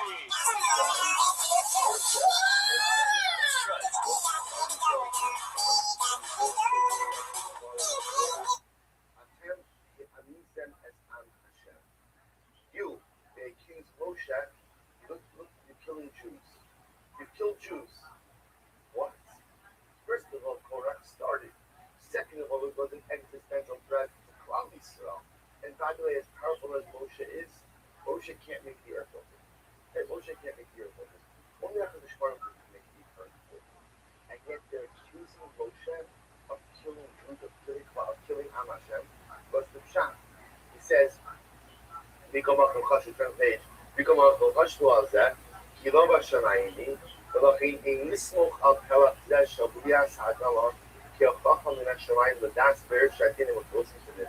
This is Kill Tony. Give it up for Tony Hinchcliffe.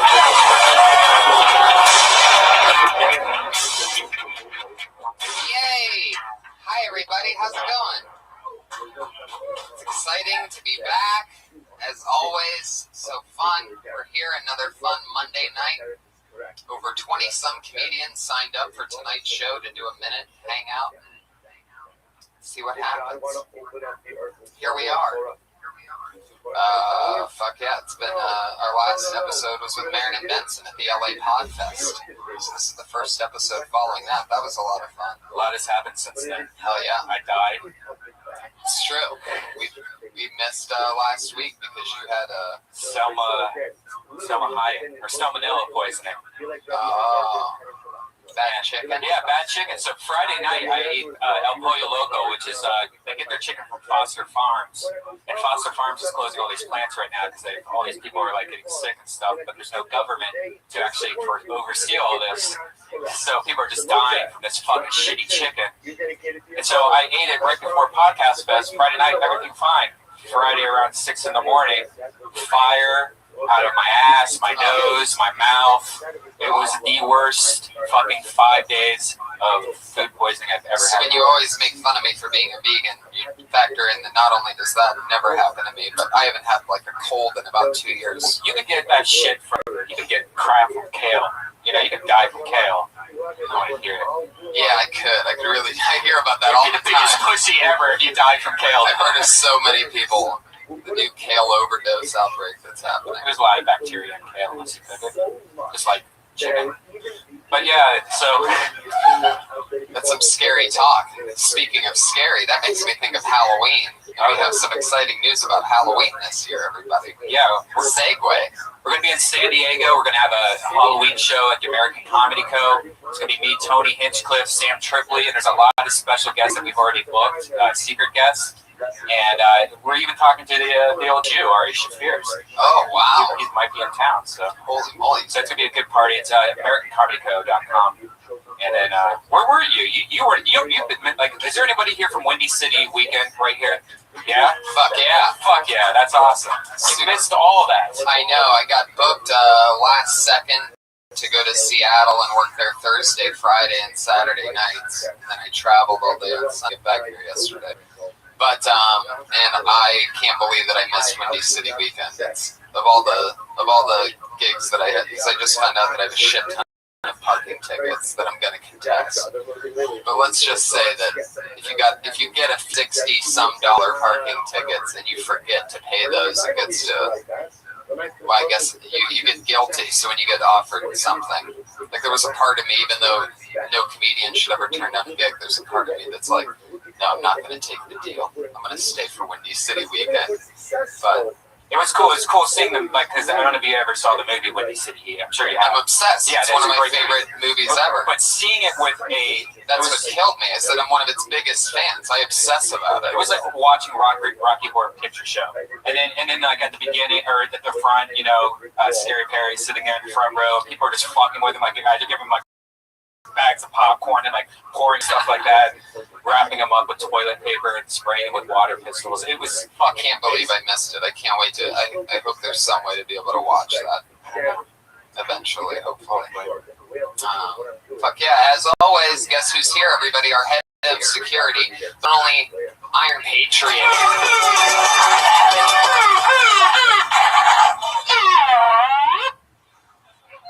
All right. It's always something a little bit different with them. Patriot, how have things been? I'm glad to be here on Columbus Day with you, Tony. Oh, it is Columbus Day. You know, it was 521 years ago that Columbus first landed in the Bahamas.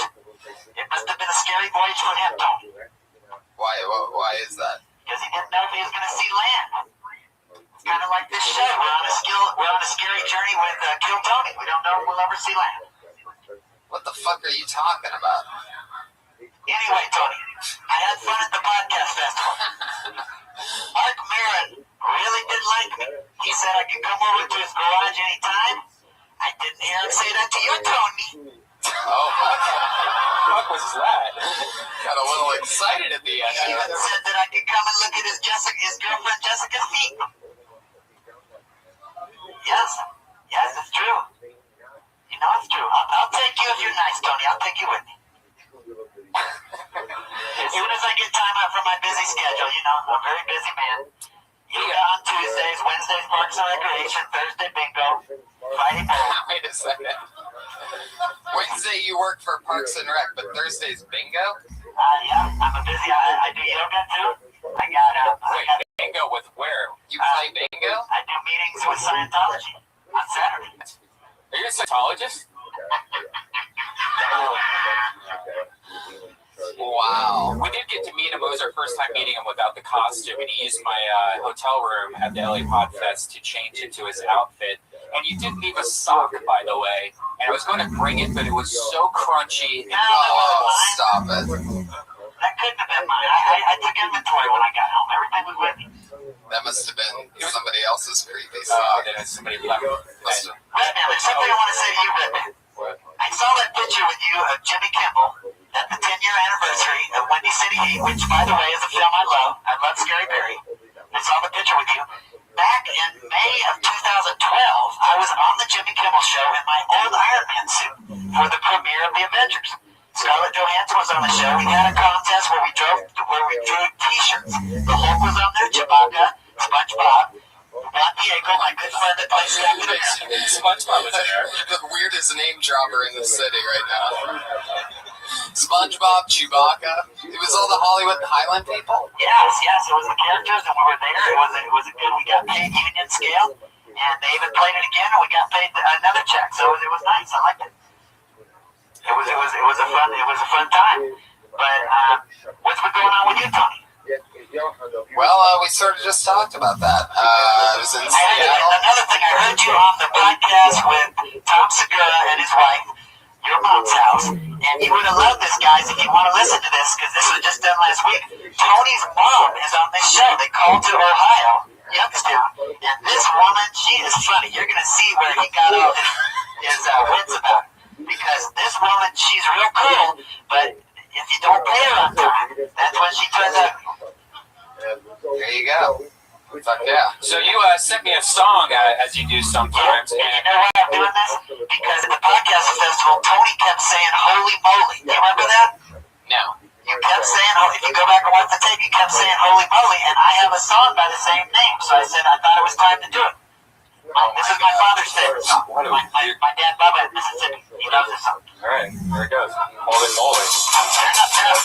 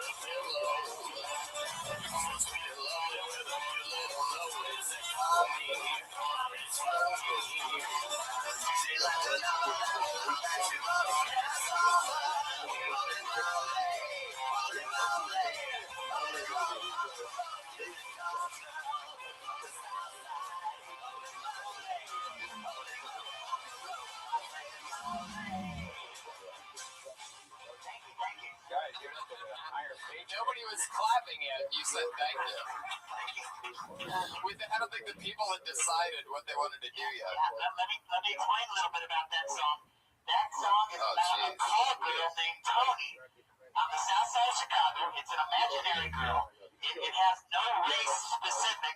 It could be Tony Braxton. It could be Tony Collette. It could even be Tony from Captain and Steve. So it's an imaginary call girl. I told you I used to live in Chicago. That's on the south side, Tony. It's the Windy City, too. Yes, I'm tying it all together. Tony, wow, there you go. Yes, I feel like Tony's a hooker is what he's trying to say, right? Yeah. Did you write that in your Dirty Crabber days? Yeah. So that's an actual classic hit. How many songs did Dirty Crabber have? I just started. I got a lot more. I like that song, by the way. I think that's my father's favorite song. I told you. Well, the thing that I noticed, he starts dancing, he'll start doing this little strut. It just go like that. What I've noticed about all the Dirty Crabber songs is that you get it after about like 40 seconds of each of them. Like I can't imagine listening to that for 3.5 minutes like a normal song. Because you just. All right. And you always have like a little cute dance break in between choruses. Yeah. Like, You could shake your thing. Yeah. It's bringing back a lot of memories. I appreciate you guys letting me do these tunes. It's good. It reminds me kind of the Presidents of the United States of America also. Yeah. There's a lot of influences. Some people say I sound like Frank Zappa. All right.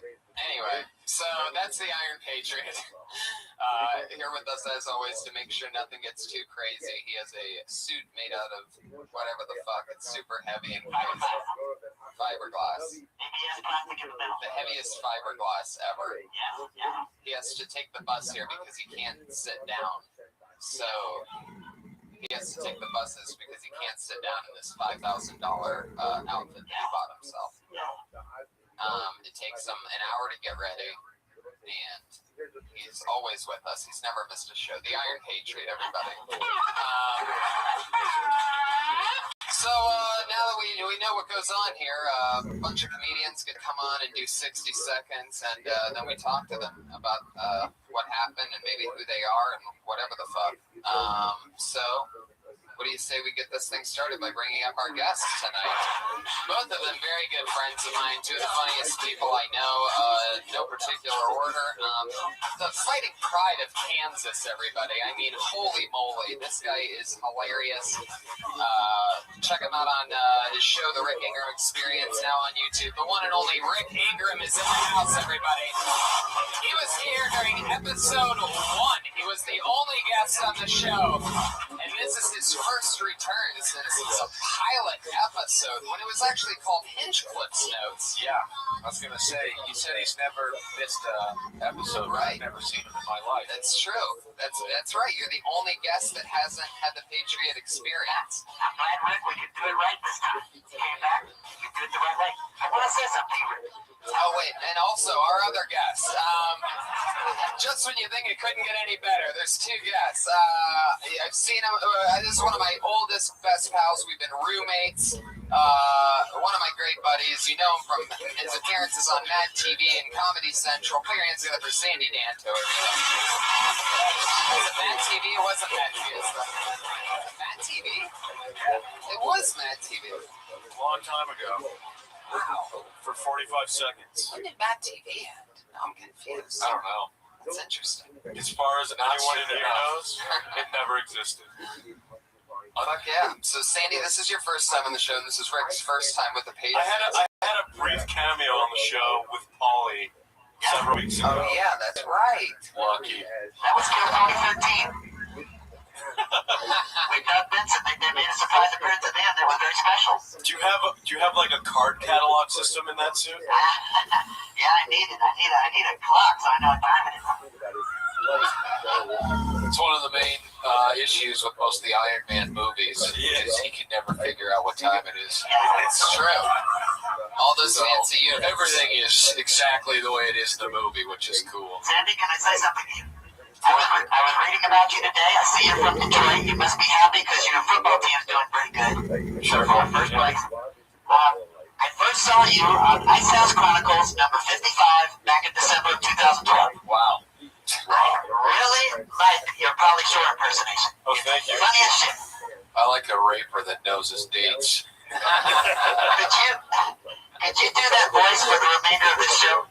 Oh, wow. You want me to do it the entire time? Well, as much as you can, because I love it. It makes me laugh. It's all about him with this. So what do you say right now? Dude, it's a whole thing with you. Dude, it's not happening, dude. It's gotta be what? It's gotta be organic. Oh, he just gave you the laser beam with his left hand. That means is that like getting the light? Paulie got the light from Iron Patriot. Rick, I want to say something to you real quick before we begin the show. I'm dying to hear it. Rick, yep. This is what I want to say about you. Wait, about me? Are you saying it about me or to me? No, to you. I listened to Ari Shafir's Skeptic Tank, and I was amazed about your story. From the age of 23 to 30, you had severe stomach pains. You have a high tolerance of pain, Rick. I could not believe that story you went through. They finally diagnosed you with diabetes, but they did not know what the hell was going on. You went through several doctors. How did you make it through that exposition? He just provides backstory, which is very Iron Man-like also. I love that of all the research you did on Rick, the thing you wanted to talk to him about with his stomach pains that he had. You know, one time he projectile vomited 7 feet in the air when he was with his mama. Wow. What? This guy, he knows a lot about people's moms, which is uncomfortable. He does his research. He's a big fan of I want you to meet my mom someday, Tom. I think we all would like that. I think it's Dude, my mom started this whole What superhero is she? She's the super crab mama. I want to meet your Cocker Spaniel. I call her June. She's in Bubblehead June. They're Mississippi. They're very crafty. They're very glad I got on this show. They love it. Those are your parents' names? Yes, Bubba and June. In real life? Yeah. Wow. Bubba and June Patriot? Yeah, You know Mississippi?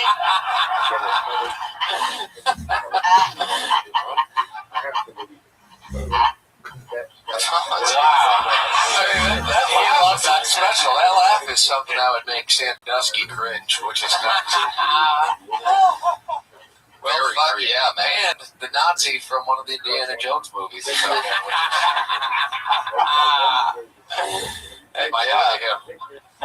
that is a bright yellow jacket. Hey, is that true that you met Polly in an airport and he said you were a combination of Jack Belushi and Jack Black? He did say that to me, but he didn't. It was not at an airport. Why don't you do your research, Patriot? You can't trust everything on the internet. I'm sorry about that. I like to be accurate. There are inaccurate rumors about you and Polly. There's a lot of stuff swirling around about me on the internet. Don't believe anything you heard on country music television, first of all. Rick, when you were having all these stomach problems, I remember that time period barely. What was the kind of stomach shit that you were going through? Because I remember just you like pain at that point. I mean, there was a lot of vomiting nonstop. I went into diabetic shock when I was in New York, when I was with Bobby Lee and Freddie Lockhart. But I didn't have insurance, and I'm a fucking man, so I just didn't eat for about drop to a decent level, and pretty much just sick the whole time. Spent a lot of money going to doctors at first, and that's when I found out doctors don't know shit. So it was a fun lesson learned. Oh, that's crazy. Yeah. Because you didn't know that that's what it was. You were just, you couldn't pinpoint it, so. Yeah, well. What did you think it was? Like, what? I was told that it's severe acid reflux, intestinal migraines. And then it was like a weird Greek doctor.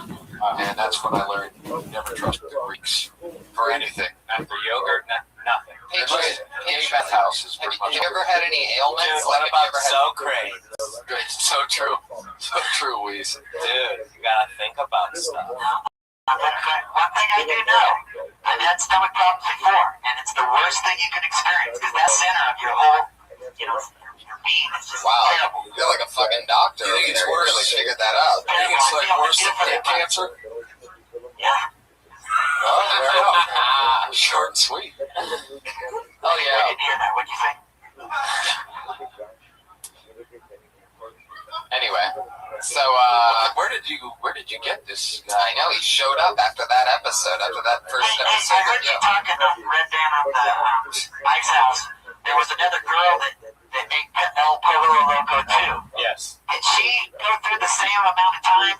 She was very young, so her body was accepted it a lot easier. But Wow. yeah, she went through the same stuff to a degree. Like hers wasn't as horrible as mine. But for like a couple days or something. Yeah, like three days. She had it. Well, that's the proof right there. That's the proof of the pudding. Yeah. Oh my god. All right, well, that's the part of the show where Patriot has a lot of input. Yeah. It almost makes you hate America in some ways. It's true. Maybe we could change him to a country we don't like, Patriot. The Canadian Patriot. They're running for president in 2016. My platform is going to be protect the people. Dude, it sounds like it's going to be a tough campaign. Yeah. By the reaction you got on the original pitch of it, so. Yeah. Dude, he just got sequestered, right? Holy, don't say have so many syllables. Dude, it's nice of him to be here during the government shutdown. Well, I'm super excited that we have Pauly Shore in the house for, you guys know the format of the show. So there's a bunch of comedians. Rick, you've done it before. Sandy, you basically know what's going on, right? Awesome. So comedians each do 60 seconds. When they hit 60 seconds, you'll hear the meow of a kitty. And then if they run their time, the angry West Hollywood bear comes out. So don't run over your time limit, or else that bear's gonna come out. I heard the angry West Hollywood bear is a Timberwolves fan. Oh, that's a different impression that you just went into. What was that? Was that one of the sound effects? No. You should get Purvis on the soundboard there. It's weird seeing Lainey without Jerry, by the way. Where is she? Oh, wow, Lainey. Hello. Oh, there's Jer Bear. He was probably spooning a couple of teenagers somewhere. Slick dog. The pride of Aspen.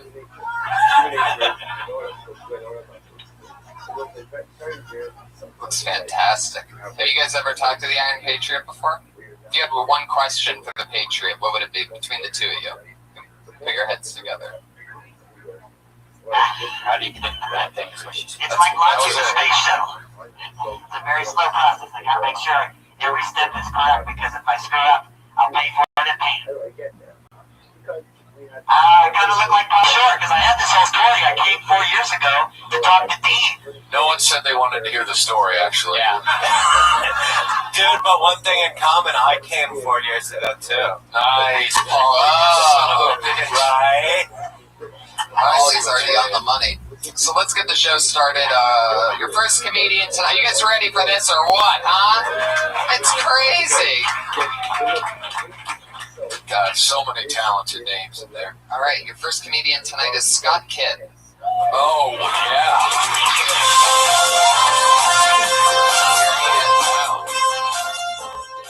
Professionals walk so far. Wait, that's old shtick, right? Is it on? Judge Martin did his job. He's doing Will Tilly. Oh, Hello? There it is.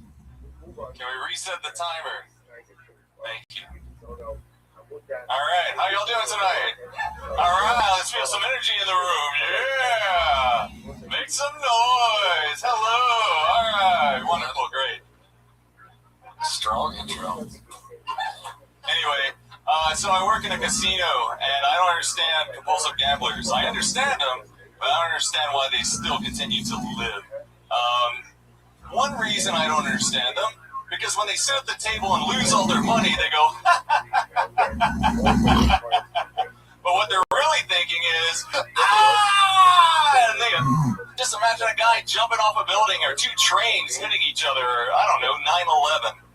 But, yeah, it doesn't make any fucking sense. And if Asians are good at math, then why do they spend all their time in casinos? Anybody want to answer that question? No? Alright, I'll say something else racist about a different race. Damn it! The bear came out quick on that one. I don't think he has to watch either. No. I had no idea what you were talking about. Oh, I'm sorry. Well, he started out strong. Yeah. He cheerleaded. Yeah. He cheerleaded his way into a good beginning, and then he hit him strong with the segue. Anyway, from there, skyrocket to success. That's right. I'm sorry, I had just finished saying, I can't wait to not be called up. And then they said my name, and I felt like an ass. So I figured I'd make an even bigger ass of myself. I'm going to stop talking now. That's a good game plan. Yeah, thanks, man. Who did you make an ass out of? Who did you say that to? That you weren't going to get picked? I was secretly trying to, telepathically sending it to you, Tony. But then I guess you read it. And, wow. Yeah. Yeah, that might be the creepiest shit any Yeah, guy's Bosco. ever looked right in my eyes and said, Bosco. I was trying to telepathically send it to you. It's like, that's a weird Tony. attempt, man. It's better than Why do you have to say your name? He was looking right at you. Tony. It got weird, and he was not doing well, and so then he was like, well, now that they don't like me as a person, I should go racist.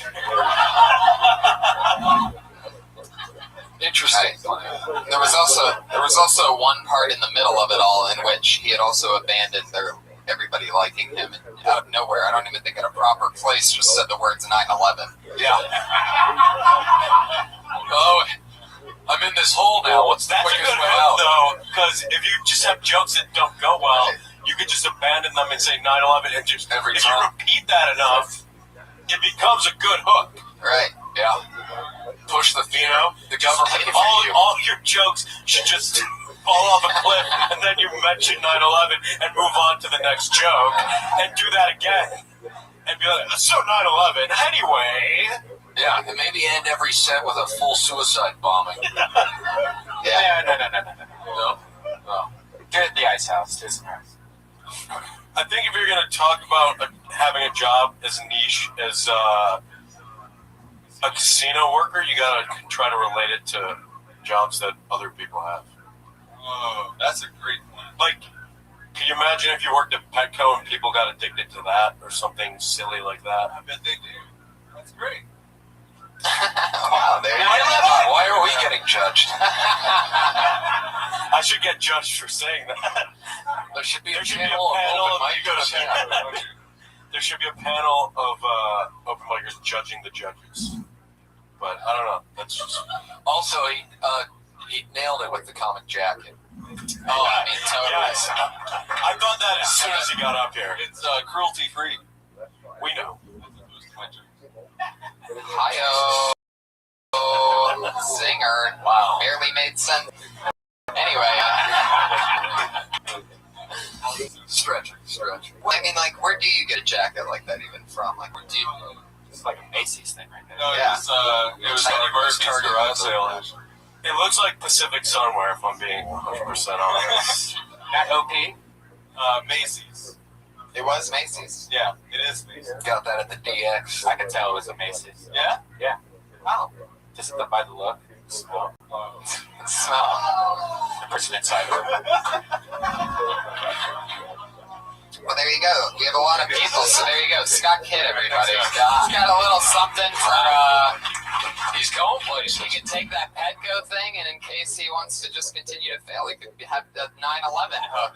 So whether he goes good, he's got something, and if he wants to not do good, he could just be that 9/11 comedian. I've heard a lot of people say, I like a lot of comedians, but I wish there was a 9/11 comedian that just repeated it. The problem is going to be there's going to be conspiracy theorists that say he bombs like that on purpose. Yeah. 9/11 style. Could be. It's fake like Tower 7. Patriot, what do you think of Scott Kidd? I was thinking about his performance at the podcast festival and how much he changed. Because remember, he's doing that real country guy, and then he changed. He's kind of more normal this time. Okay. And then I saw there was another Kill Tony who was normal before that. So what do you think about all these changes? What do you think he should do? Do you think he should do that character? He's trying to find his voice. Definitely. You can tell he's searching for it. He's goofing around. He's at DevoKid on Twitter, by the way, DevoKidd. Anyway, your next comedian goes by the name of J-Mac, everybody.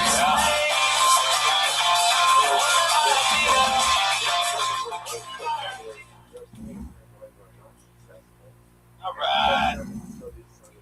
So I'm tired of being reverse stereotypified in this town. Hollywood especially, I get stereotyped as a stereotype. I get it. I know how I look, how I sound, but I'm not a rapper. If I was a rapper name, that's what I'm all about.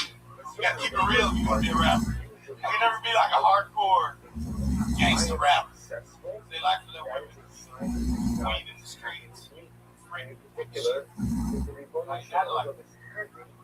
need some paper for the streets. Very interested. Sorry. The most You can be freaking the streets. I'm getting mines, you know. I ain't had enough sex to be freaky. Hey, you know, the more sex you have, the freakier you get. My biggest fetish is when I get a girl to be there. Whoa. You don't fight the bear. Don't fight the bear. He might be able to fight the bear. He actually could. Whoa. He sounds angry. Oh, there you go. The bear lit off an old firework there at the end. It's really good stuff. Fuck yeah, J-Mac.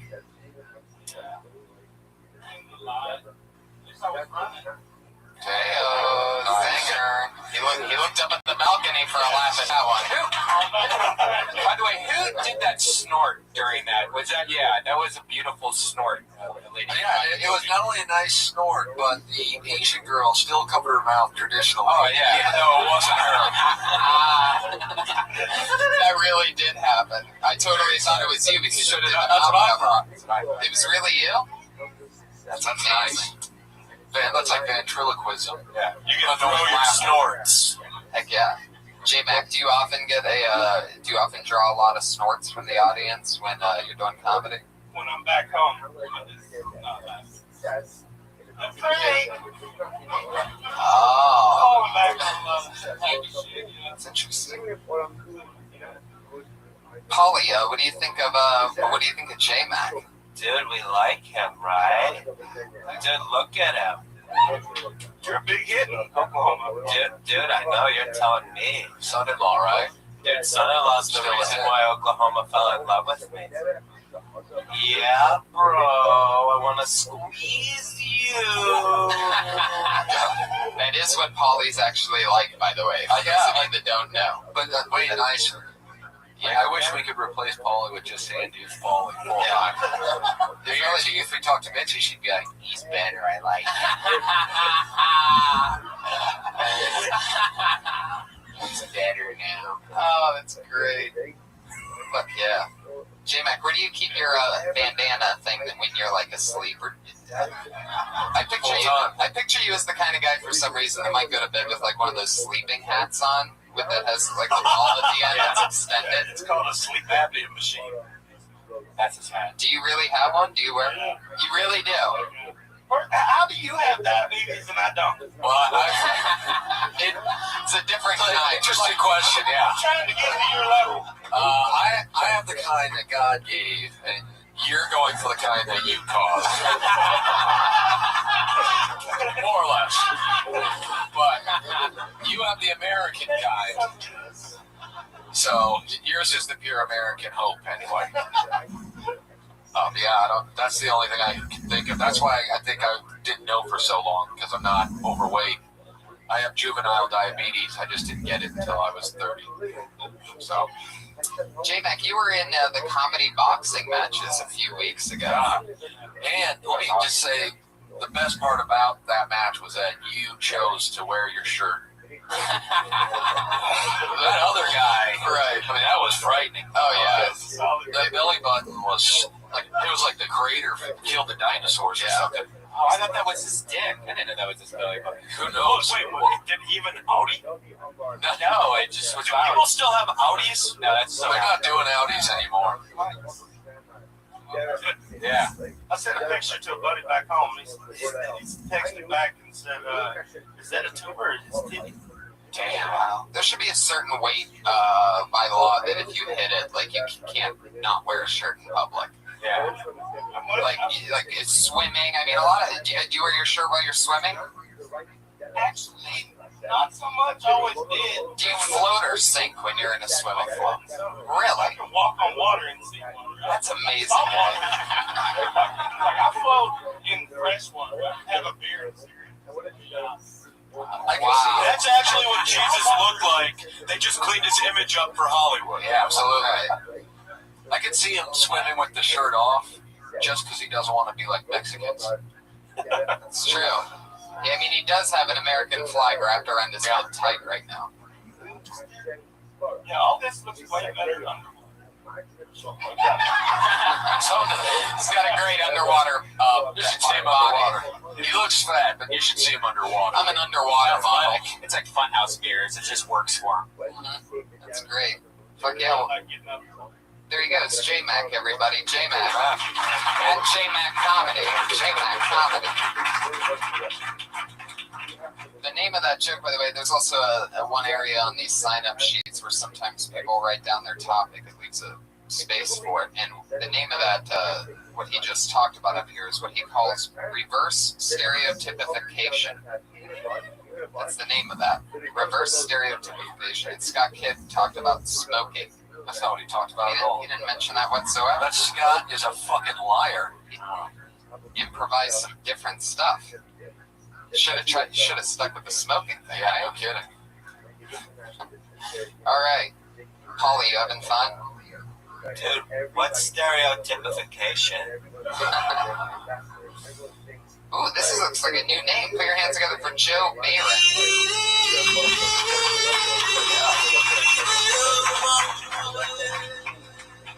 Come on, folks. Here we go. So, I was living in Hawaii, and I finally found out this girl I really liked dumped a boyfriend. So I figured this is a good time to call her up. I call her up. She was drunk, and she told me. I asked her out, and she goes, "Joe, and these hoes have visions fucking you. So I told her, well, I have visions fucking you. Isn't that halfway there? Okay, so I figured I also have something 50% off if you go shopping. She hung up, got mad, hung up the phone. Didn't say anything about her sisters or nothing like that. So, okay, we go to the next one. Okay, and Cinco de Mayo. I'm staying here, I don't care. Okay, I went to Cinco de Mayo, went to concerts, this blonde girl, she was very drunk, falling on everybody. And somebody comes up to me and goes, what's her name anyway? I don't know, but if I bring her home in about 2 hours, her name, get out. Okay, Smitter. He nailed the wave as the cat sound played. There's one thing you got, it's timing. Kind of. And the part about it actually went better than the first time. Did Jay London clean himself up, right? True. Tough Jay London PJ, I think. Hell yeah. You have to talk into the microphone. I burned a giant hat, that's why. Well, you didn't have to repeat that one. Right. It didn't work before either. Joe, you know what I liked about your material is that I couldn't tell when jokes started and ended. Until you said next one. Alright, so that didn't work. Like, I didn't even know what was... Was that just me? I mean, you guys were completely silent. Well, I thought it was going to be funny though when I said, well, I have visions fucking you. So, they didn't go that way. But what was she saying? I thought you said that she said the same thing as you. Yeah. No, what I said is, she said, Joe, I don't have visions fucking. So I told her, well, look, I have visions fucking you. Isn't that me and we're halfway there? But why would she tell you that she doesn't have visions of fucking you? Because I asked her out. That's what she said. You asked her out on a date. How did you say that? Like, how did that go? Let's go out. I like her. You just walked right up to her and said that out of I nowhere? phone. You called her? I called her. How'd you get her number? She gave it to me. When? At her house. Where she worked at the hotel. So you're in Hawaii? Yeah, I lived there about 18 years. Okay, he also said she broke up with her boyfriend. So when did that happen? About 2 days before I rolled her. How did you find out that she had broken up with her boyfriend? She told me. How did she tell you? I broke up with her because I got fed up with him working part-time for 10 years. You what? You got fed up with her working part-time for 10 years. But where were you when she told you this information? Where she worked at. Were you staying at that hotel? No, I used to go visit her all the time. You used to just show up at the hotel? See, now I think we're getting somewhere. Here we go. So you used to show up at the hotel that she worked at, but you weren't staying there doing anything. You were just there. No, I was just visiting her once in a while. Even though she had a boyfriend? Yeah, well, it's OPP. I don't know what's crazier. I don't know what's crazier, the fact that you would show up at that hotel regularly, or the fact that she would update you on her boyfriend breaking up with her. No, I just like visiting her, that's all. And I used to visit her, and there's other girl, Sandy. And then I finally did. Where did Sandy work? I forgot. No, she used to be a coffee shop. Did she have a boyfriend too? Yeah. So, my mom had dated a girl from Chicago. Do you think there's a chance that maybe they're just telling them they have boyfriends? There might be a chance, but I'm amazed that she would tell you that she didn't. She'd like to tell me her business. So when you said, wow, she gave you her number too. That's interesting. She's like one of those girls that likes hanging out with other guys and not girls. She has a lot of guy friends. Boyfriend didn't care. Did you ever hang out with her outside of the hotel where she was working? Yeah, I used to go to lunch with her. I used to go to lunch with her, I used to go to the beach with her. She worked at Wow. She was a nice, cute little Chinese girl. Whoa, why'd you go racist? Because she's a Chinese girl. Point. Fuck yeah. How many chicks have you killed before? How many girls? Yeah. Should I include prostitutes and strippers? No. Just innocent victims.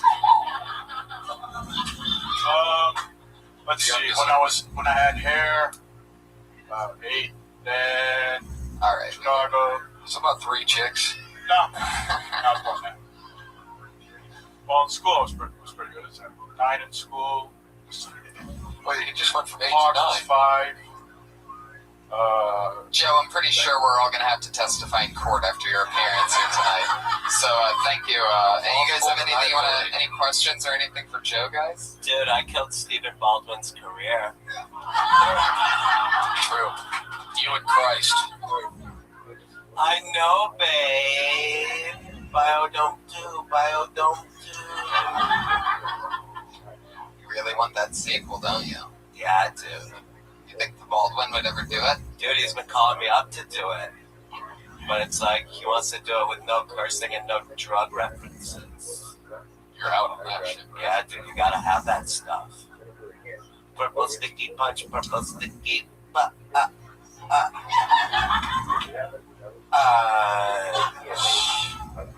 yeah.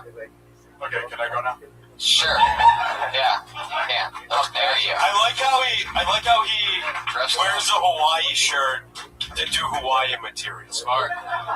And shorts. It really nails it. It really hammers it home.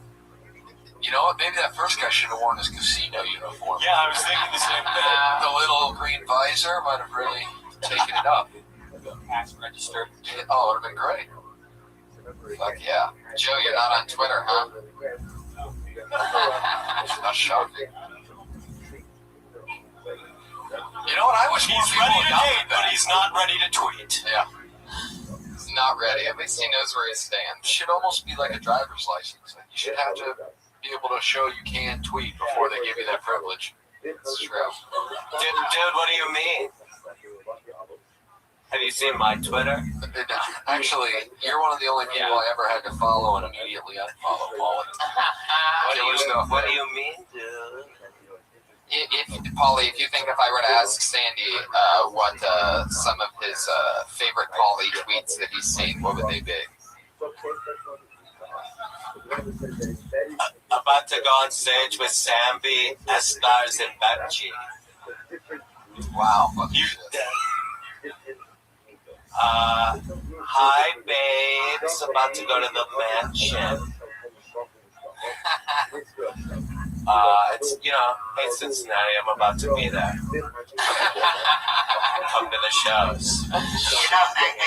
Pauly has a business side too, and if you watch the movie Pauly Shore's Dead, came out in 2000, if you go to the special features and you listen, he's a smart guy, and he has a lot to say about the entertainment business because he's been in here since a small boy in this club, Yeah, that's not true at all. The things you just said.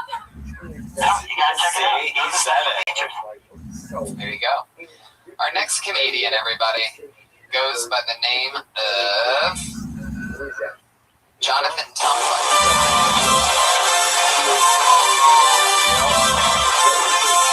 You off the van, Haley? What's up, y'all? When I moved to LA, I learned quick that you gotta be color appropriate.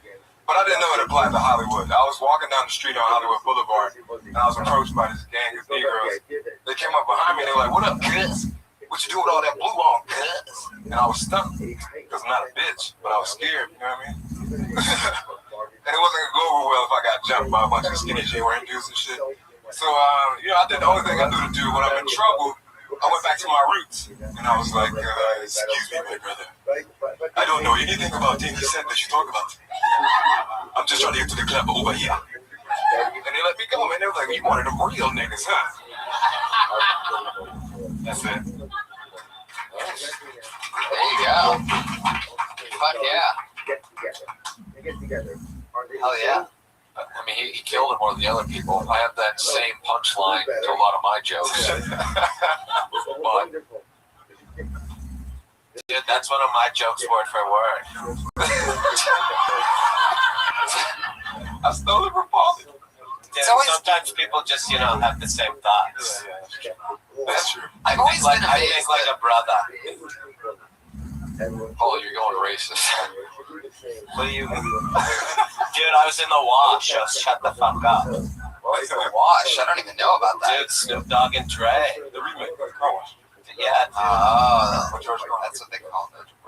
I've always found it a little crazy that gangs do use color differential. It's crazy as hell, but I mean, the government does the same thing. The government? Like Democrats and Republicans? Democrats and Republicans, or whatever you call them. I don't know what I call it. I don't call it any of that. It's just funny. It's a different world I live in. You know what I mean? Everything's a game to me. Well, which one? Which side are you on? I'm like a superhero. Sex is like that game, sorry. Not for me. Or guess who? Some people's cases. Operation because she's on like 4. I think I did good. Y'all not talking to me. Just don't hit the side. Don't scrape the DNA off into the girl. Has anybody Snorty? Has anybody ever tried to get you in a gang before? Yeah. When I was younger, I went to my stepdad and I was like, "Yeah, I'm thinking I'm gonna join the gang." He's like, "Son, you're gonna join the gang? Like, you're gonna whoop my ass? Cause I'm not gonna let that happen." And didn't do it. Wow. I have a joke about it though, where I did beat his ass and join the gang. But you did. Does it work anything like the NBA draft? Like, do you have to declare? And then it kind of does. Like they like, I'm looking to thug. They look at your physical specs. Come to the combine. Let us see how you shoot a few niggas or two. They're like watching you at the arcade, the shooting game. Like, yeah, they're watching like if you had a really good workout for the Latin Kings. All right, Paulie is on fire tonight. This is the sharpest he's ever been. It's unbelievable. Paulie's killing. Fuck yeah. That was really good. So there's not really any tips because it's already pretty good. So yeah. Funny as hell, y'all. Get really good stage presence. Yeah, everything's good. I like you held the hat. You took it off, like respectful. Yeah. Like the dinner table. Yeah. Yeah. Fuck yeah, Jonathan Tumblin. He's J Sherlock T on Twitter at J Sherlock T. No clue was the name of that. The topic. They should always bring black people up to Van Halen. Yeah, that was funny. Patriot's known for his accidental racism. He's originally from Texas. He sometimes just doesn't know any better of exactly what he's saying, and you'll notice it pops up sometimes. Like Patriot, what'd you think of Jonathan Tumblin? Yeah, I think you guys summed it up pretty good. I like the female brothers. We went over that. I like the female hombres, even Longoria. Oh, you. I like Rafita. I like all Did we that. talk about Evil Longoria? No, not at all. We went off on a real. What did he say? I'm like Ross Perot. I'm just on say what I want. Wow. Have you ever met a girl that has a little hair on her toe? No, I gotta be shaved. I like her legs and everything. No hair. You can have some hair in the pouch. That's okay. Have you ever been with the chick that had hairy legs? Maybe a little bit, but never out of control or anything. Have you ever been with a chick? Yes. Hell yeah. But it has been a while. When's the last 2 times you hooked up with girls I again? told you the last time I had sex was May of 2004, the last episode of Friends. I played with a girl. That's Remember that song? No one told you life was gonna be that way. Your job's a joke you broke. Your love life went astray. Seems like you're always stuck in second gear. When has it been your day, week, or month, or even your year? I'll be there for you. Remember that song? There you go. That's a catchy ass song. The last time you got laid, did you own that costume? No, I just got this back in May when Iron Man 3 came out. It took me a year and a half, Sandy, to get this costume. I ordered it from Norway, and I waited a long time. I didn't think I was going to get it. There was a lot of legal problems, health issues with the sculptor. Didn't think I was going to get it, but I got it. It's good. It changed my life because I came to the comedy store, and Tony put me on this show, and it's really cool. I got all these fans on Twitter, and they love me.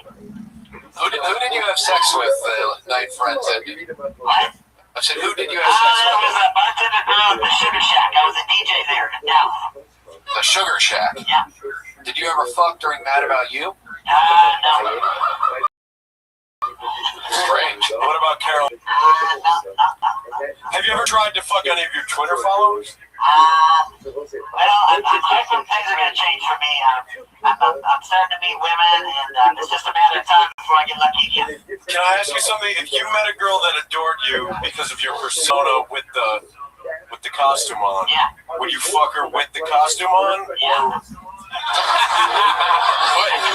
hesitation there whatsoever. I don't think you got the final word out on that question. If anybody in the adult film business wants to get with me, I'm ready to be signed up. Put me on contact. Wow. Hey. What would your porn name be?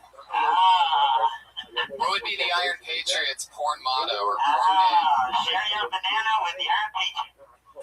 Wait, share your banana? Are you doing gay porn? Hold on, are you getting pounded?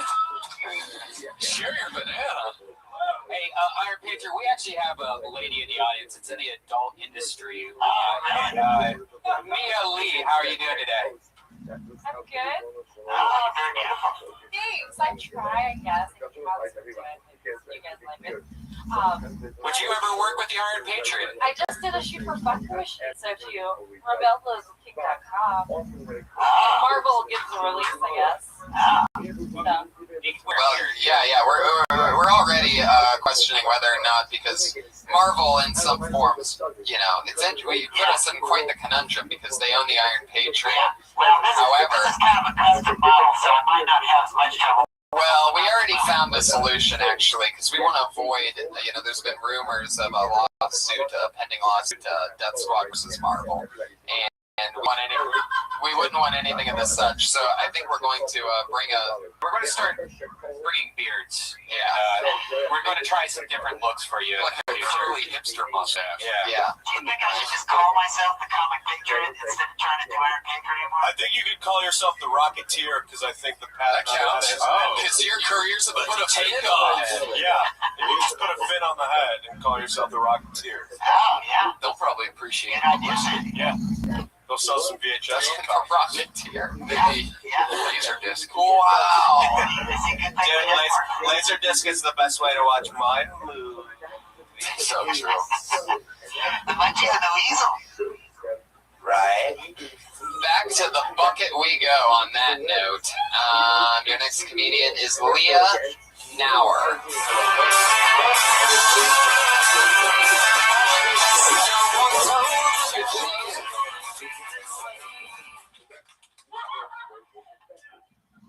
I was a virgin until I was 20. I was even in a club called Abstinence is Cool. Because I was waiting to fall in love. And I found it. I fell in love with sex.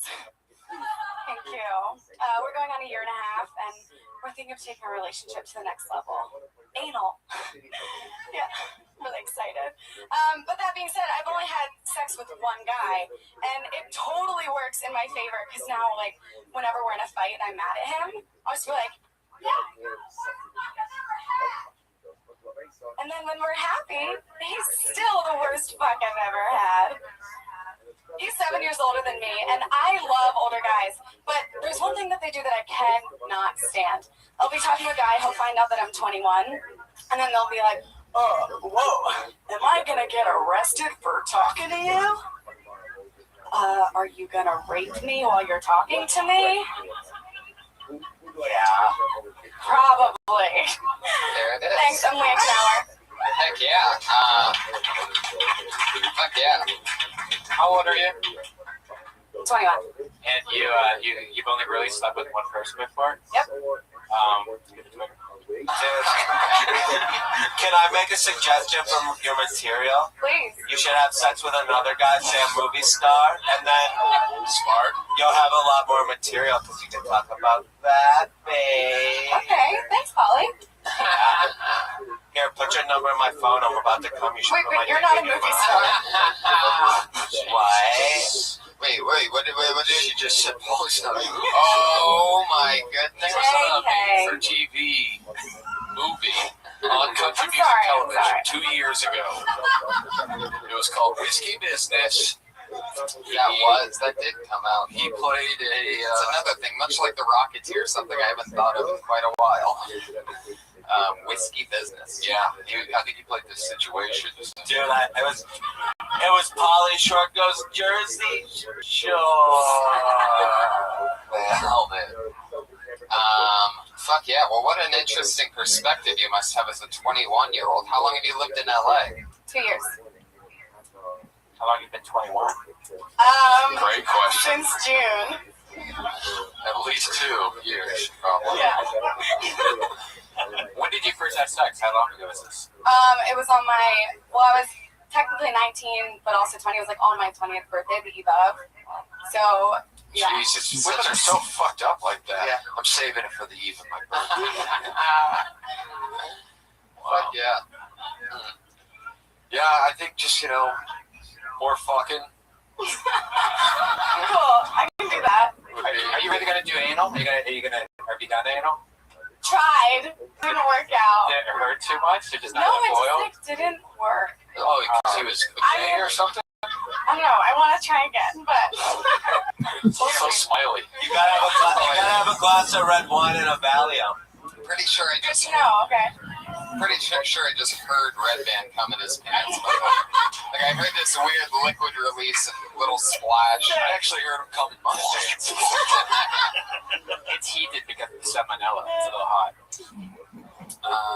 Fuck yeah. How long have you been doing stand-up? Almost a year and a half. Wow. So you had 6 months of pre-fucking comedy. No, I was a virgin when I started comedy. So I had a lot of material about being a virgin, and then I had to scrap all of that when I finally had sex. Jeez. For the best, I guess. Did you find anyone at a comedy show ever related to your virgin material? I mean, Most of the guys. Some girls out of pity would woo, they're proud of me. Why did you choose to remain a virgin for so painfully long? I was waiting for love. Okay. Yeah, I'm a hopeless romantic. Yeah, you're 21. I can't wait until she's 25 to see the fucking material. Right. So, I do a lot of anal, and I don't know if you guys know what blown out means. I got It's gonna be sock. It's gonna be a beautiful set, though. I got the cutest pink sock. Did I announce that last name right? Nauer with a K? It's Knauer. Knauer. Yeah. Wow. It's a weird subject matter to talk about, how you just had sex and you've only had sex with one person, because it automatically makes us all think fuck. Now we're all thinking about sex while looking at you. Sure. And so it's very weird. Lady, is that what But you're at least thinking? it's not in a dirty way. No, it's in a really very dirty way. I'm thinking fucking you in the ass while fucking a dildo at the same time and shitting on you. Sure, I'm not talking about that though. Boner pills. It's amazing that you have that stuff like that in the back of your brain being used when the time still isn't right. But I'm honestly, when you talk about it, you're so beautiful. When you talk about such a thing like this, you automatically kind of I got brainwashed, and I'm I have no idea what you're talking about. I don't. Bucket of ice or something? Jesus. It's weird sitting next to dudes with boners on a stage. Oh, God. Well, it's not weird, but it's... It's only weird because it's out of his pants. True.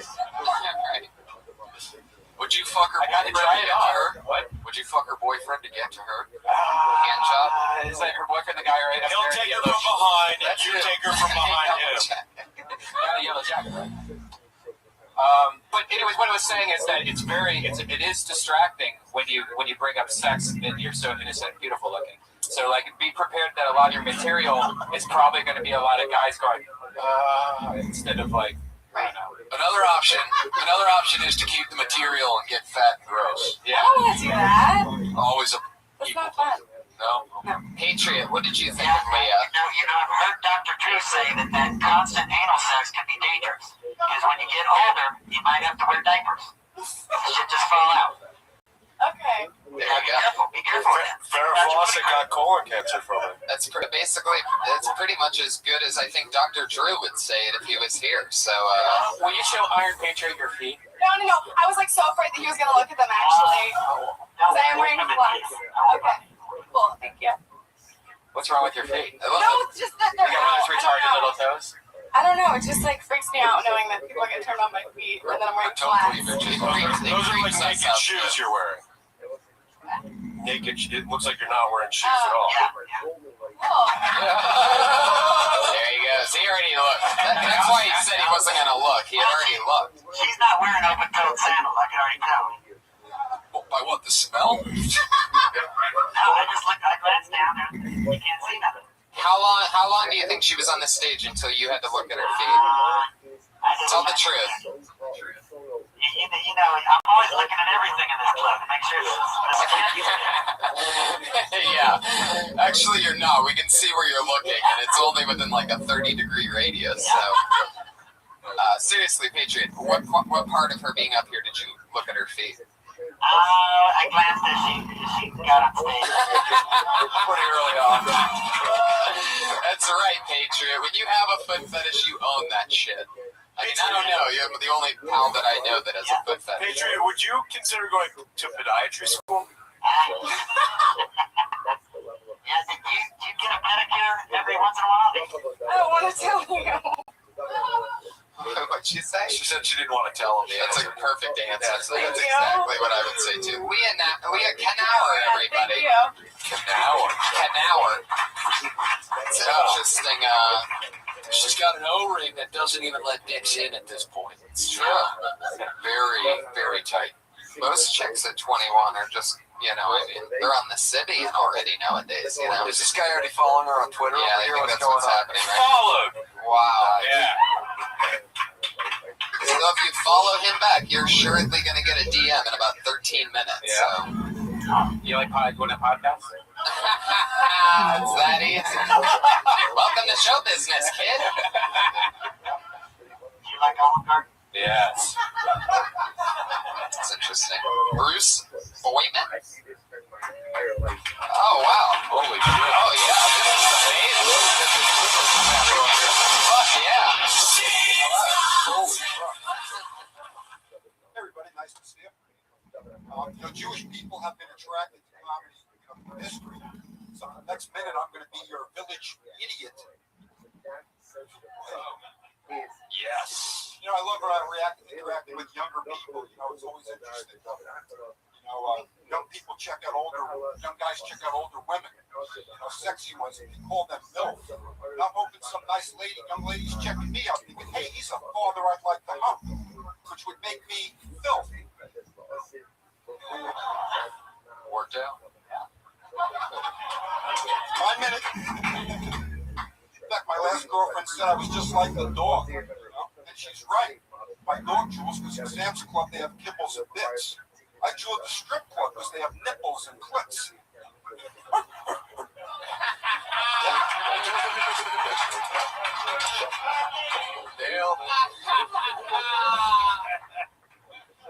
We're all here trying to build a comedy career. And it's dangerous. The very last episode of the Three Stooges, Curly injured his groin. He became a eunuch. Wow, that's a minute. I am an instant fucking fan of Bruce Boyman. Yeah. It's cool because he reminds me, like, from the waist up, he's like a dad, but then from the waist to the knees, he's like stone cold. Yeah, totally. You are well ventilated. Yeah, well, and I'm sure it won't be long until he has the 2 black knee braces. So, and actually, he's just going to grow more and more into stone cold from the waist up. But instead of beers, he'd be crushing Manischewitz. Bruce, I love your fucking style, man. Like, you'll do a joke, and then it goes right into something like some kind of interesting. I love the bark and the kibbles, and I mean, I didn't like nipples and clits that much, but when that bark came out, my tune changed immediately. Well, it's better to bark into the microphone than drool into the microphone like dogs. Right, good point, too. Mic with no cord. Yeah, it's like fucking crazy-ass technology, the cordless mic. We got it special. Even the short-sleeve business shirt, that might be what Stone Cold works. Yeah. But he's got a cubicle job now. That was from years of being a chiropractor. You were a chiropractor? Retired. And I'll tell you something. Figured you'd go in a career change and start cracking people up, huh? Am I right? Am I right? Chiropractor jokes, people. I've been waiting to do that for 9 years. Well, you know, a chiropractor's work is up to his hands. But when Obamacare pays for fisting, we'll be in our work up to our elbows. Fucking Obama. Oh, shit. Fucking Obama. The mayor is angry that you tried that joke out after your time was up. I think that joke would have worked if he had a barking or Curly's laugh type sound of like true. Can you do the eunuch, just that one part again? The end of that? Just say the word eunuch. Is that what you do? It's so funny. Did it differently that time, but still, I'm in love with you.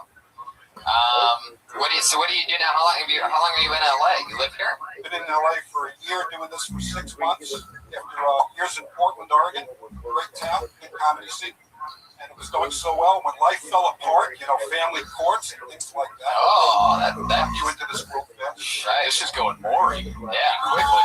Seriously. Family courts are terrible. Got to get that on the record. My ex-wife used to terrorize me with the family court. So I turned her into Homeland Security as the Unimama. Oh, you better look out. There's Major. What else was nice? Oh, the mayor is launching fireworks still. He creepily rubbed his belly when he told that joke. Yeah. It was like a nice. Like that's where his wife is now. Like he ate her. You know, we've all heard that acronym MILF, but I've never heard the filth. Father, I'd like to fuck. And I'm sure Patriot, you must be a really big fan of Bruce, because I'm pretty sure that underneath the suit, you guys are about the same age, right? No, I'm 46. And let me tell you something, Tony. You might not make it to 46 while you're smoking. Oh, Jesus. Whoa, take it easy on me. Or that lip. I think put the Surgeon General warning on cigarettes for a reason, Tony. Good, valid point. Thank you, Patriot. Meanwhile, the guy that was making your suit had health issues with whatever paint or whatever the fuck's on that, and you trapped your body in it for God only knows how long. Because his body was hurt because he wears an Iron Man too. He had a lot of pain in his back and hands. Wait, the guy that wears an Iron Man suit is the same guy that sculpted your uniform? Yeah, he was one of the first ones to make a walking Iron Man suit back in 2007. He was already working on this thing, even before Iron Man came out in 2008. Wow. Working on it. This guy is one of the best sculptors in the world. Fuck yeah, there you go. I'm glad Bruce is up here for this part. Yeah, Bruce, thank you so much. Please come back. Sign up again soon. Very funny He's stuff. just holding the microphone like a priest waiting. Oh, he's got business cards. Look at that. Yeah. Oh, shit.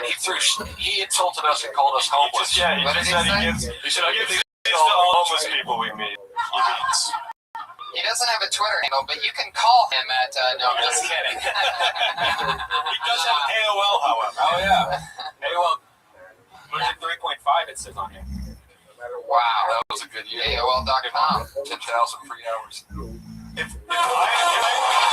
If I had no idea who this was and I saw the card, I would know exactly what he looks like. It's got an AOL email, his phone number, and a brick wall with tomatoes smashed up against it.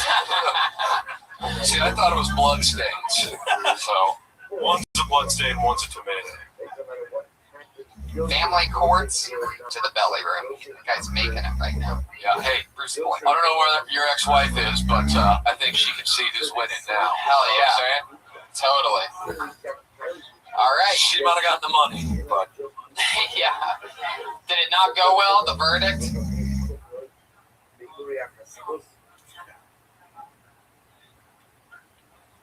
Well, feel free to come back here. Use this place as an outlet. One more time for Bruce Boyman, everybody. Finding his streams out here. Great sense of humor. Keep rocking it, Bruce. Put your hands together for your next comedian, Jeff McKinnon, everybody. Here he is. At Wicked Comedy.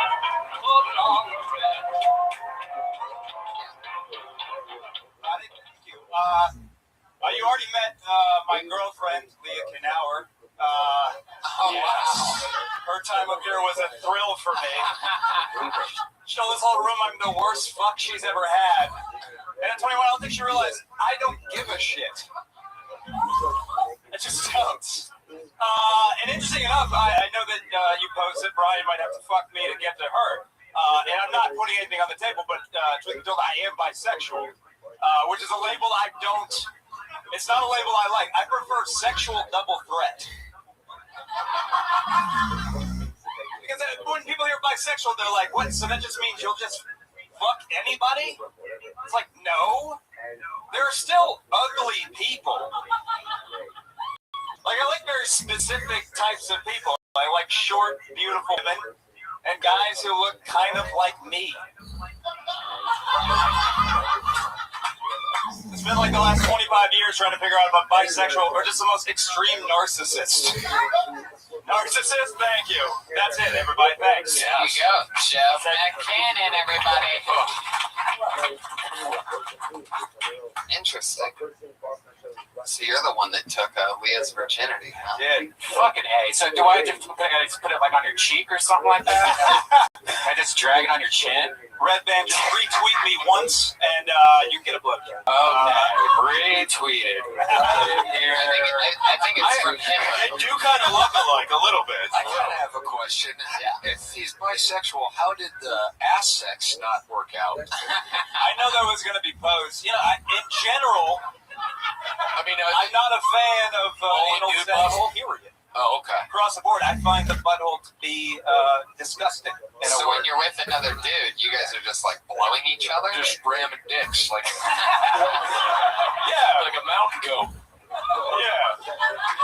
We have sword fights and we watch Kathy Griffin. I don't know. That's all there is. All right, so you wrote today, Joe the plumber said, wanting a white president doesn't make you racist. It actually makes you American.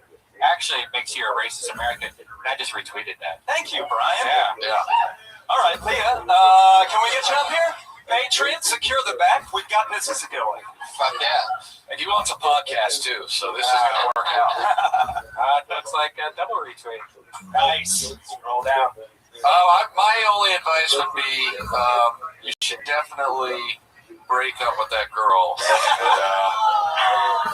But look, I'm trying to help Red Band here as much as I possibly can. No, it's weird. Two comedy couples, it's strange. I think in general. I have someone to hang out with while I watch this show. Look, it's either going to not work out for you guys as a couple or as comedians. Yeah, to be honest, if she had done much better than me, I probably would have broke up with her tonight. Well, that's funny you say that because I was going to say she actually did better than you tonight. So thank you, Tony. Brian, you're in business. What's that? Wow. Jesus Christ. Who's this? Thank you. Wild I have a mirror. There's the snorter too. Oh, yeah. Can't win them all. She'll let you fuck those gaping nostrils she has. Because she's a snorter. She was the snorter, people. She doesn't have a weird nose or anything. Okay, Jesus. All right. She's got Alright. gaping attitude. Yeah. Come on, you're still in the mood. Is that, so It sucks that you guys broke up.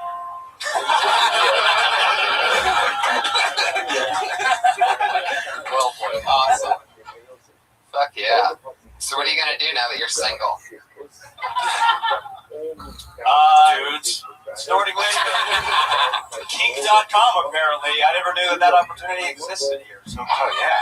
I know a pretty desperate man by the name of Bruce Boyman. if I can get his AOL account. And I think probably the best way to make his ex-wife see how much better he's doing is to get a shot of a man sucking his dick. And there's nothing much gayer than having your last name be Boyman. So,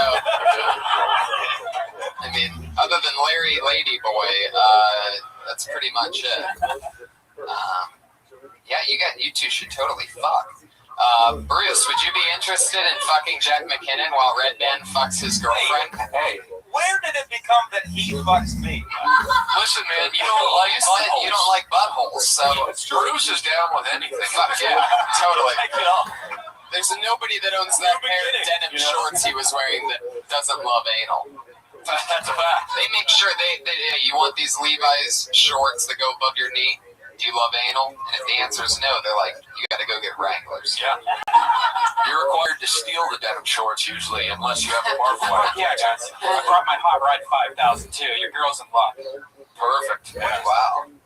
That's boner pills right there. Oh, Hot Rod 5000 is more than Yeah. boner. it's what this program's brought to you by, not officially, but it was what fuels Red Band. Yeah, absolutely. Hey, Snorter, would you be willing to snort some Hot Rod 5000? No, I wonder you what would happen. snort a boner pill? There's only one left. Have you ever snorted a boner? Wow. You're 21. Do you want to be? There goes Jeff McKinnon, everybody.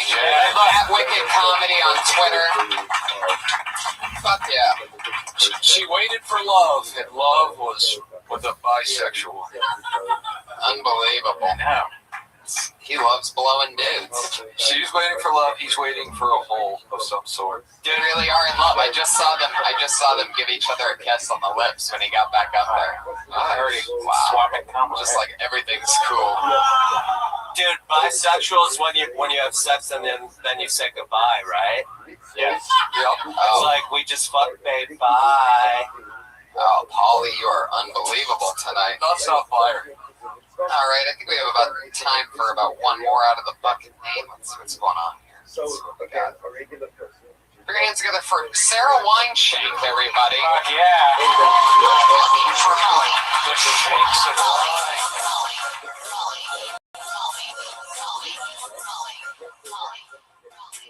What's up, everyone?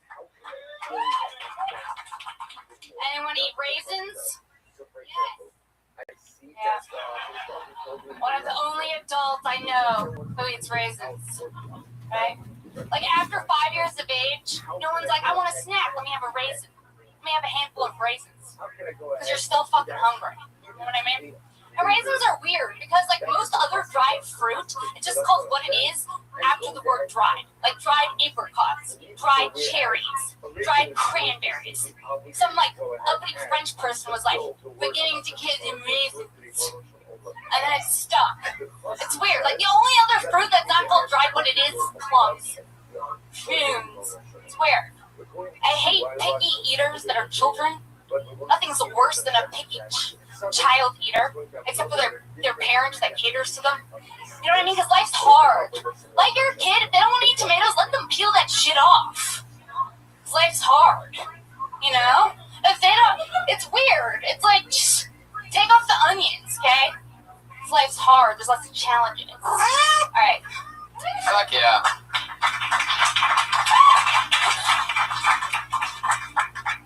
Notice that you have a lot of food jokes. I know, but I just like it because I don't know. I was like on the fence. I was like, do I want to do food again? And then I was like, yeah, I do. But I have other jokes too. But lately I've been like in a real food thing right now. It's awesome. But remember, she did do Jimmy Buffett at the last show. Yeah. Right. Yeah. Do you really like raisins a lot? I hate raisins. Yeah, raisins. Yeah. Why? Because they're disgusting. Like, no one wants raisins. Like, I'd much rather have a chocolate chip. You know? Yep, I have a bowl of Raisin Bran every morning. Fuck yeah. Of course you do. It's a ringing endorsement for Raisin Bran right now. It really is. Free advertisement that they're very I have another bowl at night, too. I have 2 bowls a day. Really? Have you been smoking pot lately, Patriot? I'm sober right now, but when I get home, I'll have a smoke down. Any deep thoughts or insights from the list? Yeah. The most difficult question to answer is how can we all simultaneously be at the center of our own universe? There you go. Sarah, when you're writing raisin jokes, like, are you looking at raisins? Are you Googling raisins, like, for inspiration or anything like that? You know, I was actually hanging out with some children babysitting, but I didn't want to say that because I'm doing stand-up, you know? Right. So I was babysitting and I was watching this, like, little girl just eat, like, handfuls of raisins, and I was just like, that's foul. If I was hungry, I would have a snack. I wouldn't just be, like, taking a handful of raisins and, like, pouring it into my mouth. Right. Because they sort of are just rotten grapes, right? Yeah, it's just, like, a bad taste. It's not even, like, sustenance. It's just a taste. What are prunes again? Prunes are dried plums. You like Dr. Pepper? Not really. I like Diet Dr. Pepper. Interesting. Yeah. I'm drinking right here, dude. Hey, you already have a girlfriend on this podcast. And a boyfriend. Yeah.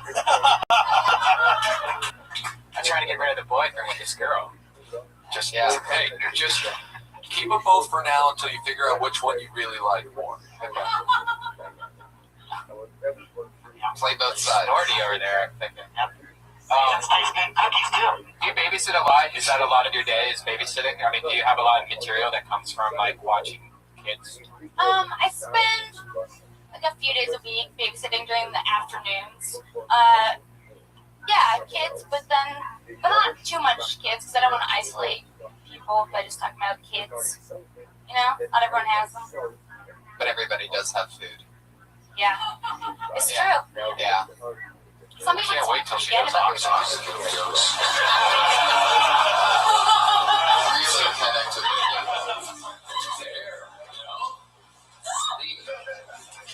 Makes a noise if you sleep once in a while. Well, then you got a saddle-line shake, everybody.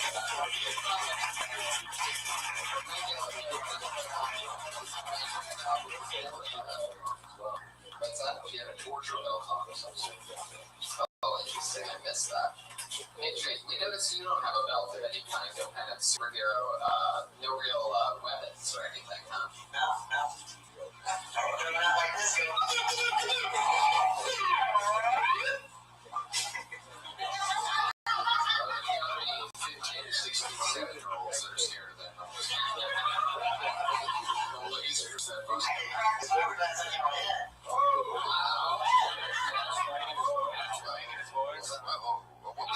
What was that accent? Yeah, that's Houston Hillbilly. Yeah, you be calling your lawyer real quick. Is that a threat? Yeah.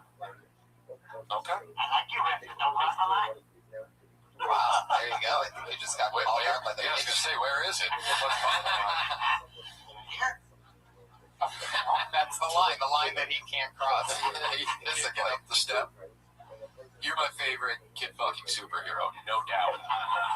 No, Green Lantern, then you.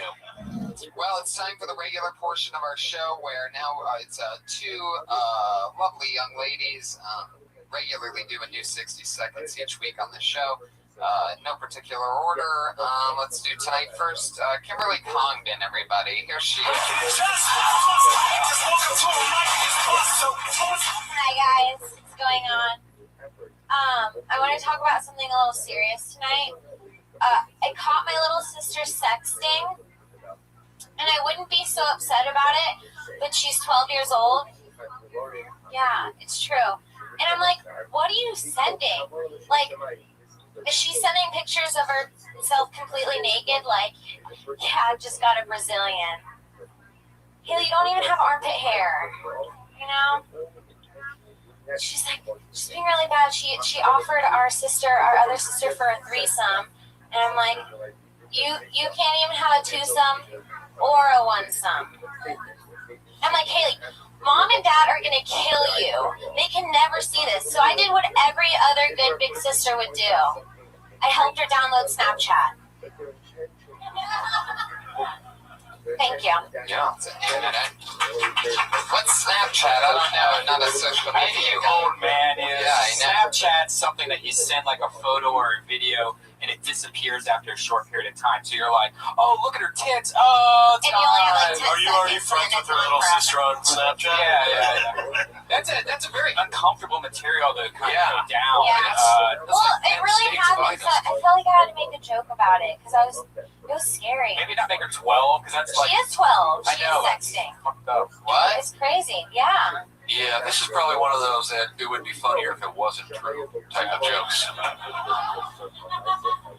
Yeah, because that's not disturbing, especially when you start talking about her pussy hair and stuff. And it's just like, all right, she's 12 years old. You're talking about some pussy hair. Now I'm in my head thinking about 12-year-old pussy. Right.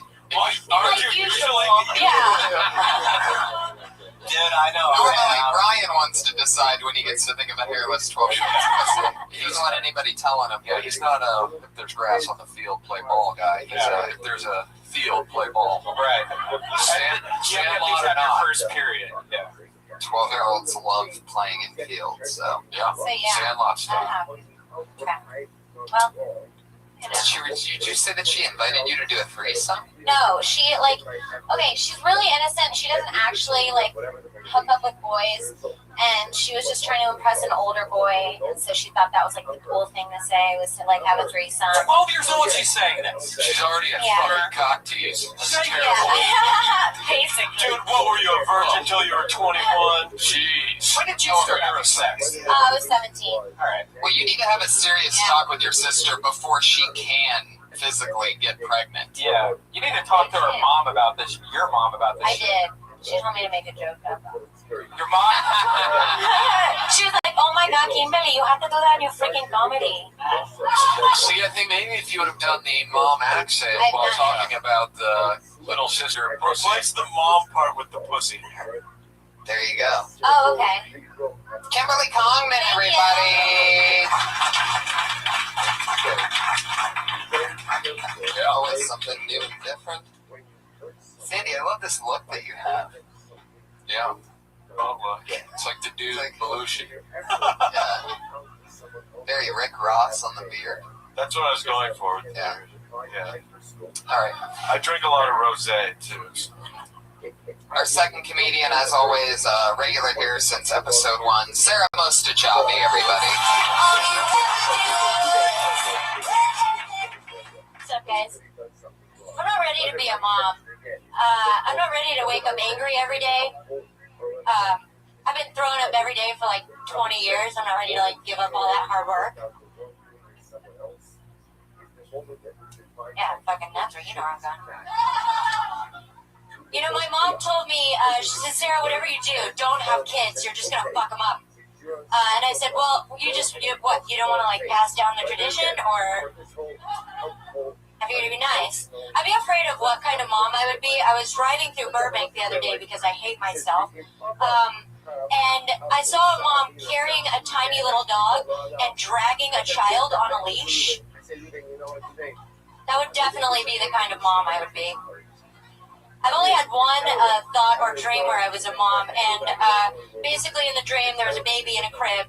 I put a piece of paper on its face and scene. That's what me being a mom is like. So it's just not going to go well. If I lay any eggs, I'm going to step on them. Do you get where I'm going? Who says you have to keep them, right? Control on belief. There you go. Casey Anthony, everybody. Lovely Casey Anthony. It was a matter of time before she started doing comedy, you know? While we're on the subject of Casey Anthony, though, I think there's a chance that kid killed herself, you know? No, it's like Michael Vick's dogs. Like, those dogs killed themselves because he wouldn't let them fight anymore. Right. Right, maybe not. Very young suicide, that would have been. Yeah. And plus, the self-burial is hard to explain. Talent is talent. That's what things get really. Andy, I love your smile. So, like, this entire podcast is just me enjoying your smile. That's so She's amazing. buttering you up, man. I know. That's right. Sandy Have you ever loves had a butter. pregnancy scare before? No, You want one? Nice. No, I'm barren. Just so you know, that was the hottest thing every dude in this room heard. What? Oh, yeah. No pull out. Got it. Yeah, I have one of those permanent little coat hanger things in my cervix. Yeah, it's pretty good. That doesn't sound comfortable at all. No. I like the bit that he had with holding the dog and dragging the baby. Is that what you said? Yeah. Yeah, that you make sure you emphasize that, because like that almost sounded like how it was supposed to sound. Yeah. So, you know what I mean? I almost was like, wait, she said it the opposite. Aha, that's funny. But Yeah. you know what I mean? Like you kind of floated over that and went to the next one, but really emphasize that that's a funny joke, especially in this city. You know? Yeah, I legit saw that, and I was so confused by it. So it'd definitely be the exact kind of parent I am. I wouldn't own a carriage, but I definitely would own one of those little dog carriers. Patriot, what's your input? Let me say something, sir. I recently watched the film The Kids Are Alright, you know, with Annette Bening and Julianne Moore. They were like a lesbian couple raising kids. Would you see yourself having kids that way or with a guy? Well, I don't see myself having children. I think that's what this whole bit was about. I think you'd be, Sarah. That was pretty much what it was all You'd about. be a great mother, Sarah. I know you for 4 months now. You're crazy, Patriot. Yeah, you really This is are. why I don't like kids coming. It sounded like he was saying more, though, you'd be a great lesbian parent. No. Either way. I mean, even share it with a guy too. I mean, I see you being great with kids. I just see it. You should start hanging out with her more, Patriot. Yeah, I think we found a love mate on Kill Tony tonight, everybody. Oh, yeah. There she goes, Sarah Mustajabi, everyone. So much fun tonight. What a blast. Yeah, good times. A lot of great talent out there in other rooms. Hey, I got my money on Bruce Boyman. He's my pick of the night as my MVP. I love a guy chasing his dreams. Yeah, I do too. The boy man. What do you guys got coming up? Anything to promote? Rick Ingram, you're Rick Ingram on Twitter, which is one of my favorite Twitters to follow. Always funny. Yep, I'm on Twitter and Praise the Hate podcast, and that's pretty much everything. Sandy. Same thing. I'm Rick Ingram on Twitter. Sandy Danto. I'm Sandy Danto on Twitter. Thank you. The regular ladies are Kimberly Condon and Sarah Dresses on Twitter. Comic Patriot on Twitter, one of the main social media responders of the show. So I'm Tony Hinchcliffe, Red Band. And I'm Red Band. You'll see us October 31st in San Diego, American Comedy Code. Thank you, guys.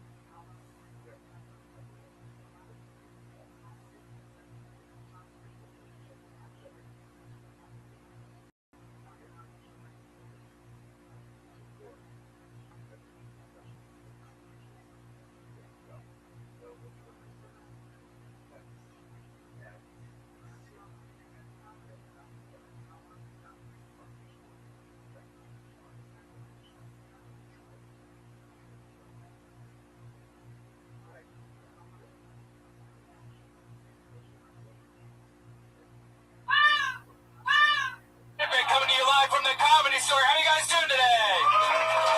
This is a brand new episode of Kill Tony. Give it up for Tony Hinchcliffe.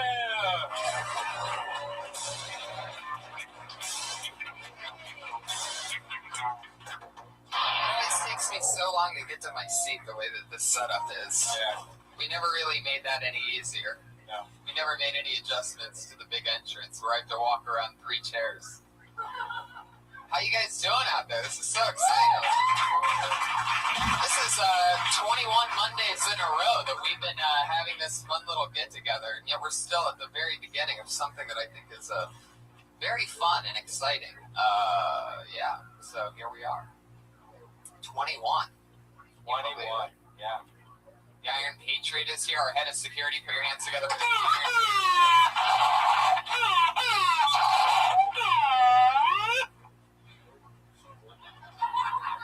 I had a good week, Tony. What happened, Patriot? On Thursday, I was on the set of a new show called The Goldbergs, starring Jeff Garlin. Yeah. And we spent the whole day at the Santa Anita racetrack. That track first came alive on Christmas Day in 1934. Came alive? Well, that's when it opened. But it was a great day. And, Seabiscuit won its final race there in 1940. Okay. Do you like horse racing? Enough horse racing fun facts. Did you get to talk to Jeff Garlin when you were... No, I didn't. He wasn't there. There was an actor, George Siegel, and a young boy actor. It was grandfather and grandson at the racetrack for the day. Now, for those of you that don't know what he's talking about, the Iron Patriot also, when he's not working with us every Monday, keeping us all safe in this room, he's an extra on TV shows. In fact, some of his most recent work was on 2.5 Men, correct? No, that was in 2008, that thing I sent out on Twitter. Okay, well, just for example, that's him. Creepily in the background. So if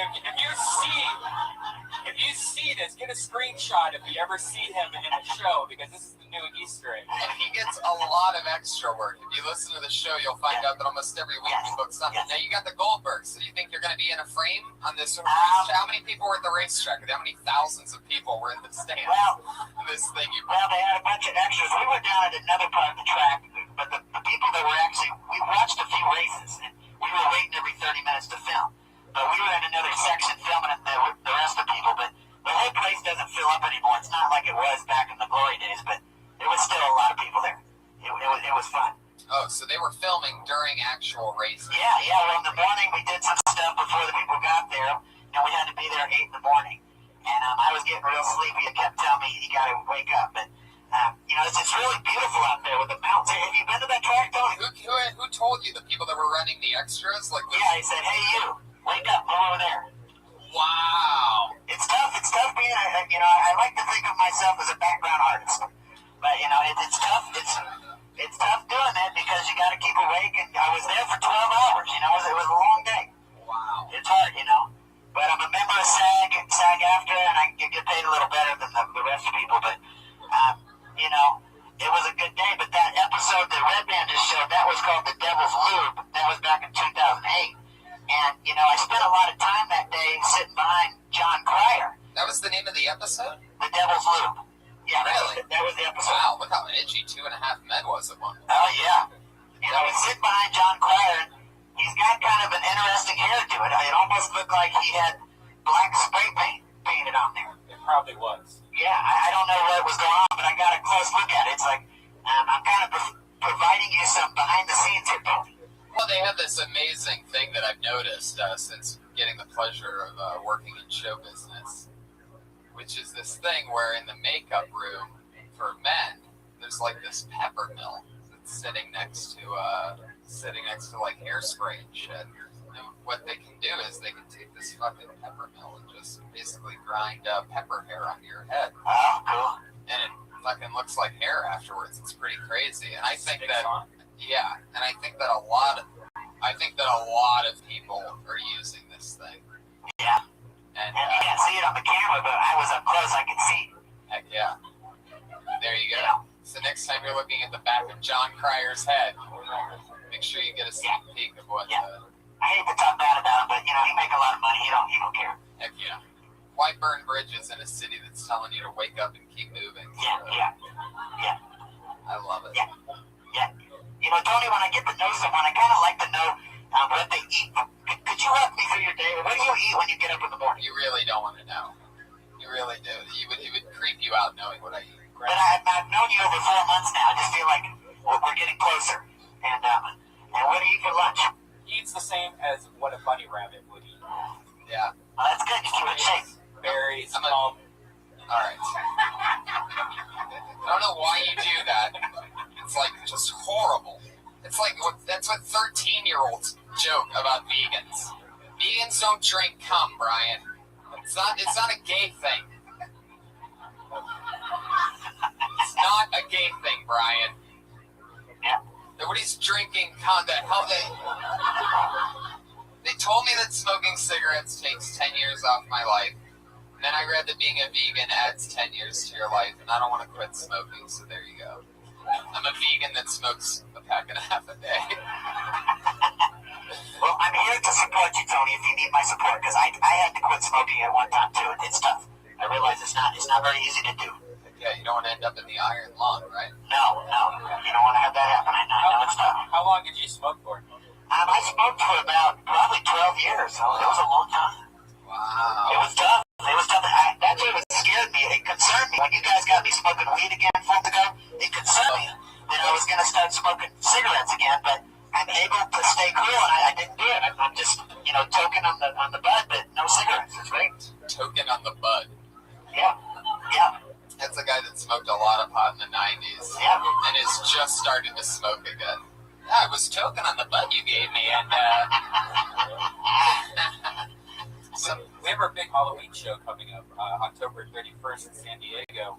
Are you going to do anything for Halloween, or is that a big day for you? Well, I usually go out for a few hours that night just to make some trips on the boulevard, but I usually start heading home about 9 because it really starts it's just way too many people, and they might just carry me away, and you never see me again. I mean, it's too many. I mean, they got a lot of police down there. It gets crazy. I mean, the only other crazier places like in West Hollywood, down when they have the parade down there and shit. That's when you're looking at different backs of heads of celebrities for different reasons. Yeah. Now, when you said West Hollywood Halloween parade, your left arm twitched really hard when you said that. We've noticed in the last few weeks that you have this left arm twitch. Yep. And then you said that to go against it, you're just going to press your hand against your thigh. Are you doing that right now? Yeah, I'm kind of put my thing here to kind of hold on so I don't let go of it. And just leave it out. Let me see if I can. See, I'm talking to you right now, and everything's cool. Right.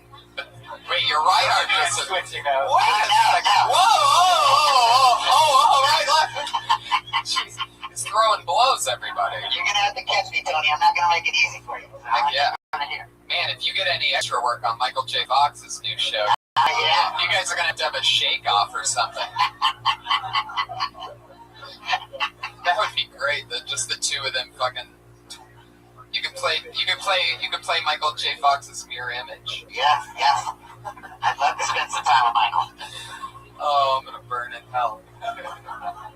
There's a thing where you can't make fun of certain people, and I feel like Michael J. Fox, if there is an afterlife where you have to check in at some gates, which I don't think there is, but if there was, I get the feeling that would be one of the things. We get it, you made a lot of jokes. We got years and years and years of jokes, but how do you explain this Michael J. Fox? What did Michael J. Fox ever do to you? And me just being fuck it, you got me. That's how I feel about Christopher Reeves. Yeah, I love the innocent people. It's something about, you make fun of bad people, that's, that you gotta do that. That's part of the thing. But it's my favorite thing to go against the good people. So those are the jokes nobody's coming up. And I think Christopher really proved that he was Superman because he survived that long after having that accident. Most of us would have been gone in a week after that. Christopher Reeves thing? Yeah. Yeah, he really was like Superman. Yeah, that was from riding horses. He loved riding horses, Yeah. He looked just like in Santa Anita. Yeah. All full circle. Just like a racetrack. Just like a horse track. How did he die? Well, he did that kind of horse riding where you jump over the things and it's all this style to it and things. Yeah, fancy stuff. Yeah. Equestrian or something. That doesn't make it gay either. See, there's not. Vegan isn't gay. There aren't certain sports that are gay. Gay is it's like a man love thing. No, I know, but it's like it's black. But I've had enough with this vegan cum thing. You know what's black on top of a stairway? Christopher Reeves after a fire. That's great. Well, welcome everybody. We're here, as always. The main frame of the show. Over 30 comedians signed up tonight for the opportunity to do 60 seconds in front of the Patriot, myself, and as always, I always have two great guests to talk with the comedians and hang out with us all. This week is no different. This is very, very exciting. So you guys ready to see who your guests are tonight? How exciting. Well, in no particular order, you're going to know this first lovely young lady from the most recent Comedy Central roast of James Franco. Also, she has her own show on the Jazz Network called Cubbin' with Tosh. Please put your hands together for the hilarious good friend of mine, the one and only, Natasha Leggero is here,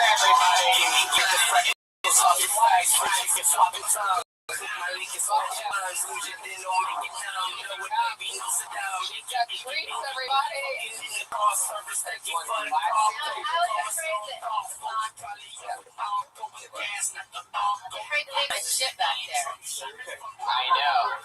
I know. All these comedians are there's no open micers coming to do time. No offense, open micers. I think you're gonna be great. I heard they don't say open mic anymore. You just call them mics. I guess they're all. It could just be a set thing that they're open. Does anyone want a brownie? Brownie giveaway. Who's in? We got raised hands like crazy. You guys gotta come get them. Get your brownies. Get your brownies here. And your other fantastic guest. He's the host of The Test, everybody. one of my favorite pals. We work together almost every other night. The winner of the HBO Aspen Comedy Festival, you know, from Comedy Central, HBO. Put your hands together for my pal Kirk Fox is here. Oh man. I don't want any trouble. Yeah. What's up, man? Fuck yeah. Nice to see everybody. I'm not sure where we're at, but this is important. Hell yeah. I brought them brownies, so they're very distracted right now. So, Can I just say one thing? Yeah. I did not make these. I just want to get a bad reputation as someone who. No, these were we are like supposed to bring? fancy. Were we supposed to bring gifts? No, someone just gave me these for something, so now I'm giving them. Jones on Third is like gourmet stuff, right? And Tony, what's that? I see something to my right that I was expecting. Yeah.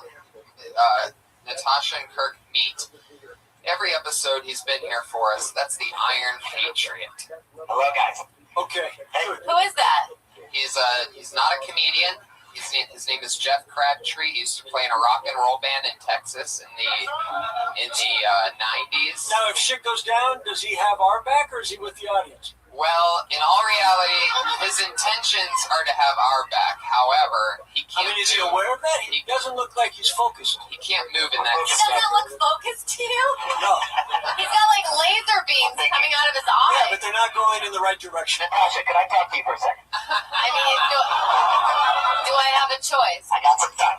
I did some research on you today. Okay. I think we were destined to meet because as a young boy in the late 70s, I lived in Winfield, Illinois, which was an hour and a half away from where you were born in Rockford, Illinois. And what year did you live there? Yes, I lived there as a young boy in the late 70s. The first So time I would have been like 2 or 3. No, I was born in 66, so I was a little older than you. But anyway, I first became aware of you on the Duncan Trussell Family Hour, episode 16. Now, today I spent some time. So you're like a robot savant. Yes.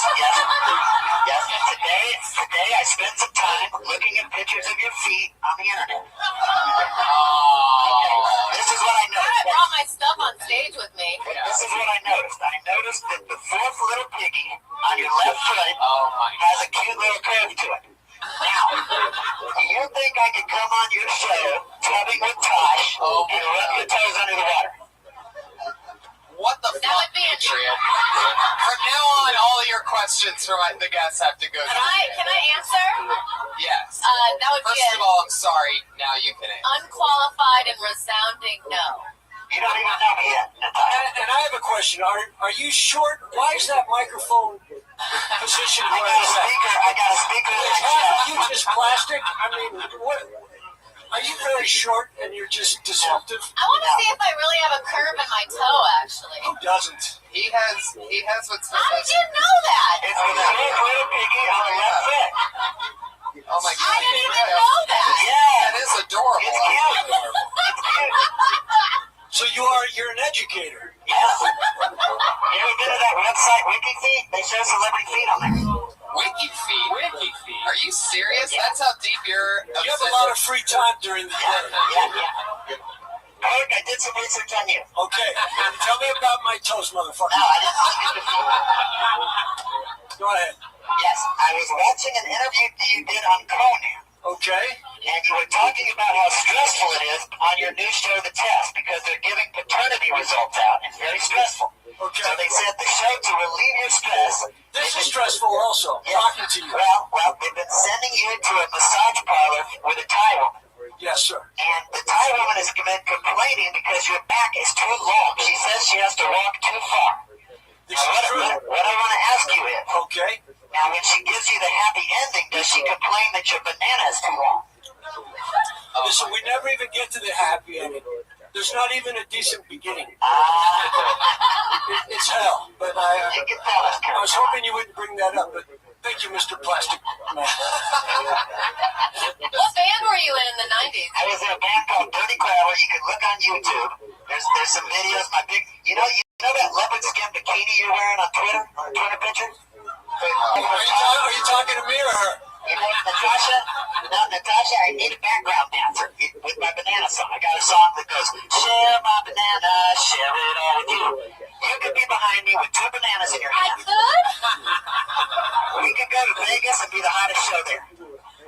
Wow. Patriot. Is this one of the open micers? No. He's done more than a minute.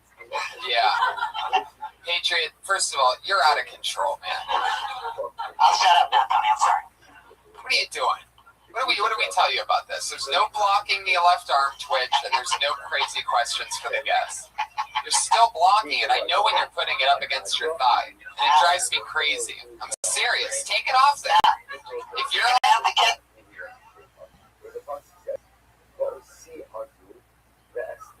to be fair and square. If you're a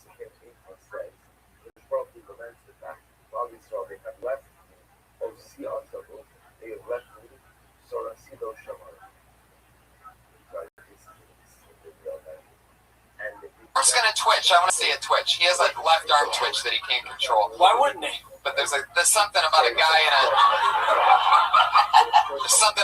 in a suit like that. When you see that twitch, it just makes it so human. How's he washing? I'm fascinated by that suit. I got an undersuit underneath that I can wash. The outside suit is fine. I got 3 suits under there. Yeah, I ordered this from Norway a year and a half ago.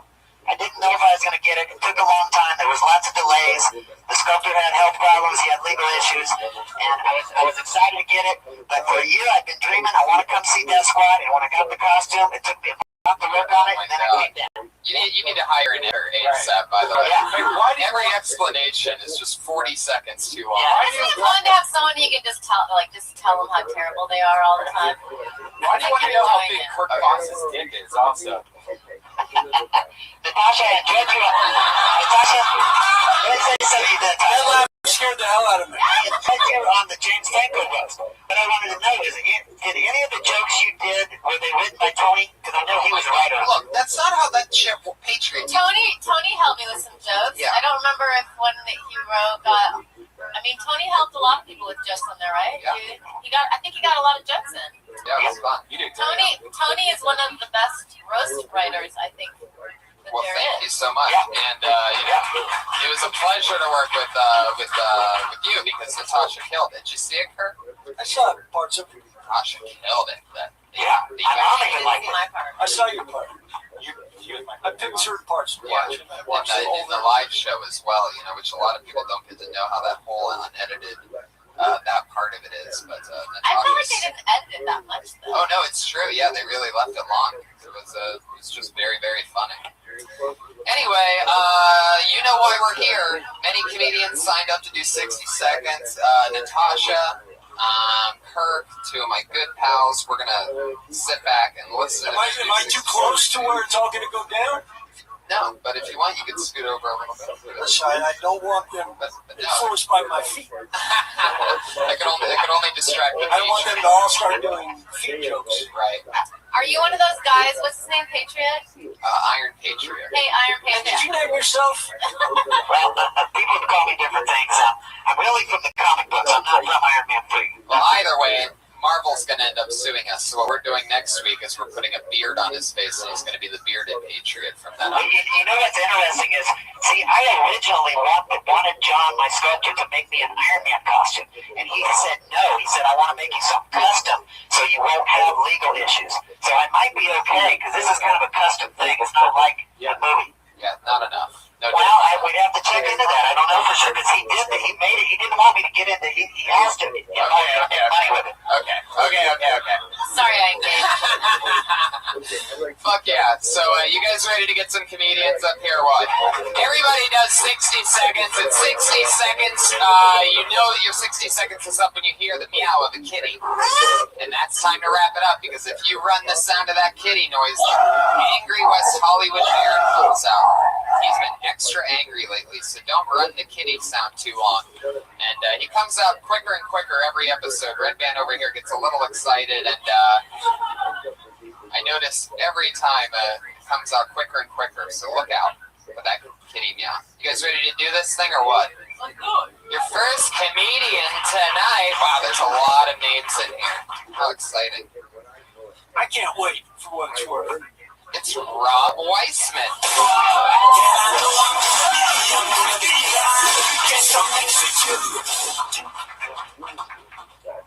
Okay.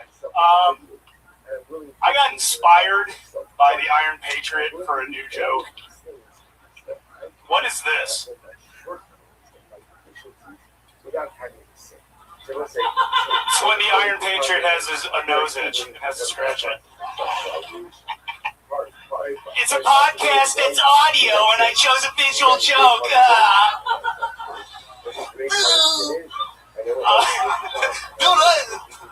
Okay, one more quickly, 60 seconds. I love this joke. What is the real reason that they created Facebook?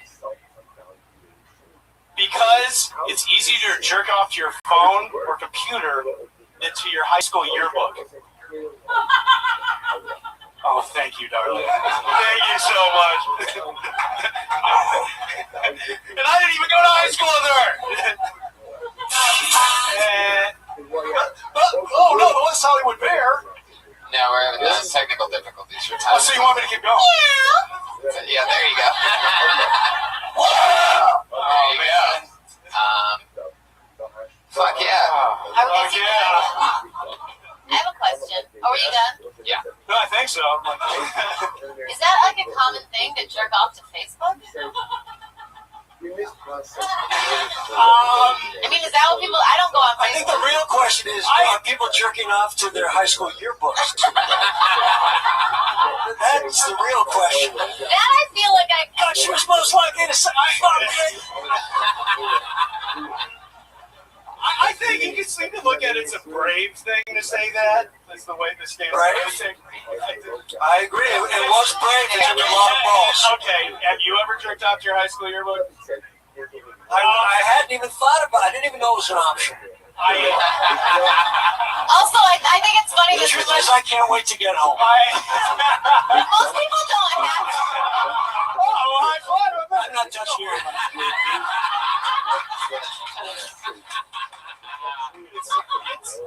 How little reading material do you have around your house where the high school yearbook is what you have to keep going back to? Yeah, clothes, reading material. How long have you been out of high school? A long time, but I haven't. What, reading material? Do you still masturbate to still? No, but we like to masturbate something other than a head in clothing. Right. From 3 decades ago. Oh, it's crazy. Is there some girl that you went to high school? Can I choose another joke really quickly? No. Is there some girl from high school that you didn't get to finish? Oh, it's a plural. There are many girls that never finished. Well, now it's starting to make sense. Oh, well, now this joke is starting to rock. Well, do it again. Now that I have the backstory. I got a lot more masturbation jokes, guys. Do you look these girls up from high school on Facebook? Like No, I know, it's a joke. It's a joke. Can I just get my joke? Yeah, but you're joking about something that no one, I don't think, does. We wouldn't have given you shit. We wouldn't have given you shit about it if it had gotten more laughs. That's the point you're making. We'll give you that joke if you want. Do you want that to be your joke? How you remember? Or do you want to take our advice and find a different publication to jerk off to? We're here to help. Okay. We're not even talking about how your first joke was about the Patriot. Yeah, let's talk about the No, we don't even. Can we do that? No, we don't need to go back that far. Can we suck by the Patriot? It's funny that you would say that because on Sunday when I was out on Hollywood Boulevard, I did have an itch on my face, and it really is frustrating because I couldn't get to it. I couldn't. Maybe you guys should take it on the road and just go back to your high school. Yeah. You know, Rob Weissman and the Iron Patriot. Yeah. Fuck yeah. Rob, do you work out? Oh yeah. You seem like really buff underneath your shirt. Yeah. I P90X. Is that what that is? It's P90X. Yeah. I thought he said he's like, I P90X. Like it was a certain type of piss that's extra powerful. I P90X. It's the most powerful piss you can pee. I'm learning this forum isn't exactly fair. I pushed my face off. She complimented Comment is not fair. I know, it's terrible. That wasn't a compliment. compliment. Fuck. No, yeah, it's cute. Well, all right. No, you just seem like your chest and arms seem bigger than what your head would have attached to it.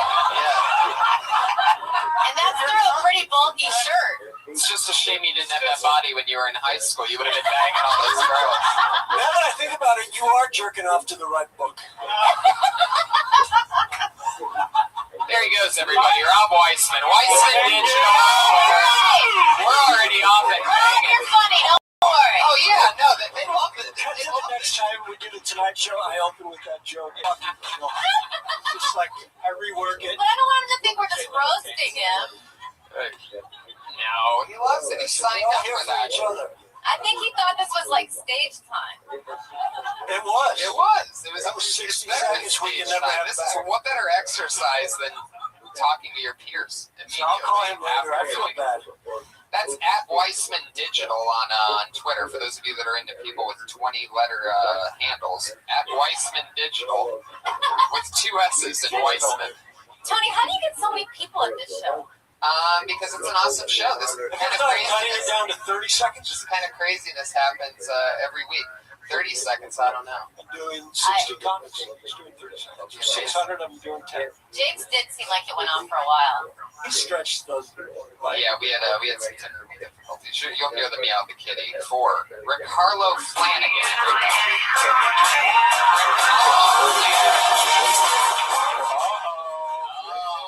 If a comedian ever misses their spot, that means they get blocked.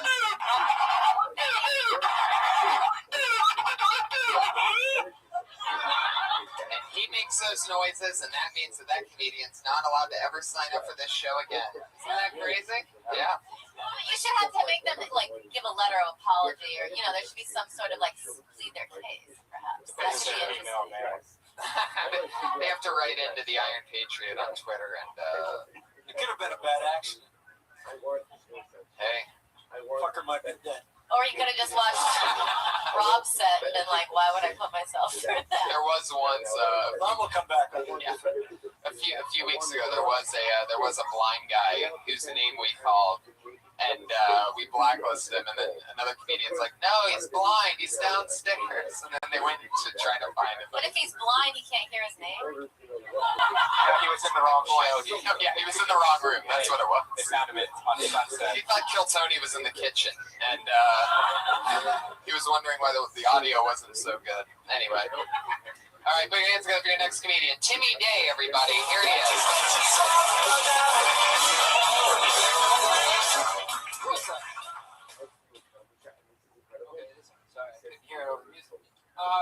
My name's Timmy Day, guys, and I'm extremely excited to be here. I got a bike a couple days ago.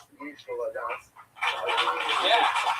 First bike I've had in my life for more than 25 minutes because I'm from Detroit now. It's stolen. So I'm really excited. I've been riding around, and I found that I have a childlike sense of freedom now that I never noticed before. So it inspired me to want to give back and give back to kids who are very needy and don't have the opportunity to ride bikes like I've had in the last week or two. So I started a Kickstarter, and it's going pretty well. I've raised $15 in the last 6 days. And I think its success is due to the name. You can check it out. It's at pedophiles.kickstarter.com. We want to give back to kids. We want to touch them on their hearts. We want to touch them on their hearts. And you got to obey the bear. Obey the bear. You got to obey the bear. You can't talk over the bear. Okay.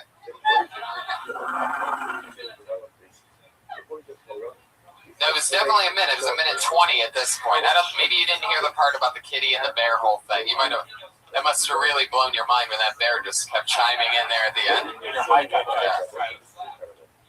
like that you're drinking a 24-ounce can of Pabst, and you're biking. So I see now. I never thought of that. Like I know there's people drunk driving, but now the bikers are drunk too. Now, are you encouraging pedophilia? pedophilia, yes. But not like sexually touching kids, no. But touching them on their hearts, yes. I'm just checking. I just wonder if With I should call a friend of mine in law enforcement. You wear a helmet when you bike? Are you talking about motorcycling or bicycling? Oh, bicycling. Right. Should I clarify? I didn't know. I honestly, you couldn't tell. yeah, you you're trying to balance both. I will say it was a surprise ending. I didn't know you were going toward. Yes. Okay. So you had me up until then. Because I like biking, so I was into that joke, and then you lost me. But I think you're onto something. If you could pedal towards something that doesn't include touching children, I think this joke could work. I think you're onto something. And I think the beer lower when you come up, so we don't think you're drunk. We don't know that. We don't know when you started. I'm just telling you what I've learned in the past. Is I leave drugs and alcohol in the car. And do you always wear the sunglasses? Unfortunately, I do. Yeah. And the backpack, you always wear it too. I just don't want to leave it anywhere and have somebody take it. The sunglasses on top of your head, though, you leave them up like that a lot? Yeah, it covers the balding in the front of my hair. Oh, wow. Yeah. It's an interesting move. I wake up every day and I think some people. So it lets the follicles just, doesn't have to see the bright sun. Who would have thought John Cryer just could have had a bunch of sunglasses on the back of his head? Nobody would have ever known he was bald. It's an interesting We move. wouldn't even known that it was to cover the hair, except you mentioned it. We just thought you were wearing sunglasses on the head. It almost just seems like, even if not, somebody wouldn't be like, oh, he's covering up a bald spot. It's just like, oh, the sun might come back out for the first time ever tonight. And at the same time, the roof might blow off the joint. And then when everybody else is freaking out about the apocalypse, you're just like, What if you find out that the sun makes hair? What if you found out the sun makes hair grow? And with the sunglasses, you're actually keeping it from growing. Think about that instead of fondling children. It's asking the tough questions. Do you live in a van in Venice? Oh, that's a good guess. Would you like to? I have a friend looking for someone with a Kickstarter. Fuck yeah, man. Well, there you go. That's at Invalid Timmy on Twitter. Thanks, guys. Oh, wait, what's his name again? Timmy Day. Timmy Day. Oh, this is Timmy Day. Okay, good job, Tim. I think that joke could work in the right prison. It really is. It's a long way for pedophile wordplay, right? It'll get you killed, but you'll go out smiling. You're right. Fuck yeah. Do you guys remember, we were just at the Podfest a few weeks ago, and with Marin and Benson there, it came up, they were talking about their first few minutes that they wrote and performed. Do you guys remember any of that you first had, your first set?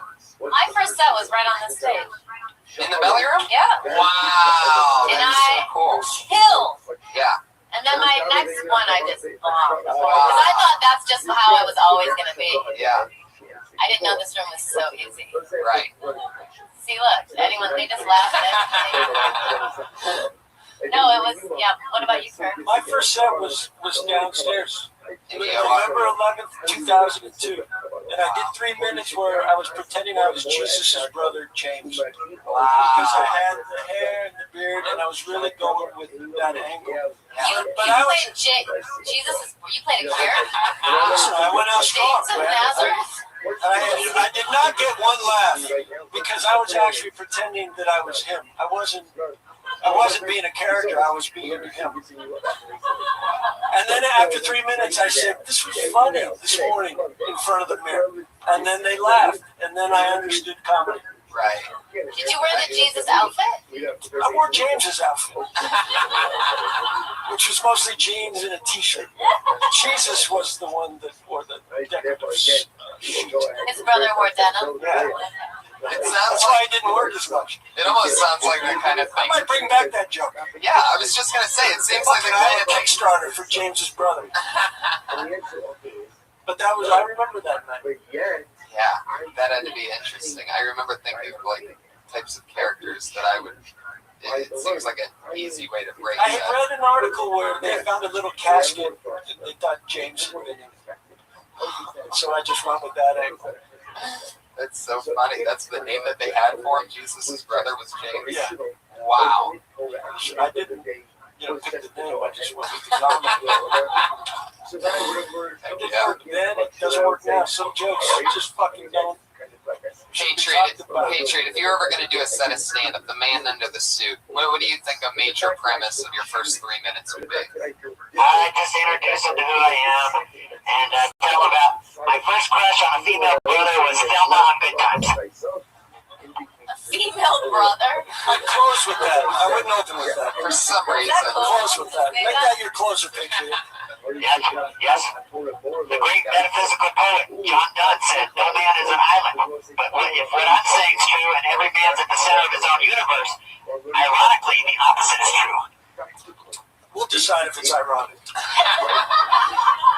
I saw both arms twitch after that. I don't know if you really believed in what you just said. The double twitcher, Tony. Oh my God, what is that? But that John Donne material is great for comedy. I know. Super top. I'm very deep. Okay. We got another name. Put your hands together for your next comedian, Eric Carter, everybody. Eric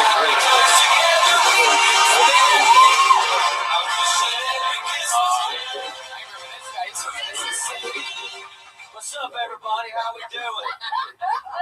I'm getting drunk in Hollywood tonight because I got a place to crash. It's called the 405. Before I became a comic, I used to want to be a time traveler. I wanted to be a time traveler until I saw what it did to Michael J. Fox. Oh, shit. But I don't care. Thank you. I was waiting on that. I don't care how cool you think Brad Pitt is. He's always fucking Billy Bob's leftovers. South is rising again.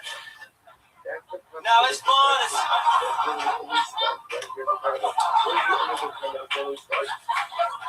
It's fun as hell being a Southerner in Southern California. Everybody's real nice. The prettiest broads buy me drinks. This is what whores feel like. No whores out there? Wow, Eric Carter. Now, I remember you just arrived from Mississippi a few weeks ago. You made your stand-up. Was it your stand-up debut? I lied about that because I was so damn nervous because I felt like I let you down. But my very first stand-up was at Hermosa Beach, and that little masturbator, Robert Wiseman, he's the one that got me doing comedy. The one who jerked off to the yearbooks. Oh, okay. Wow. Really throwing your one friend under the bus there. And that video is actually on YouTube. It's called Carter's First Time in Stand-Up, and I was living in the youth hostel in Hermosa. Carter, you do not need to scream. Oh, I'm sorry. I'm excited. I'm starstruck. Starstruck with the knee. Oh man, Eric Carter, he is charming. He really is, right? Starstruck or starstruck, sir? Whatever the correct way of saying it, to get where I'm going. Eric, what if it's Eric Carter or yes, Carter? Yes, ma'am. It's Carter. Your name's Carter. Eric Carter. Do you go by Carter? Yes, ma'am. Are you just saying that to agree with me? No, I really do. Like when I used to play football as a kid, Coach always called me Carter. Carter. Yeah. I think you could really benefit from a catchphrase. What's that? Like, yeah, because you said, "Oh shit," and everybody loved it. So maybe you should work on trademark that. Carter, I gotta say, I like your passion. Thank you. I like you too. You came out swinging, and I really, for some reason, I think you and your pal Wiseman, yes, you're the fucking future of comedy. No, I think you guys are a 1-2 punch that will eventually click. Well, we're about to start a podcast. I know you fucking are. I know you're about to do something. It's gonna be called ER, Eric and Rob. Why wouldn't it be? Yeah. I like you. I think, You know the joke I liked? I think you're in the right business. Heck yeah. You know the joke I liked was, I don't care how fine Brad Pitt is, he's still fucking Billy Bob Thornton's leftovers. And I gotta tell you, that's a good joke. That's true. Thank you. Patriot, I did not know you had impressions in your repertoire. I like that. I like the way he sounds. I can listen to him all night. He's funny. Thank you. I can listen to you too, Patriot. Also, Carter, you got swagger and you got confidence. Yeah, totally. That's what I said. That passion. Thank you. Well, I didn't drive 6 states out here to be a little candy ass artist. I drove out here to be #1, and I ain't selling for nothing less. Well, fuck yeah. All right, shoot for the top 10. Just shoot for the top 10. One is highly fucking. It's unreachable. Slow it down there, Stone I Cold happy Steve to be Austin. 18. Patriot, what do you think about this gentleman's feet? He has open toed. I like to listen to, but I told you, I only like girls' feet. I don't like guys' feet. No. I don't go that way. That's why you should always wear covered shoes on stage. Well, I just got back from Dana Point. That's where I live at. I've been on the good. You live in Dana Point? Yes, Heck ma'am. yeah, that's the only place where they sell Everyone that from shirt. Mississippi, they end up in Dana Point. I'm fortunate enough. I got like a rich, fancy aunt from out here. She's letting me live with her rent-free, and I just gave her muscle, and I'm her cousin Eddie from Mississippi. Oh, my God. Wait, what exactly is Just get some give her cameras muscle? in that goddamn Well, house. I do maintenance To your aunt. Oh, you Yeah, say well, give her muscle? I mean, not that way, but I'm like, I do. What, you do poses for her and she lets you stay there? Exactly. That's crazy. And then, Mississippi's but awesome. that's a long drive out here, right? Like an hour? Yeah, and it's damn work. You have a very good attitude. I love him. Isn't he great? I told you when you were here a few weeks ago, come back, Eric. I'm so glad you did. Put your hands together for Eric Carter. You're welcome. Here, hit the rock. Hit the rock. Oh, okay. Oh, Jesus Christ. Good luck. I got you, Eric. No, all right. Am I crazy? But I feel like no one in LA talks like that. No, they don't. That's why I know, but there's got to be other people here from. How come he's the only person I've ever heard not? Everyone from Mississippi's in Dana Point. Yeah, that's where money is. That's where they think the Hollywood dream is Dana Point. They go there for the Dana Point sign. But just so people know, Dana Point is like very glamorous, like past Malibu. It's like a beautiful beach. Well, Dana Point is south. It's south of Malibu. Well, whatever. It's nice. John Reed talks kind of like it. He's a little more of it, like sophisticated. There he goes. It's Eric Carter on Twitter. That's Call Me EC. Call Me EC on Twitter. He's obsessed. Fresh off the boat. That guy could be a star. He's like a very. Played golf with him already. He didn't come here all the way from 6 states to be no candy ass number 50. I didn't fucking leave Mississippi behind in $1 million estate to come out here and not fucking kick ass. I have met a lot of. He's like a rich kid, right? Brand new comics. Did you see those slippers? Heck yeah, he's from It's a Mississippi. real brother. He killed that cow. Almost. You did a great job, honey. We see it. Yeah, he's actually got a great point about Billy Bob's got some mojo, right? Does he? I mean, he must. Yeah. I mean, He was like. But that was when he came out with that movie Sling Blade. He got like Academy Award. He was He was like a #1 movie, so she fucked him. Right. Yeah, you're right. I don't think it's that big. Yeah. She's a bit warped. I don't think there's anyone in this room that couldn't fuck her. Yeah. Eric Carter. Did you ever hear Mike Tyson tell that story about how he caught Brad Pitt and Robin Givens was at his house after he broke up with her? So Brad Pitt also, he got the leftovers. Mike Tyson. Good story. Yeah, great job. Great job. Come in with some fucking good stories.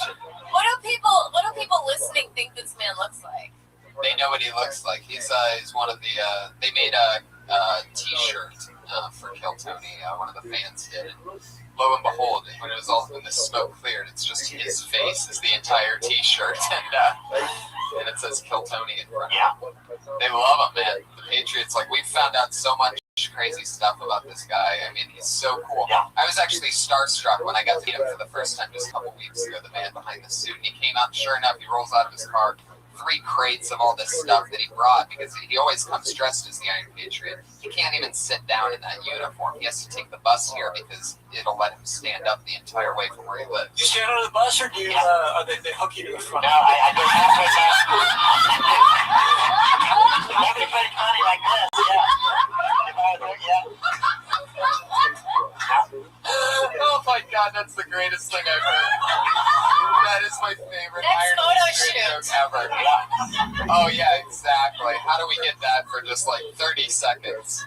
Excuse me, Mr. Bus Driver. This is going to sound crazy at first. You arrive in this outfit? Yeah, I'm good to go. When I get off the bus, I walk down here and I'm just ready to do it. I don't have to worry about bringing it all down here and all that crap, you know. I'm ready. That is amazing. Yeah, one more time. I didn't park anywhere. Alright, let's get this fun train moving along. Your next comedian goes by the name of Matt Gass. You know what that means? Wow. It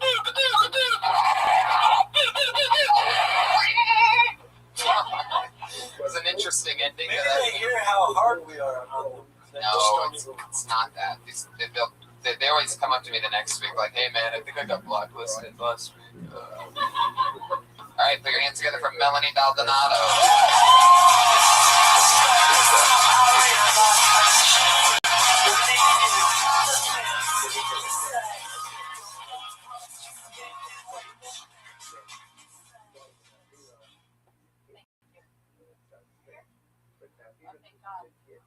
I don't know why people go out of their way for license plate holders when don't match the description of their cars. I saw a spoiled loving it who was attached to a Honda Civic. Spoiled loving it? How about low maintenance and satisfied? I never get the princess ones yield to the princess. I saw one of those attached to an old Kia. What's your dad the king of? Koreatown? Where's your driver? I'm single. Boo-hoo for me. I got problems, but I'll tell you my biggest problem is that I'm a hopeless romantic. I'm still in love with the person my ex-boyfriend could have been.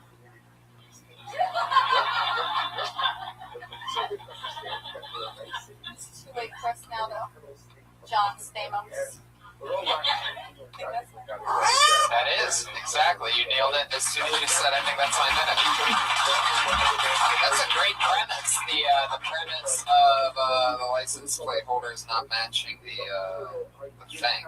Those are 2 funny ones. I wonder if there's like something in, like you never, if there's one that's another one like that, like something cool. And I'm obsessed. I know you're not doing that good because there's a pink mustache on the front of your car, like they're giving people, and that could be like, whatever. You could mix that in there, but it's such a great premise that it's yeah. I'm obsessed with the vanity plates. Those are funny too. Right. I saw one the other day. It was I won an Emmy. That's so sad. That's a double assistant editor one time only. Like you think you're only gonna win, and you have to know you're only gonna win 1 Emmy when you get that as your license plate. Oh, my neighbors, it says I'm a doctor. Like, how hard up are you for pussy? Right. Is he a doctor? I mean, he's probably like a dentist or something. Right. Yeah, he's not a great doctor. The Koreatown one, I liked a lot, but it's something you could use something other than Koreatown because that's a good idea. Like, what is Prince of? Like, I don't know, Koreatown seems kind of not right. Yeah, it seems you like can say Koreatown. Koreatown's great. Koreatown's definitely a local reference, and I still wouldn't see exactly because a Kia is still a Saturn, right? Isn't that the same company? Or am I wrong? I don't even know what Kia. What's Kia? It is. Kia's Sorento. It is Korea. Kia's a correct. Kia's a car. It's a car. Okay. No, I know it's a. I drive a Korean guy's freaking out right now. Like, how dare you? Yeah, it just seems like it didn't seem shitty enough for the joke. I would try to think of something shitty. You get it, you live in Koreatown. I know, but I know it's. I just don't think that place that bad. I don't believe it. Another town. Good data point. No, I agree with you. I think you can play around with that. Does it usually work really good? It does, but I feel like you're supposed to have a third in comedy, and I can't think of a good third to kind of top those two. So, just like there. Did Judy Carter tell you that? She did. Did she really? Really? Judy Carter and then somebody else. You're being serious right now, or are you fucking with I me? wrote like 5 comedy books. I'm very, very studious. Oh, wow. 5. I'm on my 6th. Don't laugh. Wow. It's Why have we Lenny not Bruce, written okay? books? What are we doing over Okay. I've written them. you don't send them to the publisher. Judy Carter will be like, "Oh, you were a homecoming queen, then you should wear a crown on stage." Like she says, to bring a wand to talk about. Jamie Masada was my favorite. I have one of those. I had done the Laugh Factory open mic a few times. That's a good joke about your ex-wife.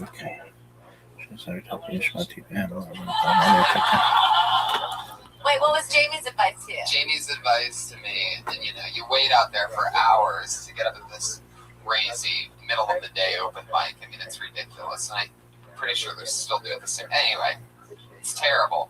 You can't swear or whatever. Oh, that's a different story, actually. Anyway, he told me for comedy advice, he goes, buddy, very funny, but you know what you need to do? You come back, you be wearing a cowboy hat. Everybody will connect with you. You'll be middle of America. Very good. Someone told me that you didn't do that. No, definitely not. And that's why it's taken you a little longer than you were hoping. Yeah.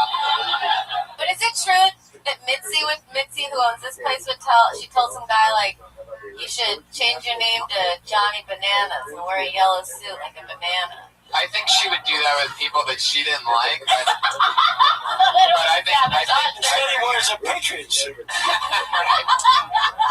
But I've heard tons of stories of her giving people like crazy advice. Like I heard one even recently, most recently, a couple weeks ago, somebody's like, Louis Anderson was talking about how he said, he performed here, blah, blah, blah. She goes, wear a sweater. Next time I see you, I want to see you wearing a sweater. He wore a sweater and don't wear a hat. Started booking a bunch of shit immediately because he's a sweater comedian. That's what she said he was. And it turns out there wasn't even like a definition of sweater comedian. Shit, but Mitzi's a different thing. You can compare Mitzi to Judy Carter. Right, exactly. Judy Carter is someone who's trying to quantify comedy and like almost like it's math or something. Right. What's the best piece of advice that you've read or gleaned from these books? It's really worked for you.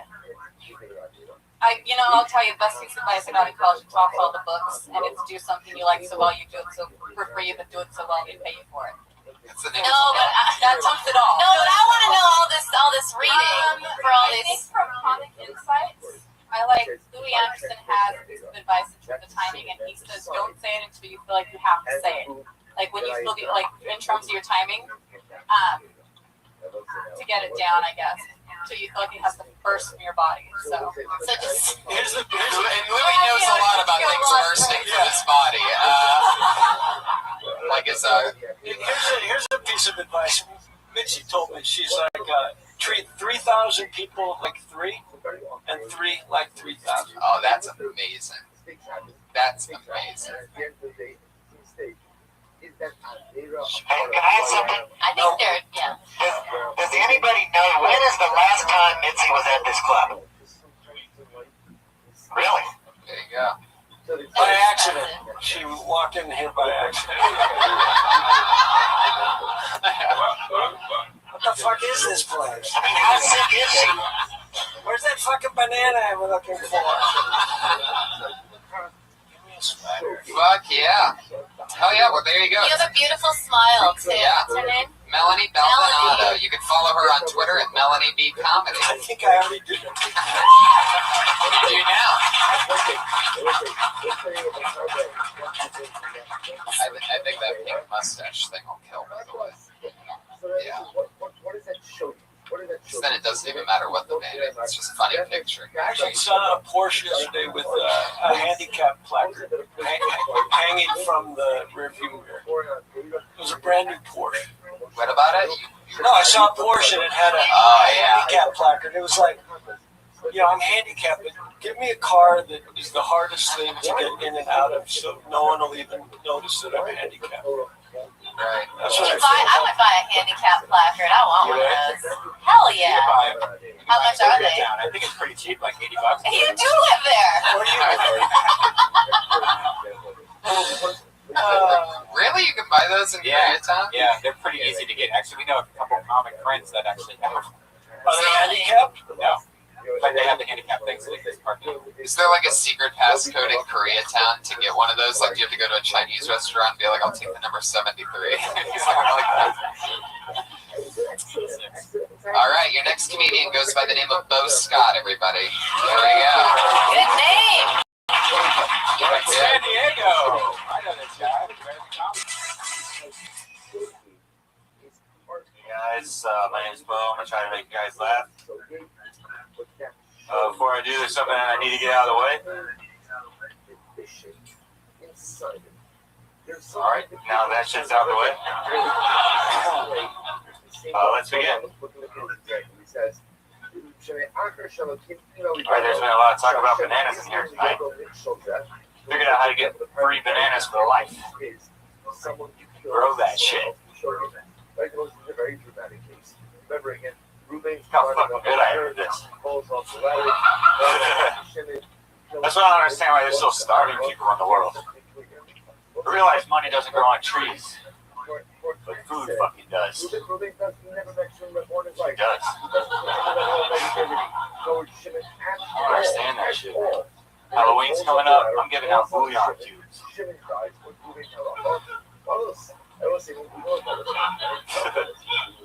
don't know what I'm going to be for Halloween yet.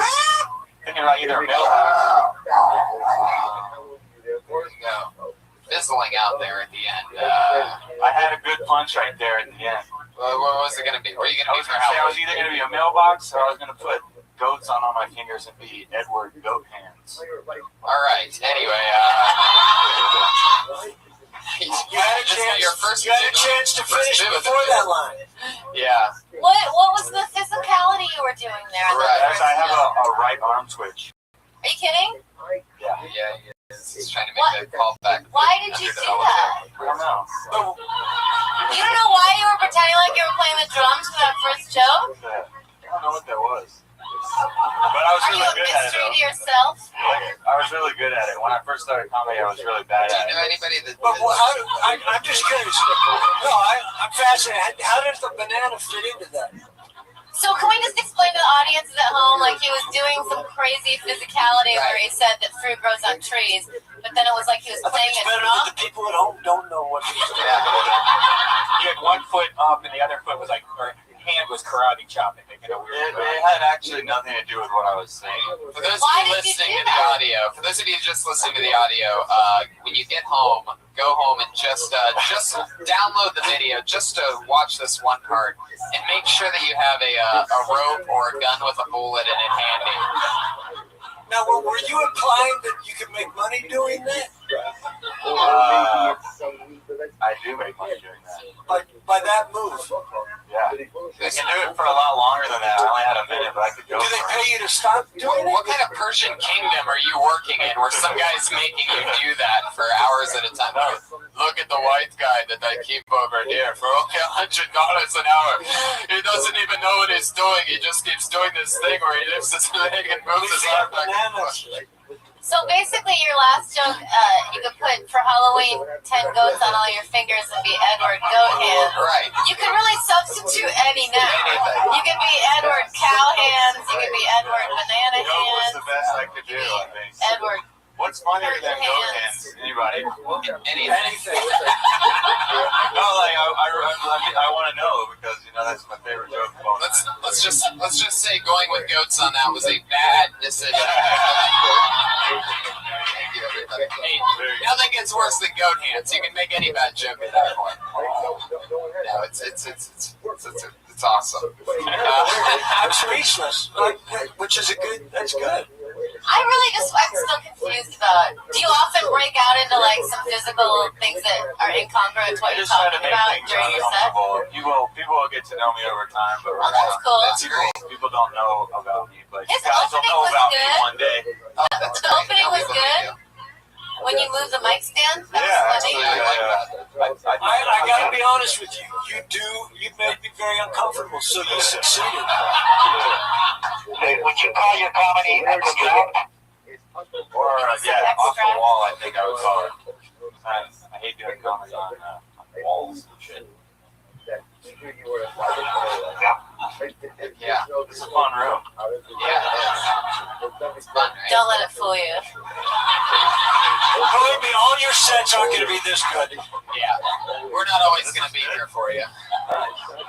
You connected, man. You believed in what you said. That's all that matters. How many great shows do you have? Like, do you have a lot of great shows? Yes. That's good. Do you get up a lot? Yeah. How many times a week? Two.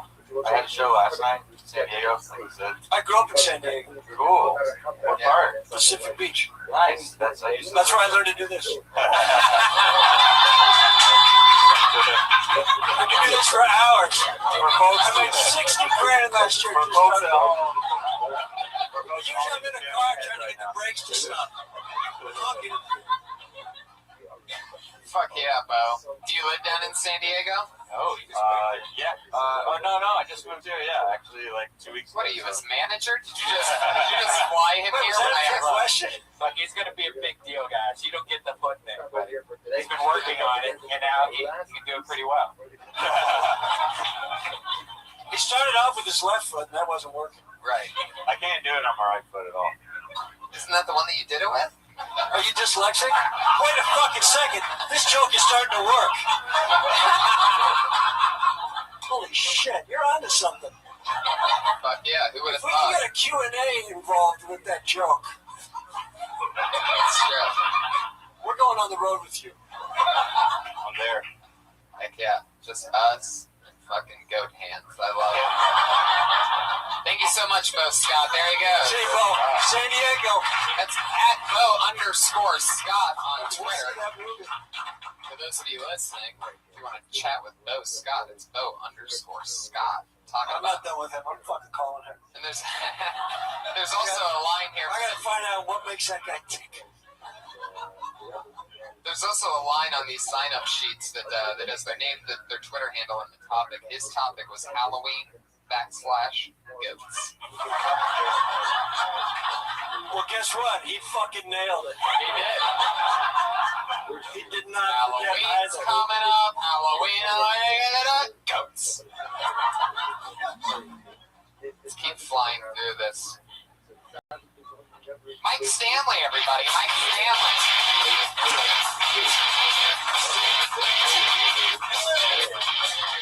Hey everybody, how are you? It's good to be here.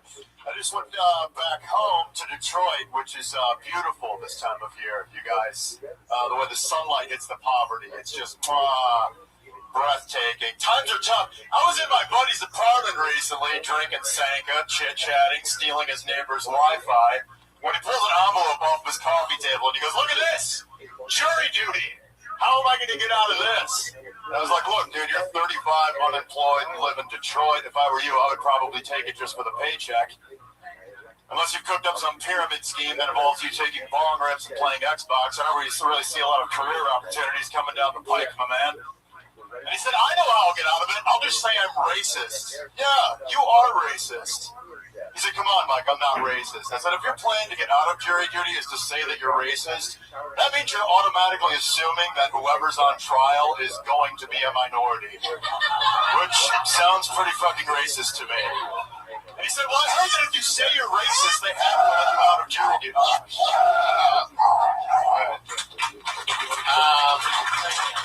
Oh yeah, it's got a long jury duty. First of all, I'm glad that you took the sunglasses off your head and got rid of the PBR from earlier.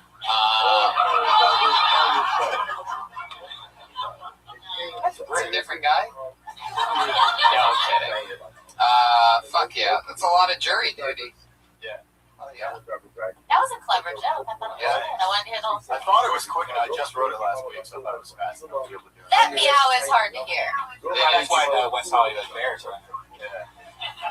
Yeah, the whole whole So thing. can you really get out of jury duty if you're racist? That's what I heard. That's what everyone says. Every time anybody has to serve jury duty, they're always like, well, I'll just say I'm racist. That's terrible. What'd you think? I think maybe your friends say that. I've never heard Has it. anybody else heard that, though?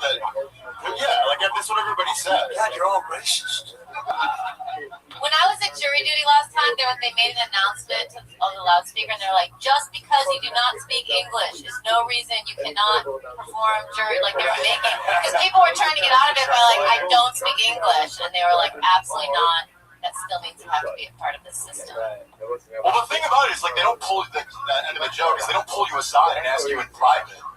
Like, he has to announce it in front of everybody, like, hey, everybody, I'm a racist. It's like, good luck with that. You should just walk in wearing a sheet and a hood. Yeah.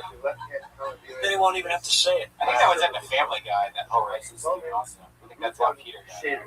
Well, you know, what could be funny is what if the person that you have to tell that, what if the person doing the questionnaire, like, are you racist, is like a giant black guy? Right. It's like, well, who are you racist against? Right, well, exactly. If you're in Detroit, like, good luck fucking running that up the flagpole in a crowded courtroom, like. Right. That's Well, what if he says I'm racist? Yeah, everyone is. This is Detroit. Just fucking sit down and let's vote. Is it true you could buy a house there for $30 right now? Not 30. You could get one for like 10 grand. 10 grand. Yeah, or like car for 30. Depending, you can get them for like 2 grand in some spots. But $2 grand for a house? Yeah. Right, you can get one for 30. You just put 30 down and you make payments of $10. $10. The Chinese are actually buying up a ton of land in Detroit right now. The Chinese they bought all of Detroit. Yeah, they're buying like huge chunks of it. Yeah. No. Yeah, that's what I don't know. They're gonna make a beautiful golf course. At least the car business will start booming again there. Not the way we expected it. Seriously, if you think about it, you can buy a house for $100 right now. You just buy like a whole fucking neighborhood for like $1,000. You know that shit in like 10, 20 years is gonna be worth more. Yeah, but you'll be dead. Yeah, we could just all fly to Detroit and have like a crazy weekend party. So let's all get together and just go to Detroit, every one of us, and buy up a little town. Just fucking let's party it out. Brian, what makes you think that there's not going to continue to be an exodus there? You think people are going to have a resurgence and a shit I mean, the government just gave them like a shitload of money, like very recently, to rebuild. And if you actually go to Detroit, if you go downtown, it's actually really nice downtown. It's okay. It's a lot better than it was. And they just got a shitload of money to make it better. But the outside, and I saved a fortune on car insurance. Yeah. Is there like an art scene there? Yeah. Cool, man. Art's a guy who just lives downtown. That's the art scene. Hey, did you guys ever see that movie Pauly Shore, Jury Duty? unfortunately. That's a pretty funny one. But there was 2 times I went to jury duty. There was 2 times I went, and I think this is how I got out of it. The most important question they ask you is, if you have to take off for a trial, will your employer pay you while you're doing the jury duty? And if you answer no to that, I think you'll get out of it, because that's what I did 2 times. Listen, I think just show up in that outfit. I think you can get out of it. I'm here to fight crime. Yeah. Get the fuck out of here. Get back on the front of the bus, kid. Benji told me that speaking of Pauly Shore, that he was live tweeting his colonic today. I saw that. I actually saw Benji retweeting. See, Benji and Sandy are 2 of my really great friends that, on top of doing many other great things, they open up for Pauly all the time. And they have a lot of followers on Twitter. People that they follow Pauly. And anytime Pauly does something insanely silly or crazy, maybe even that he shouldn't be doing, like, for example, live tweeting what is it called? A colonic. Right, so I saw this picture. Yeah, but I saw this picture earlier of just Pauly being like, here we go, bro, #colonic. And it's just a picture of Pauly underneath the blue hospital sheet with his feet sticking out at the end of the bed. Heck yeah, he puts it's nothing sacred. His colonics putting the duty in jury duty, if you know what I'm saying, people. Hello. A duty joke? Nothing? Alright. Still making sure. Do you ever give yourself the cat? Yeah, I get the bear some. It is pronounced with the liquid U. Duty.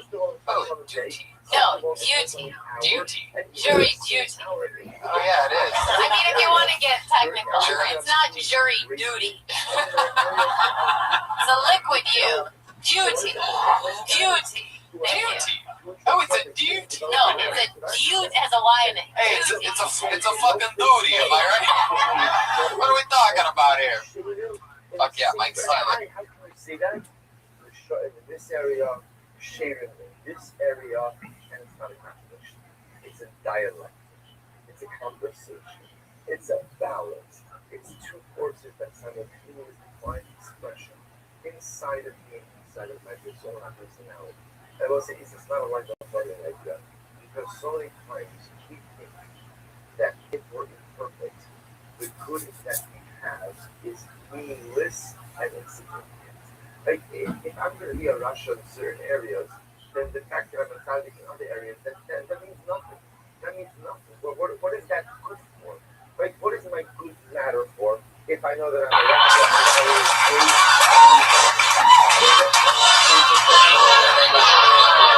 Here we are again. Good to be here. Hi everyone. How's it going? Good to be here. What an exciting note. We had some surprise or half-planned crowd warm-up from Brody Stevens. Who's done over 2,000 crowd warm-ups. No, he really has. A lot of people say that he was the foundation of Chelsea Lake. He would get the crowd warmed up for over 2,000 of those shows, and also the best in sports show period. Many other things. Give it up one more time for Brody.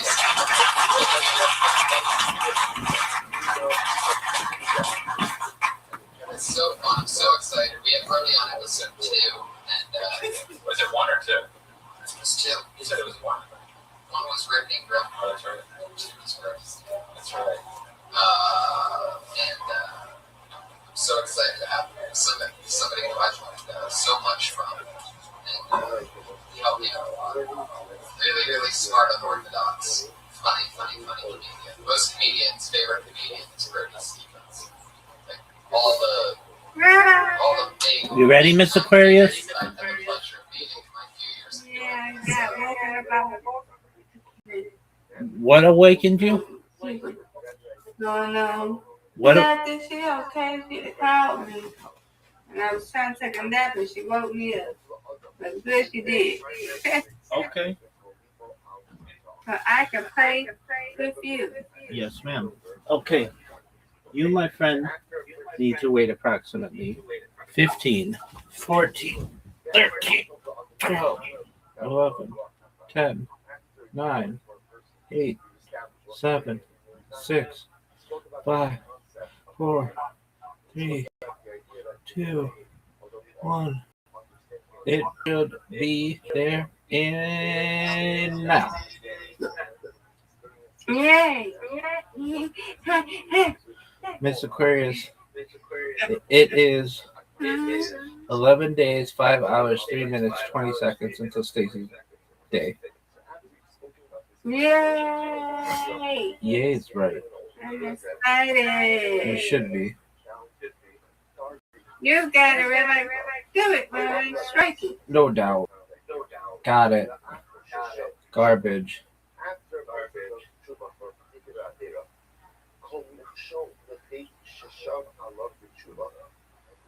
Got it.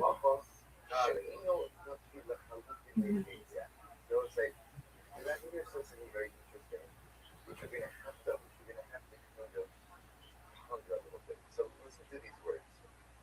It says, after a person stumbles and commits a particular avera, that's demonstrative that he is not fully cleansed of that avera. Well, one more time. So how was your day, Rabbi? So far, so good. It kind of just started. But,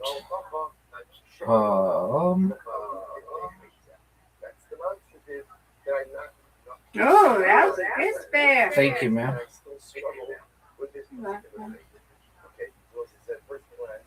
Statements seem a little bit obvious. Of course, if I go ahead and I make a mistake in your area, of course that's the monster. These two are done. They shouldn't even make you throw it. Easy. Got it. Told everybody.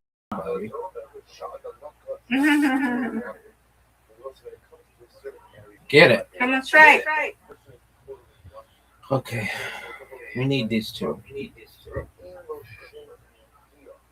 Got them. Oh, right. it's actually a very beautiful idea. Because if there's a particular Avera in which I have no struggle, if there's a particular Avera in which I am totally clean and pure, it says, Vishum Taivala Avera. I'm sorry, Vishum Taivala Avera. Nice spare. Thank you. You're welcome, man.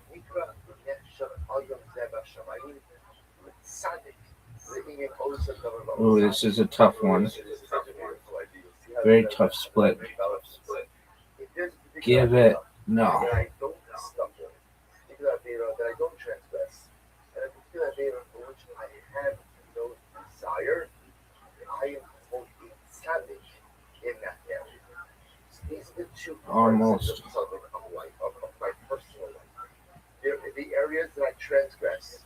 And by definition, any area that I transgress. Oh, yeah. Any area in Folks, she's going to retake the lead. I'm not a tzaddik. No doubt.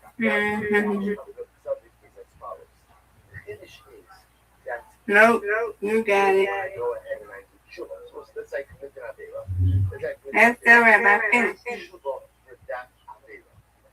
That's one. Yeah. So what's my status? Thank you. Right? So this is interesting. I'm not a tzaddik because I'm tzaddik. Oh. What I am is a Ram Shuvah. I'm a Ram Shuvah. I'm not a tzaddik because the tzaddik is the definition of being a tzaddik. Yuck. In an area which I don't mess up, which I don't. You win that one. I win, you win, Mr. First. Reload. Reload. Let's go. Hold on. There we go.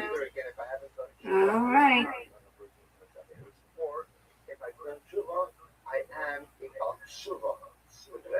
No, that is so slow. I don't like when they do that. What do I do? How many balls? I know you got to be funny. Oh, wow, that was crazy. Okay. That was crazy. Did you go or did I freeze? Oh, there you go. Yeah, this is it. I did this. It's crazy. We're going to ask her how many balls did I?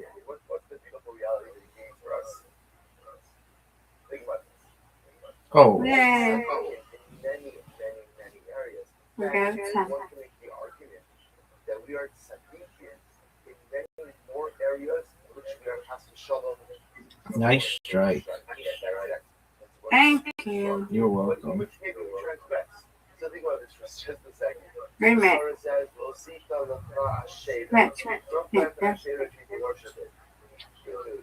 Perfect. Oh, man. Not today.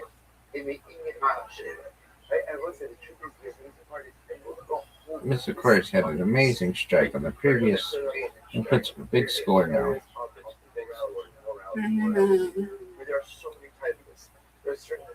Got it. So which means even within the same area, even within the same prohibitions, I could be a tzaddik in certain areas. So the tzaddik says, what this means is, got it. Listen to how profound this is. All right. I am simultaneously a tzaddik, and I'm also the Rasha. Simultaneously a tzaddik and a Rasha. And Rav Tzaddik says, this idea, the Indian Zeh, the Choshev, the tzaddik, What a great spirit. Thank you. You're welcome. And this idea, No. one area, Yes, There we that's go. right. Thank you, ma'am. On the comeback trail. You are right. Yes, ma'am. Over here. We're gonna stop over here for today. We'll stop with this because I want to be able to start the back on here and such. Get it. Mr. Aquarius putting up a score.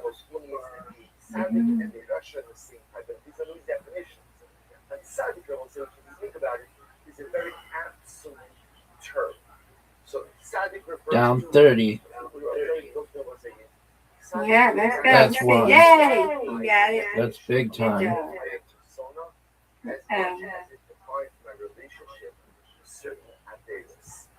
certain Averas I'm a tzaddik, certain Averas I'm a rasha. Certain Averas I'm a tzaddik, no type of word. Big No desire for time. it, no shyness to it. I don't do it. I don't struggle. You win, I win. All right, Mr. Aquarius. You win, I win. I win, you win. Undefeated in bowling. Undefeated in friendship. Undefeated in friendship. Yay! Yay is right.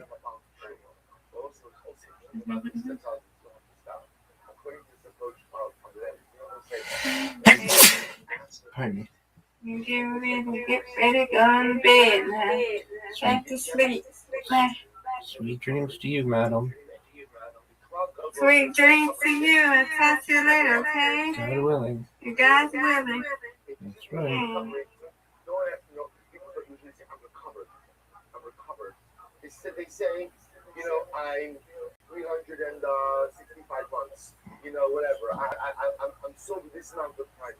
It's an incredible sort of, it's so profound because what recovery from addiction really highlights is this idea is this is my reality. This is something I will contend with the rest of my life. It's my reality. My goal is just to go ahead and stretch sobriety for as long as I can. The tzaddik says it's the same thing in hate. It's the same exact thing in hate. I'm in recovery. Why? Because my struggles are my struggles. That's it. The areas in which I struggle. Well, see, if you think about this in life, it's not usually shot that I struggle in one area, and then that struggle goes totally away, and Panim Kadoshos, right? New struggle, nothing to do with the old struggle. That's not usually what happens. If we're honest with ourselves, the things we struggle with internally, very often are the very few people struggling with internally. It's all the same stuff. It's all the same. It manifests itself differently in outline, but it's all the same thing. So they present that subject in your areas of struggle, you never really become a tzaddik. Because tzaddik means I have no shaykhus to this particular hate. I become Baltura. And that's okay. Or say that's incredible. That's all I don't have to become a tzaddik in the areas of my struggle. All I have to do is go ahead and string along or string together a prolonged amount of sobriety. That's my goal. I do it. So stop over here today. This I'm going to tell you is this piece is life altering. This is the way we look at ourselves, we look at our struggles, and we look at our areas of weaknesses and strength. We're just going to continue tomorrow. That's what I'm saying.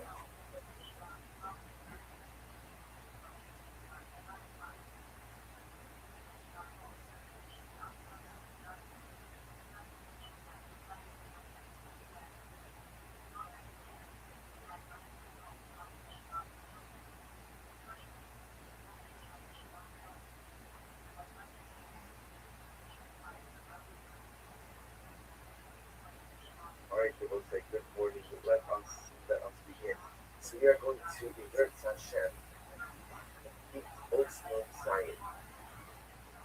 This morning, so remember again, yesterday, we began the very profound last piece of this oath. David Anara Kavana Yamula, the gate Salmodas, no Irarati, Yato Ibati.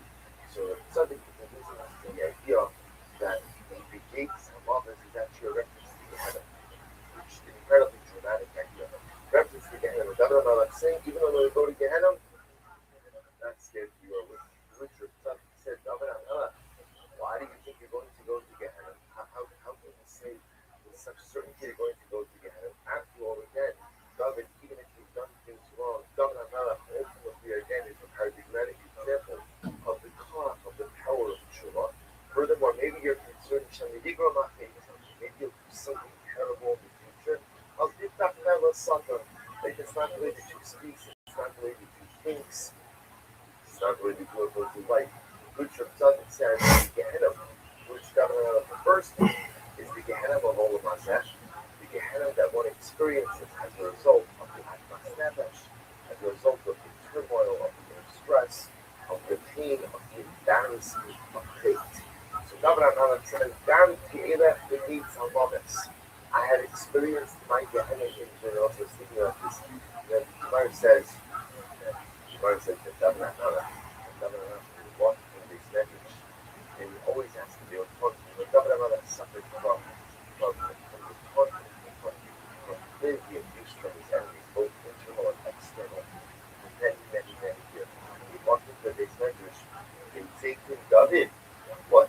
what is the punishment for adultery?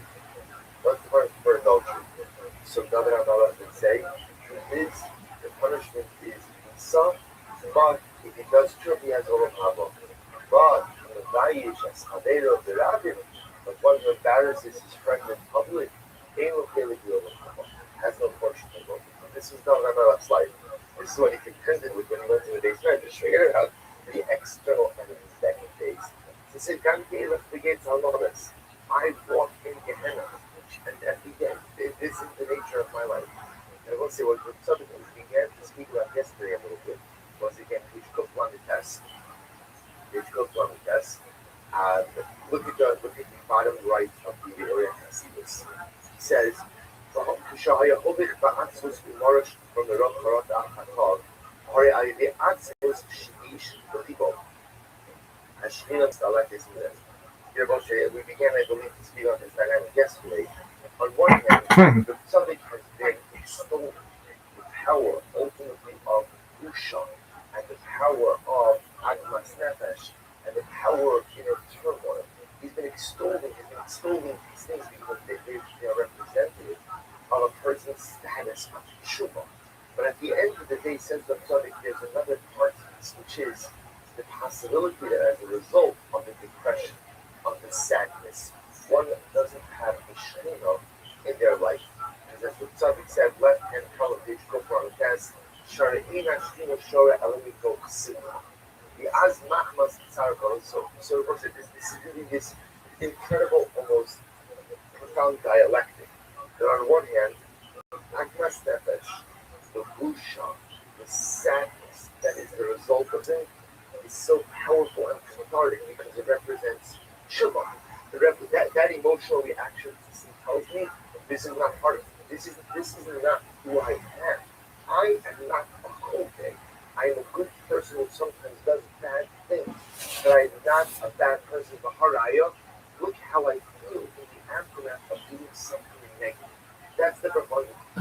Yet something says on the same hand, sadness is the very emotion which drives away very normal children. A person needs simcha in order to go ahead and forge a relationship with Hashem. So David HaMelech said something amazing. God ki'ilech b'geit salvaves. Even though I walk in Gehenna in this world, I experience profound sadness in this world as a result of the averos that I committed.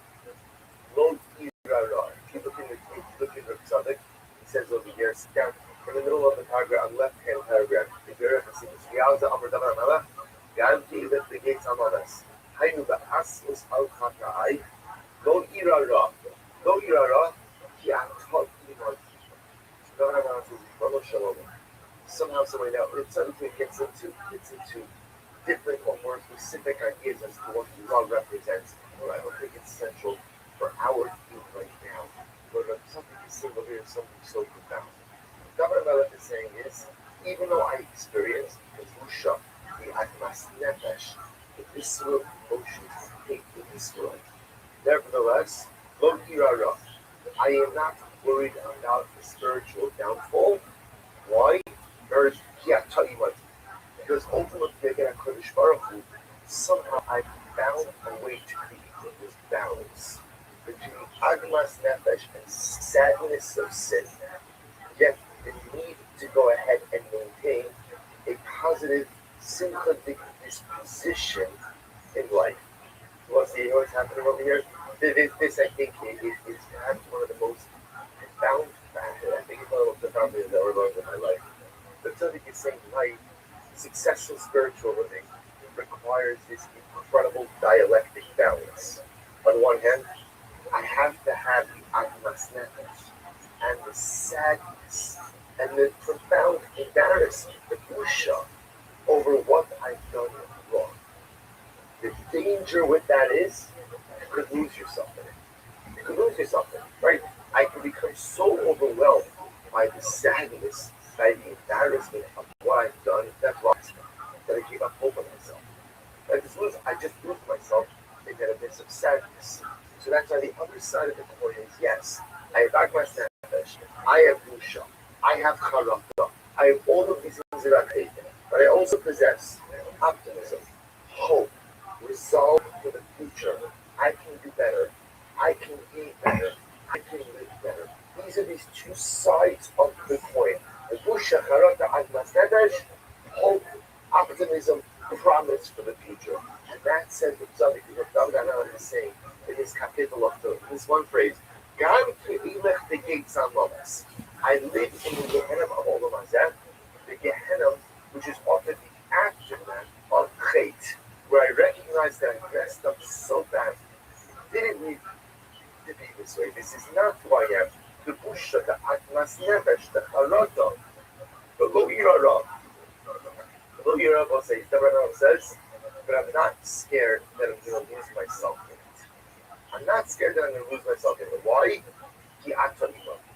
Because I know, once I listen to what somebody says, I know that despite everything terrible that I've done, you don't leave me. You don't leave me. Why don't you leave me? Because you believe in me. Because you believe in me. Because probably you believe in me because you see the good that I possess. And if you believe in me, that gives me the koach to believe in myself. Gives me the, so therefore, again, as much as I have to live with the busha, with the atmas nefesh, with the charata, because that's necessary, and that's good. That's good. When I react that way to hate, that's a good sign. I won't lose myself in it for ViralRabbi. I won't lose myself in it. Because I realize you don't believe in me. Ultimately, the people who can't believe in us. So we'll stop over here for today. That's what we'll pick up with also.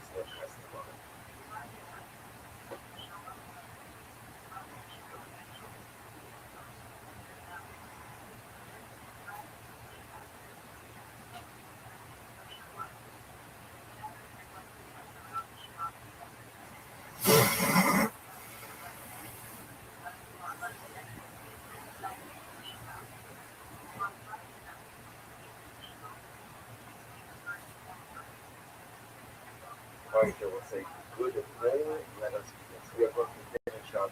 So you get it start down. Just to touch that. Well, down. All right, so we're finishing off post word given. We are leaving off on 4. We are about page 2. Coffee class. Go talk class.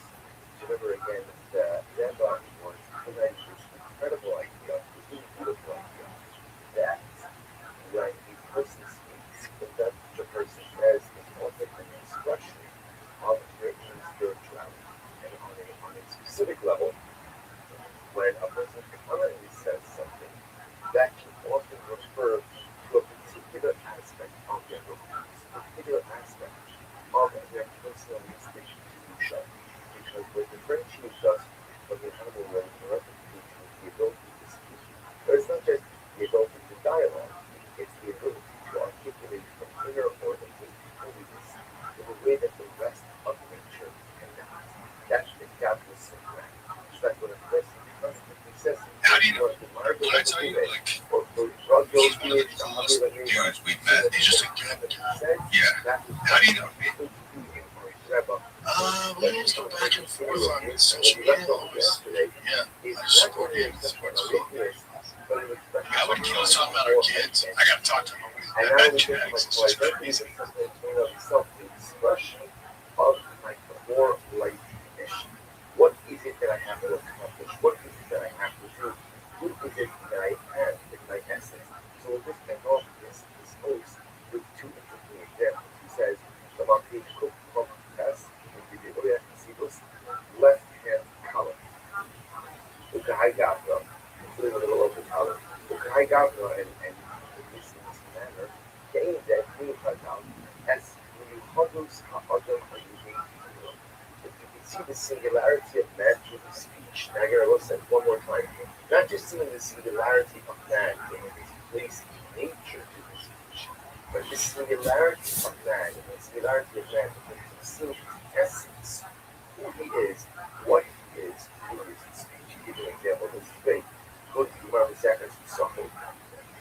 So it's not so much. The Gemara says, Veresh Pesachim al Hakuda Hava Amar Adam Echad Shayra Gilad there was a particular guy who always used to say, don't lose the aim.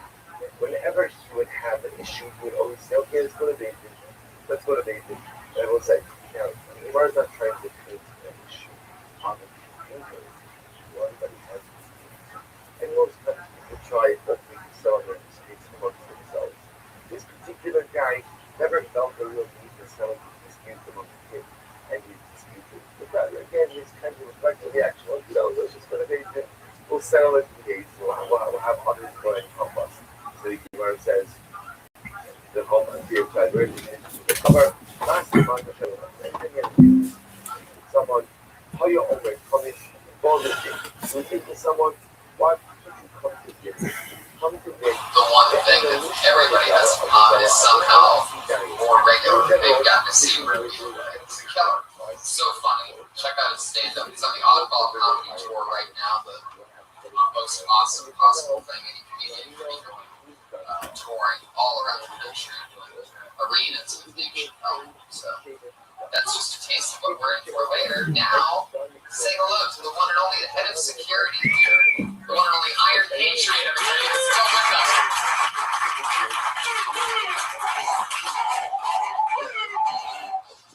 Hell yes, there he is, the one and only. I wish I could have been there for you in Canada. I was worried about you. You needed your security there. Thank you. Talking, referencing a recent trip that I took to Winnipeg. Yeah, didn't hang out in Winnipeg. Yes, I did do that. Really fed me a line there. You gave me a topic. Yeah, I'm excited about tomorrow. What's smart? I'm going to be an extra on a film that directed by Clint Eastwood. It's called The Jersey Boys. And this movie is about a pop group that sold 170 million albums before they were 30. Boring! Now, hey, listen, I'm going to sing a part of this song, and you guess what group it is that this movie's about.